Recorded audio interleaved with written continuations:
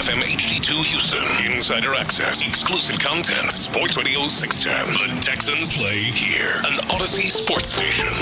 Check out the BetQL Network, wagertainment for every fan. Get sports betting tips from the best in the game. Available on the Odyssey app and our sister station 650 The Bet. Sports Radio 610 presents Seth Payne and Sean Pendergast. We coming to H-time. Let's get the work in, man. Let's go. Great day, great day. Oh, give me some juice, baby. Oh, yeah. Now a little pop-up. Who's going to get it? Altuve is there, and the Astros win the series and hold on to the silver boot for an 8th consecutive season. Taking the season series from the Rangers, the Astros winning the final 2 games, winning 6-4 today. That was a nice comeback in that series after a really tough first-game loss. Yeah, that was a tough first-game loss, but the Astros, they get it back. They win yesterday afternoon. And it was a good day yesterday for the Astros. In fact, so good, Seth. Ooh. Have you heard the good news? Oh. Have you heard the good news? I have 2 bits of good news for you. One, Todd Callis just touched on there. The silver boot is back, baby, for the 8th straight year. You can have your World Series championship, Rangers. We've got a couple of those already up here. Silver boot stays here, baby. And Astros back in first place. Ooh. The Mariners continue to wet themselves against the Detroit Tigers yesterday. It's disgusting. That's fitting on a day where a pitcher named Urethra just couldn't contain the Astros, so they wet themselves with their urethra. That's exactly how you wet yourself, Sean. Mm-hmm. You're a medical expert, just like the medical expert that called Kyle Tucker a snowflake. Oh yeah. Did you see that? No, I didn't. He called him a snowflake. Well, he called the injury a snowflake. Chandler Rome had a piece in The Athletic just an hour ago where he says the thing about these bone bruises is that they are truly like snowflakes. Oh, okay. So he didn't call Kyle Tucker a snowflake for being out. He said that all these he's saying that each injury is different like a snowflake. That was the fun I was having. Okay. Yes. All right. Sorry, it was 6:01 was too early to spring that on you. I know that people are going to hear that, and they're going to listen, and then they're going to go do something else, and they're going to be like, you heard somebody call Kyle Tucker a snowflake on the internet? They did. Well, they called his bone bruise, which is part of Kyle Tucker. These injuries are like snowflakes. Every case is a little bit different. So where the bats awakened, Yordan Alvarez almost punched a hole through the atmosphere, if you believe the atmosphere exists. But they almost punched a hole through the atmosphere with that home run. That home run, that was like, for any other normal human being, that swing is like a line drive into the gap. Yeah. And Yordan, off the bat, it looked like a line drive into the gap, and the thing just kept going and going and going. That looks like that might be just a hard hit fly ball to center field. But you could hear in Callis' voice, that's got a chance. And I know, it did. It really I was like, oh, man, because they didn't pitch to him in his first at-bat. Right. And he got up there, and he cranked that thing, and it sounded like it was hit hard. What was it, 117 miles per hour 117. Second hardest of the StatCast era. Oh, of the whole StatCast era? So, I thought it was his second hardest. Maybe his second hardest of the StatCast era. Yeah, 117 is that's no snowflake. No, he's not. That's a banger, man. 117, that's smoke right there. That's like if it was a different launch angle, it would be kind of like that one up there where the orange seat is now on the third deck at Minute Maid. Right. That was a hard hit baseball. It's close to usually it's an extreme exaggeration when they call something a line drive home run. Yeah, that felt like a line drive home run. That was a line drive home run for sure. So the Astros win yesterday 6-4. I guess the Yordan's home run. Yordan's home run is a big story in so much as he hit a home run the day before also. So maybe one of these storms are coming now. You know how it is with Yordan. He goes through these spells where he doesn't hit any home runs. Somehow he manages to keep his OPS in the 900s through these dry spells that he had. Statistically, he's a remarkable player because he can go through 2 weeks where you're like, man, Yordan's been really quiet these couple of weeks, and yet you look at his stats, and he's still 6th in the league in batting average, 5th in the league in OPS. Right. You pointed this out a lot of times. Yordan's bad spells are the equivalent of an above-average major leaguer. So the problem right now is that this team needs Super Yordan because of how the bottom of the order, and the bottom of the order was better yesterday. DeZenzo gave them a little boost yesterday, huh? A little 2 for 3 action and a walk yesterday. So Hell, leave him in. Let him keep playing. You're at the trial and error stage now with the 5 through 9 spots in the lineup. So do what you're going to do. But Jordan, big story. And then I think Kikuchi, again, for the second straight time, gives the Astros he gave them a solid enough outing. They probably paid a price, Seth, for Kikuchi, where the price they paid for him in a normal market, you would be expecting Kikuchi to go 7 innings of 1-run ball. The fact of the matter is he's just not that guy. If this is the version of Kikuchi that they're getting each time out, I'm cool with this. This is like third or fourth starter on a championship contending team type stuff. He wasn't great yesterday. He gave up 2 runs in 5 1/3. His pitch count got up to 100. Bases got a little trafficky at some points in the game, but he was able to pitch out of it. He had the runner on third early in the game with nobody out, and he was able to pitch out of that. So he was fine, and he struck out 8 guys, and that's the other big thing with him. And there is that part of it, too, where, look, sometimes when you get a little bit of a tweak and a guy plays better, it's short-lived. We've seen that with Payne and his bat at times. Like, hey, he fixed his swing for now. But I think with Kikuchi, it doesn't matter how long it lasts because you got him for this year. And there might be enough of an element of them messing with his pitch selection and whatever little other tweaks they make that you get one of these very good runs that he's capable of going on. Yeah. But more than anything, you need him to spell the other guys. You need to be able to stretch out an extra rest day for Blanco or Hunter Brown at times over the course of these last 2 months. And then obviously when Justin Verlander comes back, you want to be very careful with him. I'm intrigued with Kikuchi, a strikeout artist, when it comes to playoff time, when you start getting into piggyback situations. Because, if he can come in and just give you his absolute best stuff for 3 innings, that might end up being epic in some moments. It would. Now for that role to exist for him, Blanco needs to re-energize his trajectory a little bit. Because I think if Verlander comes back, we know that Verlander, they'll probably go with a 4-man rotation in the playoffs. Hopefully they've got 4 guys that can start at that point. But Verlander will for sure be one of those guys if he's healthy. Fromber will for sure be one of those guys. I think Hunter Brown has pitched his way into for sure, unless he collapses in August and September, he's one of those guys. Blanco, the fact that Blanco has started to show some dents in the armor here.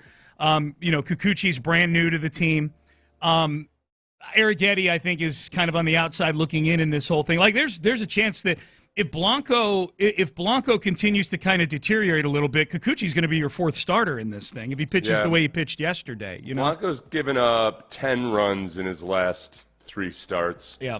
Longest outing was 5 2/3 innings. Yeah. So it hasn't been and as as a lot of the annoyingly correct stat nerds had said at the All-Star break, that maybe part of the reason he didn't get a nod to the All-Star team was that all of his expected stats, all of the things that take luck out of it and everything else, looked like he hadn't had as magnificent a beginning as his ERA would suggest. Yep. Okay, text message. And see, this is why I clarified your joke about the snowflake thing. It's not because it wasn't a funny one-liner. It's because of texters like this. What did he do? 7 innings with only 1 run is what you expect from Kikuchi, so you expected a Cy Young pitcher? No. This is what I said. I said they paid a price for Kikuchi, where in a normal market in previous years, you would have expected. They paid more for Kikuchi than the Astros paid for Verlander back in 2017 and last year. Yeah. Plus, sir, it was 2 runs, was it not? He left that runner on base. No. Here's what I said. This is what I said 5 minutes ago. I said the Astros paid a price for Kikuchi where you would they paid ace prices for him in what would have been like in previous years. They gave up for him where you'd be expecting to get like Greinke back in return. Yeah. You know what I mean? That's just this year's market. The fact of the matter is what he gave the Astros yesterday is what my expectations are. You got to forget what they paid for him. Forget what they paid for him because they overpaid for him. What they got from him yesterday, to me, is the ceiling of what I expect. 5 1/3, 2 earned runs, some traffic on the bases, and I'm totally fine with it. So that's what I'm saying. I guess I'm confused about even what's the text say again? The text says that I was expecting 7 innings of 1-run baseball from him, and that's not what I was expecting. I said that's the price they paid for him. Yeah, if this were any other year, they paid a lot for him. Yeah, that snowflake's got to settle down. All right? See? The doctors, the orthopedic surgeons are calling you a snowflake. But Seth, I just want you to know, as my co-host, and an hilarious co-host at that that is why I felt... That's why sometimes I'm like, okay, so they can call him a snowflake because there's people like this that hear things. Oh yeah, I know, but Sean, you can't play to the lowest common snowflake. I know. You gotta. I know. It's all right. You just you're gonna take some bruises along the way. I get it. I mean, sure, I'm a guy that quit Twitter not because of the vile hatred or anything, but because I get so annoyed when people don't understand that a joke is a joke. Yeah. But still.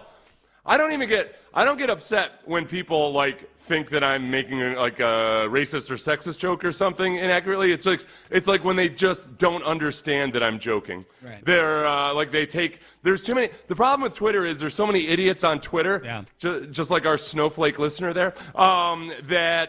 Frankly, there's so many idiots out there that it's impossible to detect what's sarcasm anymore. Because you see these tweets and you're like, oh, this is just another idiot, when in fact it's somebody being sarcastic. It's a tough world out there, man. Ugh. Tough world on those Twitter streets. The other thing I thought about this game, real quick, and then we're going to get into the Texans in the next segment. And whether or not snowflakes. We're gonna see if Josh Allen is a snowflake in the next segment, and see if he was asked if he misses Stefon Diggs. We're going to get into that in the next segment. The lineup yesterday, I was thinking about this as the Astros were actually going through some innings where they were, scoring runs. They scored 6 runs yesterday. We should point that out. They might go, Seth. The situation is so bad with some of these spots in the lineup that they may have to go with a lineup more often now where Jordan is playing in the outfield as opposed to DHing. Uh-huh. And the lineup yesterday where they had Yiner as the DH and Caratini in there as the catcher, just to get more pop in the lineup, they might have to go with that more often. So Jordan may have to play in the field a lot more in August and September so that Yiner can DH maybe half the time. And Caratini's OPS is almost 800.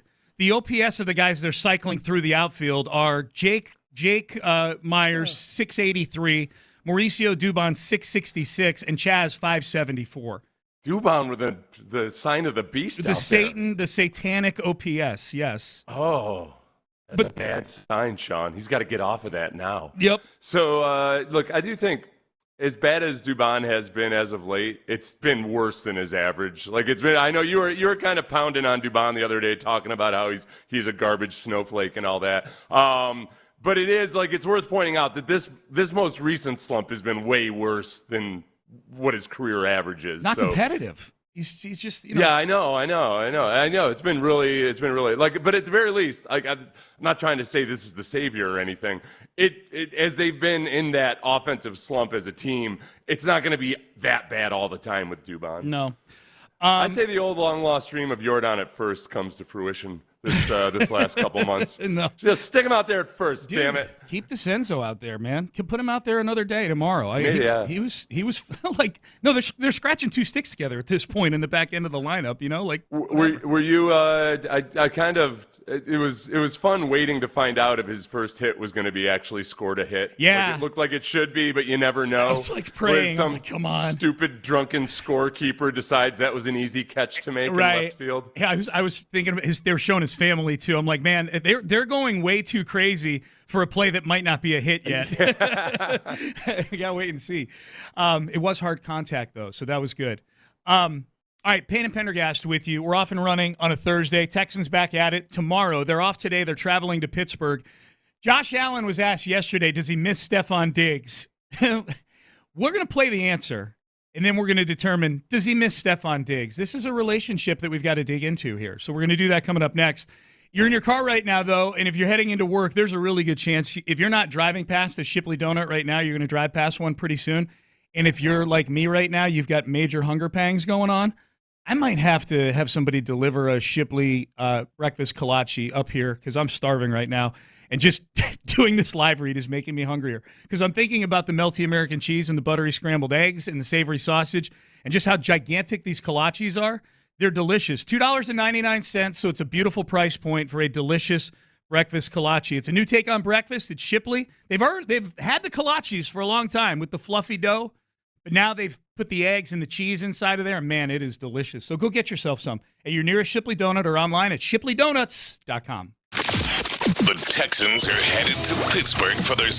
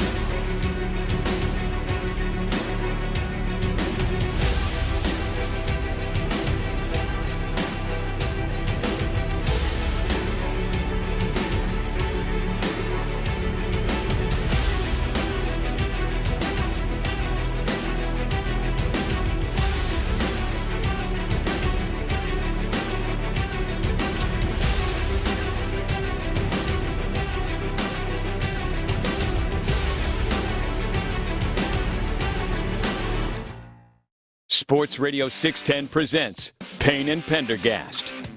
All right, Payne and Pendergast, good to be with you. Steelers tomorrow, 6 o'clock, 6 p.m. kickoff.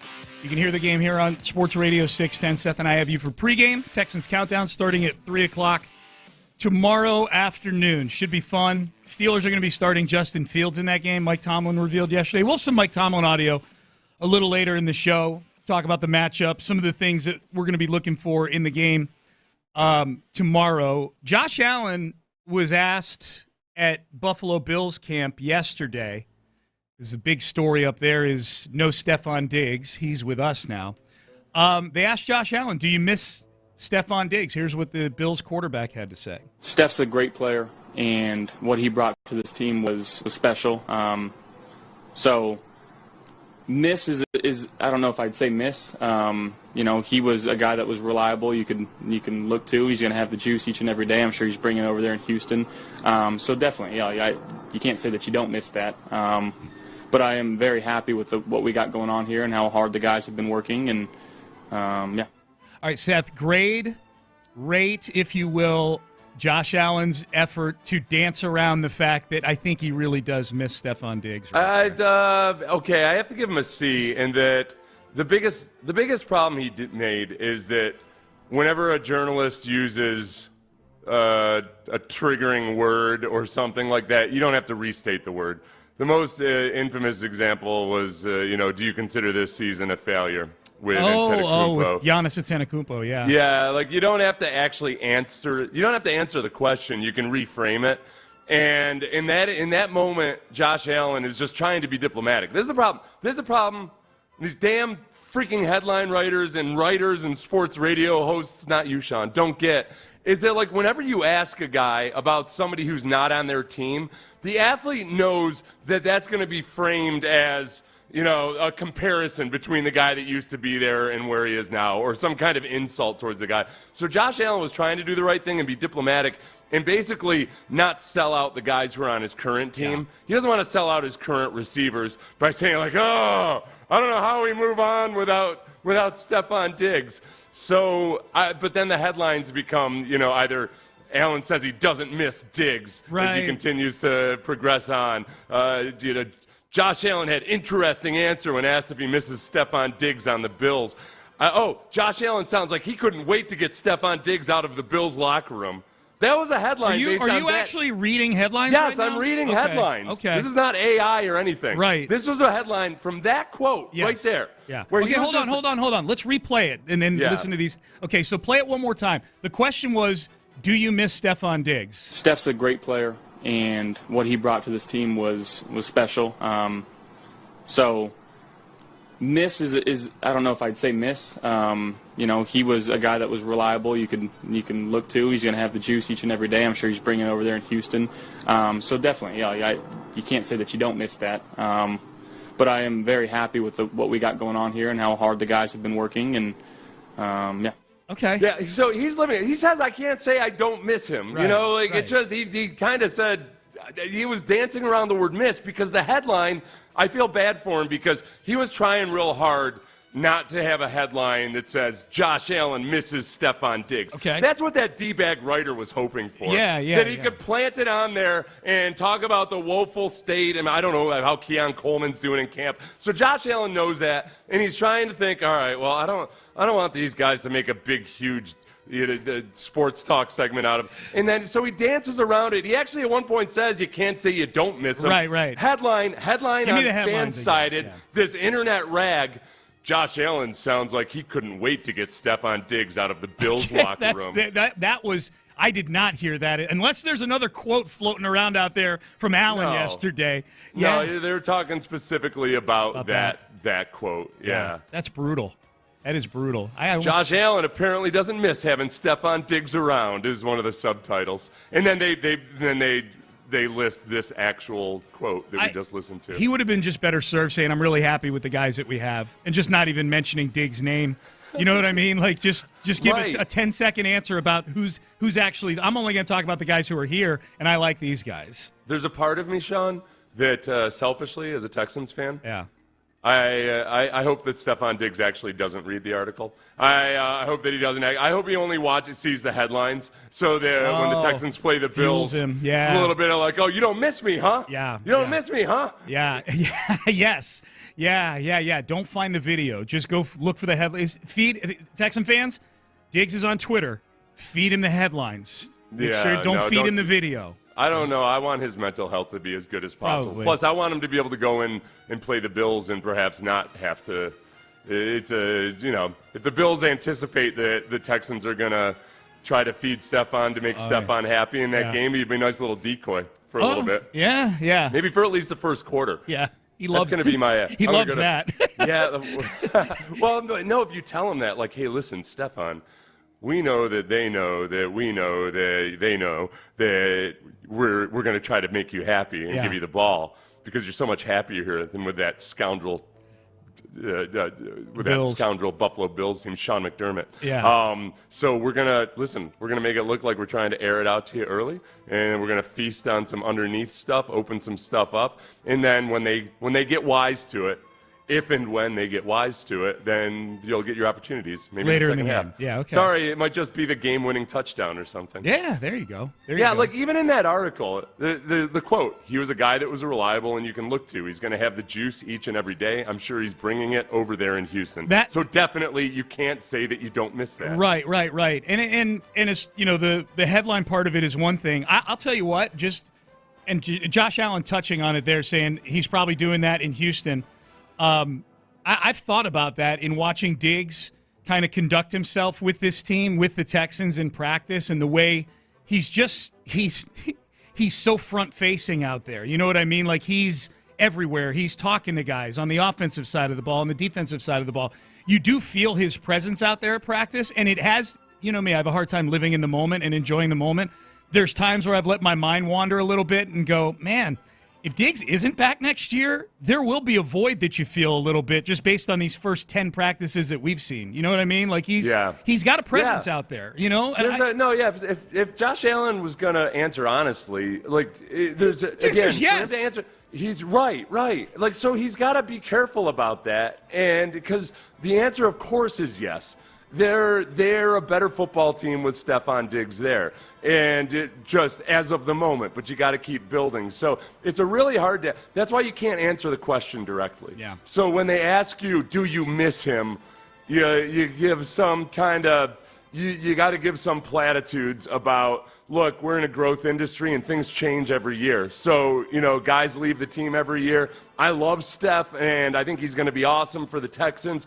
But we're really excited about the young guys we have. There you go. And then there will be still somebody will misinterpret that or at least try to make more of it or whatever. For sure. But it's just incredibly irresponsible BS by a lot of these people. Like I'm getting angry on behalf of Josh Allen and the Bills. I don't like that. Yeah. That's how they've ruined my life. That's right. They made us feel sorry for another AFC team. Text message. I definitely don't do Miss Diggs. Yeah. Stein, Josh Allen. D'Amico Ryans met with the media yesterday. How's the time been in Ohio, D'Amico? Being here in Cleveland, I think we've had 4 really good days of work. Just telling some guys, I felt like we finally had real camp practice, just how efficient we were offensively, defensively being where we were supposed to be. It felt like real camp practices. So I was happy to get the work in. I think we accomplished a lot by being here. Okay, so that's riveting, Sean. Yeah. They one thing they talked about a lot of the players was and the coordinators especially. Damn it, this is the first time in a while I've lost my voice. I got so angry over that Josh Allen stuff. You sound okay. So, trust me. Get ready to do the rest of the show solo around about the 2-hour mark. Especially the older coaches that went through actual two-a-days, man, there is something about being away in a college dorm or just, outside your normal city where, as D'Amico said, you just kind of feel dialed in and focused and you can you're actually getting, he said this is the first time it felt like a real camp. Yeah. And I do wish, there's something about it's really cool logistically and everything else when you're able to have your locker room in your home stadium and that's where you are every day. I do worry sometimes it almost gets a little too routine, that including during the season when there's not necessarily anything special about the ritual of game day. Yeah. You're doing the exact same thing you do 6 other days a week. You park in the same parking spot, you walk into the same locker room. Oh, there's a different uniform in my locker today. But it's just, it doesn't feel quite the same. So likewise with training camp, I think there is a lot of value to at least getting away for the first couple weeks. And I'd preferably a college dorm because then you can haze people with fewer eyeballs on you. Right. Yeah. College dorm with roommate or college dorm solo room? College dorm, unvested veterans have roommates. Okay. Yeah, okay. That's how I would do it. That's how you do it? That's the old way, my friend. Unvested veterans have room. When do you get vested? After 4 years of 4 years? 6, you got to be active for. I think it's still you got to be active for 6 games in a year to have it accrue. Okay. So yeah, so you got to be on the roster for a good amount of time for at least 4 years. Gotcha. D'Amico Ryans was asked about this yesterday. Laremy Tunsil's not going to play in this game. Let's we can give the Titus Howard update real quick because that cut's like 2 seconds long. D'Amico Ryans asked, how's Titus Howard doing? He left the field 2 days ago on a cart and tweeted about how he thought he walked off the field when he saw these reports about getting carted off the field. How's Titus? Any update on Titus Howard? Titus is good. Titus is good. Okay, so we'll see if Titus plays in the game on Friday. He did not practice yesterday. We know Laremy Tunsil will not play in the game. C.J. Stroud will. D'Amico Ryans was asked, do you give any consideration to who's playing on the offensive line when it comes to making your decisions as to who plays overall in this game? No, doesn't change it at all. No, we keep going with our offensive line. We're always moving guys around, having guys play different positions. So it doesn't, whoever's available and ready to go, they'll be out there for preseason. Now, there will be no TJ Watt or Alex Highsmith in this game. No TJ Watt, no Alex Highsmith, and no Cam Hayward either. Yeah. So, the 3 best pass rushers, the 3 most dominant guys on their defensive front are not going to be playing. They will still have their starting nose tackle, Benton, and Ogunjobi, the defensive end. So the interior offensive line will face some good, solid, actual NFL starters, unlike the guys they played against in the Bears. So I'm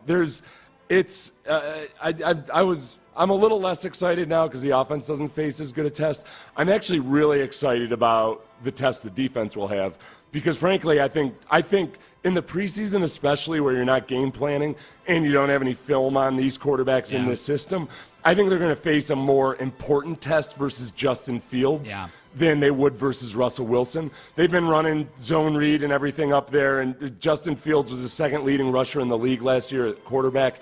We're going to get to see the starting Texans defensive line going against a mobile quarterback, which has been a headache for the Texans both last year and was a headache for D'Amico Ryans as a defensive coordinator in San Francisco. The mobile quarterbacks tended to be the 49ers' least impressive games. Yeah, and I know they're not installing a game plan for week 1 yet. They're just working on putting a roster together for the season.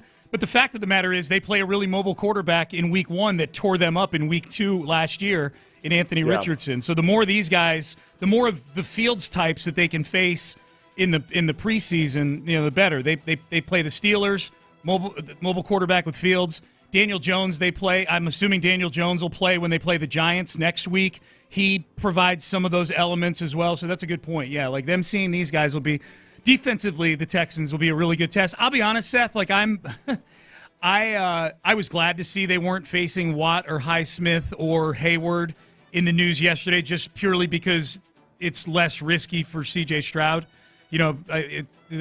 That he's not going to get his head handed to him at some point. T.J. Watt wasn't much of a factor in last year's game. I get it. I get it. I don't know. I get it. Okay. You know who will definitely not be a factor? Whoever's replacing T.J. Watt. Well, I don't know. That's where, I credit Bobby Slowick with dialing up protections to help protect against T.J. Watt last year too. But I guess without those guys out there, there's more of a chance you see more of a wide-open version of the Texans' offense. Maybe. They feel like maybe in the first series they experiment a little bit and see how everything's going, and then in the second series just really release the hounds. If you feel like the O-line can handle their business, release the hounds, and let's get after it. Tomlin said that the starters will go 2 series for them. For them? Most likely, yeah. Okay. Yeah. The starting offense, the only guys that aren't playing are Russell Wilson and their left guard. So the Texans defense will face a starting offense, including the guy who might be the starting quarterback for the Steelers. Yeah. The reports out of the Steelers, they've been pretty positive about Justin Fields. Yep. You know, the big thing with him is he's got such crazy ethereal arm talent that he's gotten away with really sloppy footwork over the years, and that's part of why he's so inconsistent. They say that his footwork is really cleaned up. Yeah. Just even from OTAs to now.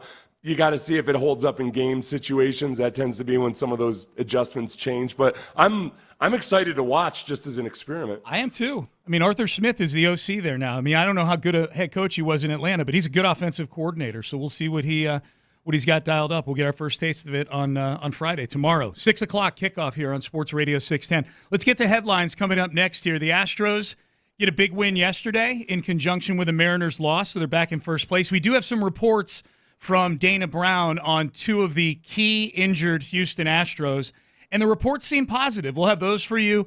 Some NFL news as well. We go into headlines coming up next. It's official. All right.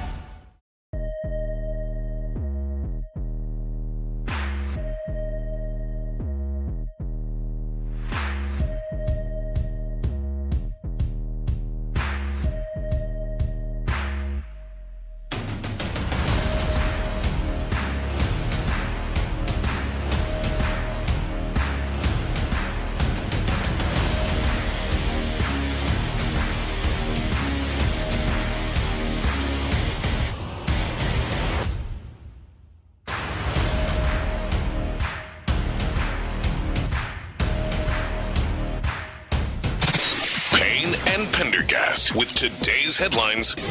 All right, let's get to headlines. The Astros, they win 6-4 yesterday. They beat the Texas Rangers. They win the series this week. They win the season series 7-6. They retain the coveted silver boot by winning the season series 7-6. Here was Joe Espada, Astros manager, saying that was a big team win yesterday. It was a big win. We did a lot of things, very well today. Started with Kikuchi threw the ball really well. Fastball, he used it more today. They didn't really chase his breaking ball. So he had to lean on his fastball. He threw some really good ones. And, we got some 2-out hits, big ones. Jordan, big homer. That was a laser. That ball looked like it was hit like 120. But we did a lot of good things. That's a big team win. Yeah, 117 miles an hour in that Jordan home run. I'm going to give it, line drive is overused, the line drive to the outfield.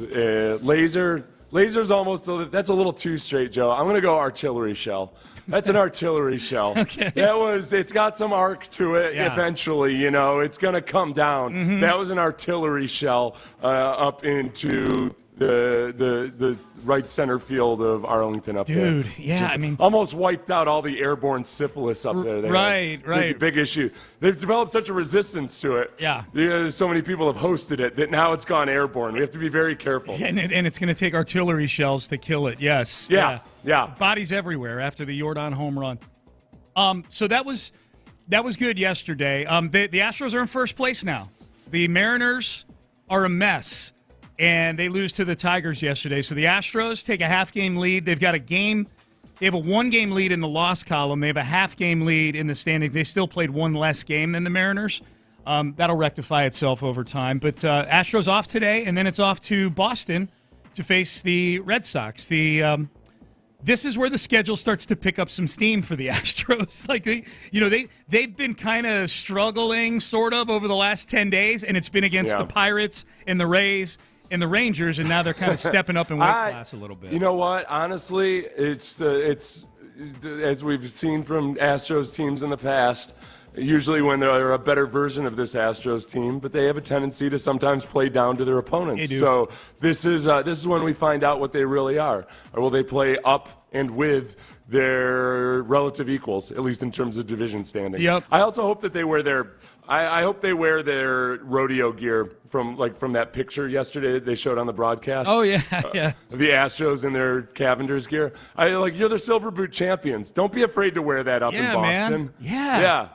Let your silver boot fly, man. Absolutely. You're going to get some guff from suburban Boston kid who thinks he's a Southie, but actually went to prep school there. But because he doesn't pronounce his R's, he thinks he's tough. Yep. And you can give him a boot heel right to the temple, okay? That's right. Yeah. Oh, man. You can pay the cops off up there. For sure. Actually, now that I'm thinking about the cops up there, all right, be careful, actually.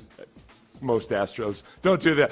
Farm it out to Verlander. Verlander can do the kicking. Yeah, that's true. Yeah. Watch The Departed before you try to do that. Chaz McCormick do it. McCormick's your best bet. Yeah, find the guy with the lowest OPS and let him do it. Couple updates on some health things with the Astros. Dana Brown was on 790 yesterday and said that about Kyle Tucker. Now, this is a significantly more positive update on Kyle Tucker than we've been getting lately, Seth. We should get him back sometime this month. Okay, that's new. He's pretty much pain-free and making great progress. He had good activity yesterday in Houston. There's a chance he could be back in the big leagues this month. We need him bad. Okay, so in one quote, he went from we should get him back this month to there's a chance he could be back in the big leagues this month. Yeah. I guess if I'm piecing that together,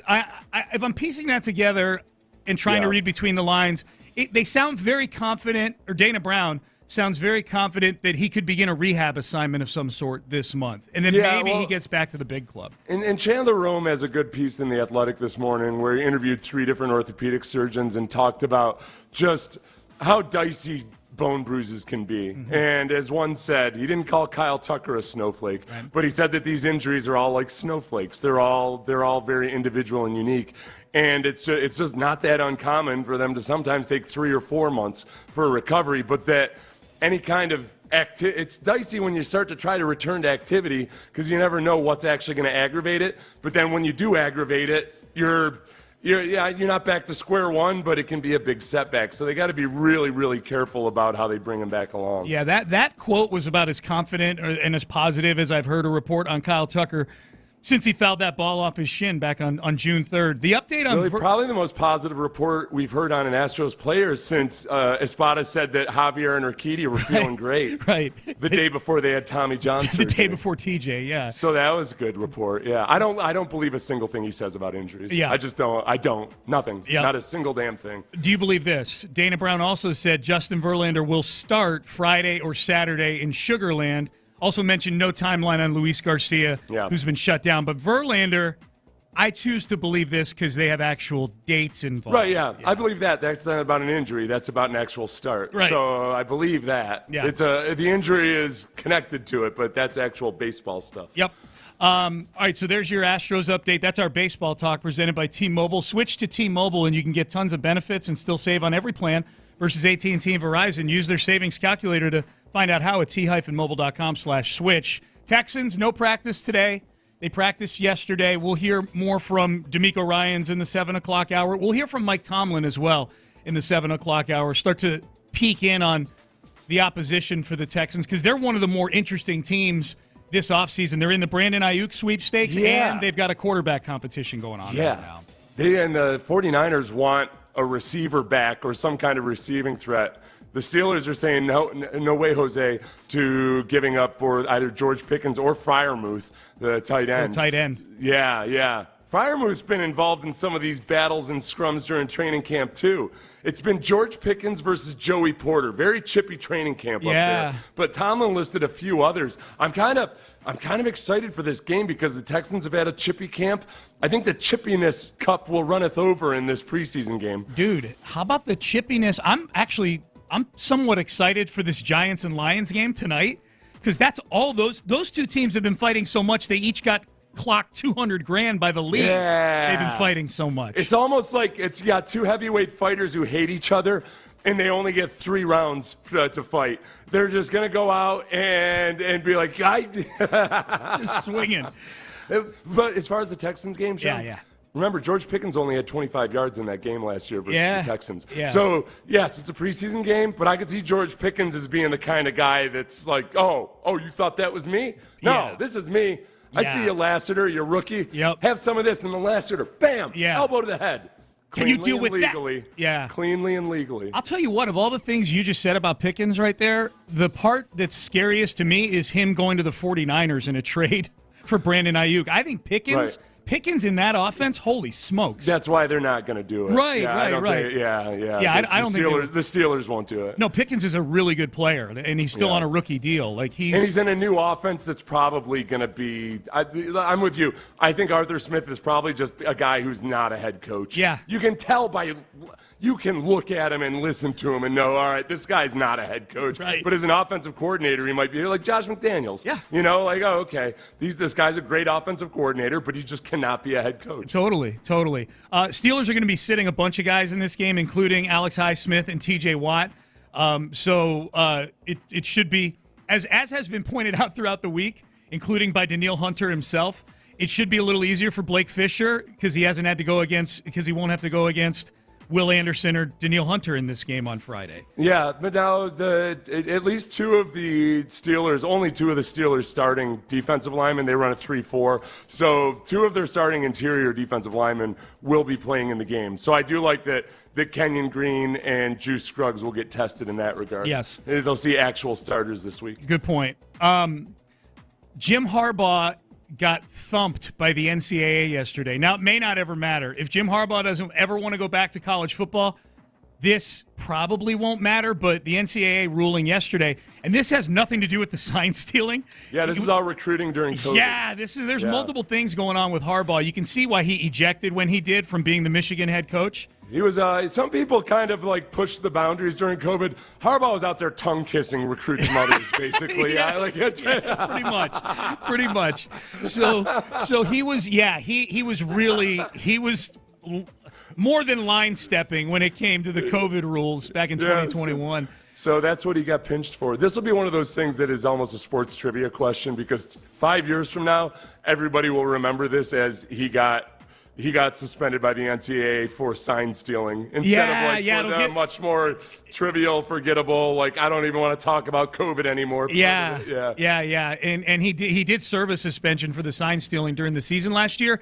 But that was from the Big. Oh, go ahead. That was from the Big Ten. This here's what gets interesting, because I went and found an article during the season last year from NFL.com from Pelissero and Ian Rappaport that said that the NFL is not going to be a safe harbor for Jim Harbaugh if he gets suspended for anything. And this punishment says that if Harbaugh wants to come back to college football, he has to sit out a year.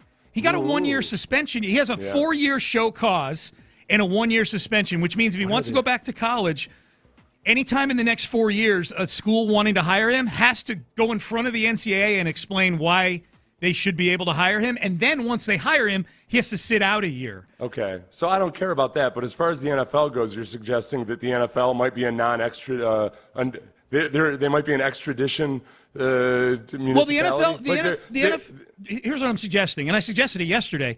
The NFL has imposed punishments on both players and coaches that they've received from the NCAA before. I think there's zero chance Harbaugh gets suspended for a year by the NFL. I'm not saying that. I just find it an interesting wrinkle that the NFL was going to Ian Rappaport and Tom Pelissero in October of last year, wagging their finger, going, Jim Harbaugh will not have a safe harbor here, I tell you. Oh. And now he's getting suspended for a year by the NCAA. I expect 3 columns from Florio on this today. 100%. That's all I'm saying. It's an interesting wrinkle. You know what, man? If there was a franchise it was going to happen to, the Chargers are the one. So it's almost definitely going to happen, I think. Maybe now. Yeah, maybe there's the Chargers. It might. All right, Payne and Pendergast with you. We head into the 7 o'clock hour. Daniil Hunter sat down with Kay Adams yesterday and gave his report on a bunch of things, including what he thinks of his quarterback, C.J. Stroud. And we'll hear from Mike Tomlin. The Texans are playing one of the more interesting teams this preseason tomorrow night, and we'll hear from their head coach, who's always interesting. That's coming up next. Men's T Clinic. If you're in your car right now, you're feeling fatigued, you're feeling tired.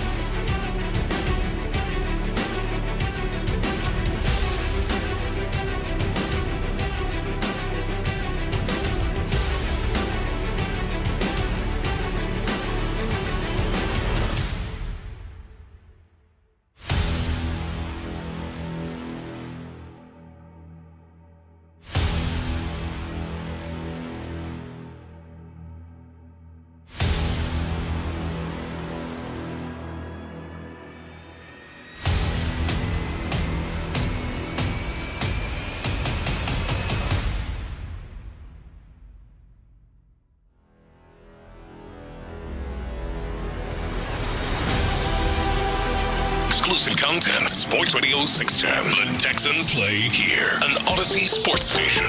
Sports Radio 610 presents Payne and Pendergast. All right, into the 7 o'clock hour we go. The Texans face the Steelers tomorrow night, 6 o'clock. We'll get some thoughts from Mike Tomlin here, the head coach of the Steelers, in just a second. Danielle Hunter sat down with Kay Adams. Kay Adams of the Up and Adams podcast, formerly Good Morning Football, is where she was.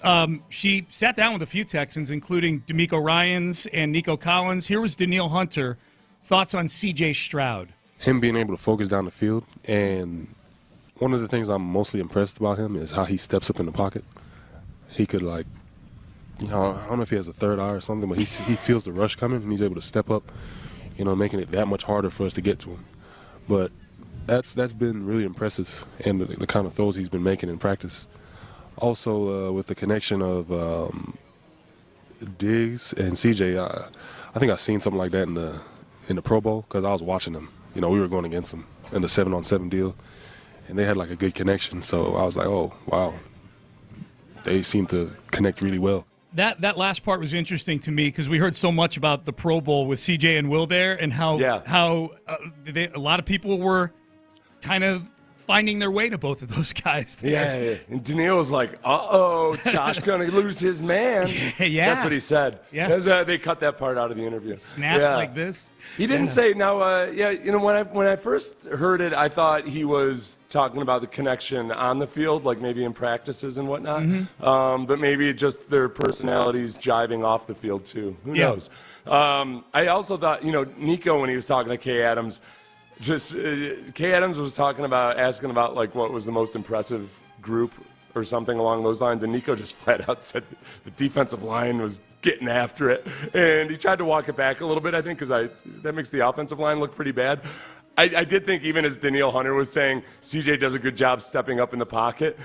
Yeah, he's had a lot of opportunity to. Those moments when it's not getting collapsed up the middle, there's been somebody coming off the edge. That would have been funny. Yeah. That would have been funny if Danielle Hunter got even more clear with his thoughts there, and he's like, it's really impressive, him stepping up in the pocket, as he's had to do on pretty much every snap where I've been on the field going against Blake Fisher. That would have been good.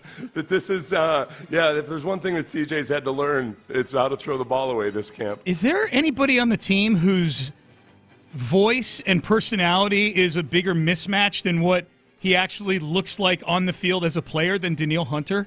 Danielle Hunter looks like a monster out there. Kay Adams was claiming that he was intimidating and that she was intimidated sitting next to him. I think she was just trying real hard to get something out of him. Yeah, because he's so laid back. So, because I've never.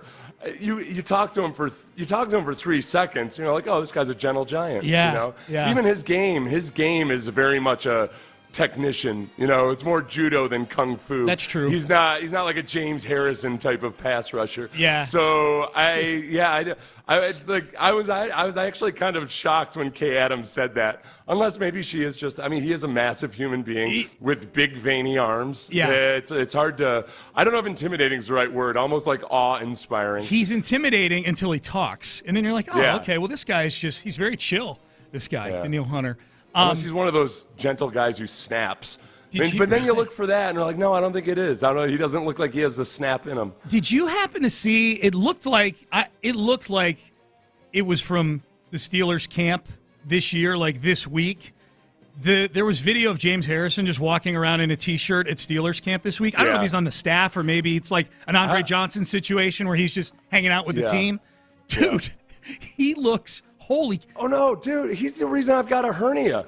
I used to follow him on Instagram. I had to unfollow him because he posts his workouts all the time, and I'm not that much older than him. I'm like, once every 6 months, I'd be like, I got to be more like James Harrison and be lifting a lot of weight that's not healthy for me in any way or needed at this point in my life. And then I would go and do it, and then all of a sudden I got a hernia because, he's jacked. Yeah, has he gotten bigger since he was a player? Because he looks huge. Probably. I think he's all about, probably trying to max out his lifts and everything. He had a pick six or a fumble six for 100 yards. And you're saying huge, you mean muscular? Muscular, not fat. He's not at all. Yes, no, not fat. I'm gonna go tell him you said he was fat. Please don't. Please don't tell. Just tell him I said nice things. No, but when I looked at him, whenever I see James Harrison, I immediately think of that play in the Super Bowl where he returned, 100 yards. I forget if it was a pick or a fumble against the Cardinals right before the half. He returned it 100 yards. And I looked at that video of him yesterday, and I'm like, that guy is not running 100 yards. No, I think it's I'm guessing he's making a good chunk of money on Instagram and selling his workout gear and everything. So that's his whole deal now is powerlifting. Dude. It is. It's motivational, though. If you are somebody who's still lifting heavy weights, go follow James Harrison on Instagram. Whew. There's like one of 4 people I followed on Instagram. Oh my God! Yeah. The others are all makeup artists. So okay. the other, I was looking for some Justin Fields photos. So a lot of times I'll go to Instagram, the team account, because you can get away with using those photos. But they're not persnickety about it. Were you looking for them for your YouTube channel? Yeah, for a thumbnail. Yeah. But one thing about that account, it's kind of cool. I hope the Texans are like this in 50 or 60 years when you and I are both still doing morning radio. For sure, yeah. Their Instagram account during training camp, it's almost like you've got to earn your way onto their Instagram account. Oh, really? There's so much about the tradition of the Steelers and everything. I swear I saw more old Steelers players or current veterans than I saw Russell Wilson or Justin Fields or any of those other guys. It's kind of cool. It's got everything about going up to Pittsburgh and playing. This would be fun for the guys on the team who have never played there before. It's just all about football. Yeah. They don't have cheerleaders. They don't have actually all that as much other fancy stuff and everything, but the environment, especially in November or December, is just so intense. It's it's some of my favorite memories are playing in Pittsburgh. It's just such a cool environment. I love hearing that. This is a good segue into the Mike Tomlin stuff here in a second, but I love hearing you say that for 2 reasons. One, that last part about December, that's where Amy and I are going for the bye week on December the 8th, is for Browns Steelers up in Pittsburgh. Oh, yeah, that's right. That'll be fun. That'll be a good time. Yeah, that'll be a good time. The other thing, as you're I haven't been to their Instagram account to see to see all the things you just talked about, but I was thinking about this yesterday as I was listening to these Mike Tomlin clips that you found and that we're about to go play, is that the Texans are still a young franchise, and you try to carve out your own niche and be the best version of the Texans and establish your own culture and be some sort of beacon that other teams want to be like. But in the meantime, as you're a young franchise, you still can, as a fan, I still sit here and ask myself, what if you could emulate any franchise out there, who would you want to be? And as I'm listening to Tomlin yesterday, I'm just listening to him talk. I'm like, these guys never suck.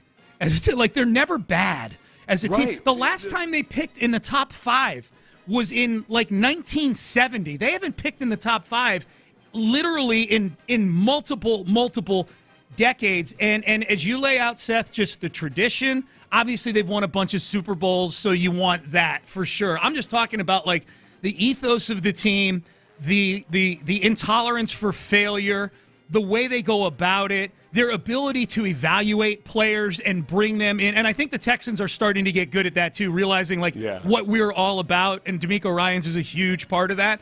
But, man, I'm listening to Tomlin talk yesterday. I'm like, man, I want my team to be like that team. That's what Bob McNair would always point to. He'd point to the Steelers. The Patriots, as awesome as their run was, ultimately, at the end of the day, it's a lot about what Belichick and Brady were able to build and all the other people, the people that Belichick had. Belichick was not good at picking future head coaches, but that's the type of coaches that he was looking for, were guys that are more just, I think, almost anti-personalities for his assistant coaches. But in terms of what he did with personnel, everything like that, that all came from Belichick and from Brady. And so it's not as impressive in terms of the entirety of the franchise. Yeah. It was a couple decades of dominance, and that was amazing. But you look at the Steelers, and it's been 3 head coaches in the last how many years? They went 50. from Since Chuck 60 Noll. years. Chuck Noll was there in the 60s, Yeah. It's crazy.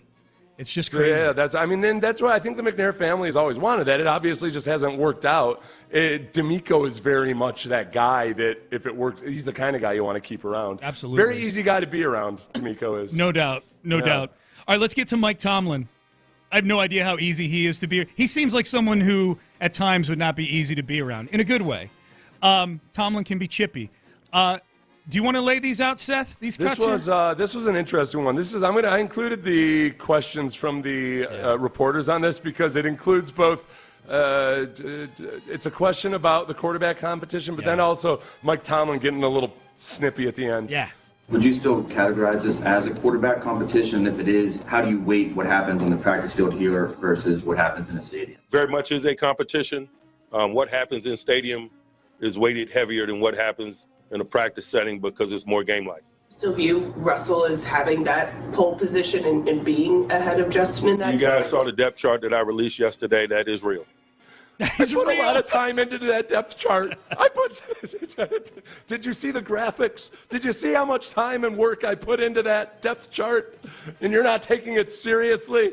So Russell Wilson is in the pole position on the depth chart right now. And yet, he won't play in this game because he sustained a calf injury during the team's conditioning test, which is ironic as hell. Whenever anybody gets injured doing the thing that's supposed to test whether they're ready to play football or not, I always enjoy that. Some conditioning tests are just dumb. Yeah. But then also, so he hasn't practiced that much, and he's only recently started working in and getting reps with the ones. And Tomlin says that the in-game stuff is going to count more than everything else. The Texans very much have a say in which quarterback they'll face in the regular season by how Justin Fields plays on Friday night. So I don't know. What do we want? Do we want him to tank because we want to see Justin Fields? Or do we want to do really well because we want to see Russell Wilson? Well, they don't play the Steelers this year, so it doesn't impact the Texans at all. Oh, that's right. But they're competing with the Steelers. I was stuck in my head of you going to the game, so there you go. Oh, yeah. No, it's not a Texans in my brain, I was like, oh, all right, I guess, Totally fair. So, but who do we want, Justin Fields or Russell Wilson to be the starter? If I want the Steelers to stink, I'd rather Russell Wilson be the starter. I think Russell Wilson is washed. That's my theory on Russell Wilson. So in terms of weakening the Steelers because they're an AFC playoff race opponent, then you want Russell Wilson to win the job for the first 6 or 7 weeks, and maybe they're winning and you're not sure, and then all of a sudden they stop and Justin Fields comes in, but that's the best for turmoil. Yeah. The turmoil in the whole thing is Russell Wilson approved the trade to the Steelers because he thought he was going to be the starting quarterback. Like, that was a big storyline. Like, even when they went and got Justin Fields after they had signed Russell Wilson, like, Russ is the starter, and so now Tomlin's saying it's a competition, which, he's got a calf injury, so you kind of have to say that. And then yet it's like, but look at our depth chart. So you're right. The Texans are going to have a say in this very, very fun quarterback probably the most high-profile quarterback competition in the league.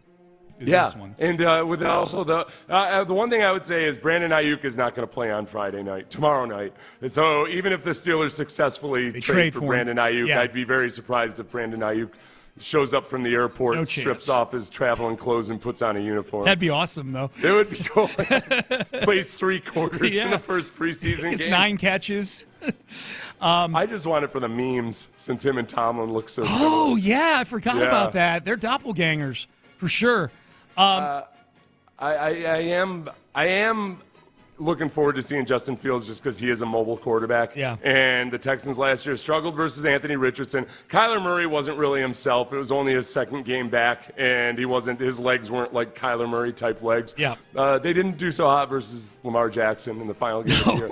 So the Justin Fields was the second leading rusher in the league amongst quarterbacks last year. Yeah. But the biggest thing with him has always been his footwork is all over the place because he can kind of get away with doing it with just his arm, but it's made him pretty erratic. So Tomlin yesterday was asked about where Justin Fields has improved. Yeah, he just had a focus on his footwork in the pocket, body balance, posture in which he throws from. It's been a point of emphasis for him going into the offseason, and I've just seen the fruit of that labor or the attention that he's given it. Yeah, so that's the really big X factor in all of this is that, it's rare that a quarterback improves his mechanics so much that it makes a big difference, except it's becoming more common. They used to kind of just be like, well, if a guy's not accurate, he's not accurate. Like Josh Allen and Dak Prescott and some other quarterbacks have actually made substantial improvements with their footwork when they got into the NFL, that it's made a big difference. Yeah. So that's just the big question is, can Justin Fields be one of those guys? How big an indictment is that for the coaches in Chicago? Because that feels like a very basic thing to me, like improve. I know it's easier said than and done, improving your mechanics. But as far as it being a reason why you're failing as a quarterback, like, is that a big indictment for Bears coaches? For me, it's always on the quarterback himself. They've got resources these days. So many guys spend the entire offseason working on their mechanics. You know, like Tom Brady would be often working with Tom House.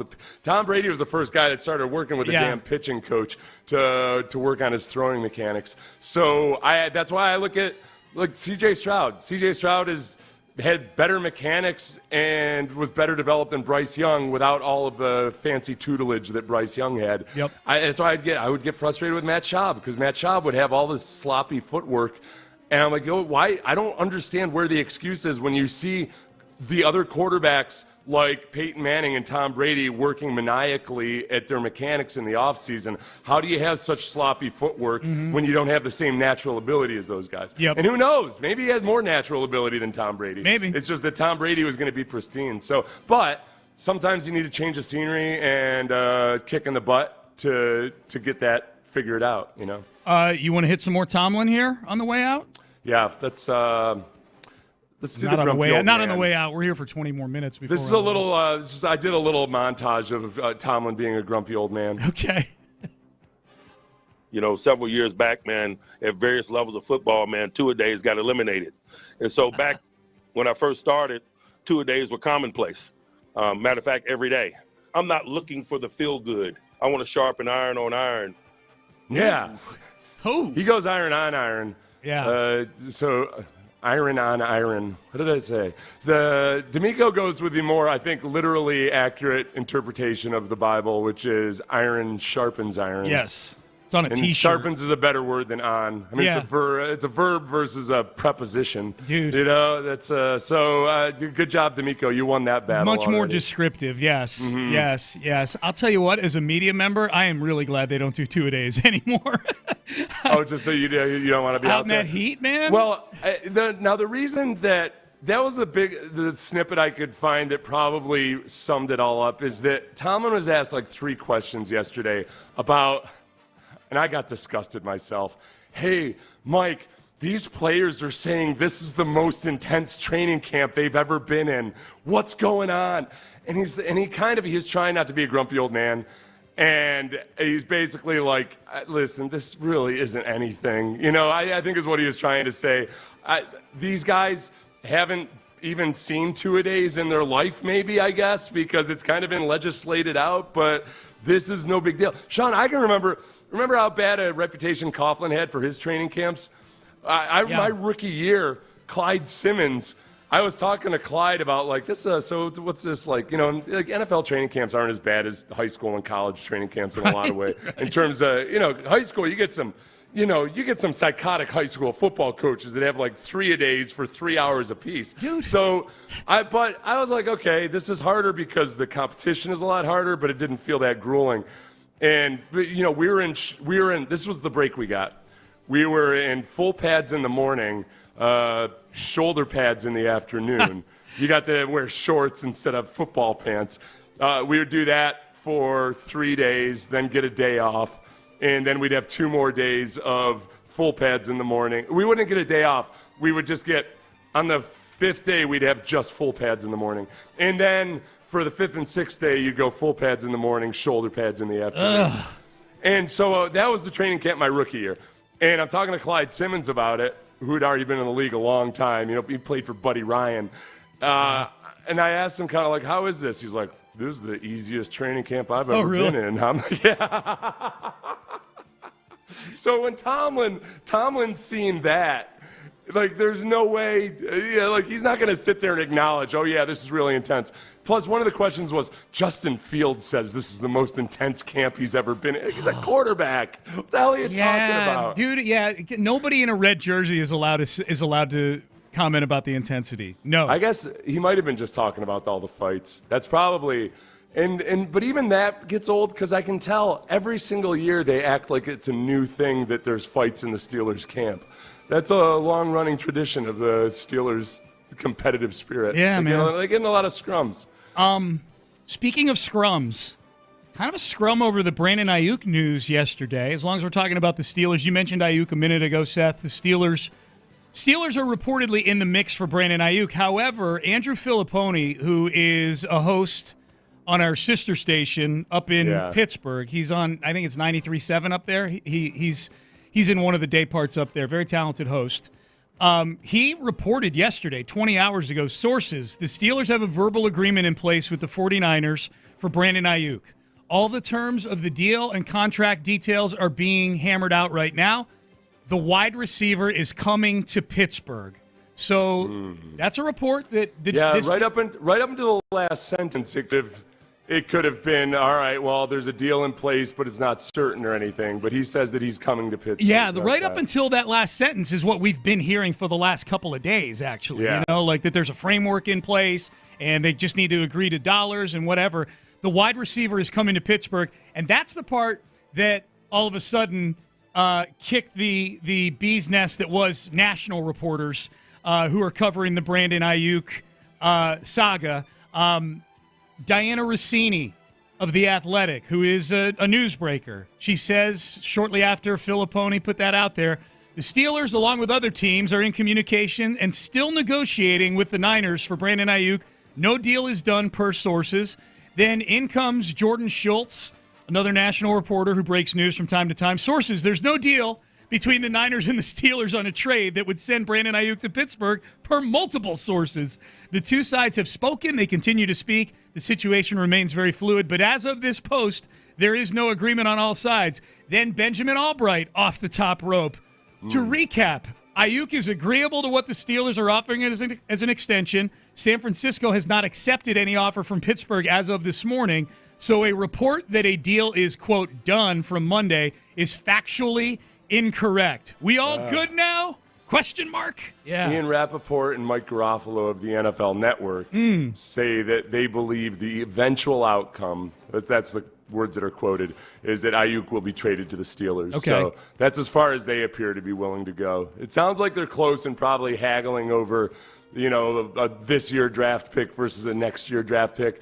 The really interesting part of it, though, is that the 49ers would very much like to get an actual player back in this trade. Yeah. Because this is the thing. It's a trade after the draft, so you're hurting your team this year without getting the chance to improve it if all you're getting draft picks until next year. So I'd be really surprised if the Steelers let up George Pickens. I think their whole idea for trading for Ayuk is, man, right now, Van Jefferson, who had 12 receptions in 12 games for Arthur Smith last year in Atlanta, is your number 2 wide receiver. Wow. They're thinking George Pickens and Brandon Ayuk.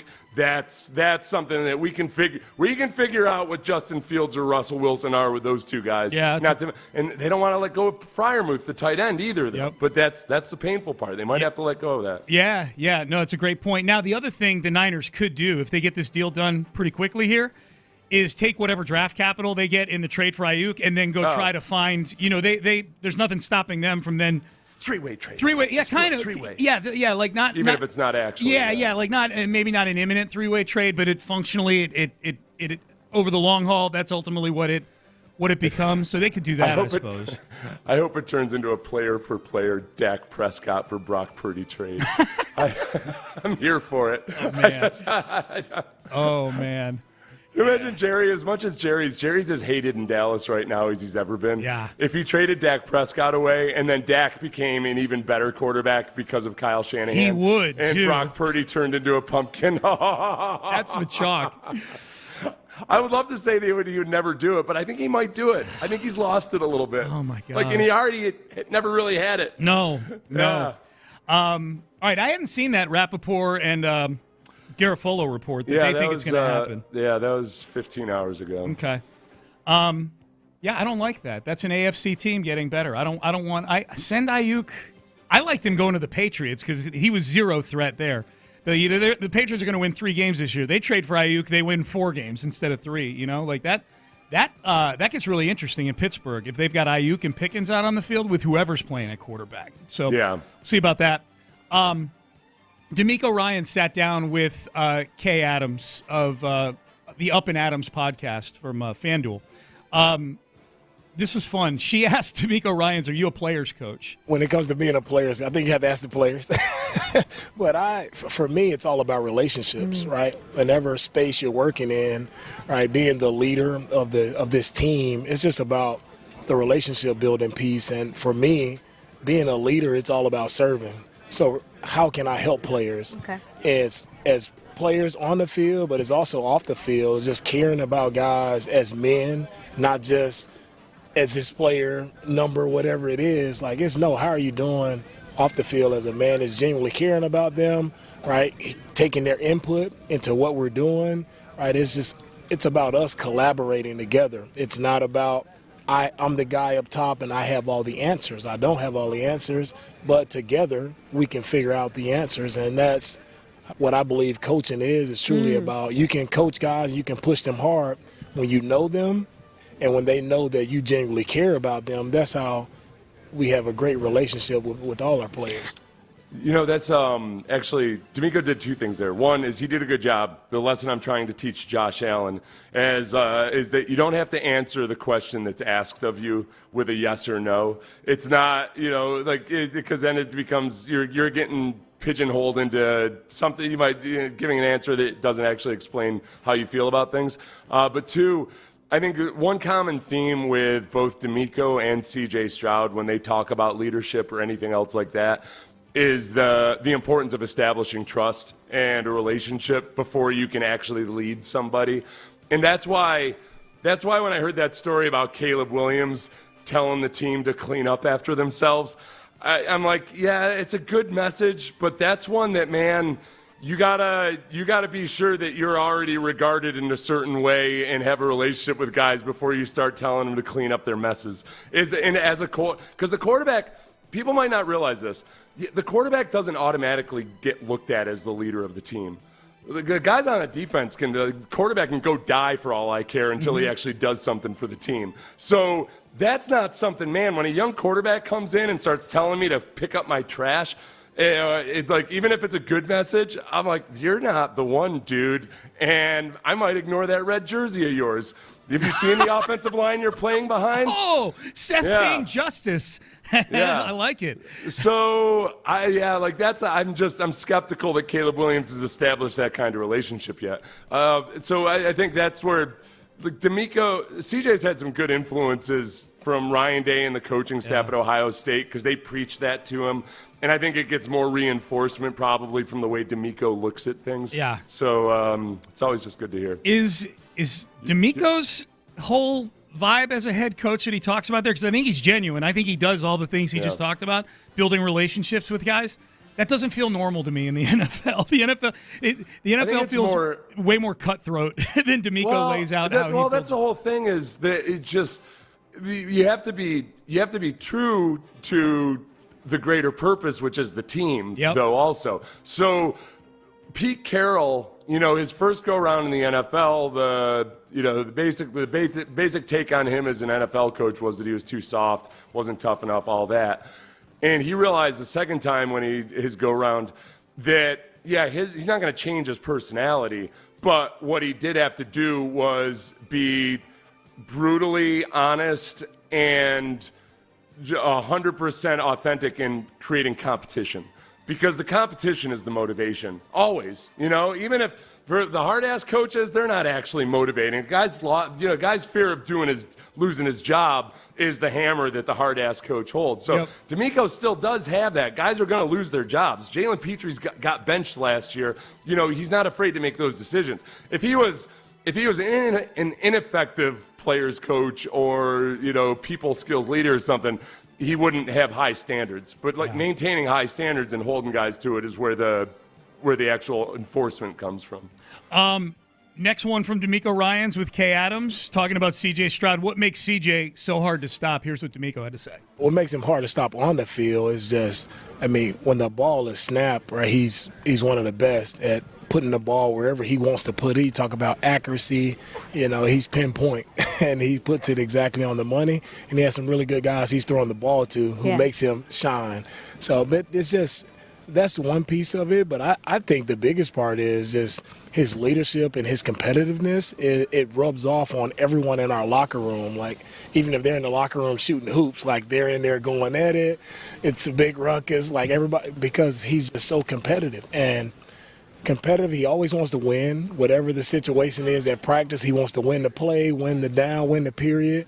But he also likes to see his teammates succeed. Mm-hmm. And that's when you know you got a true leader, right? It's not about him. He's humble, but he also cares about the guys that he's leading, and they feel that. They feel the positive energy from him, and all our guys, they want to rally around him. They want to play for him. They want to do their best because they know we have a good young quarterback, so they want to shine for him. I was asked, Seth, on one of the interviews, I've been on a couple other radio stations and radio shows during training camp, and one of them I was on asked me, I can't remember which one it was, but they said, where does the combination of CJ and D'Amico stack up in the AFC?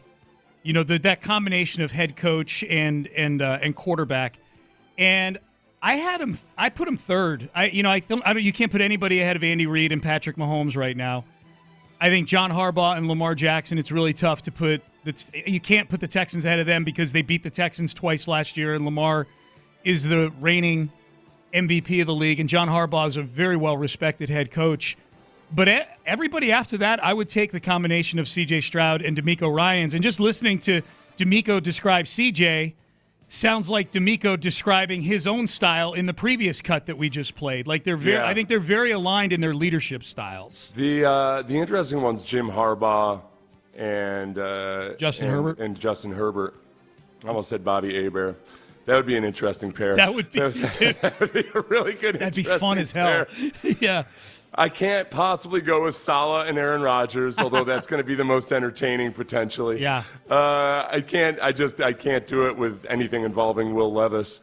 Russell Wilson or Justin Fields / Mike Tomlin.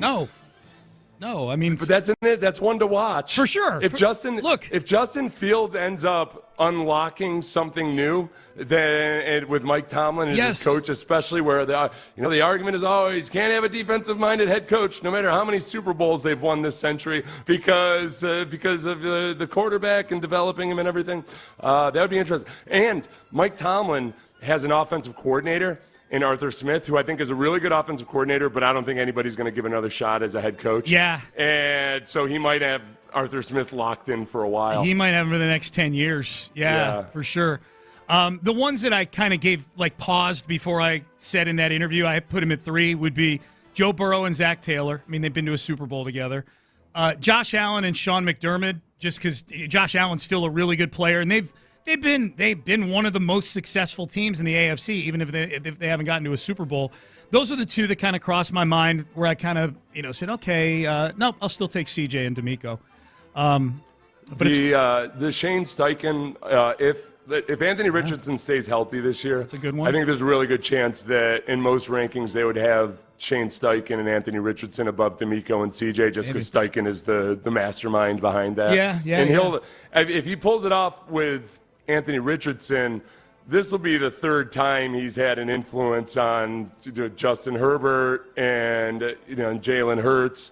And Jalen Hurts got worse after he left, as well as other things on that offense. I'm not blaming Jalen Hurts, but and now he would do it with them. So that's those are the ones I'm keeping an eye on. Yeah, I was going to say those are, and your Steichen Richardson one is a good one, Seth, because if they get it done, they're probably doing it at the expense of D'Amico Ryans and C.J. Stroud. You know what I mean? Like they're probably winning the division, that kind of thing.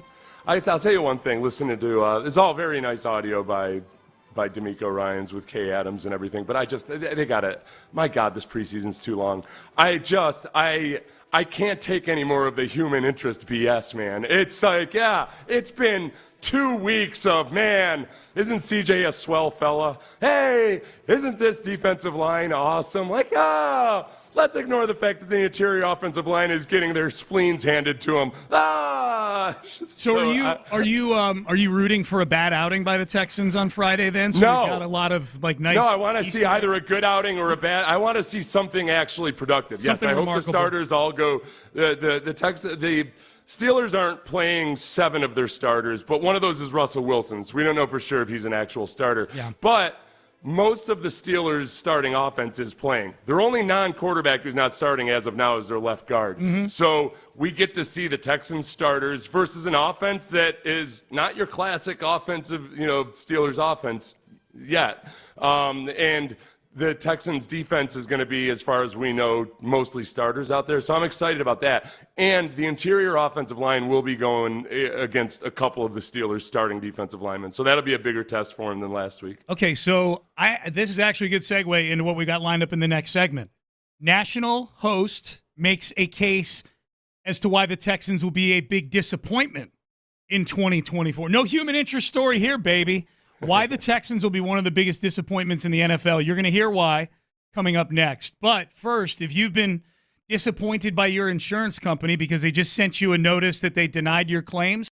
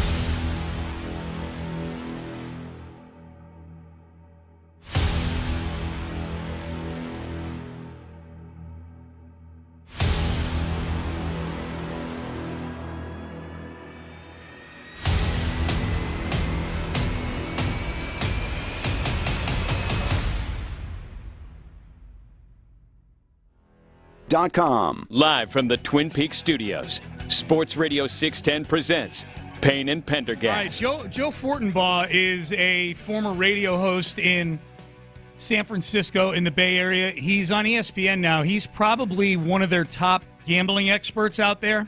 Yeah, he's really Meltzer good. And I used to have him on a lot, actually. Who did?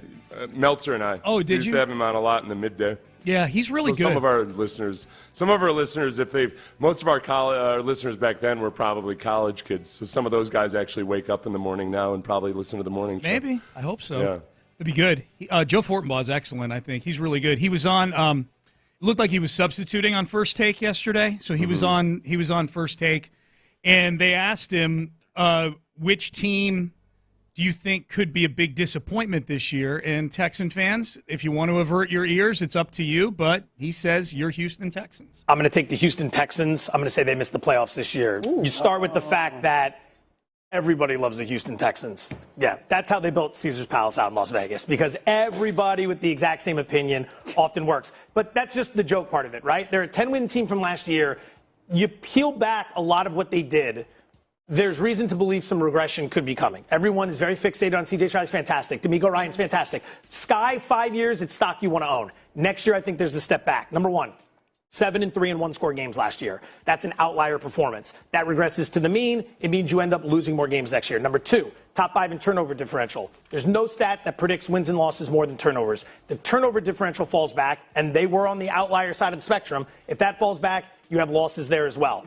Another thing no one really talks about when we just gush over this team, which, again, they deserve a lot of it, they had a very easy schedule last year. They have a top 7 schedule in terms of difficulty this year. Targets on their back. People are coming for them. So you go ahead and you take a tougher schedule. You take a couple indicators that probably aren't going to break their way. One-score games comes back to earth. Turnover differential comes back to earth. They did add Steph Diggs. There's a lot to like about them. Again, 3 and 5 years out. I think that's the team that, keep in mind, in that division, Jacksonville's a buy low for me, and I think Indianapolis is going to be right in the hunt too. And if you miss winning through the division, you got to grab a wild card spot. And competing for 1 of 3 wild card spots in the AFC, it's a tall order. Okay. Makes a lot of good points, and makes points that appeal to my sensibilities. It would make sense because he's a fellow degenerate gambler. Things like the one-score games regressing, the turnover differential regressing, and he's right.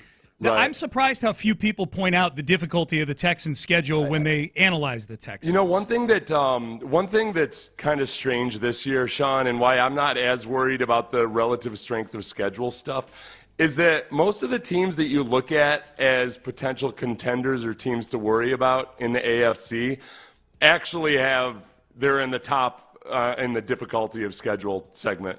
The Ravens are, the Browns are, the Bills are.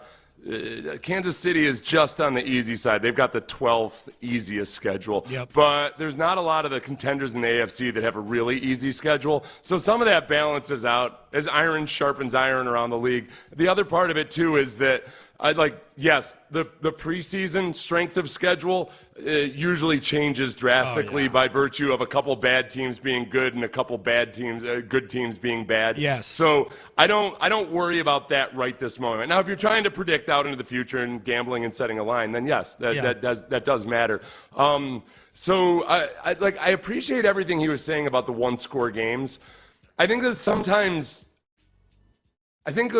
where people make an error with that is in just assuming you're going to have the same number of one-score games. It's okay to win by more than one score. Yes. And if a team is improved, then it would. So analyzing last year's team, yes, it's very possible that they could have easily missed the playoffs. They could have ended up not even being close to the playoffs if they'd had some bad luck in some of those one-score games. You have to look at the offseason changes and additions and the assumed return to health of a good portion of the starters. Not that that's 100% guaranteed. That it's not such a slam dunk guarantee that those would be one-score games this year if this same team played those last year's games. Absolutely. I think I don't think you can mention the luck element of one-score games, the luck element of turnover differential, without mentioning the bad luck element of all the injuries they suffered last year. Yeah, I think you're being disingenuous in your analysis if you don't put that in there, Joe Fortenbaugh. And I like Joe a lot. I know Joe. I like him a lot. But I Sounds think like you think he's an idiot, Sean. in this particular case, I thought he brushed by something. Two things: the injury issue, and just the kind of the casual mention of the addition of Diggs, as if the Texans didn't do some major things in the offseason to improve the team. Like this is not. They are not going into this season against a tougher schedule with the exact same group of players that went 10-7 last year. They significantly upgraded the wide receiver room with Diggs. They significantly upgraded the pass rush with Danielle Hunter. If Joe Mixon can ever get back on the field, I think they significantly upgraded at the running back position as well. And you add that to what should be better injury luck, and I think this is an improved version of the Texans going against an admittedly much more difficult set of opposing quarterbacks this year. Yeah, and I do think that it's the additions and the way they spent in free agency, I liked it because for the most part, sometimes the NFL free agency is especially dicey because you don't know how a guy's going to fit into a certain scheme or this or that. The guys that they brought in, you bring in a pass rusher, and generally, even though it's a different scheme, rushing off the edge is rushing off the edge. So Danielle Hunter is going to be that same guy. Mm-hmm. You brought in Alshire, who's already actually played for DeMeco Ryans already, and isn't some aging guy that played for DeMeco Ryans. He's still very much in the prime of his career. I think the biggest X factors in terms of it being an actually better team are that, hey, Steven Nelson, for all of the weirdness that's surrounded him for the last couple of years, he's a solid, dependable, veteran NFL cornerback. I feel really good about Kamari Lassiter, but he's still a rookie, and he's still unproven. So we just flat out don't know until we see what we have of him. Yep. Text message. I'm not trying to be the eternal optimist, but regression is not guaranteed. It's not, and Joe knows that. Joe, again, Joe is a handicapper, so he's playing the percentages. The percentages say that there's a better chance they regress than attain those levels again in those games. It's a little bit more complicated than that because it's not the same entity. That's now when it comes to turnover rate and everything, I think sometimes people overstate the randomness of it. There are some teams that do a good job forcing turnovers. I actually think the Texans underperformed in that regard, given the way DeMeco's defense is constructed.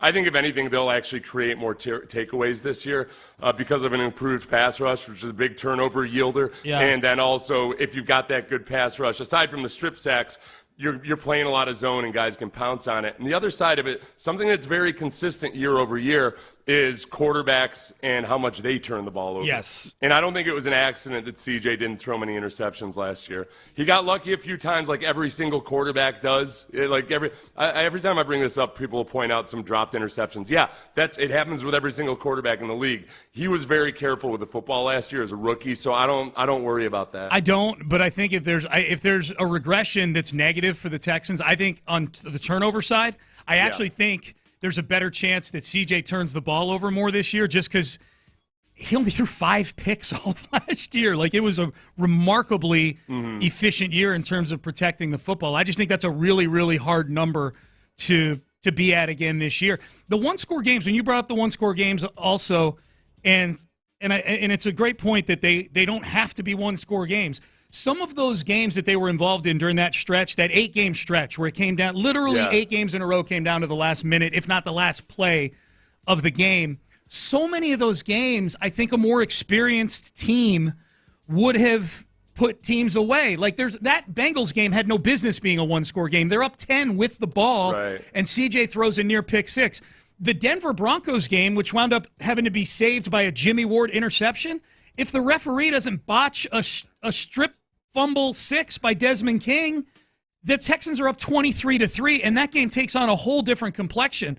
There were other games, too, in that stretch where just, like, you're watching the game, you're like, man, the Texans are just the better team here. How are they letting the Saints hang around in this game? How are they letting the Cardinals hang around in this? Or in the case of the Cardinals, they gave up a touchdown the Texans did on the very first play of the game, or like the first series, to Rondale Moore. So there were so many of those games where I'm like, man, if this were a prize fight and I were just judging it just based on how the two teams are playing and just watching them, the Texans are clearly the better football team, and yet they're letting some of these teams hang around in these games. Right. So if you end up, if you are an improved team. Right. Because I don't know, when people tell me, like, well, the Texans, they very easily could have only won 7 games last year. I'm like, oh, yeah, that's true. You'll never get me with that because you can say that about every team every year. 2/3 of the league you can say that about. Like, Bill O'Brien was right in saying that it was an 8-8 league. For sure. I mean, there is a lot of times a 13-win season happens because it's rare that a 13-win season is because, they just they didn't need the wins at the end of the year and they phoned it in. Right. Like, they were that good. Right.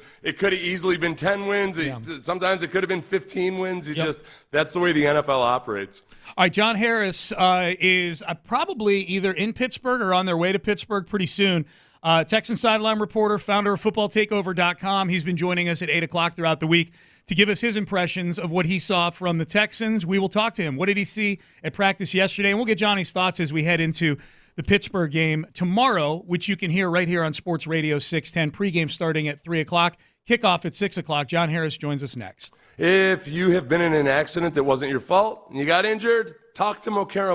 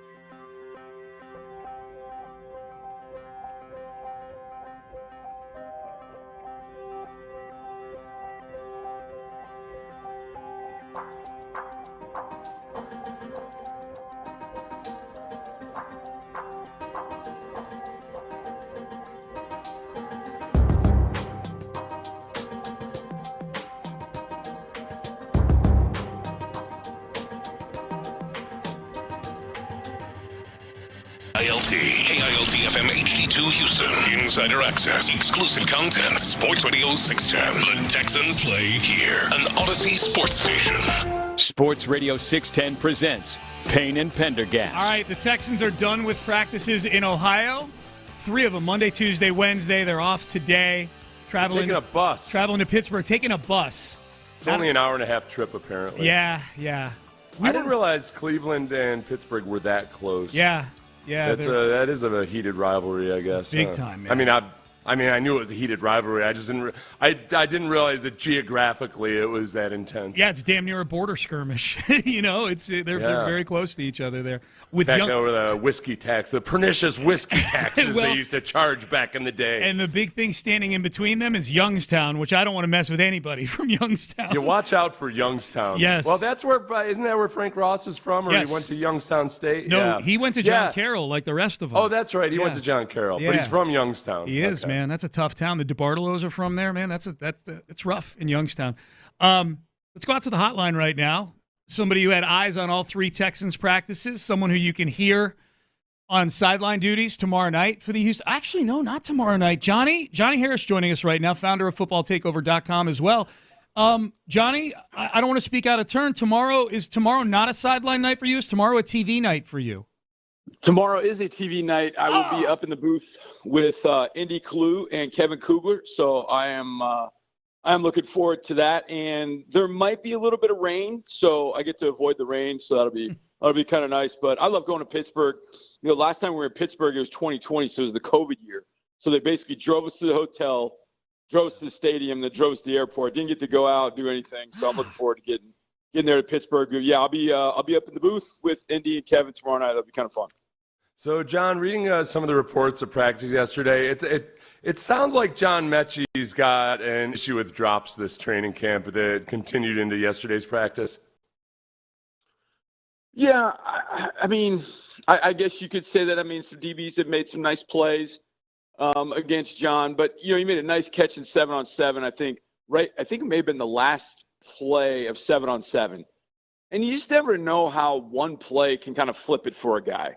He makes a great play, and then all of a sudden the confidence is there. He makes another great play in a game, and now it starts to roll a little bit. And I kind of felt like that was something that maybe he's lacking lately, because there have been some other receivers who step up and make some plays, and we're like, okay, John, you got to make a couple plays too. And, maybe he's pressing a little bit, and you can kind of see him getting down on himself. So, there's been some struggles with that, but I'd love seeing him make that catch at the end for a touchdown. I mean, Tim Boyle rifled one on a slant near the back of the end zone, and John just went up and snatched it. And you could tell when it was done, that was the last play of that 7-on-7. And, I could hear teammates like, yeah, good bleep, John, good stuff, John, really excited for him. So, maybe that's the kind of thing that gets him going. But, the proof will be tomorrow night in what he does with the time he's going to get. And I don't know how much time all those top receivers are going to get. Stefon did not practice yesterday. Tank and Nico did. I would imagine they'll get a drive, but there's going to be plenty of reps to go around that receiver group, and John's got to make the most of them. And the other night, it was Xavier Hutchinson who made the most of them. And every time X does something, it just kind of amps his, the quality that he brings to the game and the impact he's bringing to this team. So, John's got to match that tomorrow night with 3-4 catches, make an impact play, and really kind of boost his confidence even more than it's been. Which position group, Johnny, are you most looking forward to seeing just going against another colored jersey, going against some other team as opposed to just going against the same guys every day? It's the defensive front. I don't think we'll see Will. I don't know 100% sure. But you'll see Jerry Hughes, Derek Barnett, and, of course, you'll see Danielle Hunter for a little bit. But to me, the most intriguing group on a team, as my voice cracks, it's still early in the morning, I guess, is the interior defensive line. I think there's been so much talk about, they didn't do anything this offseason. They didn't do anything with the interior defensive line. Okay, well, Fatukasi, okay, well, whatever. Tim Settle, okay, who's he? But to me, it's been the improvement of guys that were already here. It's been the improvement of Khalil Davis. I mean, Khalil Davis was fantastic last year in that complementary role to Rankins and Malik. But this year, he's taken over practices. Like, you're like, man, we got to get him out of the game, out of the practice, because we can't get anything done. This guy's just destroying us. Kurt Hinish, the last week or so, has really kind of taken his game up a little bit. And those were two guys. They were that second group that came in behind Rankins and Collins. And they really did some good things. But I also want to see Fatukasi. Mario Edwards has really been difficult to block, whether back in Houston or in Ohio. So I'm really curious to see how that group, going against the Steelers group that will be without Isaac Seumalo, and their starting guard, probably their best interior guy. So I think that's, who cares? I still want to see those guys up front and see how their style going against a different offense, facing Justin Fields, slowing down Najee Harris. I want to see what that interior does. I'm really excited to see it. I don't know that group, the D-line, played exceptionally well in the Hall of Fame game, but you didn't see Fatukasi. We didn't see Mario Edwards. Obviously we didn't see Danielle Hunter either. So hopefully we'll have a chance to see those guys a little bit and see maybe what this is going to start looking like as we move forward towards the Colts in week 1. John, it's interesting. The Steelers are playing because Cam Sutton is out. They've got Beanie Wells there playing their slot corner, and the Texans have a new guy playing their nickelback in Jalen Petrie. And I feel like they're just you're going to see a couple of guys going up against starters for the first time in that role. But I feel like Beanie for the Steelers he's a cornerback. So you might feel more comfortable in some of the coverage side of things, but not necessarily against the run. Where are you with Jalen Petrie? Because with him, I feel like, yes, when he's the nickel linebacker, cool. If he's on the line as the slot corner, that's not what I want. Are we going to see a platooning with him most likely? No, I don't think so, Seth. I think what's interesting about the nickel position or the star is that player is so different. 32 different teams are going to have 32 different nickels, and some of them, Mike Hilton, with the Bengals, he's a guy kind of like Jalen. He gets close to the line of scrimmage, he blitzes a lot. He plays the run. He's really quick and he can slip blocks. He's only 5'8", 5'9", about $180, but he's really good at those things, blitzing, creating mayhem. And then he can match up a slot receiver. Okay, it's not great, but it's okay. They don't like leaving him in man coverage. Jalen's a lot like that, but he's just bigger. The closer that Jalen is to the line of scrimmage, I think the more disruptive he's going to be. The thing about it, Seth, from the perspective of preseason games, is I don't know you'll see a lot from Jalen Petrie. I just think you're going to see him in pretty basic, if they do go nickel, I think you'll see him in pretty basic stuff. Might be zone, they might man up a little bit, but I don't think they're going to show a whole lot of what Jalen actually is going to do during the year, because I think Jalen's going to blitz a decent portion. I think he's going to move around. I think he's going to blitz into different gaps. I think he's going to play the run maybe a little differently. So I think you'll see a little bit more conservative approach in the preseason. I'm curious to see how it fits, but I think it's more like what he did when he was at Baylor. Now, I'm with you. I don't know that I love seeing Jalen in a one-on-one, man-to-man situation. But if you can get to a point where you get a team to third down and it's a sure passing down, well, maybe there's some things you can do. Maybe that nickel ends up being more of a corner guy, maybe a third cover guy. Maybe you end up, C.J. Henderson. Hey, we want a true corner covering. Jalen, you go back and play safety. We'll put a third corner in the game because we feel better with the three corners matching up with the three wide receivers we'll see on third and whatever the passing situation might be. But I know in the preseason, you're not going to see much from Jalen Petrie. I just want to see him tackle well. His fundamentals have to be on point. But once the season starts, that's when I think you'll start to see Jalen Petrie kind of open up, because that's when the scheme opens up, and that's when you see a little bit more from D'Amico Ryan's defensive package. John Harris joining us. He's been at the practices the last 3 days for the Texans in Ohio. Texans and the Steelers tomorrow night, 6 o'clock kickoff here on Sports Radio 610. Johnny, we were talking yesterday about the rookie class, and I feel like the top four guys in this rookie class are all making the team and all look like guys who are going to contribute in some fashion to this team this year. Lassiter, Fisher, Bullock, and Stover. And then you got the guys selected after that it feels like are all fighting for their lives for this 53-man roster, which is kind of new territory for the Texans, where every year for the last few years felt like, well, the draft picks are all making the team because there's no depth. Of the guys that are kind of battling right now, those 6th and 7th rounders, which one are you most looking forward to watching tomorrow night? Well, I go back to the defensive interior. Marcus Harris, he's not a guy that looks like any of the other guys. I mean, he's shorter. He's probably shorter than 6'2". He's 280, but he's thick like a truck, and he's really quick off the ball. So it's not – the Texans haven't had a lot of guys like him. And, in fact, there are just not a lot of guys like him in the NFL. You don't find 6'1.5", 6'2", 280 playing in the NFL. The ones that did or have been Aaron Donald. They've been Ed Oliver. They've been those kind of players. They've been special. They've had to be at that size. But Marcus Harris is really intriguing because his get-off is excellent. He's so quick off the ball. But he's also really strong and stout. And being a little bit shorter, he's a leverage winner. So at that interior position, they don't really have a guy like him. I mean, Heinisch and Khalil, Khalil's probably the closest they get, but Khalil's 305. So I don't know how that's going to fit, but I just feel like he can create some mayhem just getting upfield and penetrating, that he really fits the defense. He's just smaller than he's not smaller because he's pretty thick. He's lighter than a lot of guys that they've had. So I'm excited to see what he does. He had a rep.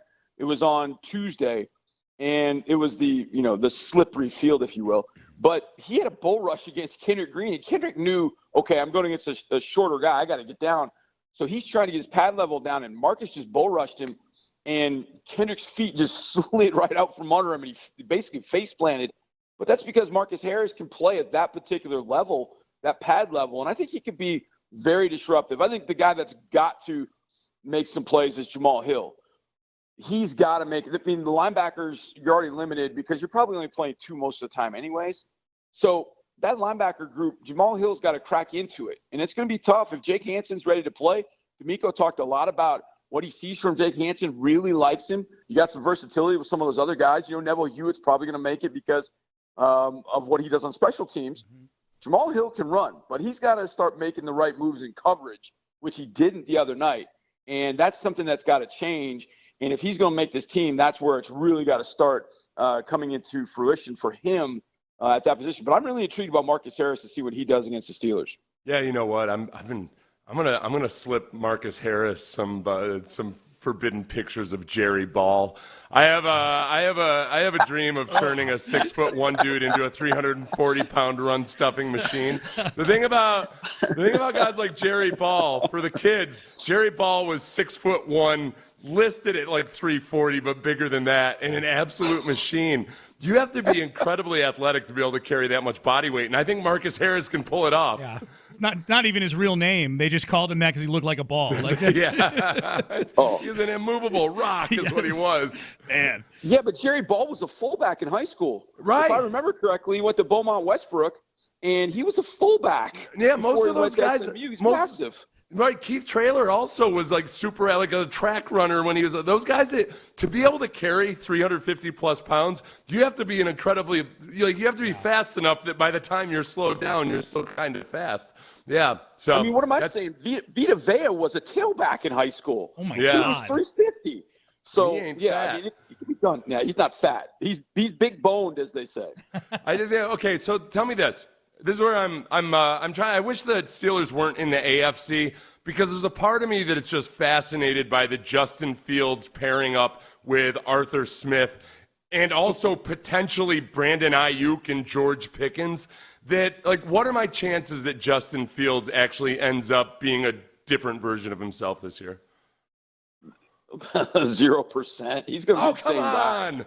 He's going to be the same guy. I mean, they might. It's just he's not a consistent, accomplished thrower. I should say it that way. He's a thrower, not a passer. And once he becomes a passer, he'll be very dangerous. But, I mean, George Pickens is going to lose his bleep when Justin Fields sails 3 balls over him against the Browns.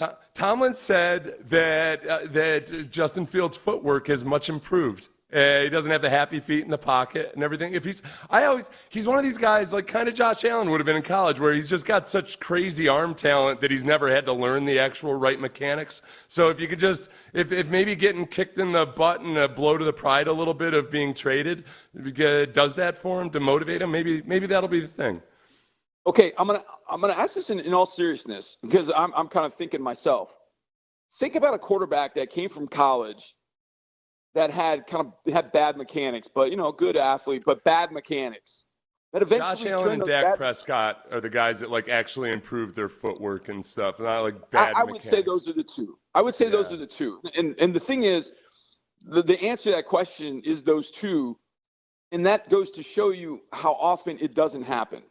That guys just don't improve, though it's so ingrained in them to throw a particular way that it's really, really hard to break all that down. I would say Jalen Hurts probably improved. Jalen Hurts improved in college and got a little bit better as he moved into the league. But it's so rare. Yeah. And you got to have the right mindset. And hopefully Justin Fields got a kick in the backside. So I'm encouraged to see and excited to see him. I don't want to see him play well, but I know when I saw him when we go to Chicago, 22, it was awful. Yeah. Oh, it was.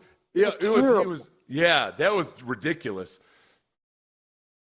Yeah, he looked like he was on his way out of the league. That was week 3 of that season, and he looked god awful in that game. Johnny, are you in Pittsburgh yet? What's the travel plan? No, we're busing today. We leave here probably about 2:30. We've got about a 90-minute to 2-hour bus ride.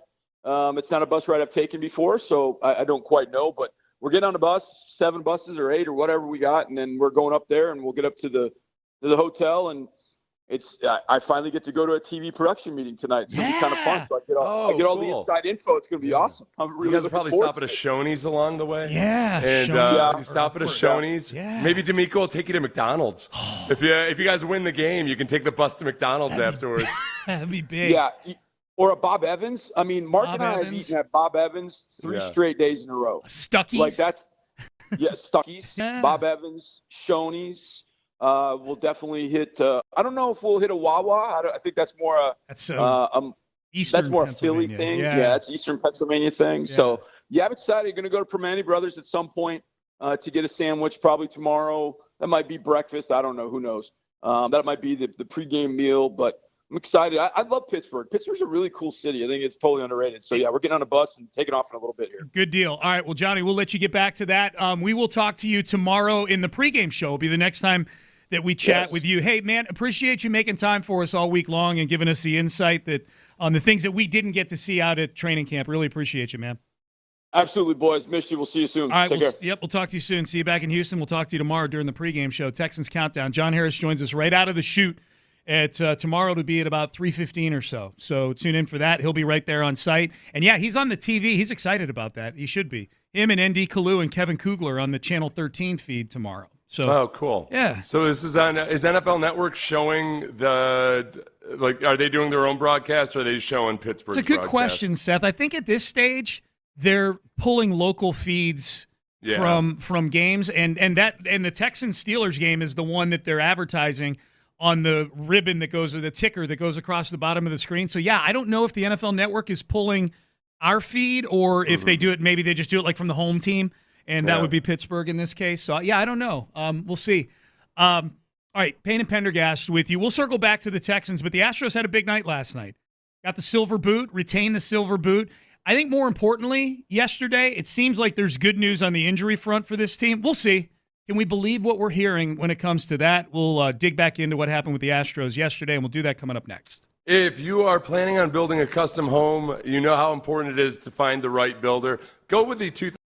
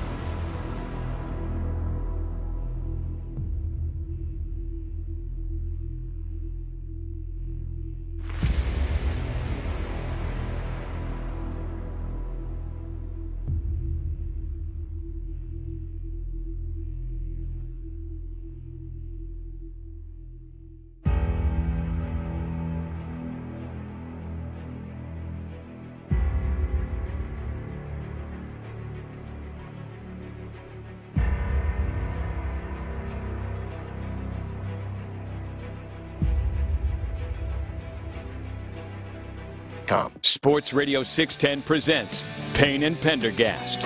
Now a little pop-up. Who's going to get it? Altuve is there, and the Astros win the series and hold on to the silver boot for an 8th consecutive season. Taking the season series from the Rangers, the Astros winning the final 2 games, winning 6-4 today. That was a nice comeback in that series after a really tough first game loss. A lot of good yesterday. Okay, let's go. The good. Silver boot is ours. Still 8 straight years. Suck on that, Texas. Yeah. Go cry in the corner with your World Series trophy. Well, yeah, and by Texas you mean... Oh, sorry, Arlington. Yeah, the Rangers. Sorry about that. I didn't mean all of you listening. We're part of Texas there. That's right, I forgot. I know you're not a geography major. Not at all. I do know where Youngstown is. So silver boot is ours. Astros back in first place. They were out of first place for a bit there, for a minute. Yeah. But they're a half game up on the Mariners, who continue to lose. Kikuchi solid yesterday. That was big. Kikuchi solid. Yep. Yes. Kikuchi was kosher. He was kosher Kikuchi. He wasn't with how many Ks? He had 9 Ks. 8 Ks yesterday. Yeah. 8K Kikuchi. That's what I call him. That's it. Like instead of AK-47, he's 8K Kikuchi. He's 8K Kikuchi. 8K Kikuchi was kosher on up there. Good job, Kikuchi. Yep. We're look. Jordan seems to have had something click back into place for him. Yes. That was they didn't throw to him really the first at bat, and then he just went ahead and crushed one. Was that one off urethra, or was that off of? No, I think it was off urethra. Off urethra. It was a rough night for urethra. Urethras tend to have a hard time in Dallas. That is true. There's a lot of chlamydia. A lot of burning going on. Yeah, that was a burning line drive. When your last name is urethra, don't expect to be doing good on a mound. Right. In Dallas. No. Here's what it sounded like. Jordan's 117 miles an hour off the bat. Here's what it sounded like on the broadcast. And one of the fastest all time in Major League history. And there's a ball shot into right center field. That's got a chance. That's a bullet home run into the bullpen. Oh, man. So much respect. So much hate behind that swing. Nobody picks him, and he shows us why. Yeah, he should have been the first-round pick. Jordan, number 151 in his career, a night after he had number 150. Okay, there you go. See, that was funny, Blum, there. A lot of hate behind that swing right there. But that's how you could tell, though, Seth, Callis's call right there. Normally on a home run, especially a Jordan home run, like high drive, deep right field. That one, he starts in with line drive to right center, you know? It looked like a gapper. You know what, too? I don't think you would have, like, if that were a home game, I don't think you would have been able to judge by the fan reaction or the center fielder or anything. It just the annoying thing is when on the TV broadcast, everybody's cheering when it's an obvious, the outfielder's 20 feet in front of the wall waiting for the ball. That one, it was really hard to judge on television what the hell was going to happen to that thing. It was. I think Jordan's probably always been so good at baseball that at no point did some coach be like, worry that he's not angry enough or something. Right. I know Blum, it was funny, he was saying there's a lot of anger behind that, but there's just, I don't know if I've ever seen an angry look out of him. No. The entire time I've been watching him. Yeah. So if you're a football player, some coach would have been like, you gotta, listen, son, you gotta want it a little bit more. He's like, I'm a baseball player. I'm just gonna crush the ball really, really far. Yeah, man. The number that Callis was talking about coming into that cut we just played, about talking about Jordan being one of the fastest to such and such, he hit his 150th home run 2 nights ago, and he got to 150 home runs, 8th fastest in the history of baseball. Like, we're watching, if he can stay healthy, we're watching a future Hall of Famer in Jordan Alvarez. Yeah. I mean, and there's some big names, some of whom kind of faded out. Like Ryan Howard was a multi-time MVP and just didn't sustain it for as long as the Phillies would have liked him to. Pete Alonso is off to a great start. I bring those guys up because they're the 2 fastest to 150. It took Jordan 590 games to get to 150 home runs. For some perspective, that's right there with Albert Pujols and Mark McGwire, who are at 586 and 588. And probably the most impressive thing is that the next closest Astro is 133 games behind Jordan Alvarez. It's George Springer. George Springer got to 150 home runs in 723 games. Jordan got to 150 home. And remember how great Springer was as a power hitter early on in his career. Jordan got to it 133, like almost a full season faster to 150 home runs. He's gaining a little bit of ground on Pete Alonso then, because Pete Alonso got to his 150 runs last year. Right now, Pete Alonso was the second fastest ever to 100 home runs, whereas Jordan was like 6th or 7th fastest to 100 home runs. Yeah, Alonso number 2 for 150 as well. 538 games to get to so he's not gaining any ground on him. Damn it. Yep. He's losing ground, Sean. Yeah. Now, Fernando Tatis, we'll see how that fares over time. Yeah. See, now, you can't make your little trips down to the border as much for whatever the hell you were. Yeah. Good call. Yeah. The other good thing, a lot of good things from yesterday's game, man, and it felt good because this has been a small rough patch here for the Astros. Zach DeCenzo got his first 2 hits. He's 2 for 7 now as a big leaguer. He didn't look overmatched yesterday like he did in the first go-round against the Rangers. Here was Joe Espada on Zach DeCenzo getting his first major league hit. You know what? It was like day 2. He put day 1 behind him. He looked like he just kind of belonged out there. He really looked very confident. He played really good defense. His at-bats were solid, man. He hit some balls hard. He threw some good hacks. He was aggressive. He was confident. I like it a lot. Made a really nice play at first base. Yep. So his mom did a good job getting interviewed while he was pitching. I don't know why they do it while the guy is pitching. It never makes any sense to me. Or hitting, you mean? They were doing it while he was actually out there pitching. Zach DeCenzo? Dang it. All right, I got to shut the show down. Yep. Well, he was out there hitting. Thank you. Yeah. Yes, well, he was out there hitting. They were interviewing Zach Desenzo's mom about Kikuchi. I was getting nervous. And she kept calling him the wrong name. You had that about to get angry look. I'm like, no, he's really not a pitcher. No, yeah, you're exactly right. I'm angry at myself is what I am. That's it's been a rough morning. Yeah, Damn it. let him. Ever since I've lost my voice flipping out about the mistreatment of Josh Allen. You got it back. You sound fine. Yeah, I'm guessing at the very least we've got a platoon situation at first base now where, DeCenzo gets to go against the lefties and Singleton gets to go against the righties, that kind of thing. Why not? Yeah. Like there's why not? Other than Altuve, Bregman, Jordan, Pena, who's not a great hitter, but he's your starting shortstop. Like every other position on this team, DH. I think they could do some things at catcher. Yainer certainly deserves to be out there in the lineup every day. I think just watching yesterday, Seth, if they're trying to get maximum pop in this lineup for as long as they can, I think you've got to look at doing a situation where you've got Jordan in left field, Yainer DHing, and Victor Caratini at catcher a little bit more than you normally would, like where you're almost splitting the catcher position. I mean, Caratini with a home run yesterday and doing very well at the plate all year as a batter all year long. Yep. Yeah, it's that's not the drain of sending Abreu out there or something was. No. So as much as the whole Jordan playing left field, and yes, he plays better when he's in left field, but the whole thing is you got to keep him healthy and fresh for the whole season. Yeah. I just get nervous about that. I do too. What are you gonna do? Yeah, no, it's like these are the things that happen with teams that are not built perfectly, and the Astros aren't. They're not built perfectly anymore. And maybe when Kyle Tucker comes back, you can ease off of that a little bit because you got one more big bat in the lineup. Oh yeah, you didn't go over the good news about Kyle Tucker. Let's do that as well. Yeah, Kyle Tucker. So Dana Brown was on he was on 790 yesterday. He was on the flagship. Okay, I'm going to read the quote from Dana Brown, Seth, and I'm going to put it through the Seth Payne truth filter here, and you tell me if you're buying or selling on what Dana Brown said yesterday about Kyle Tucker. Quote, "We should get him back sometime this month. He's pretty much pain-free and making great progress. He had good activity yesterday in Houston. There's a chance he could be back in the big leagues this month. We need him bad." End quote. I agree with that last part. They do need him bad. I don't think he's lying there.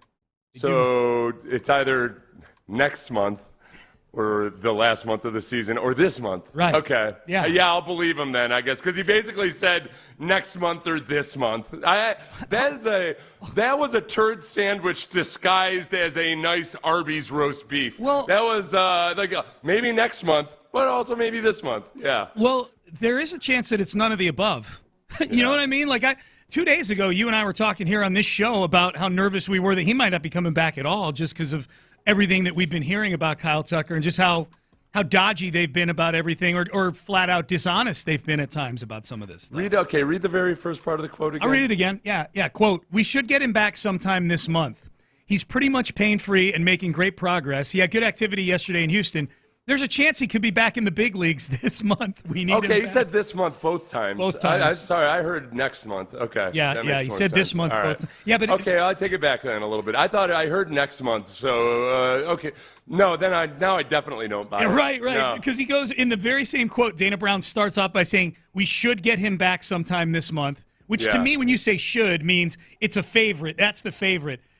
And then he says there's a chance he could be back in the big leagues this month 2 sentences later. I don't like the way he says in the big leagues. Yeah. Like it's almost just like it's his kid's dream. Yeah. I like it better than when Lance McCullers calls it the show. Oh, no, Cody Bellinger. Sorry, how did I confuse Lance McCullers with Cody Bellinger? My God. When Cody Bellinger calls it the show. I hate when current big league players call it the show. Well, and he does it in that Cody Bellinger nerdy stoner voice somehow. You're like, well, everybody knows he disrespected everybody in the show. So text message here. This goes back to the segment we did with Joe Fortenbaugh audio from ESPN where he talked about all the things that could go wrong for the Texans this year, all the regression to the mean with turnovers and with one-score games. Texter says, "Great last segment, guys. Do you attribute the teams that win more one-score games than lose? What do you attribute to the teams that consistently win more one-score games than lose besides luck? Is it just good coaching? It's well, the whole thing about it is that it's almost always just more random chance. But there are so it's hard to figure out exactly when it was just something that is special about the team. Bill O'Brien was actually really good in one-score games. I think part of it was his second half strategy. When they had a lead, it might have been infuriating and scary as hell, but he was batting damn near 1,000 when they had a lead going into the second half. Yeah. There was a point where he was like 24-1 in games that they led at the half. It was crazy. It got to the point where even the stat nerds were like, okay, yeah, there's something to this. Yeah. So it's usually on any given year, it all kind of balances out over time. I think that I don't know if this was the same texter that had said this or not, Sean. Somebody had said that maybe the team with the better quarterback has a better chance of winning a one-score game. I guess that would stand to reason. But if that quarterback also has a crappy defense, he might be just as likely to lose that game. Well, I would submit that Bill O'Brien compiled that record of being really good in games he led at the half before Deshaun Watson without any good quarterbacks. Right. He did it literally in seasons. Every season, the first 3 years, he benched his starter at some point during the season, and he was doing it with those guys. There's always a question, too, of okay, yeah, you're good at one-score games, but how many games could have actually been very comfortable victories? If you were a better coach, you allowed to become one-score games. Yes, no, I think there's something to that for sure. Every one-score game tells a story. That's how I like to say it. Yes, every one-score game tells a story. Indeed. Jim Harbaugh got thumped by the NCAA yesterday. He did? Does it even matter? Is there a chance the NFL makes it matter to Jim Harbaugh? We will discuss that coming up next. Will the Texans starters make their season debut against the Steelers?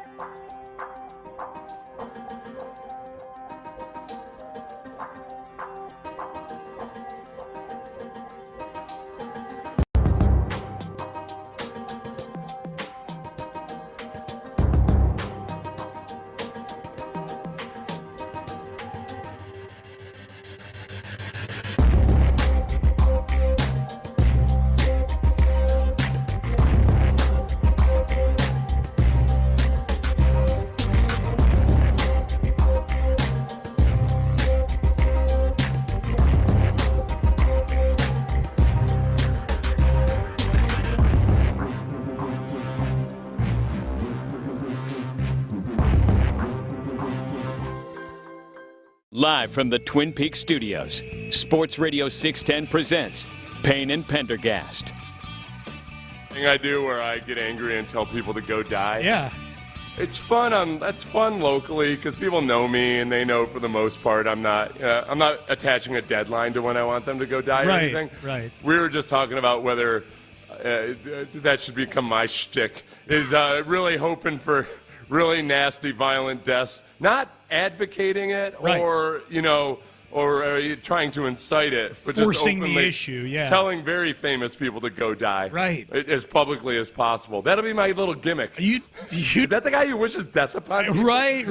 No, he doesn't even wish it. He instructs them to go die. Go die, everybody. That's really, I mean, that hotkey just nails it right there. That's where you're making the decision, Seth. Do I want popularity or do I want notoriety?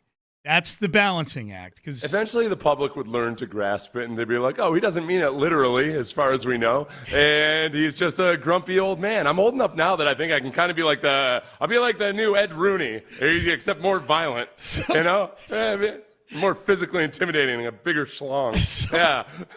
So there'll come a day where people will go, they mention Seth Payne, and somebody goes, is that the Go Die guy? And they go, yeah. They go, I like that guy. I really like that guy. Wait, was it Ed Rooney? Who was the guy on 60 Minutes? Andy Rooney. Andy Rooney. Ed Rooney was the principal in Ferris Bueller's Day Off. And there's Art Rooney, who was hung like DiMaggio. No competing with him. And a degenerate gambler as well, from what I hear. He wasn't a degenerate gambler. He was a bookie. Oh, okay. Well, he took advantage of the degenerate gamblers. He did.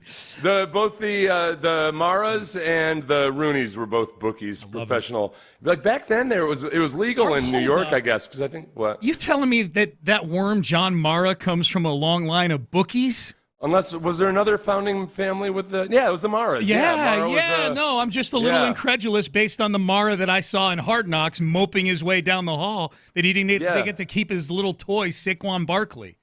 They were like a bookkeepers. baby. Yeah. I know. That's he definitely, if they'd stayed in the bookie business in New York, John Mara would have that place would have been taken over by the mob so fast. Well, I'm here to break your knees, I guess. Oh no. Where's Saquon? Maybe I'll get Saquon to break your knees. Oh. He'd be the only bookie. He'd be the bookie that goes and cries to the clients about the bets he lost. Yeah. I really wanted the Giants to win. I just don't know. And you think about that, a couple of the founding members of the NFL were as much as people wring their hands over the potential connection with gambling, a couple of the founding fathers were actual bookmakers. Different time and place, to be sure. Absolutely. So the NCAA yesterday dropped the hammer on Jim Harbaugh. And I was reading this thing, and I'm expecting them to talk about this notice of allegations that's coming out here soon about the sign stealing and Harbaugh not cooperating. And I completely forgot that Jim Harbaugh had a whole nother set of peccadillos going on with the NCAA with all of his illegal recruiting that was happening during COVID back in the day. Right. Yeah, that's where I was like, I didn't want to, make too much of a distinction because I didn't keep up with all the details of the case. But for the most part, the sign stealing was a Big Ten violation. He didn't violate an NCAA rule. Yep. But it's at Harbaugh. Harbaugh's, he's pushed the envelope in a lot of different places in a lot of different ways. And it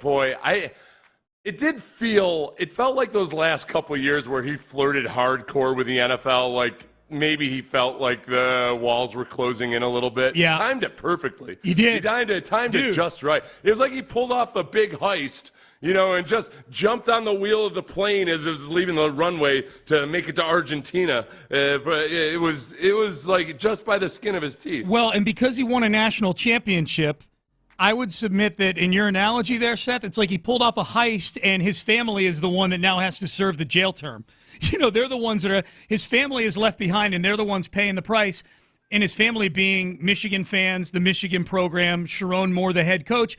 And I'll be honest, I bet if you polled Michigan fans, they don't even care because he got them their national championship. They don't even care. They're like, you know what? That's the price of doing business with Jim Harbaugh is we're going to have to deal with some NCAA sanctions here. And just to get specific with what they did to Harbaugh, the NCAA, they announced a 4-year show cause order for Harbaugh, which means for the next 4 years, if he wants to go back to college for whatever reason, which I don't think is going to happen, but if he were to, that school that hired him would have to go in front of the NCAA to explain why they should be hiring a guy who they will have to suspend for his first year at whatever school he goes. Whatever school, whenever the time comes, if Jim Harbaugh wants to go back to college football, he's got to serve a 1-year suspension before he can coach. It's wild. That'd be an interesting one. That'd be kind of like signing Kevin Durant, right? I mean, when they knew he wasn't going to play for a year. Yeah. Like, when the talent is enough, then teams will be willing to do it. That's what I thought of when okay, well, who would want to do that? Man, a lot of teams, I think, would take on for a year, and with an interim coach appointed by Harbaugh, my biggest worry would be that Harbaugh would break the rules while he was on that serving that suspension. Idle time. Yeah, you know, idle hands. that he's going to be hooked up via Zoom to every meeting room in there and everything. Yeah. Like, I would be terrified that I'd be ready for him to sit out a year, but then he might have to sit out 2 after violating the rules of his suspension. That's funny. That's a great analogy, Seth, because I think Harbaugh is at that level of collegiate head coach. Like, he's at a Durant level. He's the Kevin Durant of college head football coaches. Kevin Durant, perennial, Except like top 3 or 4 player. He's a top 3 when he's in college. He's a top 3 college coach. Harbaugh won his championship on his own, though, too. Yeah. So he did it. He didn't just glom on. It's That's not like true. he jumped in. It's not like he just went ahead and, just jumped onto a winning team. He went and became Nick Saban's OC because he wanted a ring. Yeah, exactly. Durant. Here was Harbaugh. Here was Harbaugh a couple days ago when he was asked about the allegations against him regarding the sign stealing and his lack of cooperation with the investigation. Yeah, I do have a comment on that. Never lie, never cheat, never steal. I was raised with that lesson. I have raised my family on that lesson. I have preached that lesson to the teams that I've coached. No one's perfect. If you stumble, you apologize, and you make it right. Today, I do not apologize. I did not participate, was not aware, nor complicit in those said allegations. So for me, it's back to work and attacking with an enthusiasm unknown to mankind. So that the COVID stuff, the violations were stuff that he totally participated in. Right? Yes. So it's a separate denial. It's a separate denial, and the school admitted it in this this go round of punishment. Yeah. So here he's just denying the surveillance stuff. Yes. Yeah. Okay. I just find that audio entertaining. I think this is one thing I've noticed in adamant denials. There's just like, how in sales, you want to get people saying yes, like so they just get in the habit of saying yes and they're in that mood. We're like, hey, do you like puppies? Yes. Yeah. Do you like lots of money? Yes. Do you like hot women? Yes. How do you feel about an extended life insurance policy? Yes. So likewise with an adamant denial, you raise images in the listener's mind of a young Jim Harbaugh being told by his parents, never lie, never cheat, never steal. You get feelings of empathy from others when you start making connections to your family and everything, because then people feel like, oh yeah, this is a real human who had a good upbringing and everything, and oh my gosh, no, he would never do this. And it's very effective. You can do it in like 30 seconds. You can sell yourself as a guy that's totally that you should totally empathize with. So you think you did a good job on that one? I think he did a good job with it, without ever saying anything to the veracity of whether he did or did not do it. I think it was a very good strategic denial. It's easy, as opposed to lashing out at you don't want to lash out too much. You want to make it more of a like, hey, I'm a human being, and this is the kind of human being I am, and I would never do such a thing. Yeah, clutch your pearls. I would actually wear pearls out there, as if they were about to be stolen from me by those evil prosecutors. Yeah, and media members as well. So. Yeah, I mean, Harbaugh's in kind of an easy spot to do what he did, which is he's not working for a team nor in a league that it feels like is going to punish him. And yet, I'm looking at an article from Ian Rappaport and Tom Pelissero from October 29th, 2023. So right around the time all the sign stealing stuff was really bubbling up, and that's when every year there had been speculation of Harbaugh coming back to the NFL. So in late October of last year, they wrote, the NFL is unlikely to make itself a safe harbor for Harbaugh to escape what would be substantial NCAA discipline, league sources say, raising the strong possibility Harbaugh would need to serve some or all of any possible suspension he could face in college if he returns to the pros. Now, they don't say who their sources are. This is Rappaport and Pelissero talking to somebody speculating that if Harbaugh were to get suspended in college and go to the NFL, that he would have to serve his suspension in some way. So I've seen some people speculating, like, who? Could he have to serve a 1-year suspension and not coach the Chargers this year? Zero chance that happens, I think. I think zero chance. I'm really surprised I haven't seen Florio go off with this with like 8 different columns. I'm looking at the top 10 headlines they've had. Now, they get updated pretty frequently, and he doesn't keep like the hottest ones up there, but there's nothing. I thought he would have 3 today written about this, which makes me wonder if they share a common agent or something. Oh, wow. Ooh, that's a good angle right there. Just makes me wonder. And I'm not accusing him of anything, but it does make me wonder. Why would Florio not be writing about it? This is right. This is his wheelhouse. Are you kidding me? However, who pried him away from the wheel on this one? I don't know. He must. Is he okay? Do we know? There's still articles. It's not even standing in the wheelhouse. Yeah, there's still articles going up on his website from him, right? Like There are. I haven't alive. seen. I'm scrolling. I don't even see anything. Oh, there we go. NFL has no comment on potential discipline of Jim Harbaugh. This is at 8:41 p.m. last night. Oh, I bet he's working on an opus piece for this one. Yeah. An opus. Yeah. Yes. Oh, man. Okay. So, all right. I absolve you from any suspicion I had, Florio, that you were being bent by the will of an agent. So we're keeping eyes on Florio's Twitter feed today. Oh, God, I hope he writes about this. I hope he writes about it. All right. The Texans and the Steelers tomorrow. 6 o'clock kickoff here on Sports Radio 610. 3 o'clock Texans Countdown. That's me and Seth, and then Clint Stoerner and I have you for the post-game show. Matchups that we are most looking forward to, specifically Seth, in this Steelers game tomorrow night. We'll have that for you coming up next. Andre Johnson's road to Canton is complete. And of course,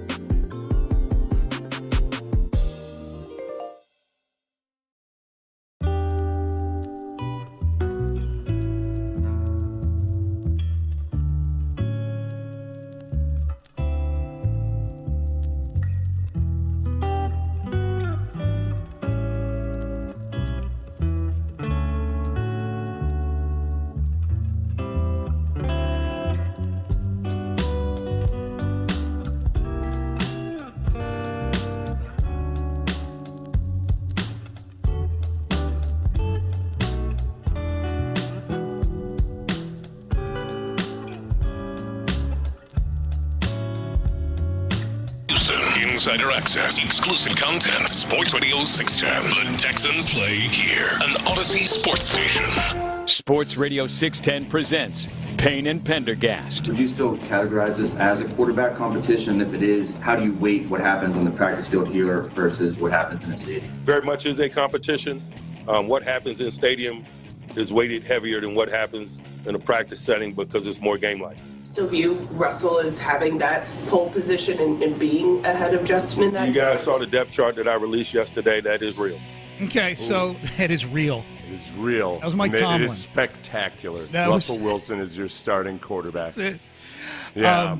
That was Mike Tomlin, the coach of the Steelers. He was getting hit with a couple questions about his QB situation, which I would say is one of the more intriguing storylines here early on in training camp around the NFL. Justin Fields, who by all accounts has had a very, very good camp, is one of the quarterbacks. Russell Wilson is the named starter upon acquisition earlier this year, and as Mike Tomlin pointed out, on their depth chart that he worked so very hard on. But Russell Wilson is banged up right now. He's not going to play in this game tomorrow. So Justin Fields is going to get a few series here to, I guess, narrow the gap or make his case to be the starting quarterback. Yeah, so, we asked John Harris about what he thought the chances are that Justin Fields would develop in this new scheme with a new offensive coordinator, maybe a little bit of a blow to the pride that you didn't make it in Chicago. Maybe that'll motivate him to really change his mechanics. John was skeptical. I love the potential of it all, and I think in terms of the Texans playing Justin Fields, this will be a really good warm-up for a season in which they face a good number of dual-threat quarterbacks, guys and good quarterbacks in general. But they struggled last year when they faced mobile quarterbacks. They struggled a lot when they saw Anthony Richardson. The first game against the Ravens, Lamar Jackson's legs weren't as much of an issue because Lamar was trying to still learn that new offense. But his legs hurt the Texans in the playoff game. And, D'Amico's defense is, I don't want to say they struggled, but they weren't as good versus athletic quarterbacks in San Francisco as they were against other quarterbacks. So for when you've got hyper-aggressive defensive linemen, the challenge is always being sure that you still are also corralling the quarterback. You're not completely losing track of creating a pocket and group tackling him. I think Will Anderson might not play just because he's a little banged up. But you're going to have a bunch of starters out there. I'd love to see him get him on the ground a little bit. Yeah. And then not to mention, if you want to think about like the 49ers last year in the playoffs, at times they really struggle sometimes with like zone read type stuff if they're so aggressive that they kind of don't read the play in front of them. They're going to see some of that action from Justin Fields. You tell me, these are the first 5 games the Texans play. You tell me if these are quarterbacks, assuming health, that these are all healthy quarterbacks. Tell me if these are quarterbacks that make you nervous with their mobility, being a Houston Texans fan. Indianapolis, week 1, Anthony Richardson. I've seen that before. Yes, I've got memories I can dredge up. It doesn't take all that much dredging either. There's not even an opinion there that's inarguable. The answer is yes. Caleb Williams, week 2. Does he scare you with his mobility? Not scary, but He's not necessarily. He's not in that same category, right? Yeah. Minnesota, we don't know who they're starting yet. It'll be Sam Darnold or J.J. McCarthy. Caleb Williams doesn't scare me as like a rusher, right? But he can hurt you by running around. I'm not as worried about that. Jacksonville, Trevor Lawrence, week 4. Not really. No. I mean, he can run, but no. Buffalo, Josh Allen, week 5. Yeah. Yeah. So you got Anthony Richardson and Josh Allen as 2 of your first 5 games. I mean, that's, and the other quarterbacks we just named at least can move around a little bit. They're not Jared Goff, who's just a sitting duck right there, So Dak Prescott's not the same. I'm just thinking about the season schedule. Dak Prescott's not the same as he used to be since his ankle injury, but he can still hurt you with his legs. Yeah, and Lamar Jackson's obviously the big one. Mahomes can hurt you improv-wise, things like that. Tua a little bit. So D-line versus a mobile quarterback, that's a matchup you're looking forward to seeing.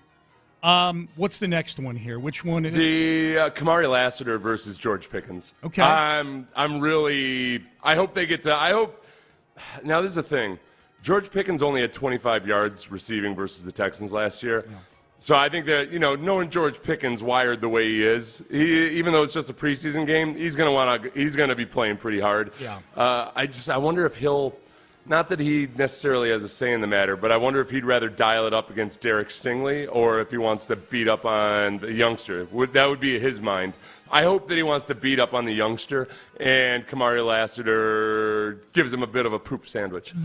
If this were a regular season game, this would be a game where Derek Stingley would follow George Pickens around, right? Like, he's their only real receiving threat right now. Yeah, well, I mean, a lot of that depends on what they end up feeling about Kamari Lassiter. You know, I think that in an ideal world, if you feel comfortable, depending on how you're going to play, that you don't necessarily have to travel with that guy all that much if you like Kamari Lassiter. But, yeah, it's not like they did it at the end of the year, but it's not like that means that they're always going to do it moving forward. I think with better personnel on the field, D'Amico might still prefer guys to get super comfortable playing one side of the field. Yeah, it's a good point about last year. That last year could have been a one-off because, A, it was at the end of the year as a playoff game, and B, it was against a team you had actually played 3 weeks before that where that guy tore the backside out of your defense. That guy tore the backside out of you, and you had a bunch of injuries in the secondary that you were just shuffling guys around constantly. Yep.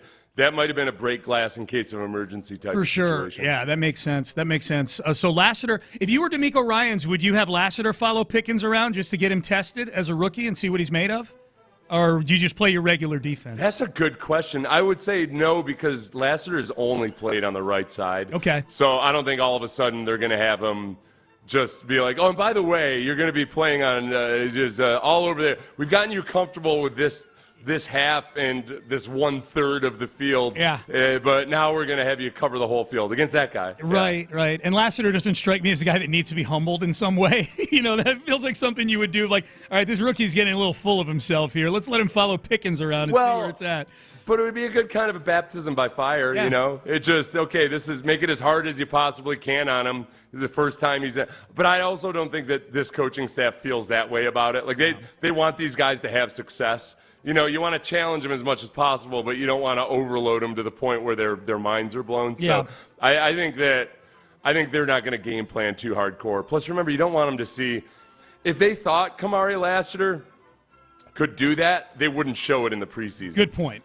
And likewise, I don't think they want to do it with Derek Stingley any more than they have to, just to keep that little wrinkle in the game plan. All right, you have had concerns about the offensive line all offseason long, particularly the interior of the offensive line.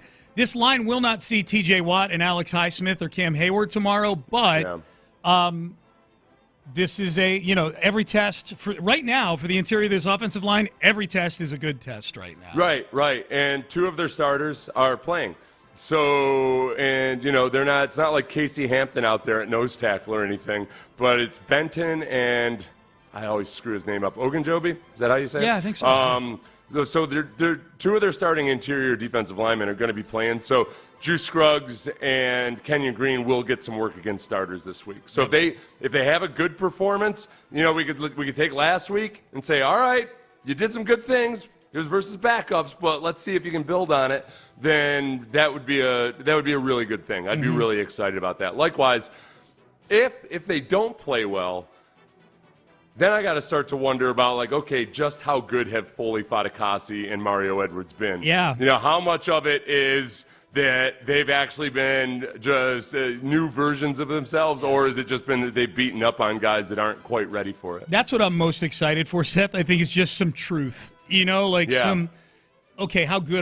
good is this? Like, I was on with Zach Gelb yesterday, and he's CBS Sports or Infinity Sports Network. He does the afternoons on there. Really good host. So he had me on to talk about the Texans, and we got talking about Diggs. And my feeling about Stefan Diggs, and granted, this is without having seen the last 3 practices because we haven't been there, but the 10 practices I did see, he was their best offensive player in my opinion. And my take to Zach was sort of like, because he was asking about Stefan Diggs compared to what the stats said about him in Buffalo in the second half of last season. And after explaining that, hey, that may have had more to do with the Bills than it did with Diggs, and telling him what I saw in camp, my final salvo was if the Texans have huge defensive problems, if this isn't the real, if the Stefan Diggs that we're seeing, if it's a regressed version of Stefan Diggs, and the Texans have major defensive problems, Yeah. You know what, Nico, Nico in his interview with Kay Adams was very complimentary of the Texans secondary. He said that, man, there's some days out there. So I trust that Stefan Diggs is a good football player. Nico Collins is a good football player. Tank Dell is a good football player. But Nico said that there's times at practice where they're like, well, I don't know where you go with the ball.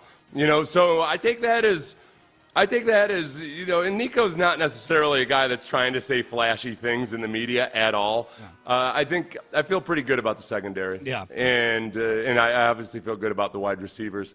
I think Jalen Petrie, John Harris said that he's skeptical that the Texans will really show how they plan on using Jalen Petrie, and that does make a lot of sense. I do think that, for the role they have him in right now, I don't think he's going to be on the field 60 snaps a game. I think that he's basically going to be like a linebacker against certain personnel groups. So your nickel linebacker. I don't want to get too technical about all of it, but sometimes you got a nickel back that's more of a corner, and sometimes you got a guy that's more of a safety/linebacker. I think they look at Petrie that way, but when they want to be manned up versus the three best receivers on the field, I don't think they want to have Jalen Petrie in man coverage on an actual wide receiver. Yeah, do you think we probably see him quite a bit on first and second down and things Yeah, first and second down when a team is in a 3 wide receiver set, those kinds of situations. Yep. So, but John sounds skeptical that they'll really roll out their plan because why bother in the preseason? Yep. Marcus Harris, who John brought up, and I'm glad he did. Marcus Harris, undersized defensive tackle, but I don't want to call him John Randall because that's just an unfair comparison for anybody. Yeah. But just like John Randall was very short but very solid, Marcus Harris is kind of like that. You see him in person, and you're like, oh, this guy could beat up a lot of people. Mm-hmm. Yeah, this is not easy. He might be short, but he ain't small. Yep. Not fat either. He's just muscular. He's got to do some things to learn about how to deal with his limitations. Your size limitations, and you can turn it into a strength and instead of a weakness. It just takes some technique. I think he's shown progress, so I'm really excited to see him just continue I think he's going to progress from week to week. He had some really impressive snaps in the last game. Also had some snaps where you're like, okay, yeah, he got buffeted around a little bit right there. He's got to learn to anticipate things a little bit better, but there's definitely something there. He needs a new jersey number. That's my take on him. Number 59 is not a good interior defensive lineman jersey number. He needs a 70 number or a 90 number. Oh, 70's rough these days. It is? Oh, yeah. It just looks like an offensive lineman. Okay. 50... Who are the good? There's got to be some good 70s in the league that I'm not thinking of. Yeah, but it's you got to overcome a lot. Yeah. That's true. He may just need that 9 handle in front of him. Yeah, he's just 59. You might as well be a white defensive tackle if you're gonna wear a 70s. Like you got to overcome a lot of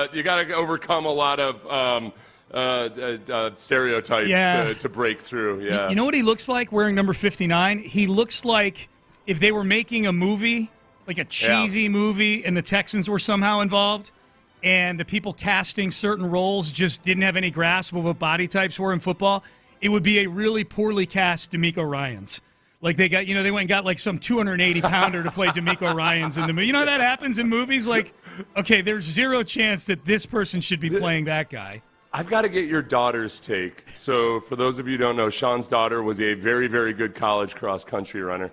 But that Kevin Costner Disney movie, based on a true life story about this college this small high school that he went off to coach, very impoverished community of a lot of Mexican-American farm workers. McFarland, USA. Yeah. But the guy that they chose to play the best runner on the team, the superstar, looks like a high school nose tackle. Okay. He's this stocky little dude. He looks more like Marcus Harris, like a guy that should play Marcus Harris than a guy that should play a cross-country runner. Okay. Maybe that was part of why they did it, because they wanted him to be an underdog in so many ways. But, I got to get her take on that. I'll text her during the break. She needs to call in. She's in France right now. You can't afford the international plan, Sean? Sorry. Trust me. Dude, I'm getting peppered by her bill and Sammy's bill at the same time. He's over there, too, at the Olympics. He just landed an hour ago.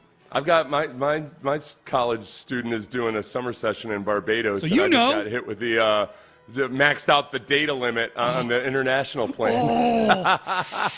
Well, these kids, they've got them out on like some reserve studying monkeys, and but life goes on back in the States, stateside. That's what we call it. Kids live good lives, man. That's spoiled little bastards. Yeah. Ruin the family business. I had no idea that both of mine. Like Judy sent me a picture from from the runway leaving. She's like, Charlie and I are leaving to go to France. I'm like, oh, that must be nice. Just toddling off to France. Got that Survivor runner-up money, Meanwhile, she's got a video up on TikTok about how hard it is to make it these days with a college degree. Probably, yeah. I've only taken one trip to France this year. Yep. I can only afford 3 Starbucks a week. How do people live? I'm like, wow, you guys are going to the Olympics? And she's like, yeah, well, they have some of their former teammates are running. This Gabby Thomas that just won the 200 meters yesterday. Yeah. She was one of their teammates in college, and there's a couple other distance runners that were teammates. So they're over there supporting the cause. Wow, awesome. Yeah.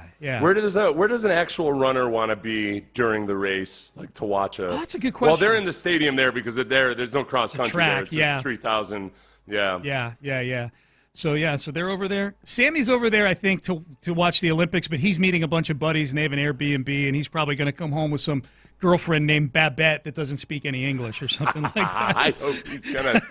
I hope he knocks up a woman over there and gets an anchor baby in France. Yeah, me too. Dude, I'm not ready to be a grandfather. Sammy should have kids now. I think he should. No, he should. You should? I think he's gonna be a fun dad. Oh, he will Except be being a young lawyer, I don't know, with kids at home. Then all of a sudden, the guys at the firm start to think you're soft because you want to spend time with your family. Yeah. Okay. All right. And hold off on it, Sammy. Yeah. Oh yeah. Please hold off on it, Sammy. Sacre bleu! I knocked her up. Oh no! What if he comes home with like a striped shirt and a beret? What if Sammy comes home an annoying wannabe Francophile? Okay, that's it. And my other son's going to Italy at the end of the month. Like, what's up with these kids, man? It's crazy. I bet James is going for work.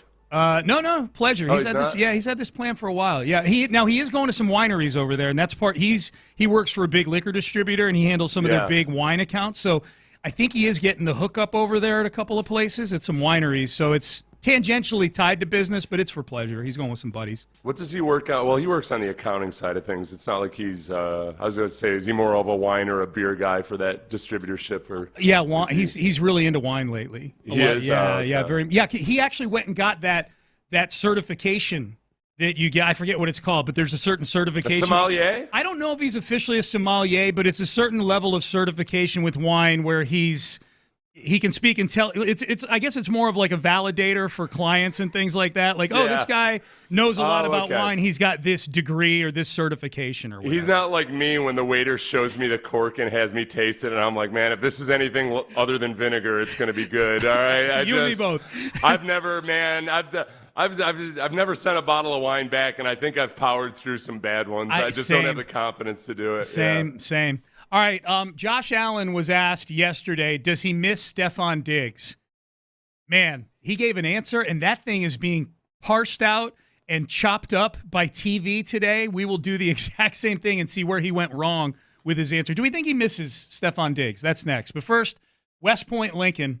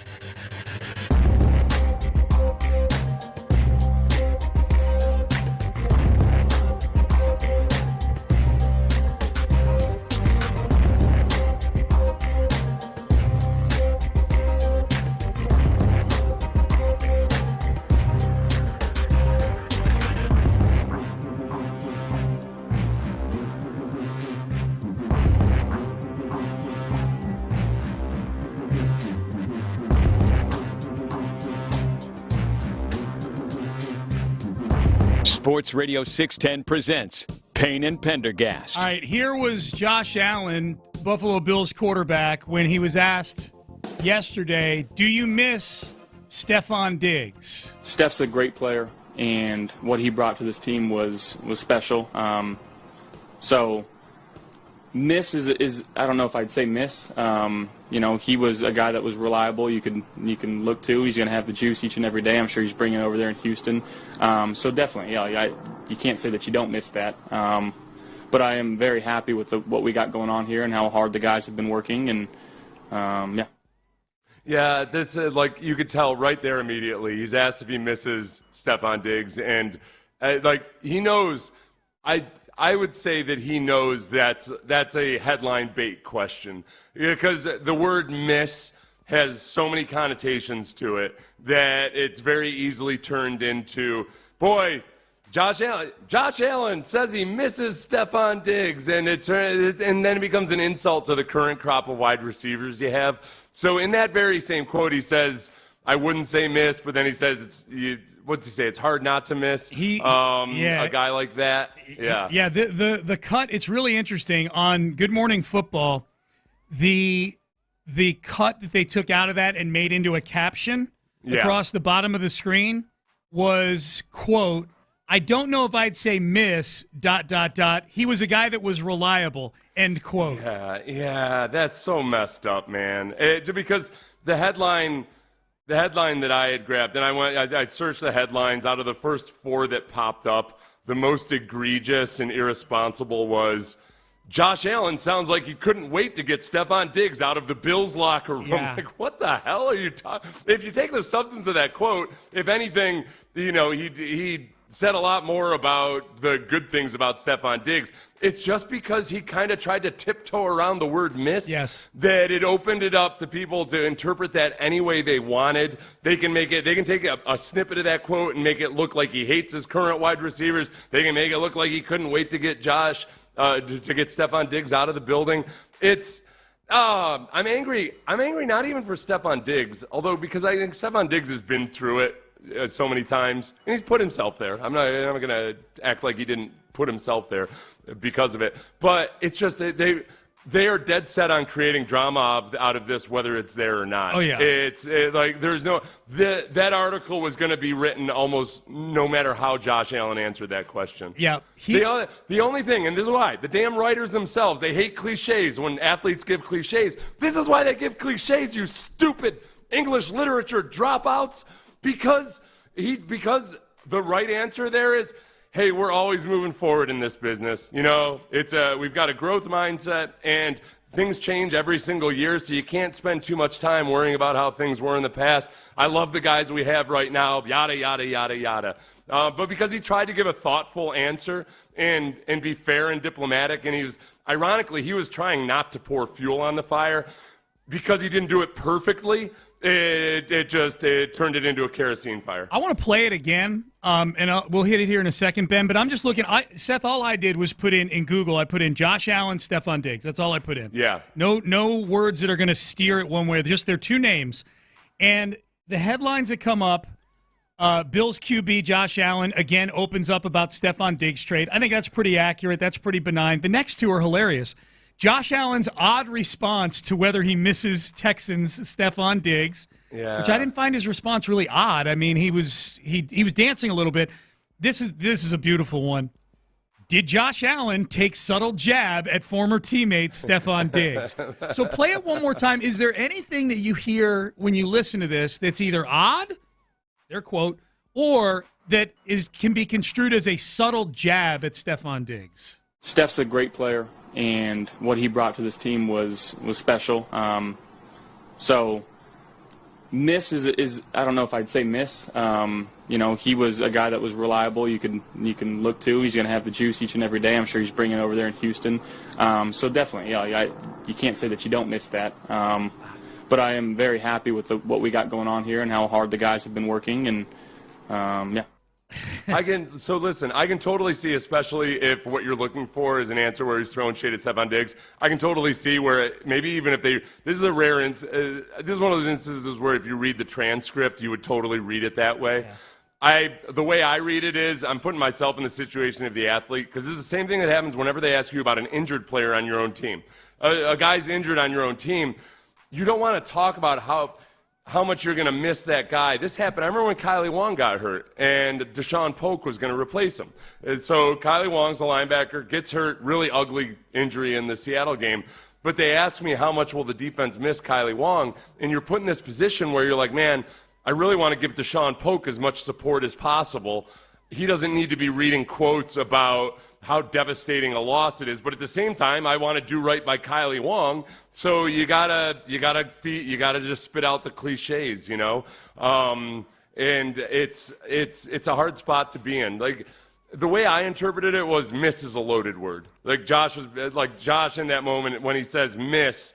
He's saying, well, I would have said miss is a loaded word with a lot of connotations. Yeah. And I see what you're going for here, man. And I'm not going to give it to you. You would have called the questioner out. Yeah, I like that. Yeah. I like that. It's funny, the quote that is getting parsed out on the NFL Network, the caption, to me, if there's a subtle dig going on or subtle jab going on at Diggs, I read that quote. This is how I read it, Seth, just as a fan looking at a TV screen. Knowing that it's a complicated relationship also between Josh Allen and Stefan Diggs, like it wasn't perfect. Otherwise, they might still be teammates. But the quote, I don't know if I'd say miss ... He was a guy that was reliable. End quote. Like when I read that, especially knowing how mercurial Stefan Diggs is and how highly Stefan Diggs thinks of Stefan Diggs, that to me, when the adjective you use for somebody is reliable. And then they cut the quote there because after that, Josh Allen said all kinds of glowing things about how much juice Steph brings, but they didn't include that. When they stopped it reliable, this is like to me, when you call a receiver reliable as an answer to a question, do you miss the guy? It's like calling a quarterback a game manager. It's, he's reliable. Yeah, exactly. Exactly. Yeah. So this whole scenario has been, it's like when somebody plays a practical joke that doesn't actually land, and the person that's having the joke played on them doesn't even give a reaction, and the person who plays the practical joke is like, you should have seen your face. Oh my God. And they're the most annoying people on earth. They're and then you do start to get agitated because the person is lying about how you responded, and then you kick them in the head. And they did achieve their stated goal. I wouldn't be surprised now. I don't know. Because obviously, there was something there between Josh Allen and Stefan Diggs. Yeah. And people are trying to extract out any drama they can. So I don't know if they're on a texting relationship or not. If I was, I'm guessing Josh Allen, some part of him was like, man, I should just text Stefan Diggs and be like, hey, man, you know how they do these things. Listen to the whole quote. Yeah. And I was just trying to watch out for my current teammates, you know. And despite having said some really nice things about Stefan Diggs in that quote. He did. Okay, how does this matter? Why does this matter for Texans fans? Yeah.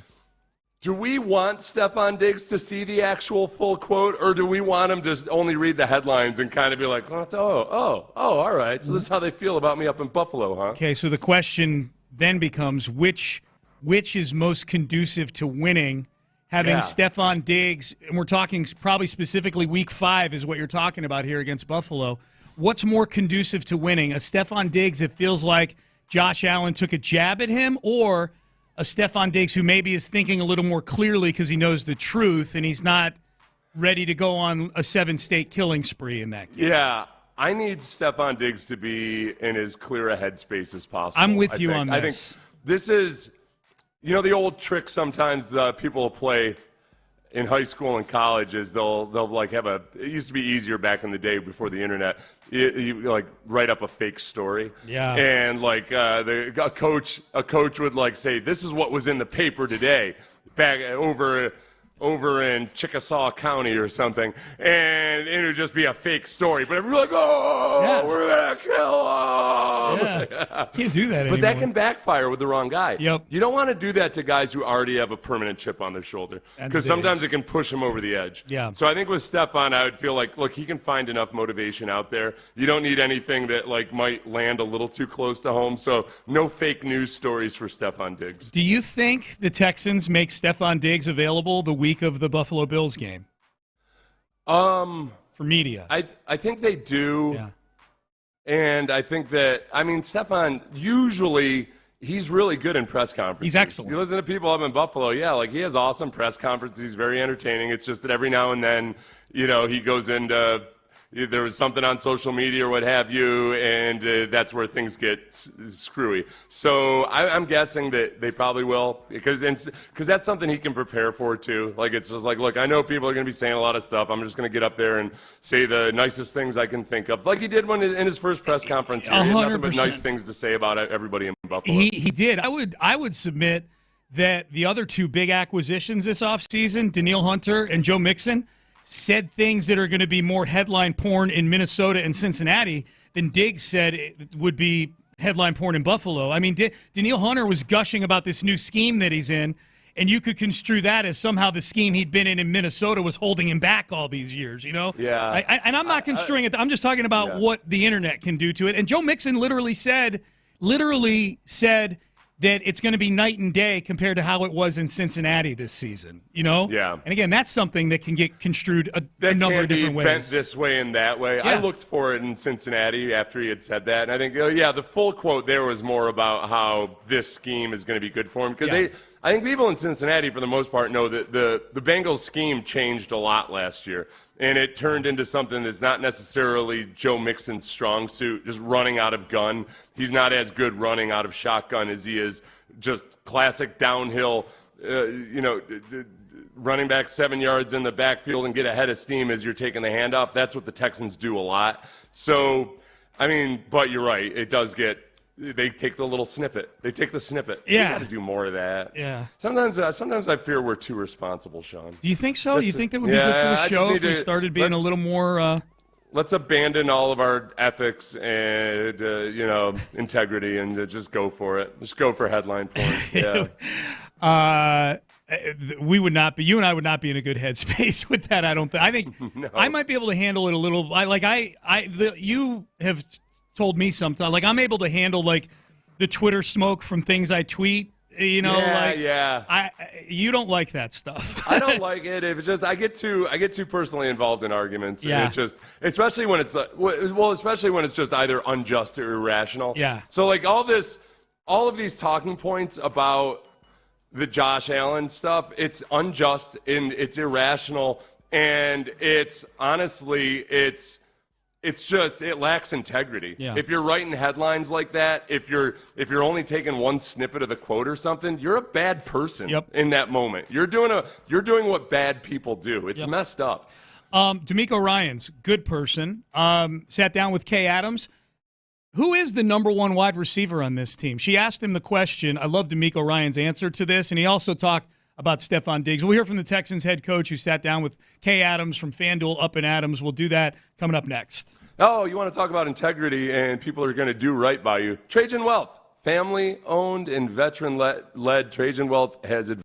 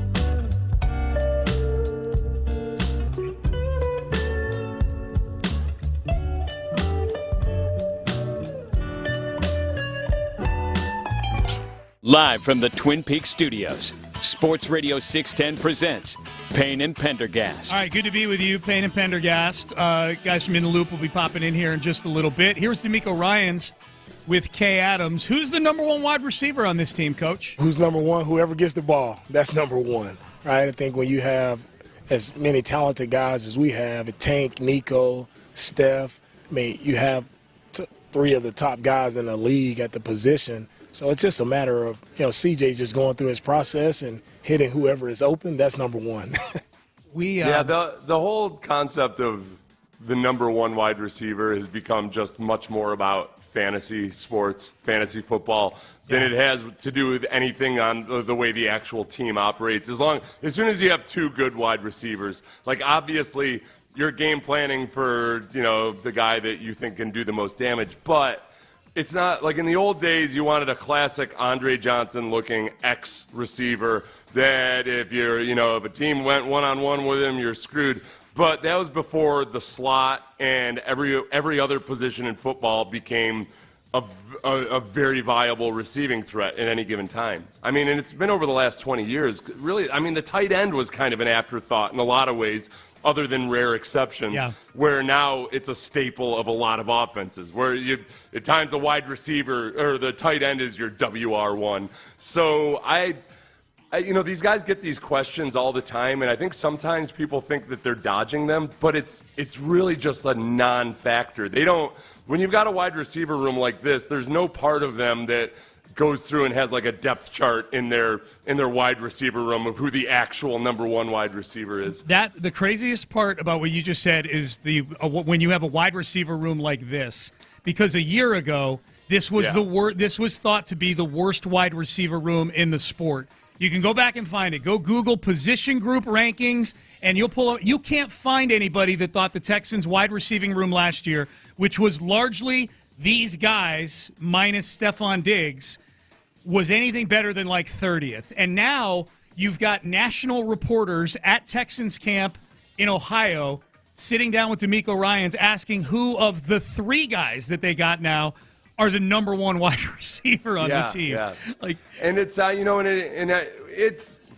in fairness to people who make those rankings and everything, the tough thing with somebody like Tank Dell is that you see guys that fit that profile all the time. Okay, it's an undersized guy. He was lethal in college, but a lot of those guys just simply they can't adapt to the NFL. It's becoming more and more common for all the reasons we just talked about because wide receivers are lining up all over the field. You can use them off the ball. Offenses are just better at managing any of the disadvantages they have. But even then, some guys just can't adjust to it, so you just don't know. Tank Dell almost doesn't get it. I honestly, in a weird way, even though he gets a whole lot of attention and praise, I don't think he gets praised enough for that it's still hard to be a small wide receiver in the NFL. It's more attainable than it used to be, but it's still really, really hard. I think, at least in the short term, and I'd feel even stronger about this if Tank hadn't gotten hurt last year and had actually gone on to put up 1,300 yards or whatever he was on pace for when he got hurt. But I was thinking about this the other day, Seth, just hearing people talk about Tank or seeing maybe a highlight or two of Tank, whatever. I think Tank, at least in the short term, might change the way that scouts and personnel people evaluate small receivers. Especially if they've got just freakish movement skills. The ability to get open and the change of direction. Like what Tank Dell is doing with change of direction and route running is stuff that I think, and I think the reason I say in the short term, I think there's a good chance that teams look at certain guys in college, say, wow, he's got a lot of the traits Tank Dell has, and they just find out there's only one Tank Dell. Right. No, it's kind of like Drew Brees, Like Drew Brees, it's tempting to look at guys like Drew Brees who had a, very prolific in college and a spread offense. And back then, there weren't quarterbacks that came out of spread offenses that did well in the NFL. And he was undersized. And it's tempting to look at and not realize just necessarily how, freakishly good his timing was and his precision and accuracy and all that. You're like some teams will – Tank Dell will ruin some teams' drafts because they'll stretch for a guy they should take in the second or third round because he looks kind of like Tank Dell, and they'll take him in the first round. I believe that. I believe that will happen. Certainly taken higher than Tank was taken in the third round. You know, I think Josh Allen has done it for inaccurate quarterbacks with big arms that are athletic. Yes. You know, it's just too easy now to look at him and be like, well, boy, if we could harness all that raw power and athleticism, we'd be fine. But there's very few guys that can actually do it. Yeah, you and John Harris talked about that earlier, about like the janky mechanics. And, you know, Johnny was like, you know, think of all the quarterbacks that have come into the league throughout the years, because we were talking about Justin Fields' mechanics potentially getting better with the Steelers. And Johnny's very skeptical about that because it's Dak Prescott and it's Josh Allen, and that's kind of it for guys who came in with and Dak was drafted in the fourth round because of it, you know. Right. So it's just it's not that easy, you know. It's not easy, and yet people are desperate for quarterbacks. Yeah. The biggest thing that's changed is, you know, Josh Allen was doing stuff in the offseason basically that they do that the Astros brought to the forefront of the high-speed camera analysis and everything, of really using a computer to break down his mechanics and figure out exactly just the little tweaks that he had to make. And so it's more attainable now than it used to be, you know, and obviously Stefan Diggs was a big part of transforming Josh Allen. Yeah. Maybe this is the challenge Josh Allen has this year is kind of like what Deshaun Watson did the first year he didn't have DeAndre Hopkins. Yes. Deshaun became a better quarterback because he didn't become so reliant on DeAndre Hopkins. He had to spread the ball around. Yeah. I don't know what happened to all of it, but it was it was a better version of Deshaun Watson. It was a better version. He led the league in passing yards. It was not a winning version of anything, but he was good that year. Yeah, no. He was good that year. Coach said starters play tomorrow, talking about D'Amico Ryans. This is a text message, sorry. Coach Ryan said starters play tomorrow. You think Laramie Tunsil and Titus Howard actually play? No chance Laramie plays tomorrow. He's in practice. No, because he hasn't been practicing at all. Right. He won't play. Titus Howard, I don't know. Did we get clarification on why he left the field? I haven't seen it. But leaving the field? He did leave the field. On his feet? On his feet, and then rode a cart back to the facility. Yeah. Titus is good. Yeah. Oh, that's right. He was asked yesterday if Titus is good. Yeah, Titus is good. Titus is good. Well, he's good, but he didn't practice yesterday. So sounds like a bad ad read, like an athlete's ad read. Here's D'Amico Ryans for Titus brand soft drinks. Yeah, Titus is good. HEB commercial. Oh yeah, we're due some HEB commercials with CJ and Will pretty soon. I think they filmed. Yeah, I wonder when do they wait until the regular season to start rolling those out? Maybe. They probably get more. I bet they get more nervous about NFL commercials because guys get injured so often. Maybe there's a good chance they pay a guy a nice fee and everything, and then he ends up being McCullers has been doing them for the last 3 years or whatever it is. It's a testament to his acting skills. Have you seen the latest one where they're all in a car together? They're all on a road trip together? No, I haven't seen it. I've been bad at commercial watching. Yeah, the five of them. I say the five of them. The five Astros that are currently in that HEB rotation. Bregman is driving. Pena's riding shotgun. And then in the back seat, left to right, are Tucker, Altuve, and McCullers. Altuve's the best because he has no lines in it. The only thing that happens with him is McCullers is annoying him by holding a pretzel up to his eye and getting right in his face and going, "I spy with my little eye." And Altuve just shoves him away and just keeps staring straight ahead the whole commercial and doesn't say anything. He's the funniest one by not doing anything. Nobody has an iPad? Nobody has an iPad in there. Oh, those are disciplined parents. Yeah. I don't judge anybody for giving their kid an iPad, like just to shut them the hell up on it. But I'm impressed. I'm impressed when they are like coloring or something instead. Yeah. I will not judge you because I've used the iPad trick many a time myself. 100%. I babysit my nephews now. My God, it's the best. The iPad, man. Text message, Seth. Please tell us how it works regarding progression. There's a number one option, and then you progress, all defense response-based.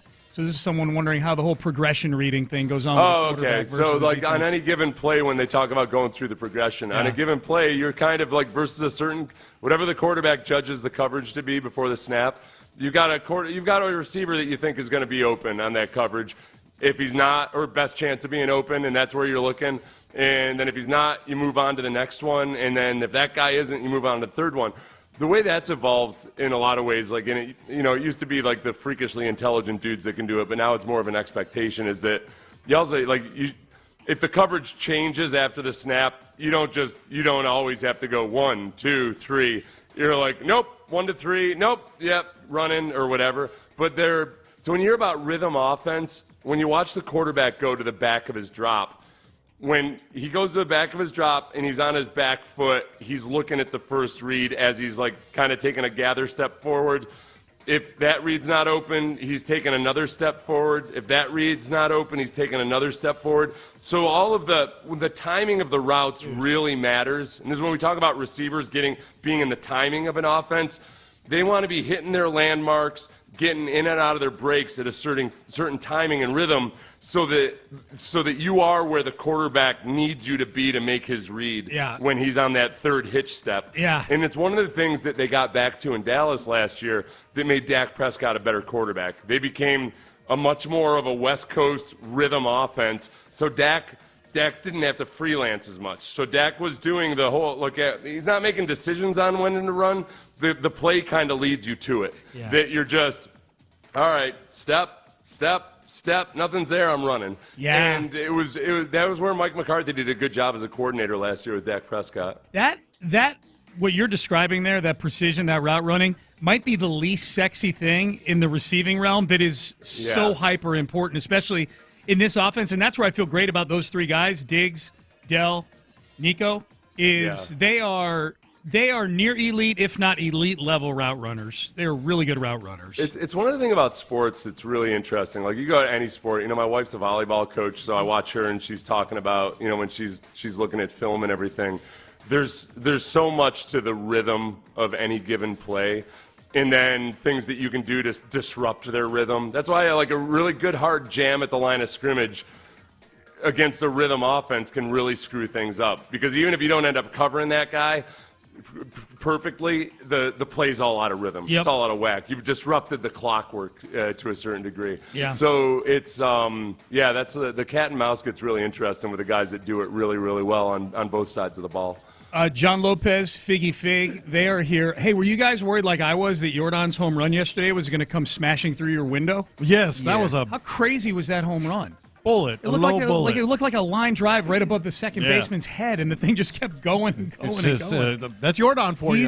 We're on the verge of a Jordan storm, man. It looked like when you get nervous playing first base against a lefty in a softball game. Because you got a lefty power hitter up there. Oh my God, he's going to hit it to me. You're about like 20, however long is softball. The bases are not long. No, you're right there. I felt like the center fielder might have felt the same way. Oh, crap! This is coming to me. It's going to take my head off. Boy, you struck a nerve there because that was always my spot, first base. Then you'd get a lefty, and I'd be like, oh my God, I'm going to get killed. I just signed up to catch balls from the hit a few balls.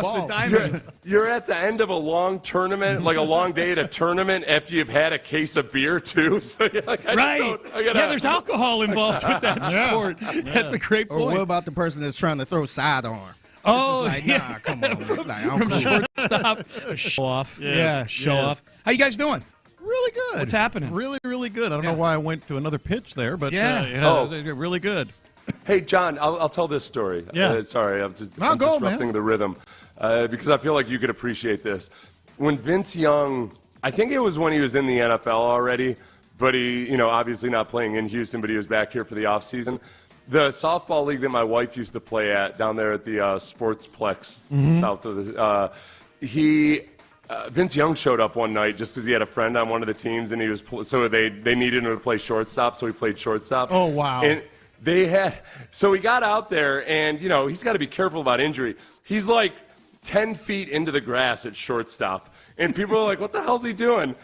Caught a slow dribbler, rolled to him, and they saw him throw to first, and they were like, oh, okay, yeah, it doesn't matter where he stands. That's funny, and he's not even considered an elite thrower. You know what I mean? Yeah, it shows you like how crazy the arm talent is of NFL quarterbacks. Yeah, it didn't matter where he was or how deep he was. He was throwing dudes out at first. Dude, the funniest softball story, when you bring up slow pitch softball, It actually has to do with this station. This is back in the late 90s. And, John, I know you remember Jose Lima. Of course. With the Astros. Figgy, you may not remember who Jose Lima was. He was a former baseball player. You do? Okay, yeah. He was back like early 2000s. He was, I won't say icon here. He was a folk hero. Yeah. He was like a folk hero here. From that commercial alone. The Casa Olé. Casa Olé. Hey! So this show used to be hosted by John and Lance, Granado and Zerline, and they got to be very friendly with Jose Lima when Lima was became a 20-game winner for the Astros. Yeah. Jose Lima would come into these studios here and sit down and do 4 hours of radio with the two of them. I remember He was insane. He was crazy in a good way.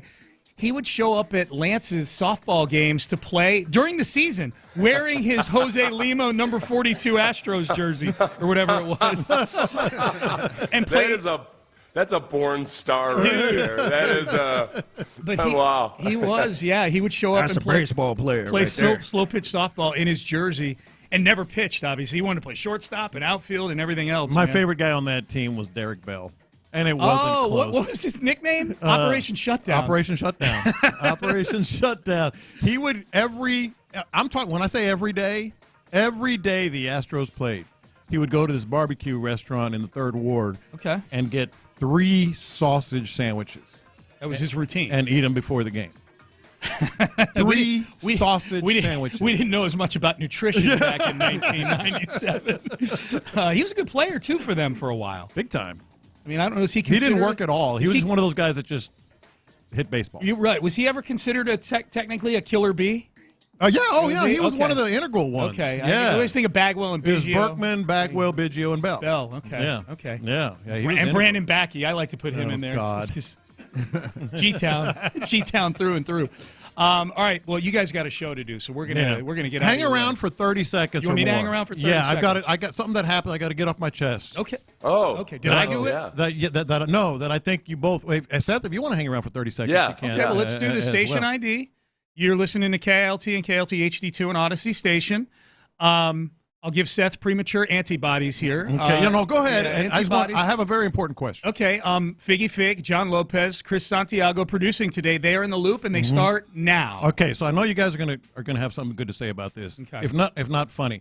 So we're gonna talk about the secret weapon. The Texans actually do have a secret weapon. We're gonna get into that. Okay. But so I was finishing my shower, getting dressed, phone buzzes, and it's a buddy of mine. It's an actual friend, that texted me and said, hey, I want to come by and pick up some OG sauce because he lives pretty close by. Okay. And he wanted to buy some. I said, sure, whatever. When are you coming by? And he goes, I don't know, I'll just drop by. Oh. No. Yeah. I don't like well, no. The answer is no, Yeah. but my question is this. Who's allowed to just drop by unannounced at your house? I would say almost nobody. Honestly, almost nobody. And it's not because I got anything nefarious or perverted going on in my house at any given time.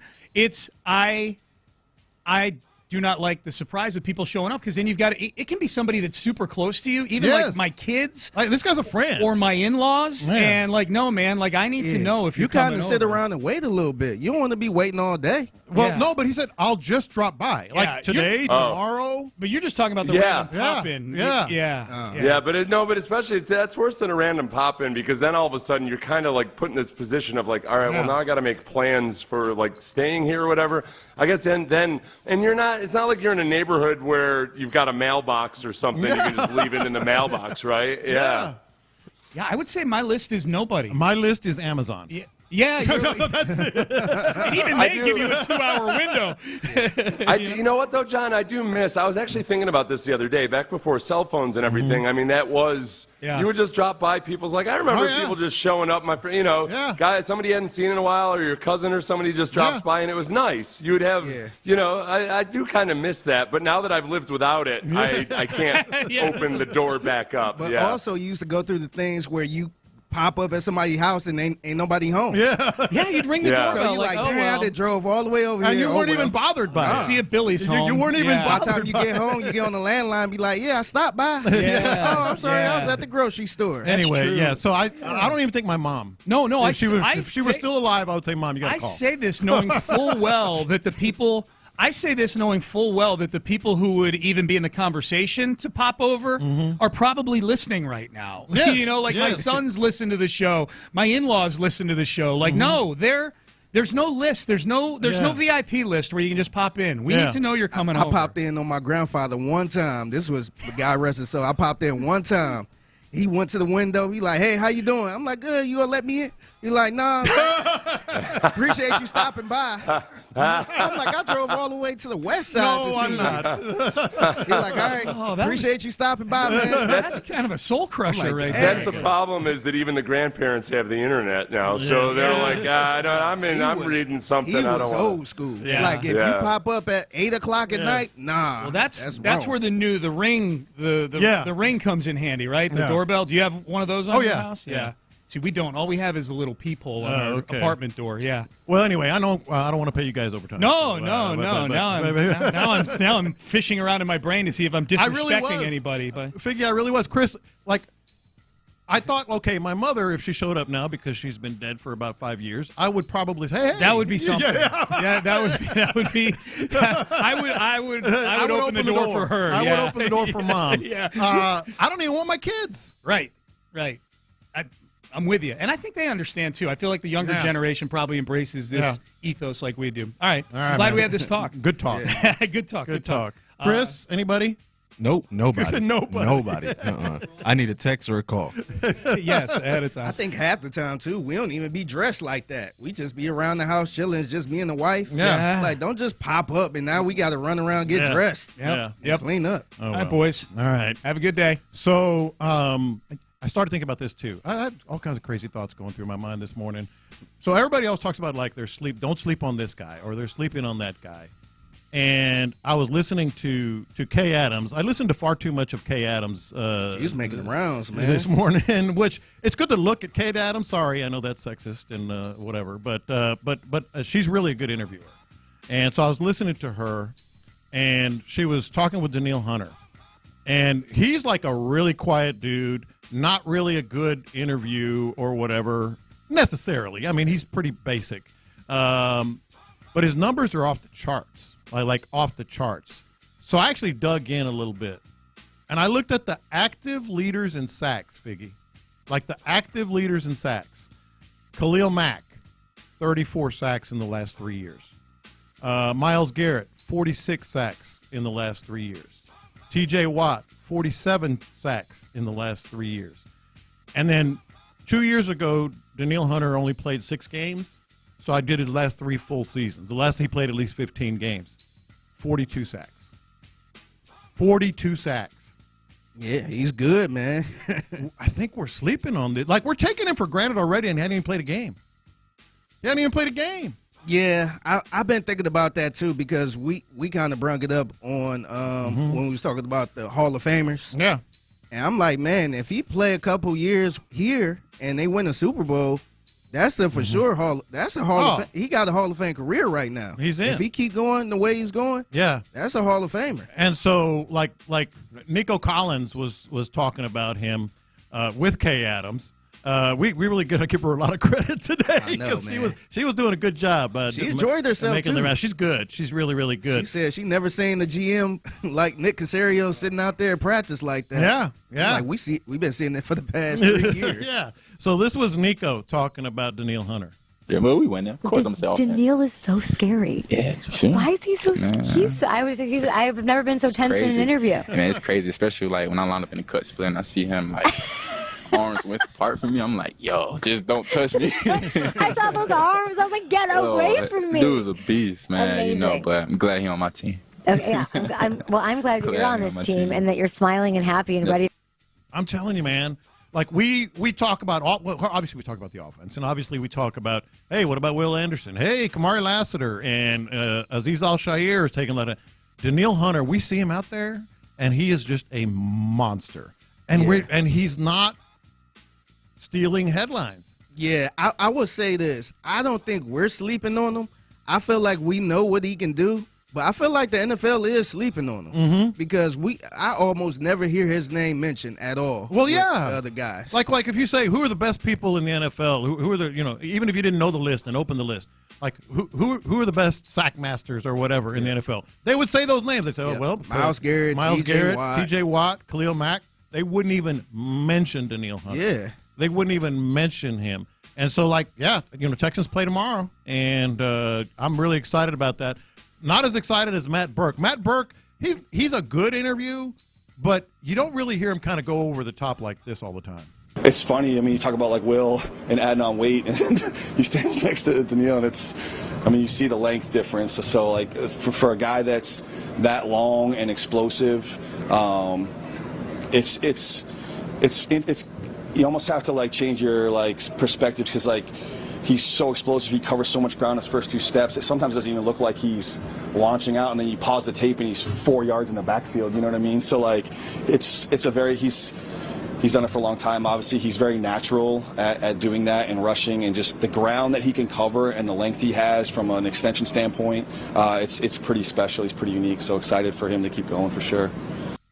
Yeah, we're going to be talking about everything we want to see tomorrow night, especially offensively. That's coming in the next hour or so.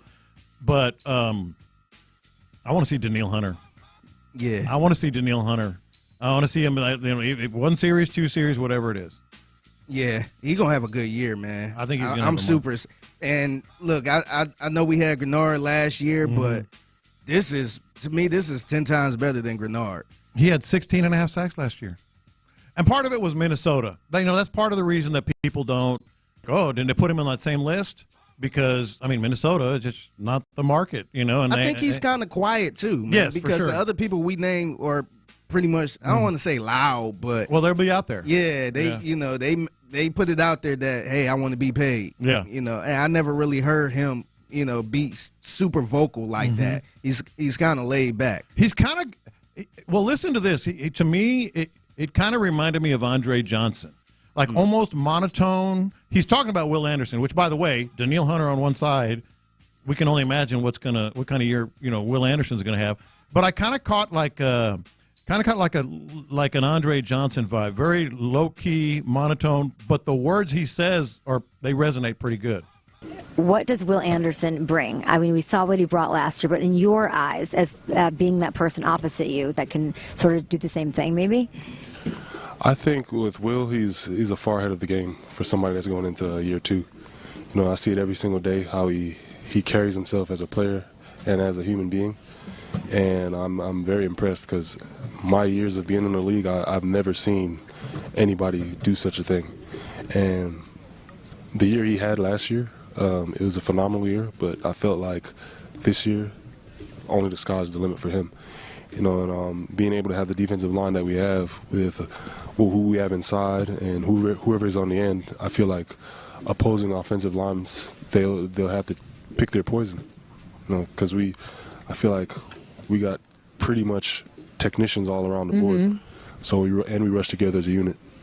So, if you listen to that, you're like, well, this guy seems kind of boring. But if you listen to the words, he literally said, I've never seen anybody do what Will Anderson's done. If he said it like I just said it, people would be kind of like, whoa. Yeah. But he's just kind of, I've never seen anybody do what he's. Yeah. It's that Andre thing, man. Yeah. Maybe he's the Andre Johnson, the defensive ends. Yeah. Yeah. And last one from Danielle Hunter, because this one, again, don't listen to how he said it, listen to what he says, and I want to dig into this a little bit. When you come into a team where you're new, you're a rookie in a way, but you're walking in as this veteran, this badass veteran. What's that like? I don't look at it in any certain type of way. I just come in, try to do my part, help the team get better, help the team get wins, bring up the young guys, and bring up the spirit of the team. I'm here to help the football team win football games and win championships. So. And you do that by destroying quarterbacks, which I love. I was looking at the numbers this morning. It's great. You got Jalen Hurts 3 times in a game. He's terrified. You got your hands on Mahomes last year. That was really nice. When it comes to this year, you get to face the NFC. You get to face the North. What's that going to be like going back up against Minnesota? It's going to be fun, being able to go out there with my teammates, rushing together as a unit, as a defensive line. All that wouldn't be possible if it wasn't for us working together as a unit last year. But this year, it should be even better because we have more veterans. We have over 40 years plus of combined experience years in our defensive line room. So we're pretty excited about that. Think about that. I actually checked his work. I put pen to paper. They have more than 40 years of experience in the defensive line room. That's scary, man. That's scary. I hadn't even thought of that either. Yeah, and the crazy thing is last year, I didn't even realize how good the defense was as far as rankings, because I think they were 12th or 13th. They were 14th in yards per game, and I'm doing this off the top of my head, and I think 11th in points per game. Yeah, because I thought the defense was struggling a lot. Yeah. And I'm sure they did struggle, but I'm like, man, this defense got a lot better, especially with Danielle Hunter, Aziz, and all them boys. So I'm super fired up. If you've been sleeping on Danielle Hunter, I mean, don't do it, because that's one of the guys. Obviously, we're going to be talking about the offense and looking at the offense and the receivers and all that, and we'll get into that. But man, I want to see what he can do, especially with Will Anderson on the other side. I got to admit, man, I'm looking forward to it. I think this defense, especially just 1 or 2 series, he goes out there and gets a sack. I mean, come on. Oh man, I can't wait to week 1, man. Yeah, I just need it to be week 1. Well, that's the other thing. If we get 1 or 2 series out of the offense, 1 or 2 series out of the defense, and we get what we want to see, maybe play one more series, 1 more quarter, the rest of the preseason, and we'll see you September 8th. We'll see you September 8th. Yep. Right? See you in Indy. See you in Indy. But no, man, I think Danielle Hunter, people are going to really, really love what they see, and he's a monster. He is. Like, you've been out there, we've been out there, and he was walking onto the field with Shaq Mason, I don't know, one of the practices, and Shaq Mason looked like a little chubby little boy. No, how about him sitting next to Will Anderson, who gained about 15, 20 pounds? Yeah, I'm up to 260. Are you? Yeah. It doesn't look like it when you're standing next to this dude. Nah, Danielle Hunter looked like a superhero. And he got that one big old vein popping out. Oh, yeah, he does. He does. That's scary. That's a scary dude. He's got some veins for sure. But so we're gonna talk to Jonathan Alexander up in Cleveland. At 11 o'clock, we're gonna have Mike Tomlin probably see what he has to say about the Texans and such today as well. And I think the biggest thing is what we're going to be seeing from this offense down the road. We're going to dig into that probably about 11:15 as well. But I think we got ourselves a secret weapon here, and I think fans are going to be really, really excited to talk about that. Anyway, so speaking of offense, this one's going to be fun. This is going to be fun. Like Josh Allen, he tried to give one of those compliments that at best was a backhanded compliment, but at worst, I mean, we could see right through it. It's kind of turning me into a fanboy for a particular player that's joining the Texans this year. We're going to hear all about that, and we're going to hear about that next. Will the Texans starters make their season debut against the Steelers? I truly believe in the guy needs to get reps.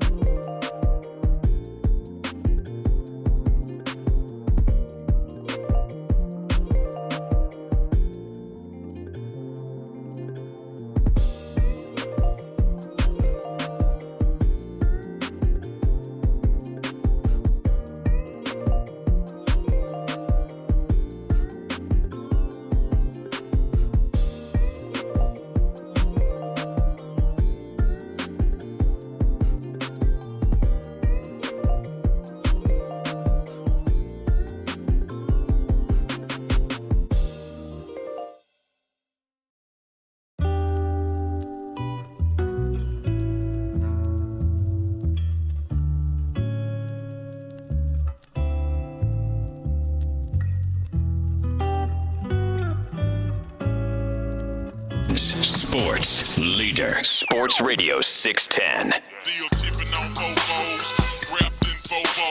Houston, let's get in the loop. Great day, great day! Oh, give me some juice, baby! You're in the loop on Houston Sports Leader. You know what I'm bringing today. You know what I'm bringing today. Let's go. Go to work. Let's go. Hey, Sam. Sports Radio 610. I'm starting to hate Josh Allen. I've been one of his biggest fans. Like I was getting into it with, I guess, Patrick Creighton. Like he's not a big Josh Allen fan. More so, on the field. On the field performance.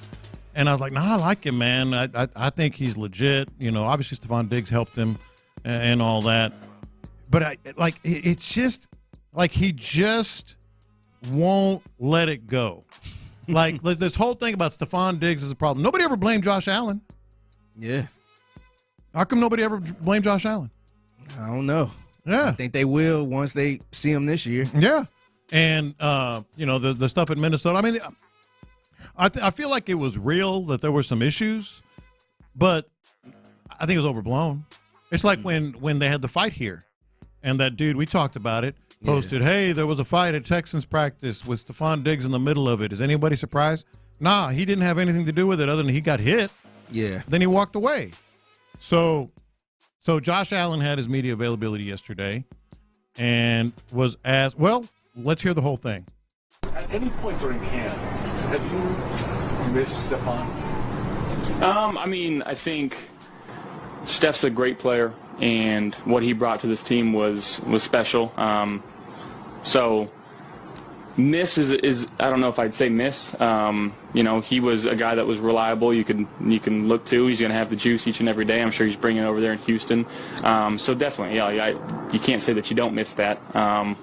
But I am very happy with what we got going on here and how hard the guys have been working. And yeah. I don't know that I'd say miss. Like that, he didn't even have to say anything. He kind of tried to like back out of it or soft pedal it. Oh yeah, he works hard and all that. But I mean, it goes both ways. Yeah, I think it could have been a better way. He could have, I guess, spun it. I guess I ain't really like the guy asking them, "Do you miss him?" Yeah. Because if he say, "Yeah, I miss the Stefan Diggs," then that's going to sound a little weird. Yeah. So I felt like he could have said, "Yeah, man, I wish him the best. That was my guy. We made some magic, but he in Houston now, and we got some good guys here." But you should have answered the question. That's a good answer. I know. That's a great answer, man. That's a great answer. That's a really good answer. Yeah, I thought it was a little bit weird. The guy said, "Do you miss Stefan Diggs?" Because it's not like they playing the season right now, and he have no receivers. Yeah, and he just out there. But yeah, I think he should have answered it a better way. Because when you say miss, I don't really miss him. Yeah, I wouldn't. He says, I don't know that I'd say miss. Yes, that's pretty direct. Yeah, that make it sound a little. That make it sound a little harsh. That does sound a little harsh. I just feel like, well, actually, he went on, and in a weird way, maybe I'm reading too much of it. Was kind of taking a very subtle shot at Diggs also. The guys that we have in this locker room, very tough, smart and tough, and I applaud Bean for bringing in the guys in this room that we have, because guys go out there and we compete and we work hard, but at the end of the day, we're hanging out in the dorms, we're playing video games, we're playing board games, guys are going out to eat with each other, guys are getting along, and it really is a family-like atmosphere right now. And I know we've said that in the past, but I think there's a different vibe at this point with this team, and I think that's a really good thing. The vibes are good now. I don't know. I mean, maybe I'm reading too much into it, but we've all seen this happen before, and we know how the breakup was over there. And at the end of the season, all this stuff about Stefan. I just feel like, I'll tell you what, I'm looking forward to. Is it week 5 that they play the Bills? The Bills here. They play the Bills here. I think it's week 5. Yeah, 1, 2, 3, 4, 5. October 6th versus Buffalo here. Stefan's going to have something. Yeah, I think Josh Allen answered it the best way he can, to be honest. I think he tried to keep it professional. He tried to give Stefan a little love. Yeah. But also saying, hey, we got a good group here too.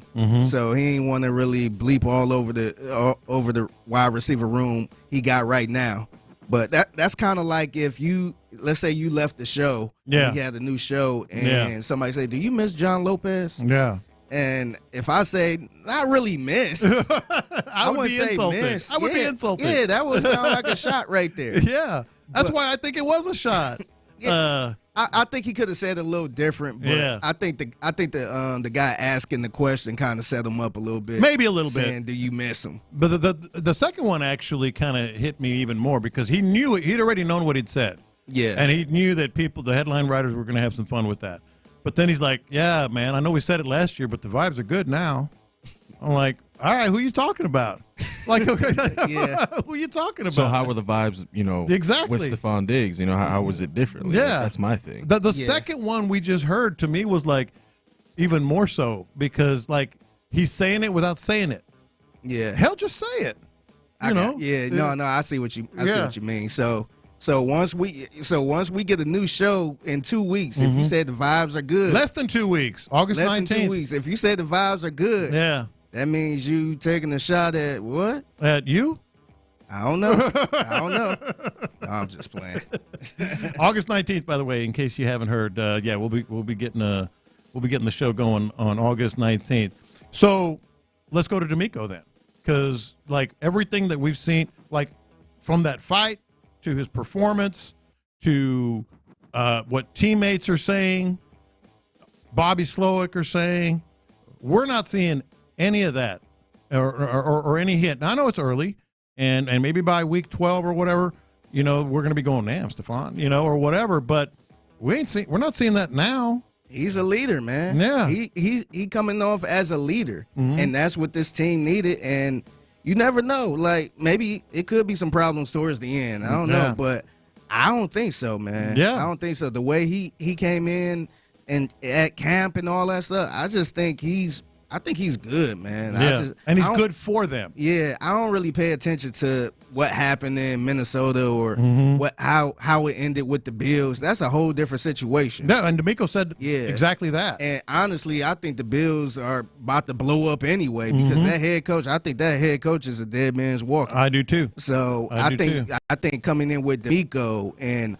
all of these other leaders, CJ, I think that's a whole different situation. No, I totally agree. And in fact, D'Amico was asked about Stefon Diggs.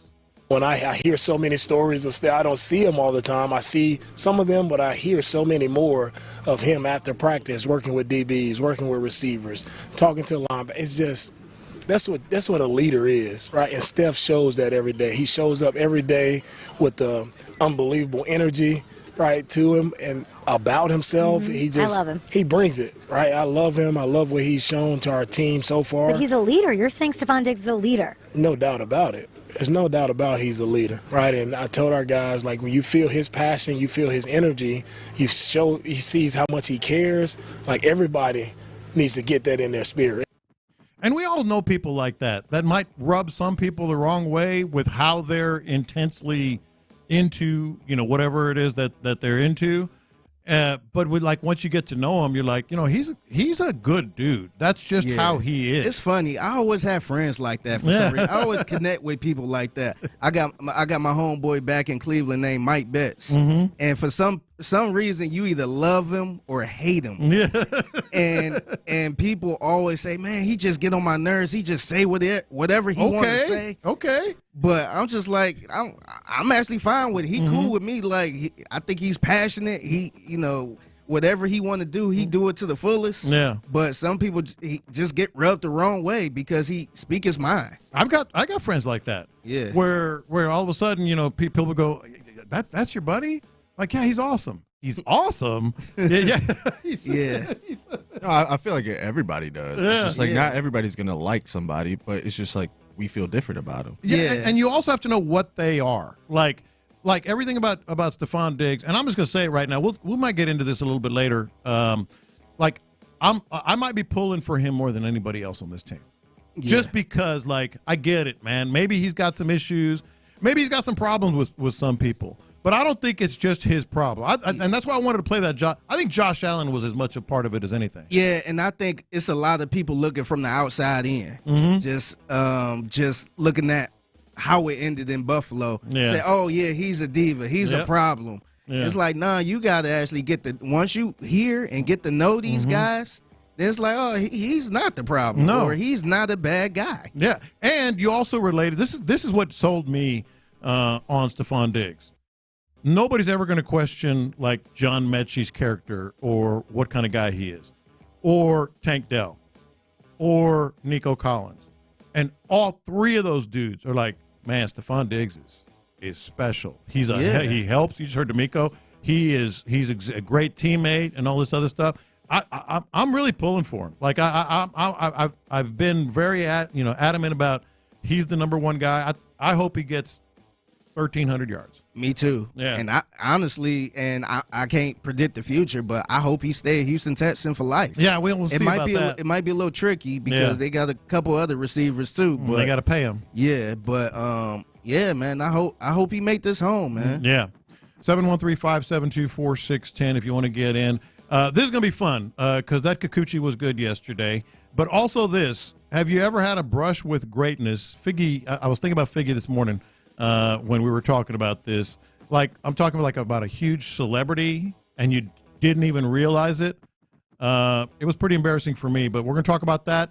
And Astros, big win and the silver boot next. Andre Johnson's road to Canton is complete. And of course,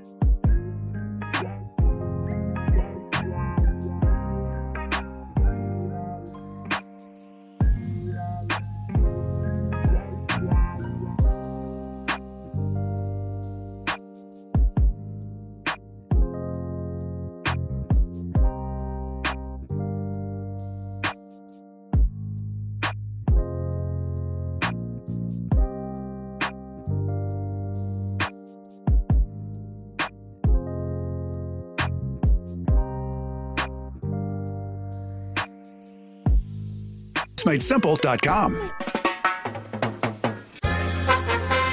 We're making the stories from outside the loop matter to you. This is Localize It. Don't you know I'm local? You're in the loop on Houston's sports leader. Sports Radio 610. That Kikuchi was good last night, wasn't it? It was. It was really good. Chris? We love Kikuchi!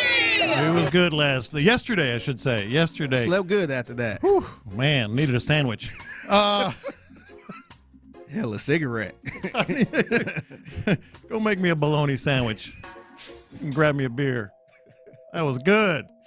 5 1/3 innings. Got his first dub as an Astro. Astros won the Silver Boot. Yeah. Yeah, let's celebrate. Did you celebrate? I did. Huh? I'm celebrating. Yeah? Some Kikuchi. I love Kikuchi! Oh, man, we're children. But that's okay. That's right. Speaking of celebrate, let me play this right now, Chris. So he's got a lot of strikeouts. Even what do you have, 8 in a row and then 11 in the first one? Yeah. And 8 strikeouts. Yeah. Yesterday. And then another 8 yesterday. So that's 19 strikeouts and 2 starts. Did you know he has a celebration song for every strikeout that they used to play? I didn't know that. In Toronto.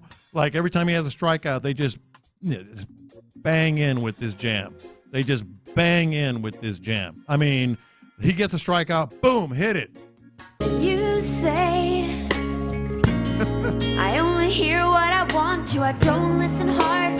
Don't pay attention to the distance that you're running to anyone, anywhere. I don't understand. Okay, please stop this. That's his strikeout song. I see what he did there. Yeah. You say. Yeah. I see what you're doing there. But he's got to get a better strikeout song than that. I'm fine with it. I'm perfectly fine with it. With Lisa Loeb, you say. Yeah. You say. We got to mash up You Say and I Love Kikuchi. We got to figure out a way. You say Kikuchi. You say. We love Kikuchi! Oh man, hey, we got to work on the song, but I get what he's. I'm fine with what it. he's doing. If it said, but it doesn't go hard, man. Yeah, it don't. I've never even heard of that song before. I didn't either. Yeah, Lisa Loeb. Yeah. All right. So now the Astros. I've been saying this. I really believe it. I think this is kind of going to be one of their season-defining stretches. Now you got the Silver Boot. Everybody ate a bologna sandwich and had a beer in honor of Kikuchi. And now you got the Red Sox twice. They're in Boston today. And then they got the Rays and the Orioles and the Phillies and the Royals. And I think if I'm remembering this right, those teams are combined 40-ish games above 500. Those teams are tough. Yeah. Those teams are tough. Now, inside of that is a series against the White Sox, which you can't lose a single game against the White Sox. But outside of I hope not. They fired their manager. Oh, okay. They fired their manager. So they're going to be juiced up a little bit then, probably. Well, maybe not. Maybe they're just got the golf clubs in the trunk of the car already. Yeah. But, all right, I'm going to go ahead and say this, too. I was going to save it for later. Hire Martin Maldonado. The Astros. No, the White Sox. The White Sox, okay. Make him a manager. Why not? Hey, he should have been the manager here, to be honest, the way he was hitting. Some would say he was. some would say he was.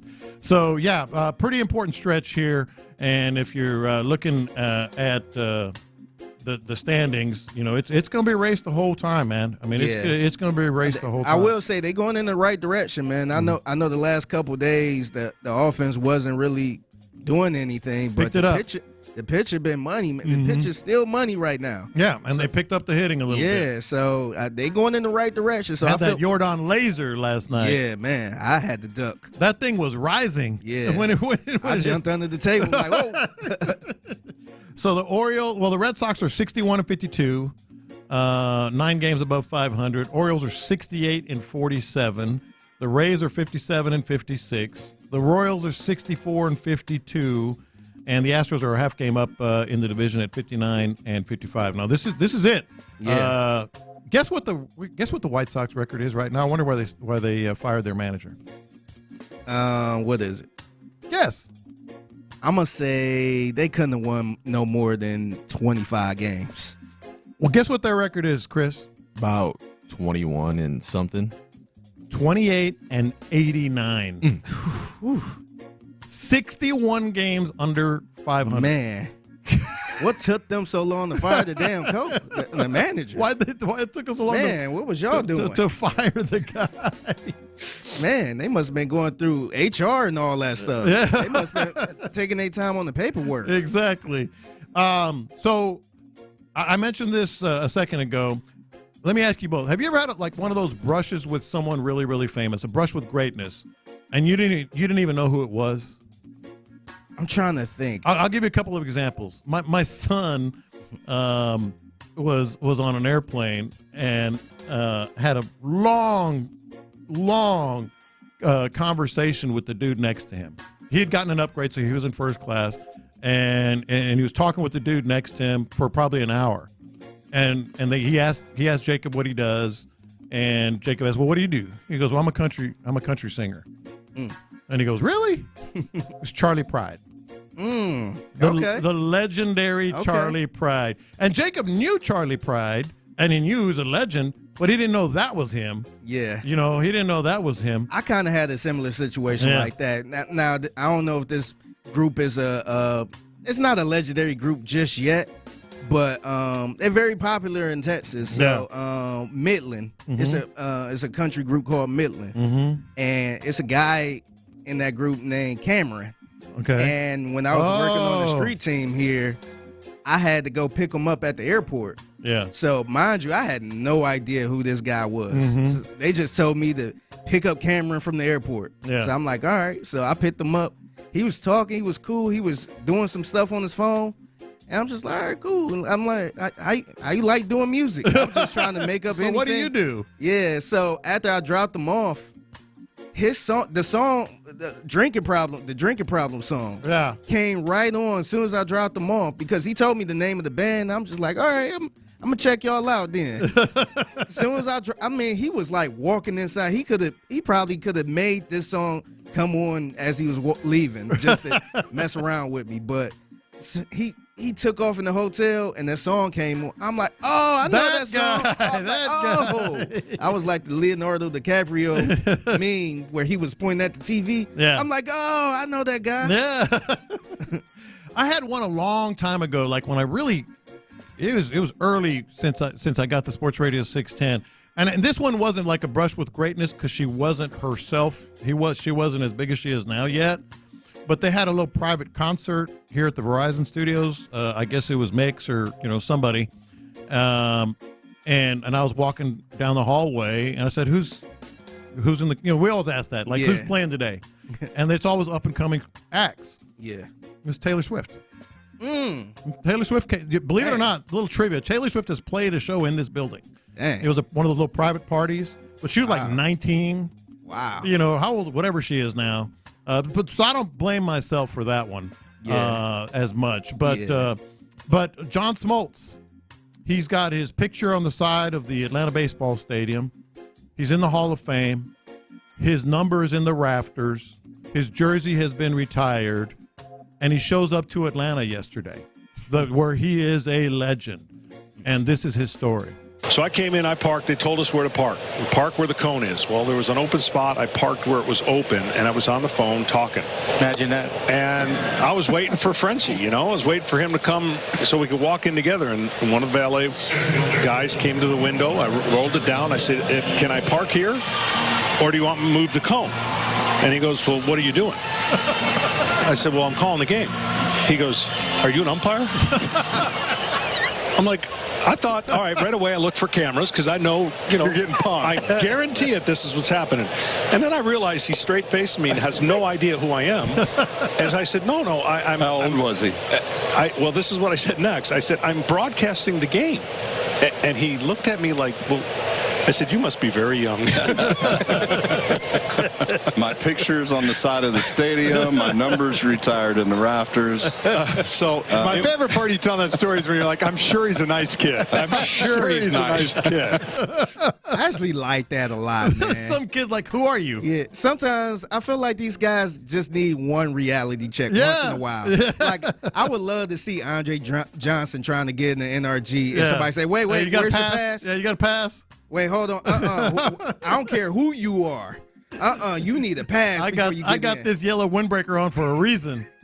Pal. Yeah, somebody got me like that. Poking Andre in his chest with his forefinger. Somebody got me like that there, and I had a pass. I'm like, I could get in. The guy was like, I don't care if it's the owners. Ain't nobody getting in with that bag. And then somebody came over and said, no, he's good. He's media. Yeah. I'm like, all right. This time. I'll let you in this time. So, like, this is my favorite story that involved me. So, 2002, I'm covering the Olympics in Salt Lake City. And if you remember, the Olympic flag was brought in by Lech Walesa and Steven Spielberg and some I think Desmond Tutu, like monster megastars.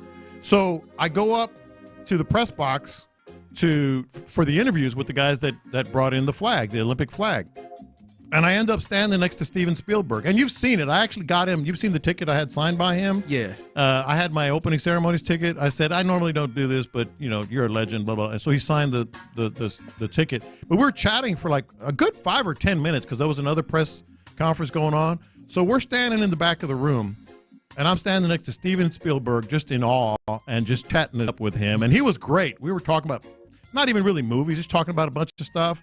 And there was this other older dude next to him. So I was kind of like in front of both of them. And I was talking to Steven Spielberg. I said hello to the older guy. And, you know, how are you doing? Blah, blah, blah. Just being cordial. Completely ignoring him.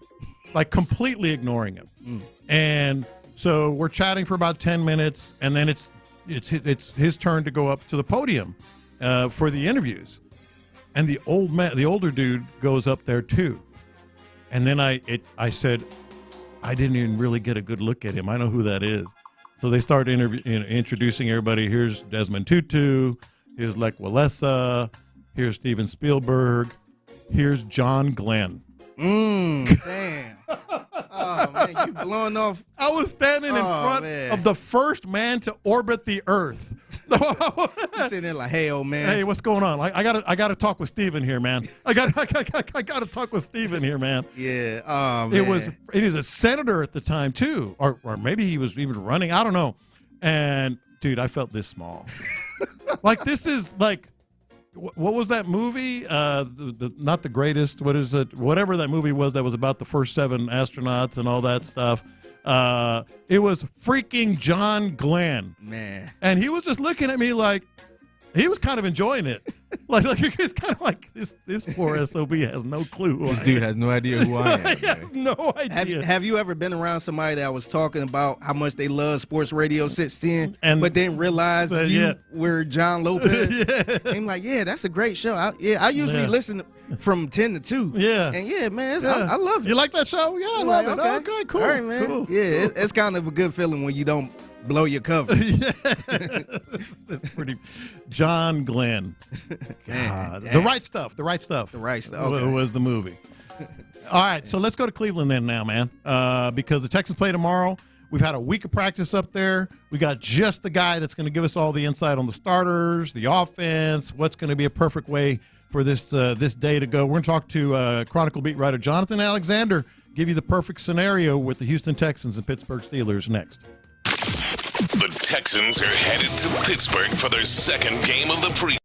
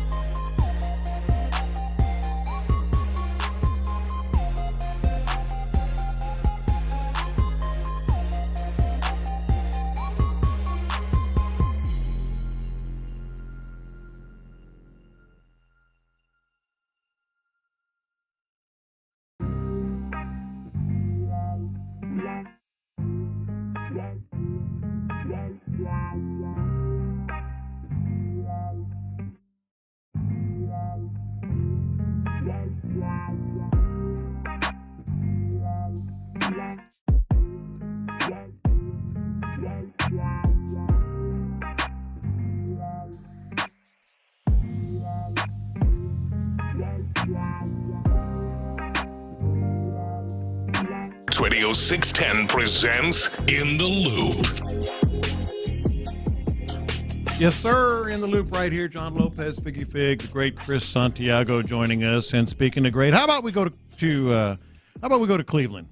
Jonathan Alexander, to Rave Reviews, joined us earlier this week. Cron.com, Houston Chronicle, beat writer for the Texans, Jonathan Alexander. Day off in Cleveland. What are you doing on a day off in Cleveland, Jonathan? I actually drove to Pittsburgh this morning, so I'm in so you're already there. Nice little 2-hour drive.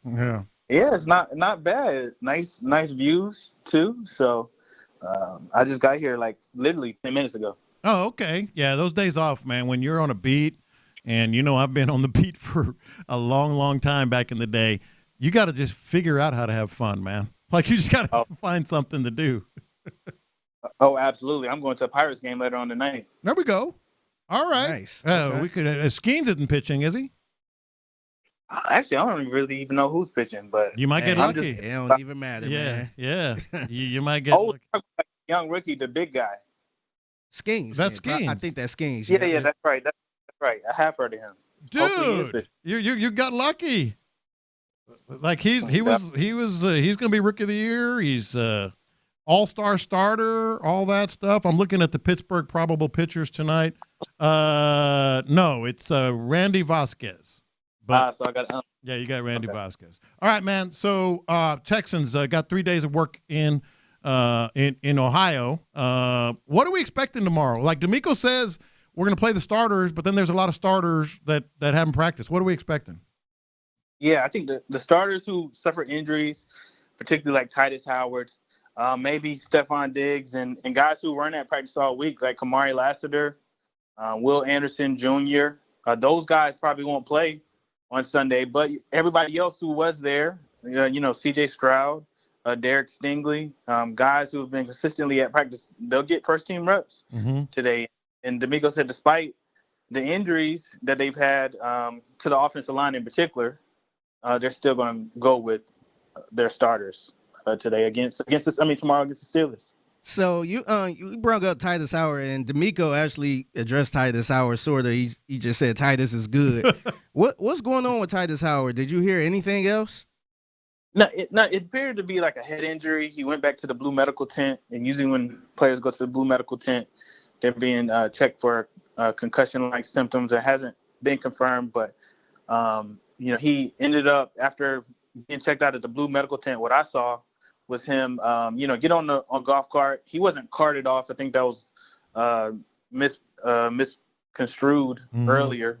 Out on the golf cart, and they took him away from where the media would see him, and he mentioned that he walked off. So I don't expect it to be like a long-term injury or anything they're super concerned about. D'Amico said he's good.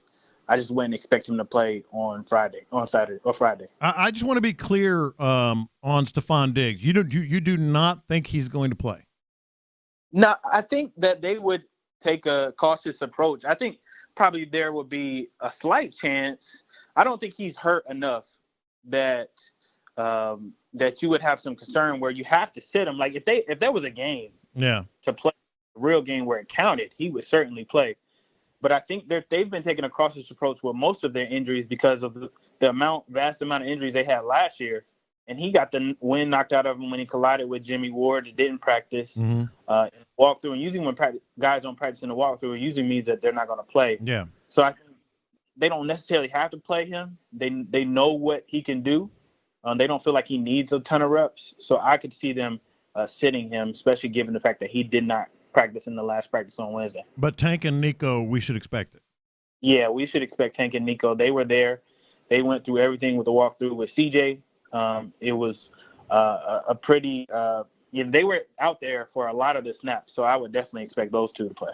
So is Kamari Lassiter, is he CB2? Is he starting tomorrow? Or well, he didn't practice. So he's not playing. Yeah. He didn't practice. He's dealing with a little bit of a minor injury as well. He's not going to play. But he is CB2 when week 1 starts. He's won that job. D'Amico Ryans hadn't outright said it, but it's pretty clear cut. He's cornerback 2, and he's earned the respect of his teammates and his coaching staff for sure. Yeah, the one I want to see. I really feel like, look, it's a preseason game. You're not going to make or break anything as a veteran in a preseason game. But this is a big moment for Dameon Pierce because Joe Mixon ain't going to play. Dameon Pierce has got a lot to prove. I mean, would you agree with that? I feel like if he plays, 2 series, I want to see Dameon both series. Yeah, 100%. I mean, you look at what happened last year, and Dameon clearly struggled. I think he was among the bottom rushers as far as yards per carry average. He averaged only 2.9 yards per carry after the impressive rookie season, and that was a lot due to the change in scheme. And Dameon, he took responsibility for it at his press conference a couple of weeks ago. He said he should have spent more time in the playbook. He should have spent more time working on his body. He definitely suffered an injury last year. So this is really a make or break year for Dameon Pierce. Ideally, you want to see him become a good 1-2 punch with Joe Mixon. And if Joe Mixon's ever hurt, you want to see Dameon Pierce be able to take on that load. I think he also had to get within himself and earn his confidence back. And I think he lost it a little bit. And he talked about wanting to be 31, be himself, and really prove to people that he can produce at the level that he produced his rookie year. You mentioned make or break year for Pierce. I think it's a make or break year for John Mechie. What do Mechie have to do to prove himself to make this team possibly, or do you think it's a lock that he make this team? No, I don't think it's a lock. I probably would have thought that a couple weeks ago before the preseason game, but I think it's a little bit less certain at this point. I do believe that as of recently, Xavier Hutchinson and Ben Skoranek have outplayed him, and I think he's going to have a big game. I agree with you. He has to have a big game these next couple of preseason games because he only had 1 catch for 4 yards and didn't have the greatest practice after that. D'Amico Ryans talked about it when I asked him specifically. Yeah, the ball bounced right off his hands. Yeah. I asked specifically about John Mechie, and he said, he doesn't take too much stock into the game, but he wants to see guys bounce back in practice and show that they can improve. And, I don't think Mechie had a great week of practice. I think he still has a good chance to make the team, but it's going to be incumbent upon him to play well in these preseason games and make some catches and make some plays. I want to ask you this, more of an opinion thing than anything. We've been to all the practices here. You've been to all the practices, period. What's your boldest prediction for this team, whether it's an individual or the squad? Because we were talking about, well, I'll mention his name later, but what would be your boldest prediction for this team? My boldest prediction. That's a great question.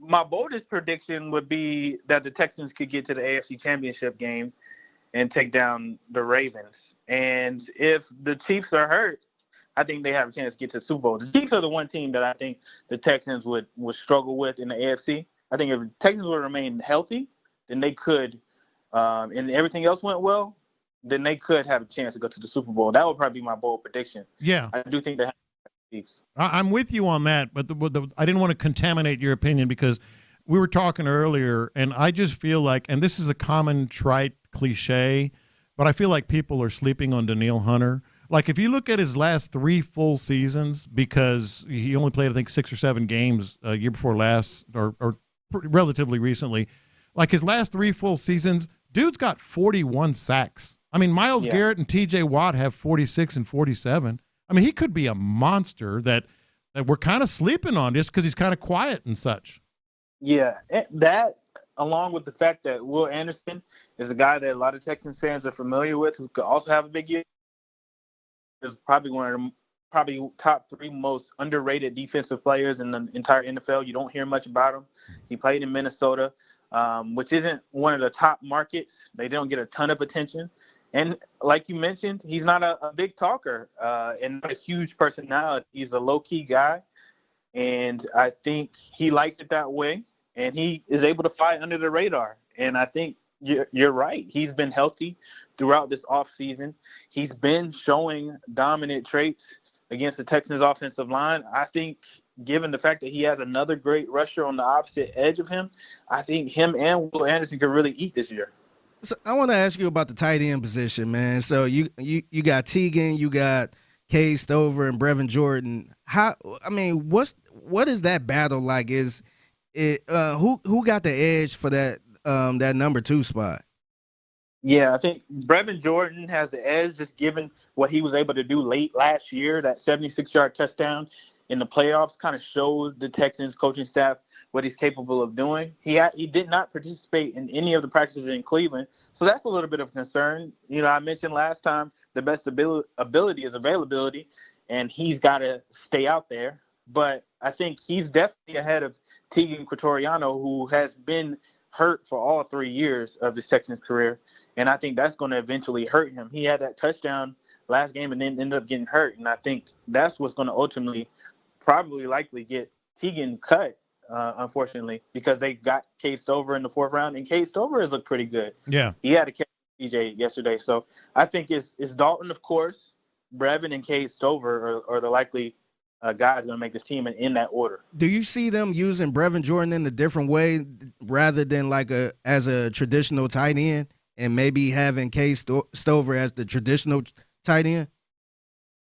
No, I think what they would do, they would use Brevin the same way. They use a few 2 tight end sets and have Dalton and Brevin out there, and I think they would replace Jordan with Kay Stover or use Kay Stover in some running situations and with him as a blocker. But no, I think they would use Brevin the same way. Brevin's strength is catching the football. He's a possession wide receiver, and he improved his blocking ability this past year. Had to play a little bit of fullback when Andrew Beck went down, but I think they'll continue to use Brevin in that way where he can make some catches and use his strengths as much as possible. Houston Chronicle, Chron.com beat writer Jonathan Alexander joining us here. Just a couple more for you here real quick because we're all looking forward to tomorrow and seeing the starters.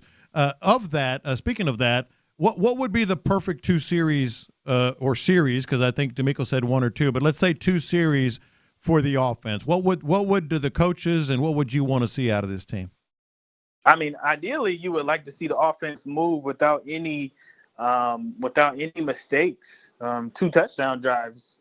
I think if they scored 1 touchdown drive on the first one, they probably would see because they would have seen enough. I think obviously, kind of like basketball, you want to see the ball go in the hoop. Yeah. You want to see the ball go in the end zone in football, and I think that would satisfy them. You want to see a complete, clean performance from the offense as well as the defense on those first 2 series, because not all of the Steelers' first team players are going to play. TJ Watt's not going to be there. So you want to see this offense dominate against what is presumably second-string defense of the Steelers.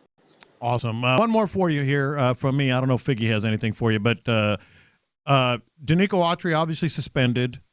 Is he going to play more in the preseason as a result of that, maybe even tomorrow? I don't think he's going to play. He hasn't practiced in a while since the suspension was announced. He's allowed to practice, but I think at 12:35 p.m. So you got to get on your horse, buddy. You got to get on your horse to get over to watch the Pirates. But Godspeed, man, and we really appreciate you joining us. I appreciate y'all having me. All right, bro. It's got an afternoon game. It starts in 20 minutes. It's going to go. Whoops. Oh, sorry. I thought the best thing here is the boldest prediction. Like those guys are there every day. They're interviewing them. They see the team. They see other teams. They talk to other writers, etc. Like this, I mean, it's getting real, man. Yeah, and that's somebody that's not like trying to be a homer or anything like that. No. Nah, he was legit. I'm like, oh, you think you could get to the AFC Championship game? All right. Yeah. No, I totally agree. And of course, Dameon Pierce. I mean, he's with us. We talked about this yesterday. Like, it's going to go a long way if he has. I wouldn't take him off the field first of all with the first team. Yeah. Maybe even play some with the second team. Right? Yeah. I would give him probably. I don't want to say a whole first half, but I would give him the whole first quarter. Maybe and some into of the second quarter. Yeah. Maybe into the second quarter. Do your thing. I want to see what he got. Yeah. Look, I know they want to get some of these guys behind him, some touches, especially maybe. Heck, all of them. Cam Akers. I don't think maybe Ogunbowale needs to get as much. They know what he's got. J.J. Taylor. Both those guys look pretty good.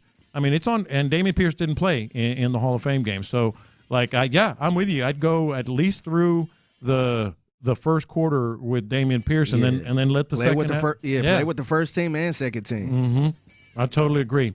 And then the last thing, Danielle Hunter, we're going to revisit this, and we're also going to revisit what some of the things are that are being said about Stefon Diggs. So Stefon Diggs is not going to play tomorrow. I don't think he's injured from what I hear, but Jonathan's there every day. I don't think he's like injured where he couldn't play tomorrow. I'm starting to wonder, and we'll find out. Maybe we'll find out today or tomorrow if Stefon Diggs is going to play at least one series. Yeah, for tomorrow. Yeah. Yeah. He doesn't have to. Yeah, I don't think they know what he can do. Yeah. I just feel like he's chomping at the bit to get out there. Yeah. With CJ and the other two receivers. I wouldn't be surprised if they don't put him out there. Yeah. Maybe just one series. I would love for him to be out there for one series. Yeah. But I feel like they might be a little careful with him and just say, you know what, maybe we'll see you in Indy. You know what's frustrating too? Fans have not even laid eyes on Kamari Lassiter. Yeah. He didn't play in the Hall of Fame game. Probably. Well, he definitely is not going to play tomorrow because he's got a little bit of something. I don't think it's anything serious. But, like, we've been bragging about Kamari Lassiter, and take it from us, he is looking – you just heard Jonathan Alexander, too? Yeah. He looks like – CB2. He looks like the dude, man. Yeah, and that's actually wild to say. He beat out Jeff Okudah. Yeah, who was and Henderson. Who was a top 5 pick. Mm-hmm. And Henderson, who was a top 10 pick. Yeah. So he beat those dudes out, being a second-round pick. Yeah. So, yeah, man, I'm fired up about him. And I kind of want to see how they do with that safety position too, man. Oh yeah, I forgot to ask we asked him about Petrie last week. Tuesday. So I wonder if they rolling with another rookie at safety, or they gonna throw out Eric Murray or somebody. I'm kind of curious. The starters are supposedly going to play. Yeah, it'd be interesting to see, especially tomorrow. All right, we'll dig into that a little bit more. And some of the little things. This is you got me going when you sent me this morning. Like the little minor inconveniences that drive you absolutely nuts. Figgy has a list. I have a list. That's next. It's official. Our guy Andre Johnson has.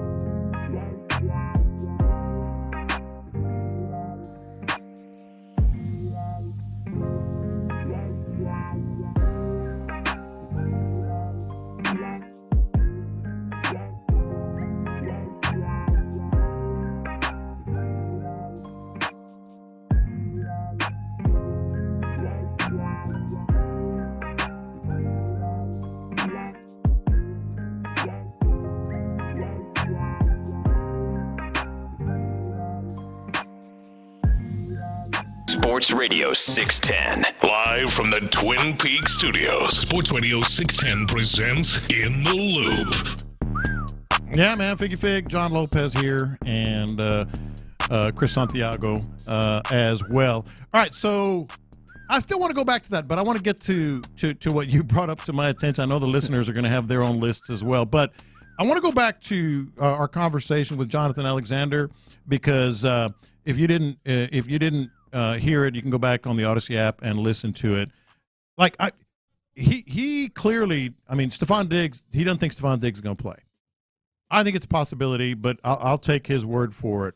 Kamari Lassiter, as I mentioned right before the break, it's a shame that the fans haven't even really gotten a glimpse of this kid yet, because he is I'm going to sound like John Harris or something here, but his ball skills are like his ball skills. Yes, pause. Are like off the charts, like just off the charts. He's going to be cornerback 2, CB2 for sure. But tight end, I don't see Brevin Jordan as this big. Like, he's a lock to make the squad. Oh yeah, I think we talked about it earlier. I think he's a secret weapon. Mm-hmm. I think they could kind of put him. I don't want to say anywhere, but well, he ran a lot of slot. Yeah, you can move him around. Mm-hmm. That's why I was wondering. Like, man, I think the real fight is between Cade Stover and Teagan. Yeah, I think Cade Stover might have the edge, and that's good. And we're going to see him. We're going to see him tomorrow night. So it's pretty exciting, man. We were excited last week just because football was back. This week we're going to see the starters, and one of the things that we're going to talk about maybe a little bit more yesterday in a little bit. I want to ask you about that. What's the perfect 2 series? Like, the perfect way, if you walk away from the first quarter or the first couple of series tomorrow, Chris, get in on this. What is the perfect thing? And forget 2 touchdowns. Yeah. Like what do you want to actually see? I think the perfect series would be just moving the chains. Even if you get to field goal range and maybe you don't succeed right there and have to kick a field goal, I think that's a good series right there. Just running the ball, moving the chains, third down conversions. I want to see that. Mm-hmm. That's what I want. I think that would be a good series, a good 2 series. Yeah, that's not counting touchdowns.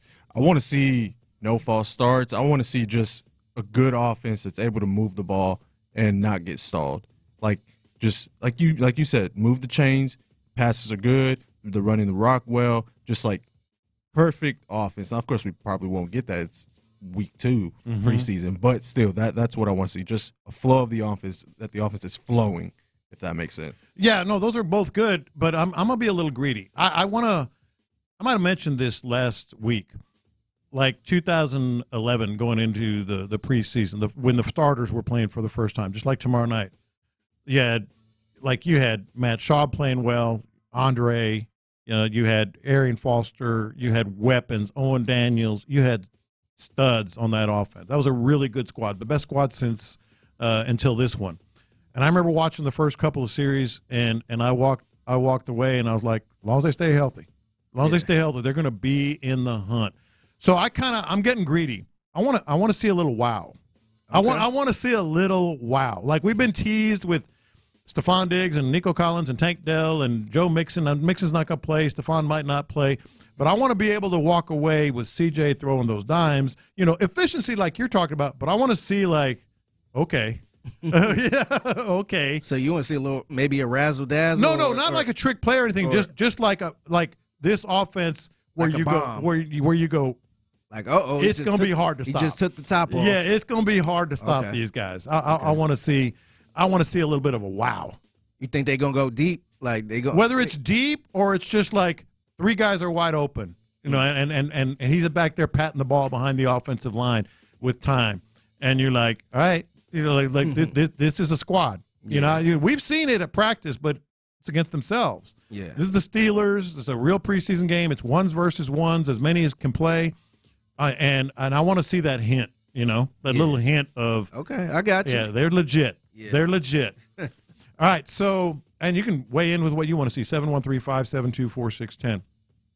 So I thought of you. I saw your text first, your post on the dock first, and I went to fill up my truck this morning with gas. So the dude I was waiting behind, there was 2 cars in front of me, and no big deal. I had time. The dude I was waiting behind was on the back pump. The dude in the first pump already left. He filled up. Cool, no problem. Then he opened all 4 doors of his car. And keep in mind, there's an open pump in front of him. He opened all 4 doors of his car. So you couldn't get past. So I couldn't get past. And he starts taking trash out of his truck and putting it in the trash can. And I'm like, that's perfectly within his rights. Yeah. You're at a gas station, a gas pump. There's a trash can right there at most of them. And he's throwing away his trash. But I'm like, this is exactly what Figgy was talking about. Yeah, but if you got all 4 doors open, like, dog, this ain't a car wash. Man, like, I get just go around, like, just close the other doors. Throw your trash. Move up and throw your trash away. Pull over to where, like, the air pressure, the air tire pressure thing is, and put the trash in there. And I'm just like, I am, like, really upset right now. How about do it at home? Or do it at home. How about get a trash bag? And see, I don't have a problem because I do that sometimes too, but I don't have all 4 doors open. Yeah. Like it's like I just pulled around from I have the a car trash wash. can in my truck, that hangs on the passenger side. Yeah. So I'll just grab that, dump it out while the gas is, by the way, he didn't even do it while the gas was pumping. He pumped his gas first, then opened all the 4 doors. You see, that's what's wrong right there. Yeah. If you did it while the gas was pumping, that's fine. But it's just like, you're done, man. Keep it moving. Keep it moving. So it made me think about your list. So the little minor inconveniences, which may not be like necessarily wrong, but they drive you nuts. Yeah, so my number one, and I seen somebody, I did this a bunch of times. Pulling up to a gas station, you try to pay at the pump, and then for some reason the screen says "see cashier" inside. Oh, I hate that. I didn't went to another gas station before, man. So what I did was I tried to go to another pump in that gas station. And that says the same thing? I'm like, you know what? I'm driving another mile. I'm not going in. Like, why y'all trying to force me to go in? Yeah. I'm just trying to pay and go. I immediately leave. Like, if I notice, I'm just like, I'm out. I'm out of here.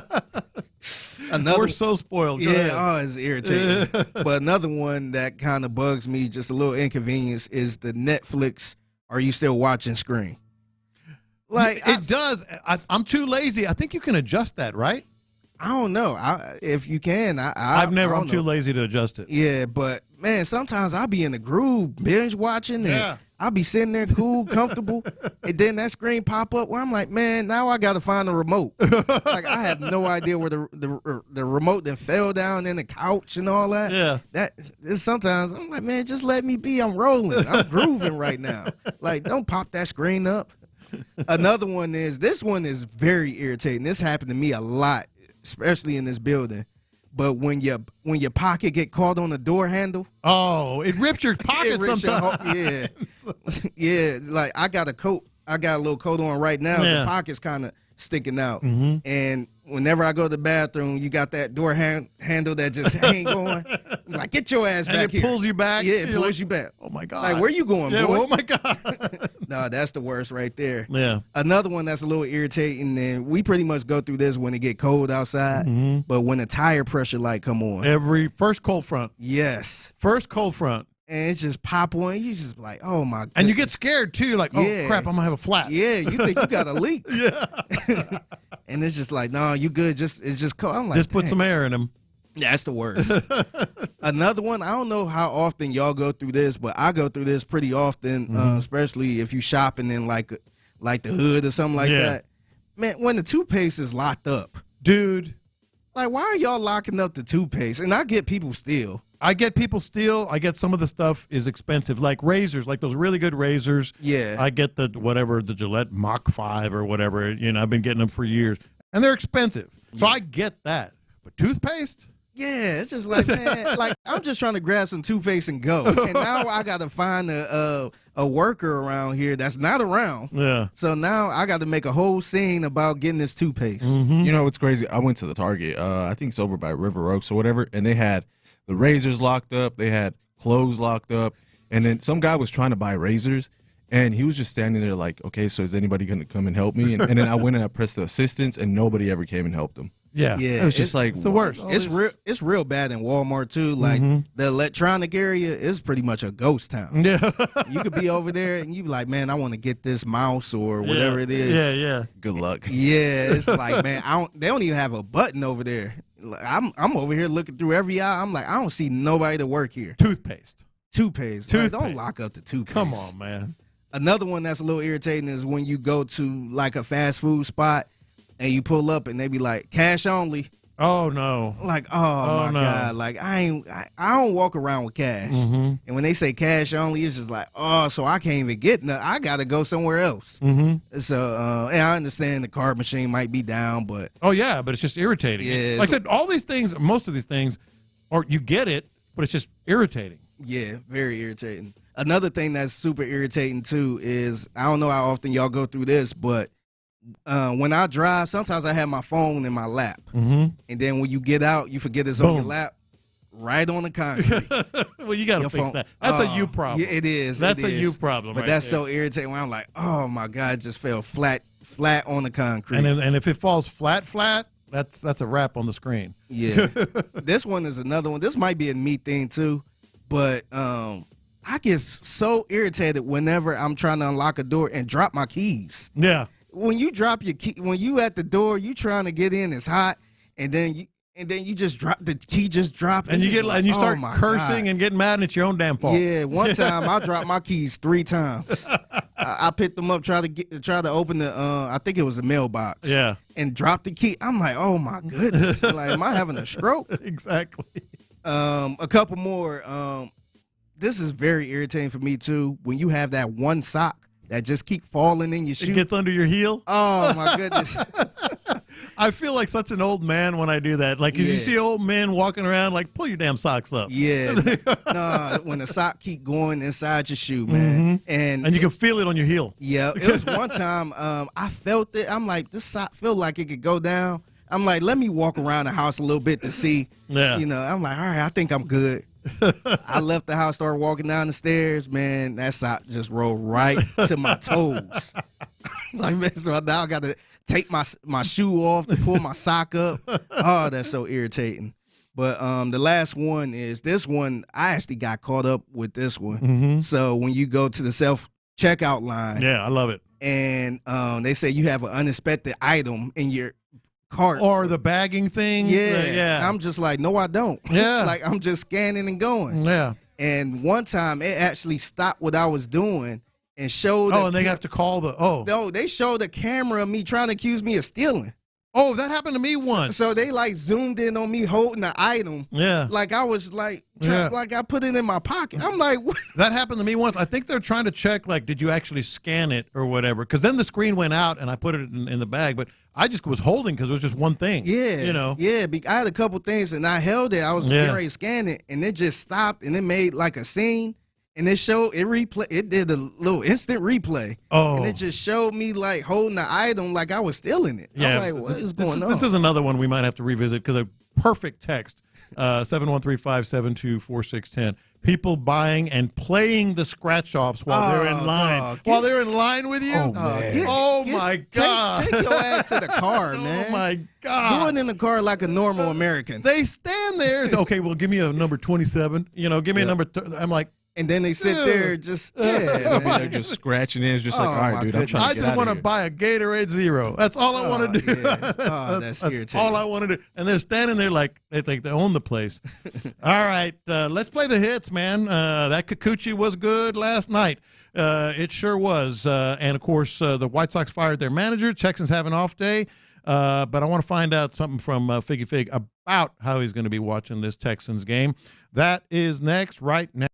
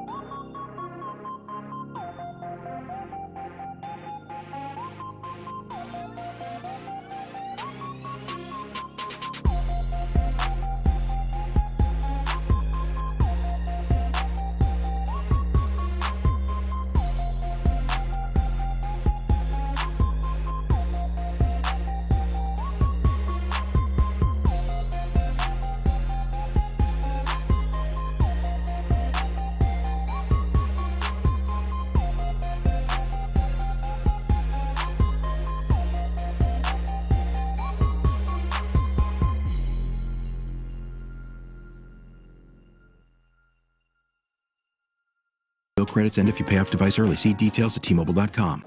Playing all the hits. These are the hot stories of the day. You're listening to In the Loop with Houston's sports leader, Sports Radio 610. All right, let's play the hits. Let's start with the Astros. And I got to hear his song again in a minute there, Chris. But you say. That's so funny. He's got a theme song. That was a song legit in Toronto. I'm guessing they're going to play it at Minute Maid Park as well. But he was good, man. Astros, yeah. he was good. They needed that win. They got the silver boot. 5 in the third innings, I think, and 8 more strikeouts, and got his first win as an Astro. Yeah, man. I think Dana Brown might have been on to something, man. I got to give him credit. If this is what we're getting out of this pitcher for the rest of the season, hey, man, I think that might have been worth – I got to tip my cap to him, man. That might have been worth what he gave up. Well, like, you talk about, like, let's say, well, even if they don't, but let's say the Astros, win the division, make a little run in the postseason or whatever. When you start talking about MVPs, pitching staff, pitching coach. Yeah. I mean, look at Eric Getty. Yep. Hunter Brown added that little splitter, that little sinker. Blanco.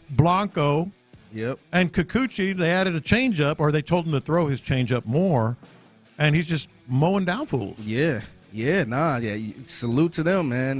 They looking really good now, because I was really critical of this move. Well, I made it a point to not say it's not his fault. Yeah, I was critical of the move. Yeah, I was looking at Kikuchi like, man, look at these numbers. Yeah, I'm like, nah, I don't know about this, and we need some pitchers right now. No, I did say that. Like he was like 1-6 or 2-6. Yeah, he wasn't good his last couple starts. But the main thing was like the move, what you gave and what you didn't get, and all that. But man, hey, salute to him right now. Right, I know it's still early, but right now he's looking all right. He's looking more than all right. And just to reiterate, just so everybody, we all get on the same page here. I think it starts right now. I think the big run starts right now. The Astros have got a tough schedule with the horrible White Sox mixed in over the next, I believe it's 23 games. But they got the silver boot. All right. Why you keep saying that like it's because something, it's like the you Lombardi keep throwing Trophy. That in there. That's like the fifth time you said that. Yeah, because it's like the Lombardi Trophy of Texas. Man, it's a big deal. It's a big deal, man. Oh, goodness, man. Big deal. They were tied, 5 wins apiece. Yesterday's win got it done. Speaking of the White Sox, I had a crazy thought with this. By the way, I think Adam Spillane might end up owing me, was it $20? Oh yeah, 20. Yeah. Yeah, because what was the bet? When Martin Maldonado got DFA'd, when he got released, I said, well, that's that. And he goes, somebody will pick him up. I was like, he's batting 180. Somebody's going to pay. Well, there's going to be a contender that wants his knowledge and his blah, blah, blah. I was like, all right, I'll bet you. So he's still out. He's still a free agent. I was honestly, I was a little worried that not the Texans, but the Astros were probably looking to bringing them back in just to bring them in the clubhouse. Not as a player. Hey, he's still a player right now. Hey, I mean, they brought back Aledmus Diaz. Yeah. Yeah. So, I mean, I don't think they'd bring him back in the middle of the season as a manager or coach. No, but what that's what I'm glad you said that. The White Sox suck. Like all due respect. Yeah. They suck. There's 61 games under 500. Dude, let him learn with him. Yeah. I would hire Martin Maldonado as the manager, not some minor league manager or bench coach. Hire him as the freaking manager. They are such a bleep show. I would probably fire the manager and bring him in as an interim. Well, the manager did get fired. That's what I'm saying. It's kind of I would do like a Jeff Saturday thing with Indy, what Indy did with Jeff Saturday. Yeah. Just hey, you want to coach? Hey, let's see what you got. It would be more interesting. Yeah. There would people be showing up on the south side and see if you like it or not. If you don't like it, then I think he wants to manage. Yeah. Hey, we'll let you take your lumps. Yeah. Just manage this squad. See what you can do with it. He probably don't even want to do that. Let me go back to the Astros. So I got asked this because we're trying to figure out how we're going to watch the Texans tomorrow. I'm going to ask both of you guys. A road game, Friday night. How you taking in the game tomorrow night? You talking about as far Texans. as like where I'm at? Yeah, how you going to take it in? Honestly, I might watch it at home. Yeah. Like I love watching the game at home. I love getting my favorite foods and just posting up on the couch, man. I'm not really a big watch the game at the bar guy. Yeah. I like depends on the game. Yeah, it depends on the game, but I like to sit at home and just kind of take everything in, just kind of pay attention more to it, because if I'm at a bar or something like that, I can't pay attention. You get distracted. Even at the Hall of Fame game, it was hard for me to really pay attention to it, because I like to listen to the commentary and all that stuff. Yeah. It's just I just can't focus when there's a lot of people around. It got to be me and my naggy wife. Yeah, no. Usually I'll watch it at home, but I'm gonna be doing the highlights, so I'll be here. Oh yeah. It's fun to watch games here. So it really is. There's TVs everywhere. It's not really distracting. You can either. go get some food. It's kind of like it just feels bigger. Yeah, everybody kind of be in their element, because you'll have Sean and Seth and Clint up here just kind of taking notes and Yeah. all that stuff. So it's Yeah. not like a party type of vibe. Yeah. But you got a big screen, you got the sounds and all that stuff. So I like watching it. I might actually come up here and watch the Yeah, game. it's fun watching Yeah, games maybe here. I'll come up here and watch it. What's on the menu? Ooh, definitely some wings. That's what I'm doing. I think I'm going to go to I'm going to do homemade. Really? Okay, I'm going to get some wings from Atomic Wings. Yeah. And then, post up. I'm going to smoke some wings and then, drizzle them in the OG sauce. Those are that sounds Yeah, good. those are awesome. Those are really, and of course, beer. That's the other thing. And this ties in with something else you sent. So, like, to me, football is a beer sport. Like, I like the classics. If I'm at a game, I'm not going to, like, you brought out the Arizona Cardinals. Yeah. They're introducing the cotton candy burrito at their games. So it's basically like, it looks like Fruit Loops and chocolate and jelly beans rolled up in cotton candy. Dude, That's ridiculous. What are we doing? I'll try it. What? Just once, just to see if it's good or not, and if I don't like it, I'll throw it away. That's something you got to get just for the gram. Yeah. And throw it out. I would not. I bet not ever see nobody sitting there finishing off a that was candy. good. That was Licking good. your fingers. Yeah, you ate the whole thing. Yeah, that's trying You're a to serial killer. And when I'm at a game, and like every year, like whether it's a baseball team or an NFL team, whether it's locally or nationally, you always see these posts. Hey, this year at the blah blah blah stadium, we're introducing something this. wild. Yeah, like I don't know, just something crazy food, whether it's a cotton candy burrito or like whatever meatloaf with cereal. Yes, on top. yeah, something stupid like that. I'm at classics. Like if I'm watching a baseball game, it's going to be a hot dog, peanuts, and beer, and maybe an ice cream helmet. Yeah, I'm a big fan of the ice cream helmet. Yeah. If I'm watching a football game, it's going to be either some kind of sandwich, like either a barbecue sandwich or a hamburger, popcorn, and beer. Like, don't overthink it, man. Yeah. See, we a little different. Like, we like to eat. Yeah. So, like, whenever we go to a Astros game, we be looking at that barbecue. Like, let's get some barbecue. Now, I do like their barbecue potato. Yeah, we usually get that. We a bit Pluckers fan. Yeah. So if we go past Pluckers and it's not really crowded, we get some wings and we'll sit there like that. But yeah, man, I like to eat. Chris, it sounds like you're not necessarily a classics guy. No, so when I go to the Astros games, I get the empanadas. Oh, yeah. And the pupusas. Mm-hmm. But usually, if I'm not feeling that, I'll just stick to the good old hot dog with a Coke or a beer and just call it a day. Yeah. Got to love the classics. So, Justin Simmons, we said yesterday is probably a wrap. Well, this could be a wrap. He actually went out to dinner with him after his meeting with the Saints yesterday and went with the coach and an owner and Tyrann Mathieu. Tyrann Mathieu, Texans legend. Texans legend, took Justin Simmons. One that blocked everybody. I mean, why would you go to dinner with Tyrann Mathieu? He's just going to be checking his phone the whole time. Like, he's just going to be checking his phone. Do he have you blocked? Did he block you? I'll have to check. At one point, he did. Yeah, he blocks everybody. I found out he got me blocked, which I was devastated, low key, man, because I'm blocked. Yeah, I'm blocked too.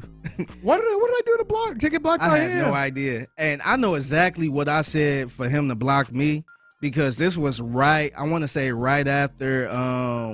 This was right when Justin Reed signed with the Chiefs. Yeah. And as soon as that happened, I said, "Well, the Honey Badger gone," and it wasn't no shade towards him. It would just kind of make sense. Like they signed another safety to replace you, so I'm like, "Well, he's gone." And after that, I think I tried to go back a couple months afterwards, and I'm like, I'm blocked. What do you block me for? I was trying to get this dude on my podcast for years. I'm not trying to be a martyr or fake or whatever. I have no idea what I did to get blocked by Tyrann Mathieu. Yeah, he blocked me, man. I was disappointed. I was a big fan of the Honey Badger. Yeah. So I rolled my eyes at some of his stuff, searching his name and all that, but I was a fan of his game. Yeah, I was disappointed. Yeah. He blocked me, man. I usually don't let that stuff bother me. I usually don't say nothing to get blocked. Yeah. But he got me, man. I'm like, damn. Yeah. I want to add this one for sure on the hits because this is going to be a huge story. It's happening right now. over in Paris. And it kind of makes me wonder, like, damn, now I feel inadequate. I know my kids feel inadequate. So 16-year-old, he made the team in the Olympics as an alternate, and some are wondering if Quincy Wilson, who's a 16-year-old high school going into his junior year of high school, he's going to run the first leg of the United States 4x400-meter relay team today at 16. Do something with your life, kids. Yeah, man. Do something with your life. I feel like I ain't do nothing in my life, man. I don't know what I was doing at 16. He's in Paris, man, at the Olympics. Dang, man. I never even traveled out the state around that time, man. Now, he's not going to be on the final. This is a preliminary. But if they win a gold, well, if they win any medal, he's going to get a medal because he ran in the prelim. Yeah.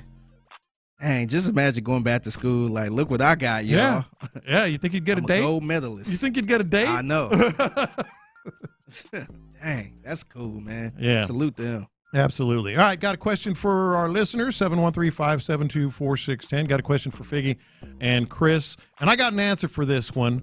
We may even hear from Mike Tomlin as well, but this is the question. We know, like what's on the line for certain players on this Texans team starting tomorrow night. But who are you pulling for? Do you have like a new favorite player? Like, who are you pulling for the most on this Texans team? We're going to talk about that and hear about the Steelers as well next. Andre Johnson's road to Canton is complete. And of course, he made sure to thank the fans for their part in his journey. You guys have shown me so much love. You guys meant so much to my career. You guys motivated me. And I couldn't do a lot of things I did if I didn't have you guys cheering me on. You deserve it, Andre. Congrats.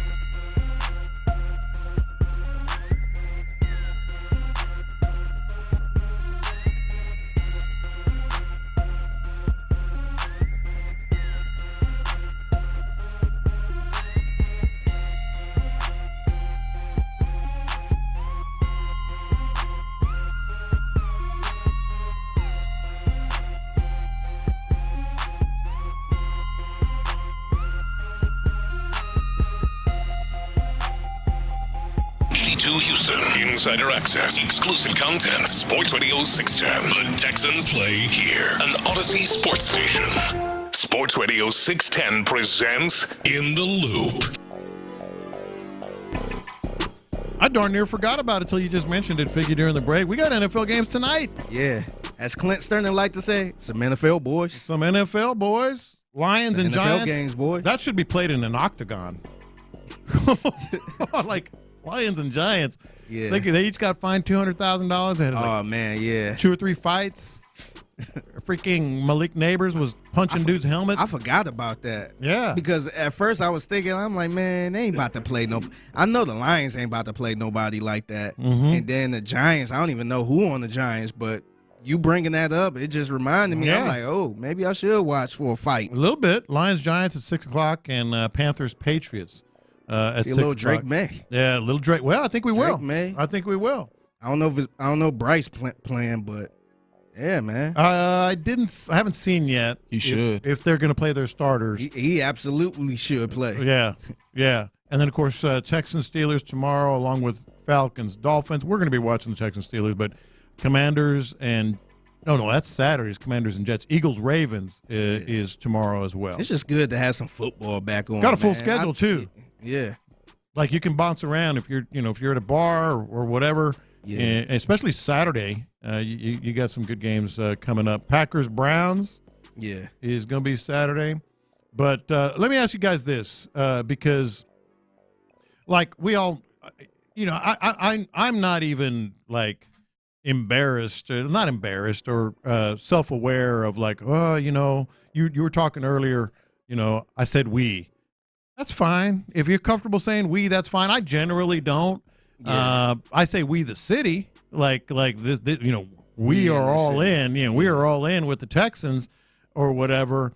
But I'm not even hiding it. I mean, I'm really pulling for the Texans this year because I can just feel it. Me too. I kind of started taking that we approach. Mm-hmm. I want to say it was back in 2020, 2021. Yeah. Where it just went bad. Mm-hmm. And I'm like, you know what? I'm not about to sit there and just say them. Yeah. Like, nah, we in this together too. We gonna get through this. So that's when honestly, that's when I abandoned the Browns. Yeah. I'm like, you know what? Yeah. I don't care. I'm here. We gonna get through the tough part. Yeah. This Texans drama and all that stuff. So it been we for me since. Yeah. I'm not a big we guy when it comes to the team, and maybe that's just my journalism background and all that stuff. But I can tell you this team, like, I ain't even gonna hide it. And the biggest reason is because we, the city, oftentimes when I've been, critical of the Texans or local teams or whatever, but specifically the Texans, it's because it's just so freaking frustrating. Yeah. Because we deserve it. Yeah. Like we deserve a squad. Yeah. And I've been around here long enough to watch the Oilers break hearts and of course the Texans break hearts and all that. And so I generally and this isn't trying to be self-serving or anything, but if I see something that ain't right, I don't pull punches because we deserve better. We the city. Yeah. Yep. And that's why I jumped on board. And I'm like, you know what? I ain't gonna sit there and jump on the bandwagon when they get good. Yeah. Like, nah, like this is a bad team right now. We have a bad team right now. Yeah. So we turned that around and look, we looking good. And I feel good to say we.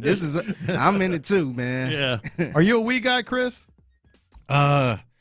Depends. Not really. I'm not really. Not really. I'll say occasionally, maybe by accident, but I'm generally not. I always find it funny whenever a team is doing good, they say we. But when they doing bad, they say, man, suck. them dudes, I don't know what them boys doing. Yeah, that's exactly right. I don't know what they doing. Yeah, you sound like Larry and Stafford. Love you, Larry. But he's a we and then he's they. A we, yeah. And he's a we and then they. I don't know what them boys doing. Say I don't know what we doing. Yeah, exactly. So I'm saying all that to ask you this, because I am a fan of this team because I think they got it going on, like I just said. And certain players more than others for various reasons. And we'll play this again later. We're not going to play it here, but, the whole Josh Allen and Stefan Diggs stuff, Josh Allen sort of backhanded, not even close, but backhanded compliment of Stefan Diggs. And the whole – I think it started when people were tweeting about, oh, Stefon Diggs is in the middle of a fight at Texans. No, he wasn't. Like, he got hit, he got up, and he walked away. Other people got involved in that fight, namely Dalton Schultz. Yeah, Stingley, yeah. So I think it started there where I'm like, I am pulling for this dude. I want Stefon Diggs to just kick ass. Like, I've had maybe 5 words with him, in my life. I don't know Stefon Diggs. I don't care about what happened in Minnesota or Buffalo, but because of, like, the reputation that he's got right now and basing it on DeMeco pretty much backing him up with his chest out, like he's a great teammate. We love him. He helps receivers. He helps DBs. Like, of all the players on the team, I might be pulling for Stefon Diggs more than anyone else. I can see why, man, because like I said, it's easy. I get it looking from the outside in, and you saying, "Oh, this guy's a diva," or "This guy, look what happened in Minnesota," and then look what happened with the Bills. He gonna do it again, down there in Houston. Like, I get it if you don't really know him, but if you down here and you listening to his teammates saying, and you're watching him, you watching them coach up some other receivers and other people saying how great of a teammate he is. Yeah, that make you take his side. That make you ride or die with him, man. Like, I don't know, maybe he could show what he did in Buffalo towards the end. I hope not. I don't think so, but I trust these teammates. And look, all the places he been in his career, he ain't had no DeMeco Ryans. Yeah, I could tell you for one thing, it wasn't no. He did not have that. He ain't had this type of locker room. Yeah. So, I get you. I got you. I will ride and die with him too, especially here. A texture brings up a really good point, because there's a lot of, I want to get what players are you really pulling for the most, Chris and Figgy, but a texture brings up a really good point. And I think this is a factor, talking about all the great interviews that we've had on this show, because we get them right off the field. He says, after all that interviews, they all just sound like really good dudes. And we've been lucky. We've had a lot of really good dudes on this show. But if you had to pick one, Chris, like, I am pulling for that dude. Just one dude. Well, one for sure. I agree with everything that you guys said about Stefon Diggs. But Tank Dell, man. I mean, after everything he went through during the offseason and the incident and all that, it's just like, and also getting hurt last year. Yeah. I mean, missing, the rest of the season due to that injury. Just like, I want to see him come back and just keep doing what he did his rookie year and just tear it up again, man. Yeah. It's just like, I'm just rooting for him, man. And he went to UH, so it's just like, it's good to see that. So the guy I'm rooting for, probably a different reason, because I'm kind of hoping he bounced back, but I'm really rooting for John Mechie. Yeah, because he been through a lot, injuries and the cancer stuff, and I just hope, like, just kind of similar to what people are saying about Diggs. Teammates talk highly about John Mechie, man. And we had him on the show, and he's just a good dude, man. That's somebody I would love to have in the locker room. Yeah. And unfortunately, you gotta produce on the field. Yeah. But I'm really pushing for John Mechie, man. I hope he can ball out tomorrow. Yeah. And find a way on this spot, on this roster. Talk about a big game. This is a big game. It's a big game. And it's crazy saying that with preseason. Yeah, I know. No, this is a must win. I know you love must win. This is a must win for John Mechie. Individually, man. It is. Yeah, and I'm really pushing for him, man, because he's a legit good dude. Yeah. And unfortunately, some rough stuff that happened to him where he was set back. But I hope he have a good game tomorrow and make his way on this roster and take off from there. And DeMeco, the bad thing about John Mechie is DeMeco had his back after the bad game, or the nowhere game in the Hall of Fame game. He said, but he's looked really good in practice. Then he comes about the next practice and drops a ball right off his 2 hands and has a bad practice. Yeah. So he really needs it. Yeah. There's also, like, different categories. Like, to me, it's Stefon Diggs. Want to get him on the show. I think we'll like him. Love his intensity and all that. But another category for me is almost like comeback player. Yeah. Dameon Pierce. Yeah. Like, he's likable. He's country. He's a good talker. Like, we were hard on him last year. Everybody was. And I think we're just being fair. But that doesn't mean we're not pulling for that dude. Yeah, no, I'm definitely pulling for him. Same thing with John Mechie. He's just a good dude. Mm-hmm. He's a good dude, and he stayed positive all last season, even with him having a bad season. Yeah. And I think him bouncing back this year would mean a lot for this team, and I think it would mean a lot for him. I like the way he's been reflective about it and not hiding from it. Like he's accountable. Like he didn't say it in these words. But he said, "Yeah, I was not myself. I was in over my head last year. I didn't get this offense." He basically said that, and that takes a lot. Yeah, it takes. It's a lot of players that won't admit that. It's a lot of players. We done seen. I don't want to bring him up, but David Johnson. Yeah, I feel like that's somebody that felt like he was still the old David Johnson. It's like, man, no. You're not. No, you're not. Unfortunately, you're not. Yeah, and we see how that worked out, but he was very accountable, man. Yeah. So I like that he came into this season on very high, pretty much, and he talked about his diet and just trying to get this offense down. And yeah, I'm rooting for him, man. Yeah, and then there's another category I have. So Diggs is number one. I would say Dameon Pierce is number two, and then the third category of players that I generally start to root for is like when you see hints of he might be really good, if not great. Like we were talking about the 16-year-old running the 4x4 in the heats. Like, it's cool when you're at the start of a guy's career like that.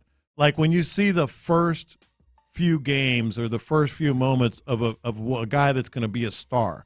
I remember when I was doing the show with Nick Wright, and I went to the A&M Florida game, Johnny Manziel's first ever game, and they played an unbelievable game. They ended up losing, and so we came on the next day, and Nick goes, what'd you think? And I said, well, I don't know how good the team's going to be, but they got a quarterback.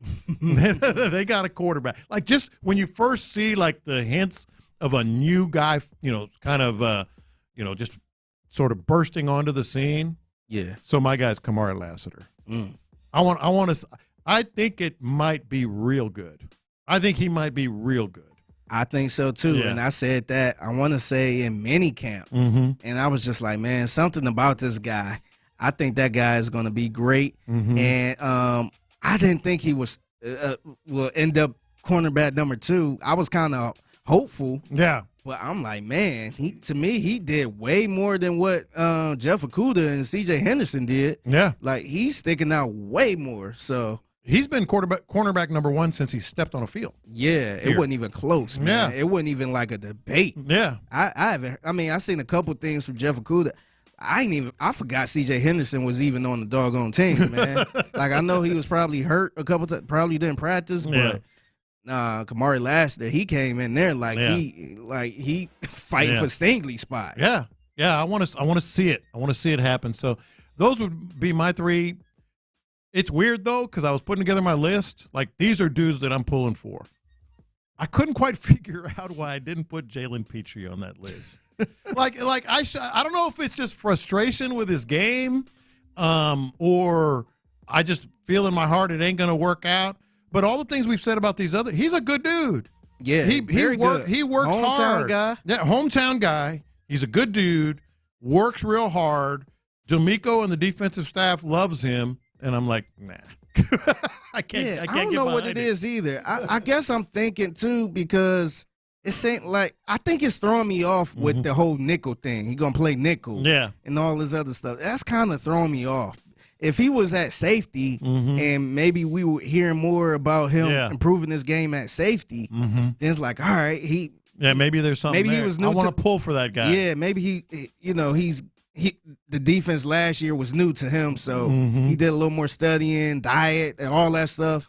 So maybe I'll be rooting for him more in the end, but it's just throwing me off with he gonna play nickel. Yeah. And he's still a safety, but these certain packages and all that stuff, I think that's kind of throwing me off a little bit. I don't even know what position he is at this point. I don't know why I should be pulling for him.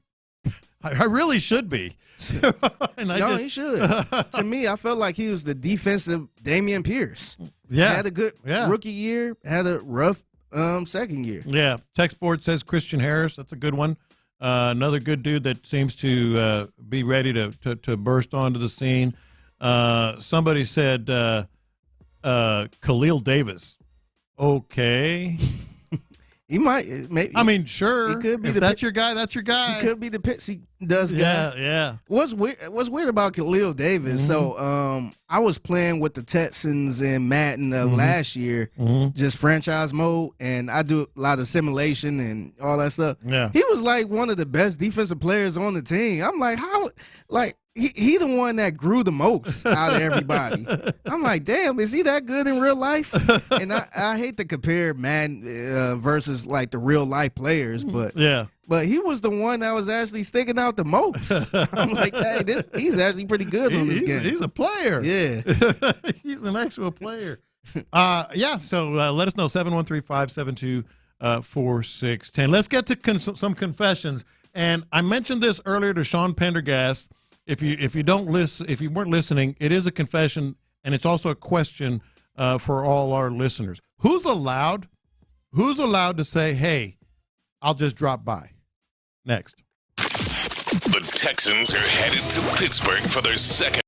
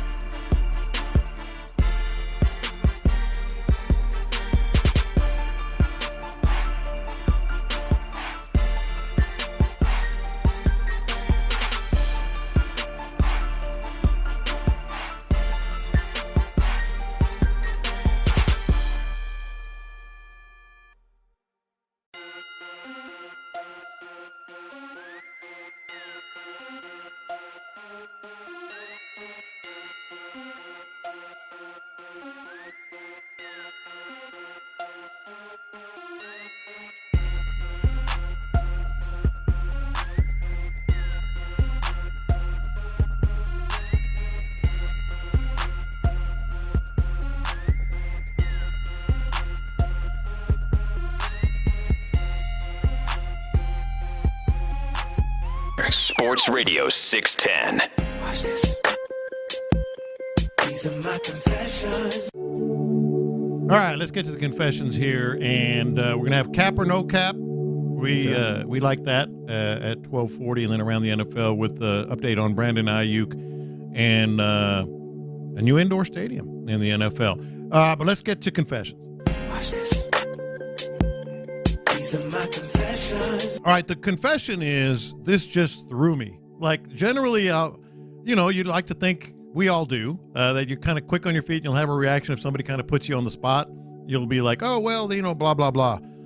So an actual friend, this isn't just some acquaintance, some whatever. An actual friend was texting me this morning. He wanted to buy some OG sauce, and I told him, don't go to the website, just I'll get you some. And he goes, okay, I'll come by and pick it up. I said, when are you coming by? And he goes, I'll just drop by. I'll just drop by. Who do you think you are? I just froze. I was like, So that's the confession. The question is 713-572-4610 for listeners, and on the YouTube and Twitch as well. You can ask, who's allowed? Like, who is allowed to just drop by at your house? I don't think anybody's allowed to just drop by, man. I think that's the correct answer. I don't think anybody. I can't, I'm trying to sit here and think, I be busy. I be out doing stuff sometimes. Like, you can't just, drop by unexpected. You gotta let me know. And I would be sitting on the couch in my drawers, man. Yeah. You can't just be knocking on the door. Damn. Hey, Figgy. I gotta be prepared. It's Chris. It's Chris. Okay, well, you go home, Chris. I would never do that. You go home, Chris. Back in the day, Seth had a really good point. Like, when I was a kid, and keep in mind, this is like the 70s, my dad, and mostly my dad, occasionally my mom, would have just friends come by. I remember one in particular, we used to call him Big Manuel. And he would just drop by. He's driving in the neighborhood. Hey, man, thought I'd drop by. And it was cool. Yeah. Well, that was a different time. Yeah. No, I remember that, too. I remember we used to stay in the duplex at one point. And our neighbors upstairs, it was just neighbors, but we ended up becoming real cool. Mm-hmm. And when we moved to our new place, this was years afterwards. Yeah. They just stopped by. They just dropped in. We like, oh, Carol here. Yeah. So it's hit or miss, especially back in the day, because if you can stop by, it's all cool, but also you might stop by and nobody's home. Yeah. And it's like, dang, I didn't stop by. Now I got to go home to call them probably tomorrow to let them know I stopped by, because they have no clue I stopped by. Or either you got to let the neighbor know next door that Carol stopped by. Yeah. How do we live back then? I don't know. We did it. Somebody says it's got to be a top 5 friend and they have to be sober. My answer was Amazon. Amazon can just drop by. Yep. Watch this. These are my confessions. So one of the cool things about Twitter/X is this Grok. I think it's called Grok. I don't know what that is. I've accidentally clicked on it a couple of times. It's pretty much an AI system where it kind of gives you a breakdown of what's going on, what everybody is talking about. So I clicked on that, and the first thing that popped up was Michael Jordan's son shows off nose hang time in France. Nose hang time? Yes, I don't know if you've seen this, but I did not. Yeah, shout out to Michael Jordan's son, Marcus Jordan. Mm-hmm. He was caught on, I guess somebody took a picture of him in France doing a little cocaine, something you kind of familiar with. No, I am not. So it's a picture of him doing cocaine and just smiling and just having a good time. Oh. But my confession is, I actually don't have a problem with him doing a little cocaine in France. Why? What the hell? What is he doing? He ain't playing basketball. Well, don't do coke. He just chilling. He having a good time, man.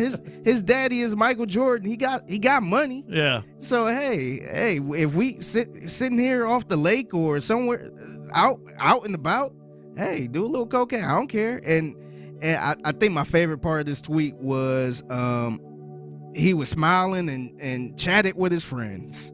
So they just made it like it's no big deal. Dang. Hey, just a little Coke, that's all. Yeah, look, I wouldn't do it, but I have no problem with Marcus Jordan, who ain't doing nothing right now, doing a little cocaine. Nothing wrong with hitting the slope, so to say. I know, riding that white horse. Watch this. These are my confessions. So my confession is, I'm a little disappointed, maybe in myself, because I have yet to try the OG sauce. Come on, man. Oh, man. I have yet to try it. You got to hook them up, I'm putting it on my calendar right now. It'll be here tomorrow. What is your problem? Are you a cooker? Do you cook? Sometimes, not really. But, I mean, I'm down to try some sauce. Oh, you can do it. You know, there's some recipes we have. Like, it's really good on hot dogs. It's really good, like, if you just warm up a meatloaf. Mm-hmm. It's excellent on that. I'm putting it on here. Let's see. 7 a.m. OG sauce to Santiago. I appreciate that, man. I really do. Yeah. I'm excited to try it. All I hear is good things about it, so I need to know. Hell yeah. Yeah, the OG sauce came a long way, man. Dude, it's like Came it's a like long way. it's not in any big stores yet. Shout out to HEB, Kroger, if you're listening. Yeah, you heard me right. But it's in like 15 stores now. That's good, man. I remember you was bringing it up here in the little mason jars, man. The mason jars. That's how it started. Man. I got pictures of like the big pots, you know, when I was mixing it up and all that stuff. So yeah, hopefully it's a nice little. It's gas money for the boat. That's for damn sure. Watch this. These are my confessions. This threw me way off. And tell me, I actually looked up. It's like 5 school districts in Houston, not HISD yet. They're starting school today. I couldn't believe that. Today. I couldn't believe that. It's August 8th. What are we doing? Now, I know they get more days off, but school starting on August 8th? I remember starting school like Labor Day weekend. Yeah, after Labor Day. like late August. Yeah. August 25th or somewhere around there. Yeah. But man, this is early. Now, I will say this. I was shocked to see them finishing school so early. Like, I seen a lot of people done with school in May. I'm like, May? Man, I remember being in the classroom June 8th. No, we would always start after Labor Day. Now, this is, you know, back in the day. It ended up being in August when I was in high school. But like elementary and middle school, your last big blowout as a family was Labor Day weekend. And then you start school on that Tuesday. Yeah. Now, once I got to high school, I want to say it was like the last week of August. But August 8th? Yeah. And I just looked it up. HISD starts Monday, August 12th. Hey, man, that's crazy. That's way too soon. I would be so pissed. That is way too soon. That's way early. Watch this. These are my confessions. All right, so I got to look in this camera right here. I got to talk to my man, Cody Stutes, who was up in Cleveland watching practice and all that. My man said he enjoyed Cleveland, but he said he had an average corned beef sandwich. And that really ticked me off a little bit. I'm like, man, it's nothing average about these. He went to a place called Jack's Deli that I never heard of before. Yeah. And when you go to Cleveland, you got to go to this place called Slyman's. It's downtown. I think you've mentioned that before. Yeah, it's a pretty popular place. Yeah. My man did not go to Slyman's, and you went to somewhere else called Jack's Deli for a corned beef sandwich. Yeah. And you actually posted the picture. You showed the picture of it.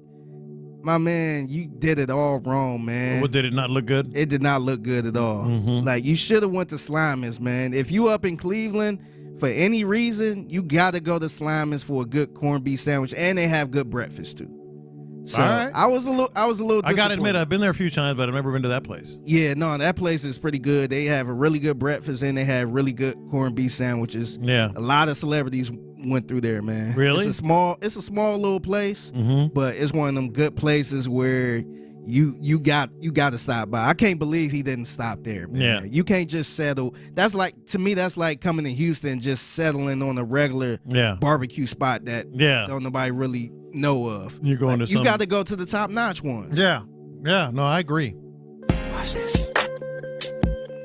These are my confessions. This doesn't make any sense, and I'm saying that up front. But I got to confess, I think we're going to see Stefan Diggs tomorrow. And let me just put it very, very clearly. That makes no sense. He's a veteran. he had a little bit of something, nothing that would keep him out of a game. And it's just, one preseason game, err to the side of caution. I get all that. I just feel like Stefon Diggs has, even in a preseason game, he wants to see it all together. He wants to see with CJ in a game against a real opponent, even if it's just one series, hell, even if it's just 4 plays. I kind of feel like, at minimum, I know he wants to play.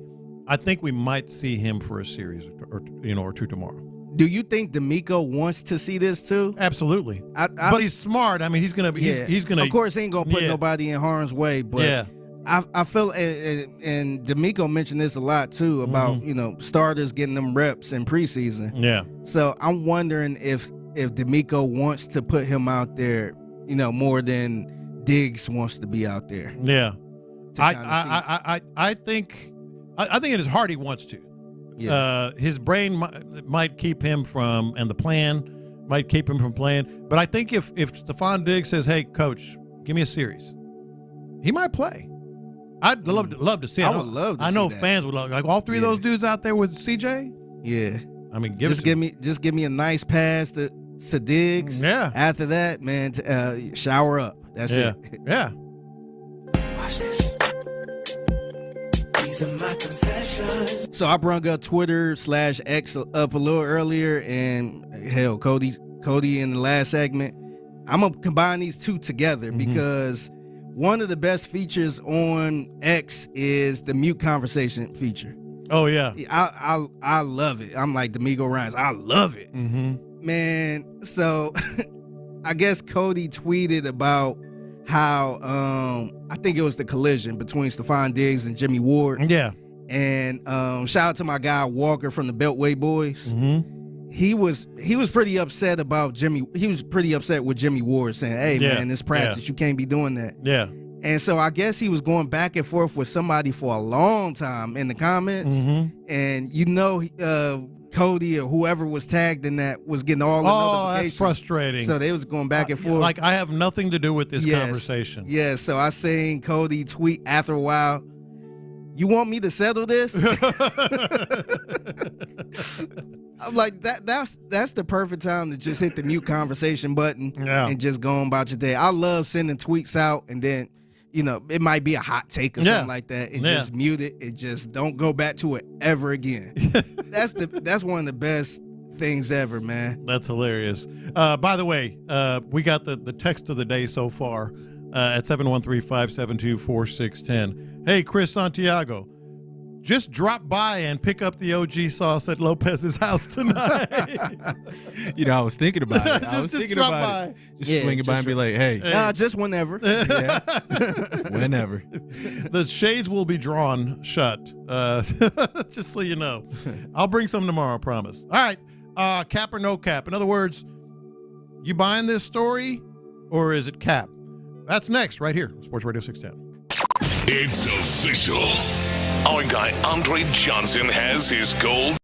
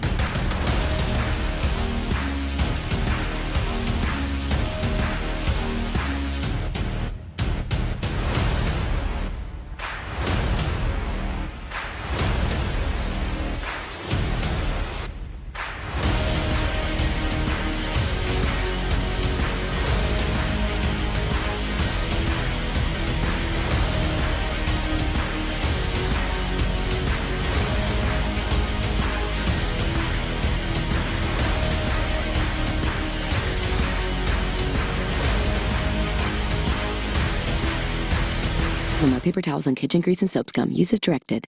Live from the Twin Peaks studios, Sports Radio 610 presents In the Loop. All right. Cap or no cap? Do it every Thursday right here in the Loop on Sports Radio 610. And speaking of Sports Radio 610, don't forget August 19th, a week from Monday, we'll be having our new look. New show. Who this? New show. We got the email officially in-house today. So be here. Dang, I look pretty. You look really pretty. You look really pretty. I won't say who it is on the air. You will find out. We'll let you know. No, I'm just playing. But I'll just say this. Biggie's going to have some competition for the best hair in the building. Uh-oh. You think, Chris? Nah. Going to have some competition, man, for the best hair in the building. I doubt it. All right, cap or no cap? Are they telling us a big fib? Or are they telling us the truth? You got that drop, Chris? Titus is good. Titus is good. So Titus Howard went down. The whole carted off, not carted off. Nobody cares about that anymore. But he did get injured. He did miss the ensuing practice. He's not playing tomorrow night. Jonathan Alexander, it's funny. This is the first time I heard this, but he mentioned concussion, possibly. He said it's something with his, we would assume concussion. Yeah, allegedly. Yeah, But, something with his head, he said. Yeah, So- I had no idea what it was. Like, nobody said anything. No, so. we haven't heard a damn thing. So play it one more time. Titus is good. Cap or no cap? I'm gonna say no cap. I'm gonna say no cap, knowing what it was probably a head injury, and they kind of I guess treated it like a head injury. I'm gonna say no cap. I feel like Titus is good. He'll be good week 1. Yeah, no cap. I trust D'Amico, and no way D'Amico lies to us, right? Oh, no way, ever. Of course not. I'm actually gonna say no cap too, but only based on what you said, Figgy. Like, he may not play in the preseason now if it's a head injury. Yeah, they may just say, all right, that's something that we can't mess around with. We'll see you September 8th. But I think he's going to be there September 8th. Yeah. All right. Cap or no cap? So earlier this week, Joe Espada was giving updates on McCullers and Verlander and, the whole 9 yards, And he said this about Lance McCullers, quote, "Everything is moving in the right direction." Now, keep in mind, it was as he was announcing that Lance McCullers is going to miss a second consecutive entire season. Cap or no cap? Cappity cap. Cap, man. That is cap, man. That Everything is moving in the right direction. Oh, by the way, he's not going to play for 2 straight years. Yeah.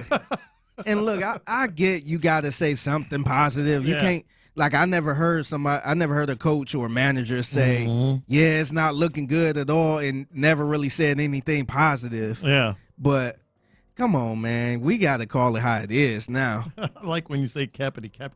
Yeah, nah, that is cap. All right, cap or no cap?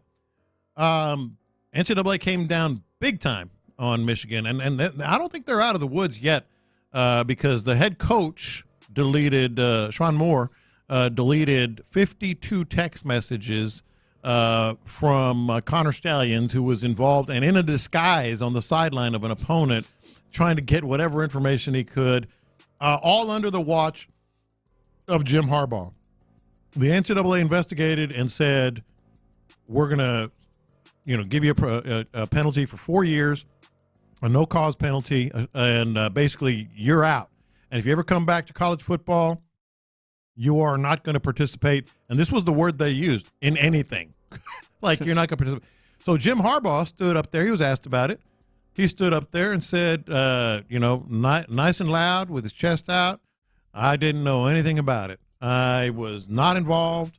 I am only here coincidentally after winning a national championship in L.A. With the Chargers now.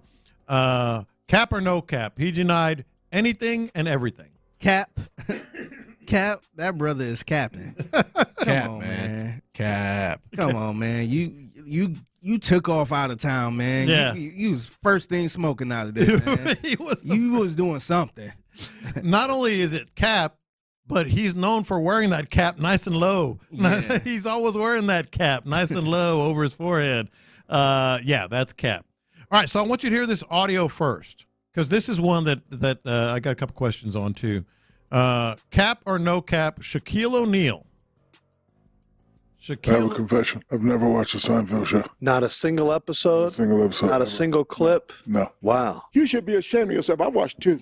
The ones you were in? I only did 1. Okay, so you watched one more than you were. We separated business and friendship. What white shows, comedy shows have you watched? Well, growing up, I used to watch Happy Days and Laverne and Shirley's and Little Rascals. Those were my only white shows. Well, you know why he didn't watch the shows? I can tell you why he didn't watch. I would love to know why. I didn't watch shows either. We both were working. He was playing basketball, and when these shows come out at 8 o'clock or 7 o'clock, we're working. I've been working every night since 1979. Have you watched an episode of Friends? No, never. All right. I like how you said he named those 3 shows and said those are my only white shows. I don't know about that. Cap or no cap, he's never seen. I think by accident you'll see us an episode of Seinfeld or Friends. I don't think so. I don't think he's capping right here, man. I'm gonna say no cap. I just feel like, to me, it took me to actually sit down and turn on Seinfeld to actually watch an episode. Yeah. Because usually when I see it on, I'm like, nope. I just move on or change the channel. Chris? No cap. I've never either. I've never watched. You've never watched the Seinfeld? Nope. No, I know it's an older. It's from the 90s, so it's older now. But like I said, by accident, like it's on and you watch it or you're flipping. It's always on somewhere. If it's on, I turn it off or watch something else. Yeah, to me, that's like saying, like me, I never watched the episode of MASH. Yeah. I don't like MASH. That's a much older. Yeah, I don't even like the damn theme song. Yeah. The theme song creeps me out. But I'm gonna say no cap. I got a couple shows like that where I'm like, I've never seen that show before. I'm gonna say cap on this. I think that's just Shaq being funny or whatever. But I do have a couple of questions. What is like a wildly popular show, like everybody's talking about it, that you've never watched a single episode? Right now? Ever. Or ever? Yeah.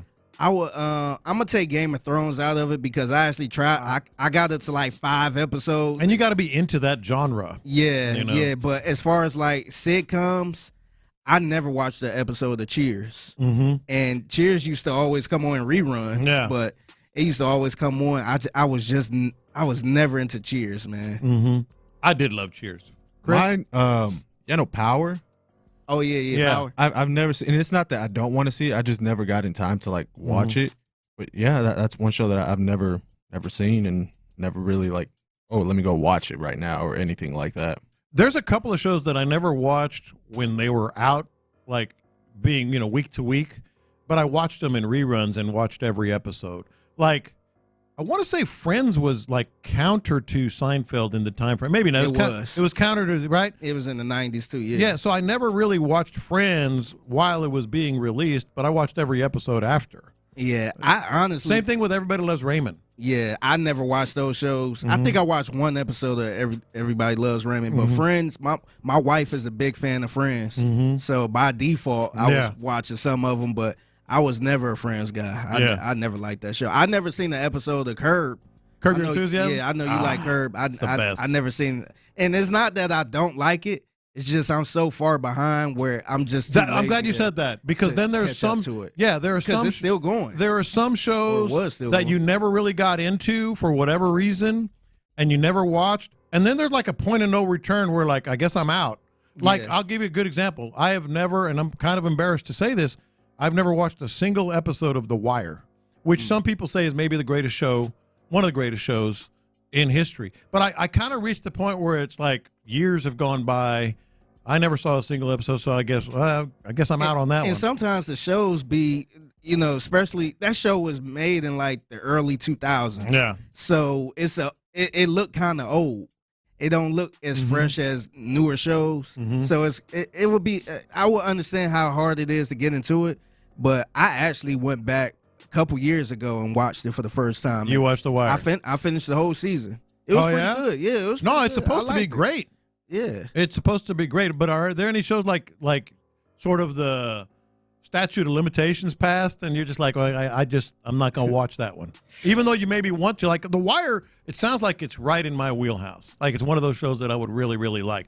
Kind of like Your Honor or something. Yeah, it's to me, I know a lot of people compare these two, but The Wire and The Sopranos. Yeah. I think it's similar. I think it's really similar, just different, just a different setting. Because The Wire is they take place in Baltimore. Yeah. And it's I think it's more. I think it's a very realistic show because Chris brought up Power, and Power is not realistic at all. Yeah, it's just a lot of shoot 'em up, bang bang, and stuff that don't really relate at all. But I think somebody actually wrote a book about The Wire and how and kind of explained everything about the show. And and I think it's a good show. I think you should check on it. The show that I try to get into, and like kind of just stop because it's just so much. The X-Files. I don't know if y'all heard of the X-Files. I watched it a little bit. It's not my thing. And it's just like I tried, and it's just like I got to a certain point, like mid-season 1, and I just completely stopped because just like, it's so many shows. Was it the new one or the original one? The original one. Like the ones that's on Hulu. I tried to watch it. I used to watch it as a kid because we used to when I was younger, I used to think it was kind of scary. Yeah. But I tried to watch it as a grown man. I'm like, what is this crap? Yeah. I'm like, it looked kind of ridiculous. I know those characters are legendary characters. Yeah. But, and the theme song is legendary, but I'm just like, man, how is somebody watching this stuff about aliens? That's how I am. Well, like I said, that stuff is not really my thing, sort of the science, sci-fi stuff. But I saw this in the theater, and I'm a little bit embarrassed to say this. I thought it was all right. But everybody's like, oh, it's the best. It's so good. It's Academy Awards. Even I was saying that, I could see where it would win some Academy Awards. But Barbie, I was like. I thought you seen that. I did. Oh, okay. No, I said I did see it, but this is kind of a little offshoot. Okay. Like, I thought it was okay. But everybody like going over the top. And I could see where it would win some awards because just the characters and the all the build up and everything like that.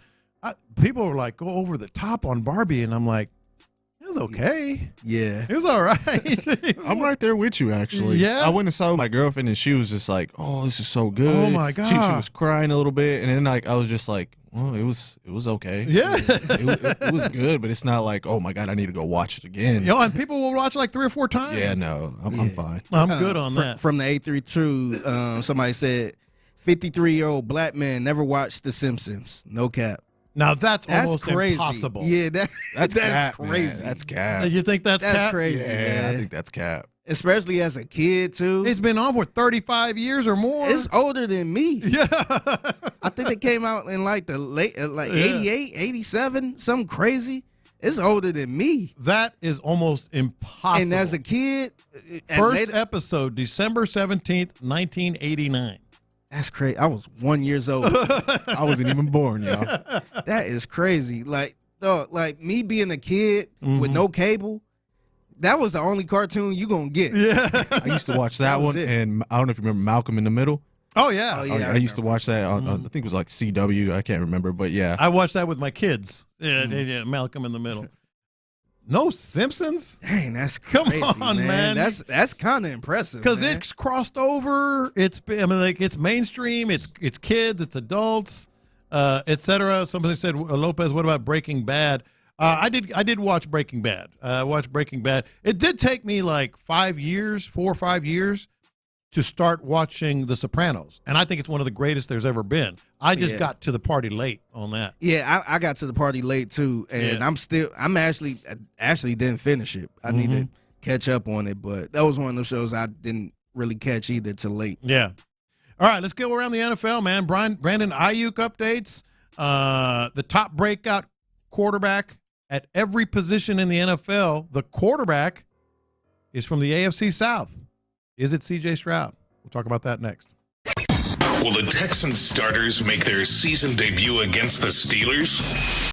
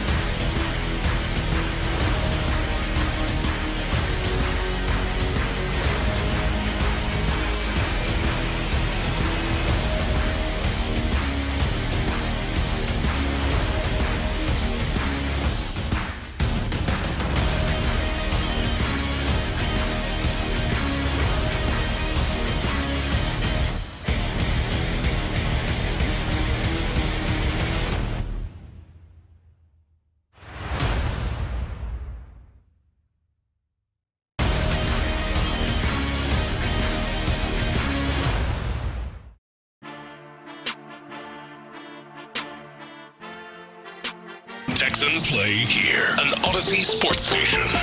Let's go around the NFL to keep you in the loop. This is Houston's sports leader, Sports Radio 610. Yeah, man, let's go around the NFL. Let's start with the latest. Is there a latest? I guess there is. This deal ain't done? But yeah, it still ain't done. Brandon Ayuk. Well, let's listen to Adam Schefter's latest on Brandon Ayuk. Not going to be a team that wants to trade for Brandon Ayuk when it has to give up as many assets as it does without having him under contract long term. Not at this stage right now. And so that leaves both sides in a tough spot because there are teams out there that are willing to compensate the 49ers to their satisfaction, but that's not where Brandon Ayuk would like to go. And there are teams that are willing to make Brandon Ayuk happy, but it's not what the 49ers are getting back in return that would make them happy. So I think when you step back and assess the situation, a lot of people around the league believe that the 49ers are not going to be in any rush here to make a move, despite the fact that everybody's waiting for a breathless update, waiting to see when and if Brandon Ayuk will be traded. He might be, and he might be soon, but they are not rushing into anything right now. They're going to take their time, be deliberate, and see what's out there before they make any move at all, because they do know that they would be moving on from a very good wide receiver. You called this. I got to give you credit. Early on, you were saying this has all the markings, this has all the characteristics of the Deshaun Watson thing. It was like a Deshaun Watson sweepstakes. Yeah.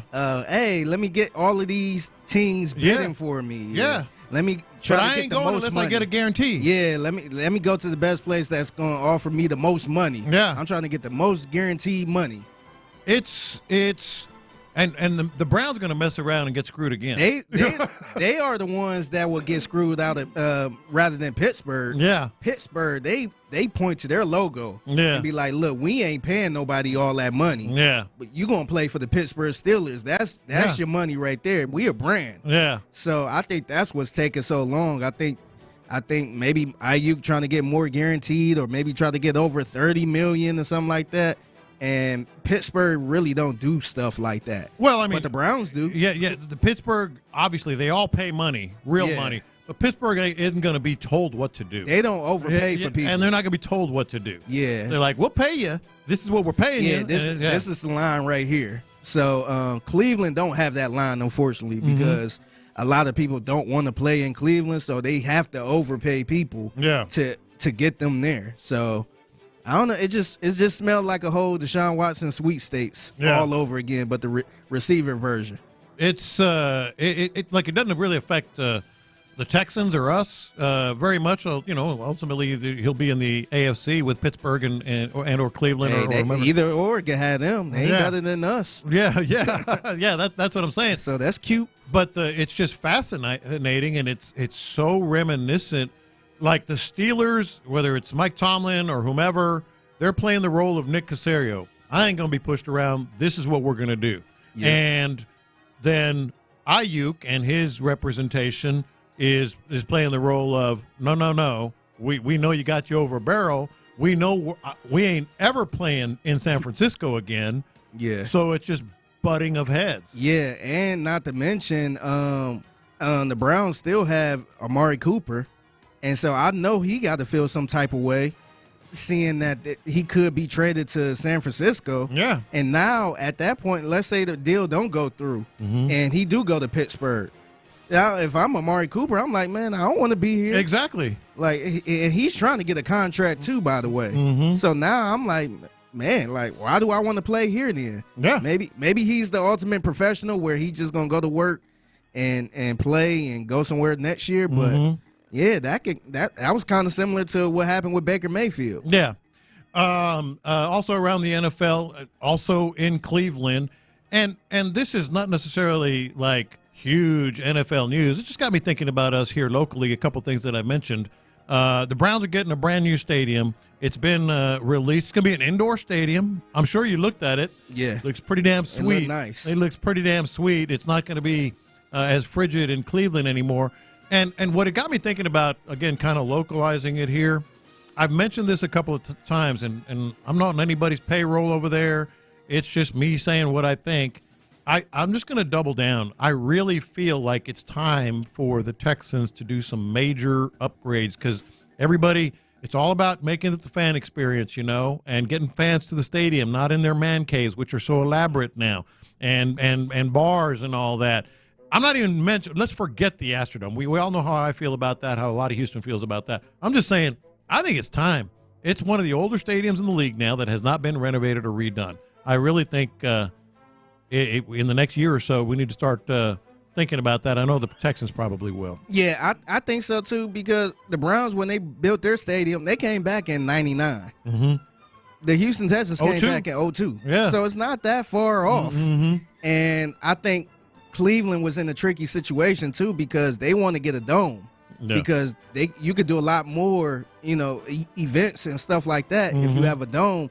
But it's too much money to put a dome on that stadium off the lake. So I think it make more sense for them to not renovate that and just build a whole new stadium for that price. Yeah. But and they don't need to build a new stadium. No, it'll be very expensive. Yeah. But like a really good destination point type redo. Yeah, that's all they need. They don't need to tear that down and build Of course, another we'd one. like for them to tear down the Astrodome. It would give and again, I'm not going to go there. There but you go. No, I guess I can't help There you myself. go. I guess I can't help myself. But of course, it would be better. But I'm saying even if you eliminate that, it needs to be a It's better about time. destination. It's about time because you was there for pretty much all of the games there since it's been here. Yeah. Did they do anything different since then? They've done little stuff, a couple of little upgrades, but you look at stadiums now, and it's not just like me wanting a better experience, because I have a great experience at NRG. It's more than fine. It's a very good stadium. But these days, you look in Dallas, you look in San Francisco, look where Cleveland is doing, look what Jacksonville is doing. Like the NFL realizes that fans are staying home because it's a better experience for them at home. Yeah, and it's funny. I seen something on Twitter. I think it was some type of list that was going around that was ranking them the most. I think the top 100 stadiums and arenas everywhere, like all three sports. And I think I seen NRG probably like 88. I can see that. And I was just it's like, not a dump. It's a fine It's stadium. a great stadium. Yeah. I like it. I like going there. But to me, going to that stadium, it's kind of old school. Yeah. And I'm using old school loosely. It's old school meaning it was built in the 2000s. Yeah. And I felt like looking at, the Las Vegas Raiders stadium and looking at the stadium in LA, just all of these new upgraded stadiums. Yeah. It's like, man, we ain't gotta tear it down and build something brand new, but let's update. Let's get a big update to it. Let's upgrade it. I think we actually absolutely could. Again, I don't have it. I mean, I'll be fine whether they do or not. I just think it's time. Let me ask you this: how does this make you feel? Do you feel a certain way, as the kids like to say, when you see this? So the best player at every position. So only 22 AFC, NFC. All 32 NFL teams were picked, and they picked one player to be the, quote, breakout player of the year at that position. Now, I'm not going to go through all the positions, but it did interest me. The one quarterback that they picked in the entire NFL to break out this year is Anthony Richardson. That's a little scary for me, man. That's a little scary. I know, I think it was last year, during the draft and all that stuff, I know you weren't too big on Anthony Richardson. But for some reason, I felt like, man, if they can just unlock something out of him, he's going to be a beast. Yeah, he got all size, he got all of that. Yeah, as he's a dream type of quarterback. But as far as like throwing the ball and being accurate, I think accuracy was my big problem with him. Yeah, and I don't know if you can just teach accuracy. Yeah. But I'm like, dang, if he can find that, he might move over Josh Allen. He's gonna be way better than him. Yeah, and he's big like that. Yeah, so my worry is if they can unlock something out of him. Yeah. And I think the Colts are the biggest threat. Yeah. The Colts are to me. He's gonna be a scary dude, man. The biggest threat. One dude he's not going to be thrown to, at least for 6 or 7 weeks, if not longer, is Josh Downs. So kind of a downer. He's down. Josh Downs is down. What was the injury? I didn't write it down. I think it's, I can't remember. I think it was like a hammy or something like that. But they say he's going to miss at least the first 6 games, and that includes the Texans, obviously, once. And then they play him again in October, so he may have missed both games. So they down the receiver. Ankle injury. Ankle, that's what it was. It was a high ankle sprain. Yeah, that's what it was, a high ankle sprain. How does this make you feel? Talking about making you feel a certain way. Nick Foles, with an announcement. After much thought and prayer, I've decided to retire from the NFL. It's been an incredible 11-year journey filled with unforgettable moments. We have it? Yep, we got it. Let's play it. Crazy to be in this moment, looking at this camera, officially announcing my retirement from the NFL. From the first day I was born, my dad put a football in my hand. He must have known something, because that became a dream of mine since I've been a kid, to play in the NFL, and I will be forever grateful for that.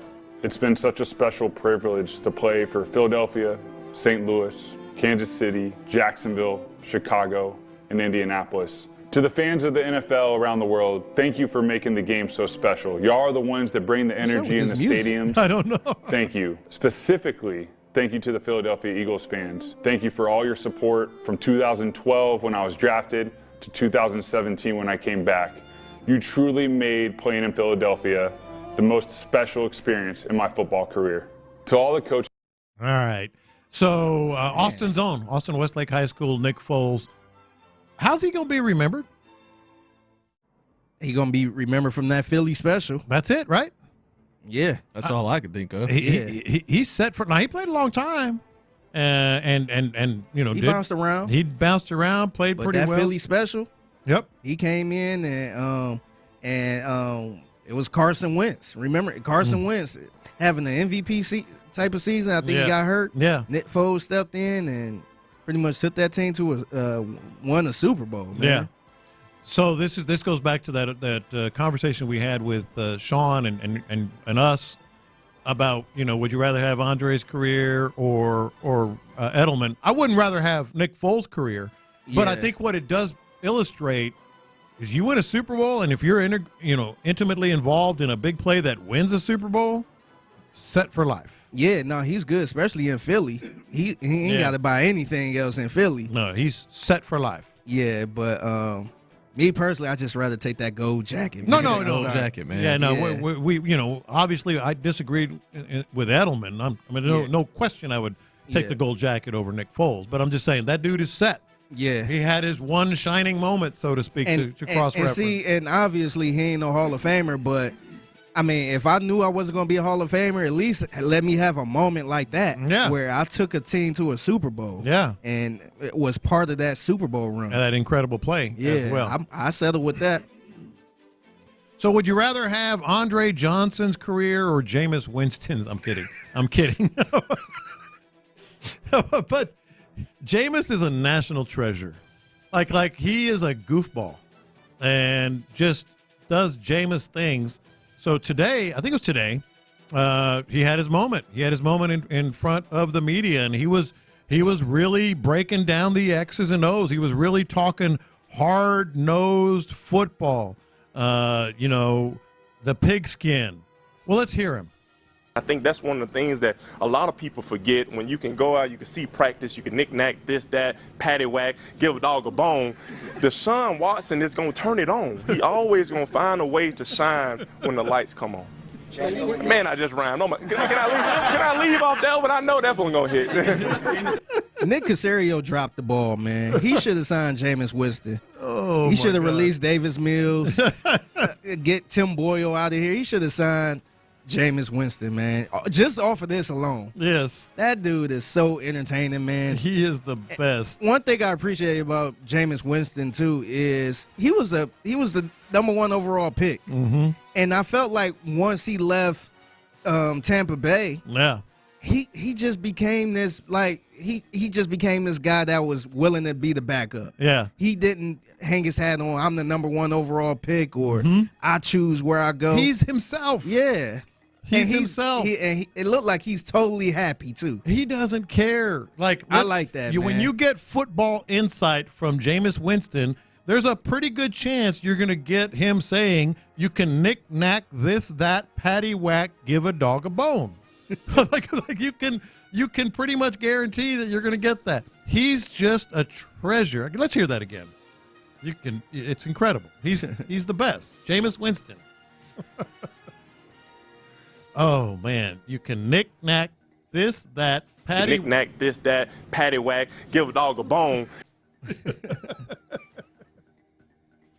God bless him. God bless our guy, Jameis Winston.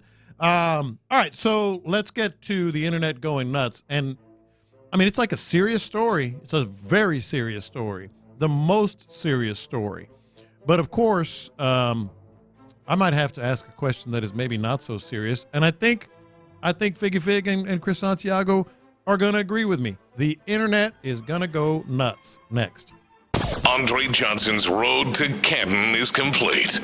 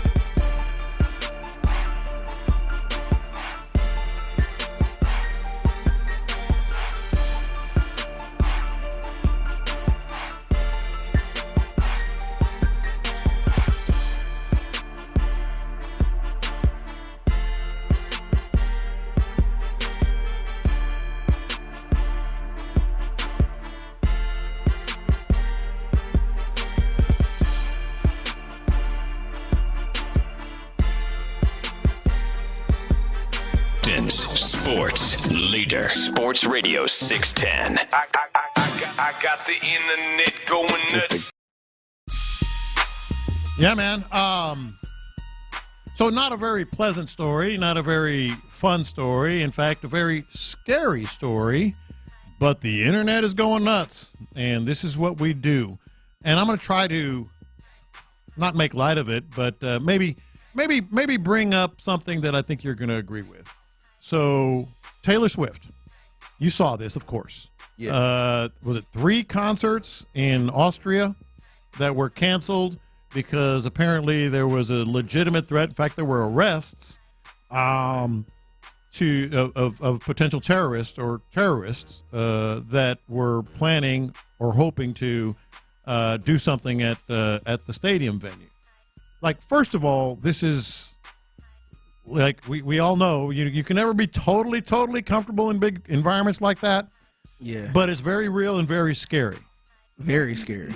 Even without all the other extra stuff, just being around that millions and millions of people is scary. Yeah. For me at least. And for anybody. And I don't care if you have security or not or whatever. But my mind going in weird places like it occasionally does, I thought, I don't care if you're ISIS or whomever, ain't no terrorists want to mess with the Swifties. Yeah. I mean, I was telling you, they'll create their own army. Like the Swiftie SEALs, like the Navy SEALs or something like. Yeah, nah, they get down, man. They will defend Taylor Swift. So I ain't going against no Swifties, man. Ain't nobody want to mess with the Swifties. Like it's scary, but yeah, and I guess there are still updates going on or whatever, but no, that's scary, man. Mm-hmm. Prayers to everybody, but and that's she's got to be terrified. Yeah, because that's the other thing too, man. These type of events, you go there to get away, to enjoy. You don't want to go through all of this stuff, man. Like that's the last thing on your mind is thinking about a possible terrorist attack happening at a freaking concert, at a game, fun, like getaway. That's the last time you think about that type of stuff, man. And just it being a threat, it's just so scary, man. It make people question and think about like, nah, maybe I don't want to go to a concert because of this. It's like that's not cool, man. I got to tell you, even as much as it's happened, sadly, all over the country, all over the world, I still don't really think about it. Do you ever go to like a big venue, a big crowd, and kind of go, ooh, I wonder? I do that all the time. Really? Like the last time I went to a concert, it wasn't a big concert, but it was at Warehouse Live. And who did I see? I seen my boy Dende. Mm-hmm. He was performing. And I wasn't like in the front. I was like towards the back. Yeah. Where it was a lot of room because I can't be around like a tough crowd like that where it's just surrounded by people just in case a fight break out and I want to get trampled. I'd be sitting like far by the door just in case so I could just dip out and leave whenever. But that's just me. I guess I got a weird brain at times, man. I start thinking about all of the possible stuff. Just I think maybe I'm just naive, or I block it out, or whatever. I go to big, stadiums and concerts and all that, and I mean, I'm not gonna say I've never thought about like, maybe even kidding around. This looks like, whatever. But nah, I don't think about it. Sometimes I get to a point when I'm out at dinner, I gotta sit in a place where I see the exit, where I see the door. Oh yeah, yeah. So I see everybody that come in. Go ahead, Mother. Oh yeah, I'm the same way, man. I mean, when it comes down to like shows or even movies, like I try to just like, and when I go out to eat, I want to sit to see like who's walking in, who's leaving, because it's like I always want to be aware of like what might pop off. You never know. Yeah. And I think maybe it's PTSD too, because like I've been robbed before. I was robbed when I was like 17, leaving KFC. I just got off of work. And I was like so unprepared. And I don't know if people be prepared for a robbery or nothing, but like I just had no chance to get away at all. Yeah. And from that point on, I like watch everything. Yeah. So maybe it's a little bit of PTSD. Yeah, maybe. All right. So like this was, how much of the Olympics I've watched in my life. Like I've just lived it. This might be the greatest comeback. This might be the greatest comeback in the history of the Olympics in the men's 400. He's fading badly at this point, Lee. Jareem Richards on the outside. Matthew Hudson-Smith. Karani James. Quincy Hall is coming back. Quincy Hall is digging deep. Quincy Hall is running past all of them.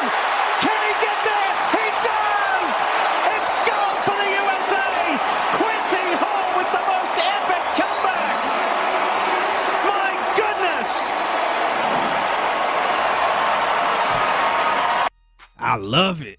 If you haven't seen this race, make it a point to see this race. Dude was in 5th place, like coming around the last turn. I've seen this highlight a few times, and just watching it right now, I was smiling. I was just like, go, go, go, go. And it's the 400. Yeah. Have you ever run the 400?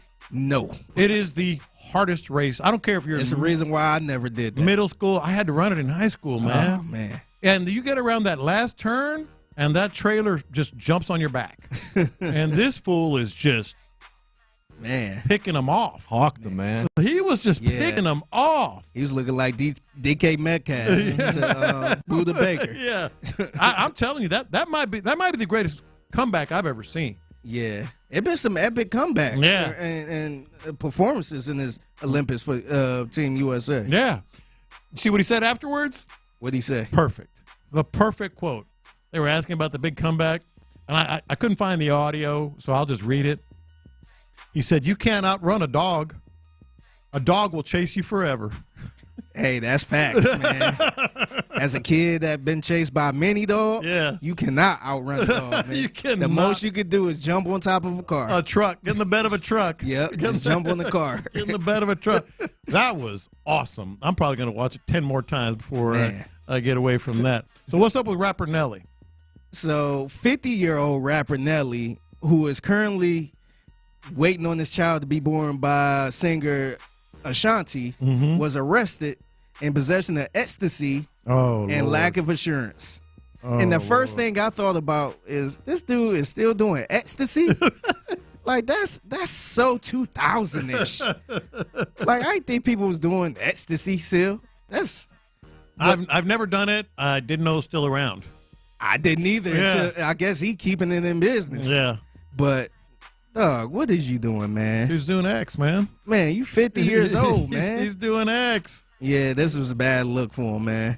Too old to be doing that, man. That's exactly what everybody else kept saying. Like, why is he 50 years old with a baby on the way? He's got that young girl. With a baby on the way. Yeah. But he's got to keep up, man. Man, that girl about his age. Oh, it is? Yeah, the girl he's with. Maybe I was just assuming wrong. Yeah, Ashanti, they all was around in the 2000s. Mm-hmm. And this is like, what are you doing, man?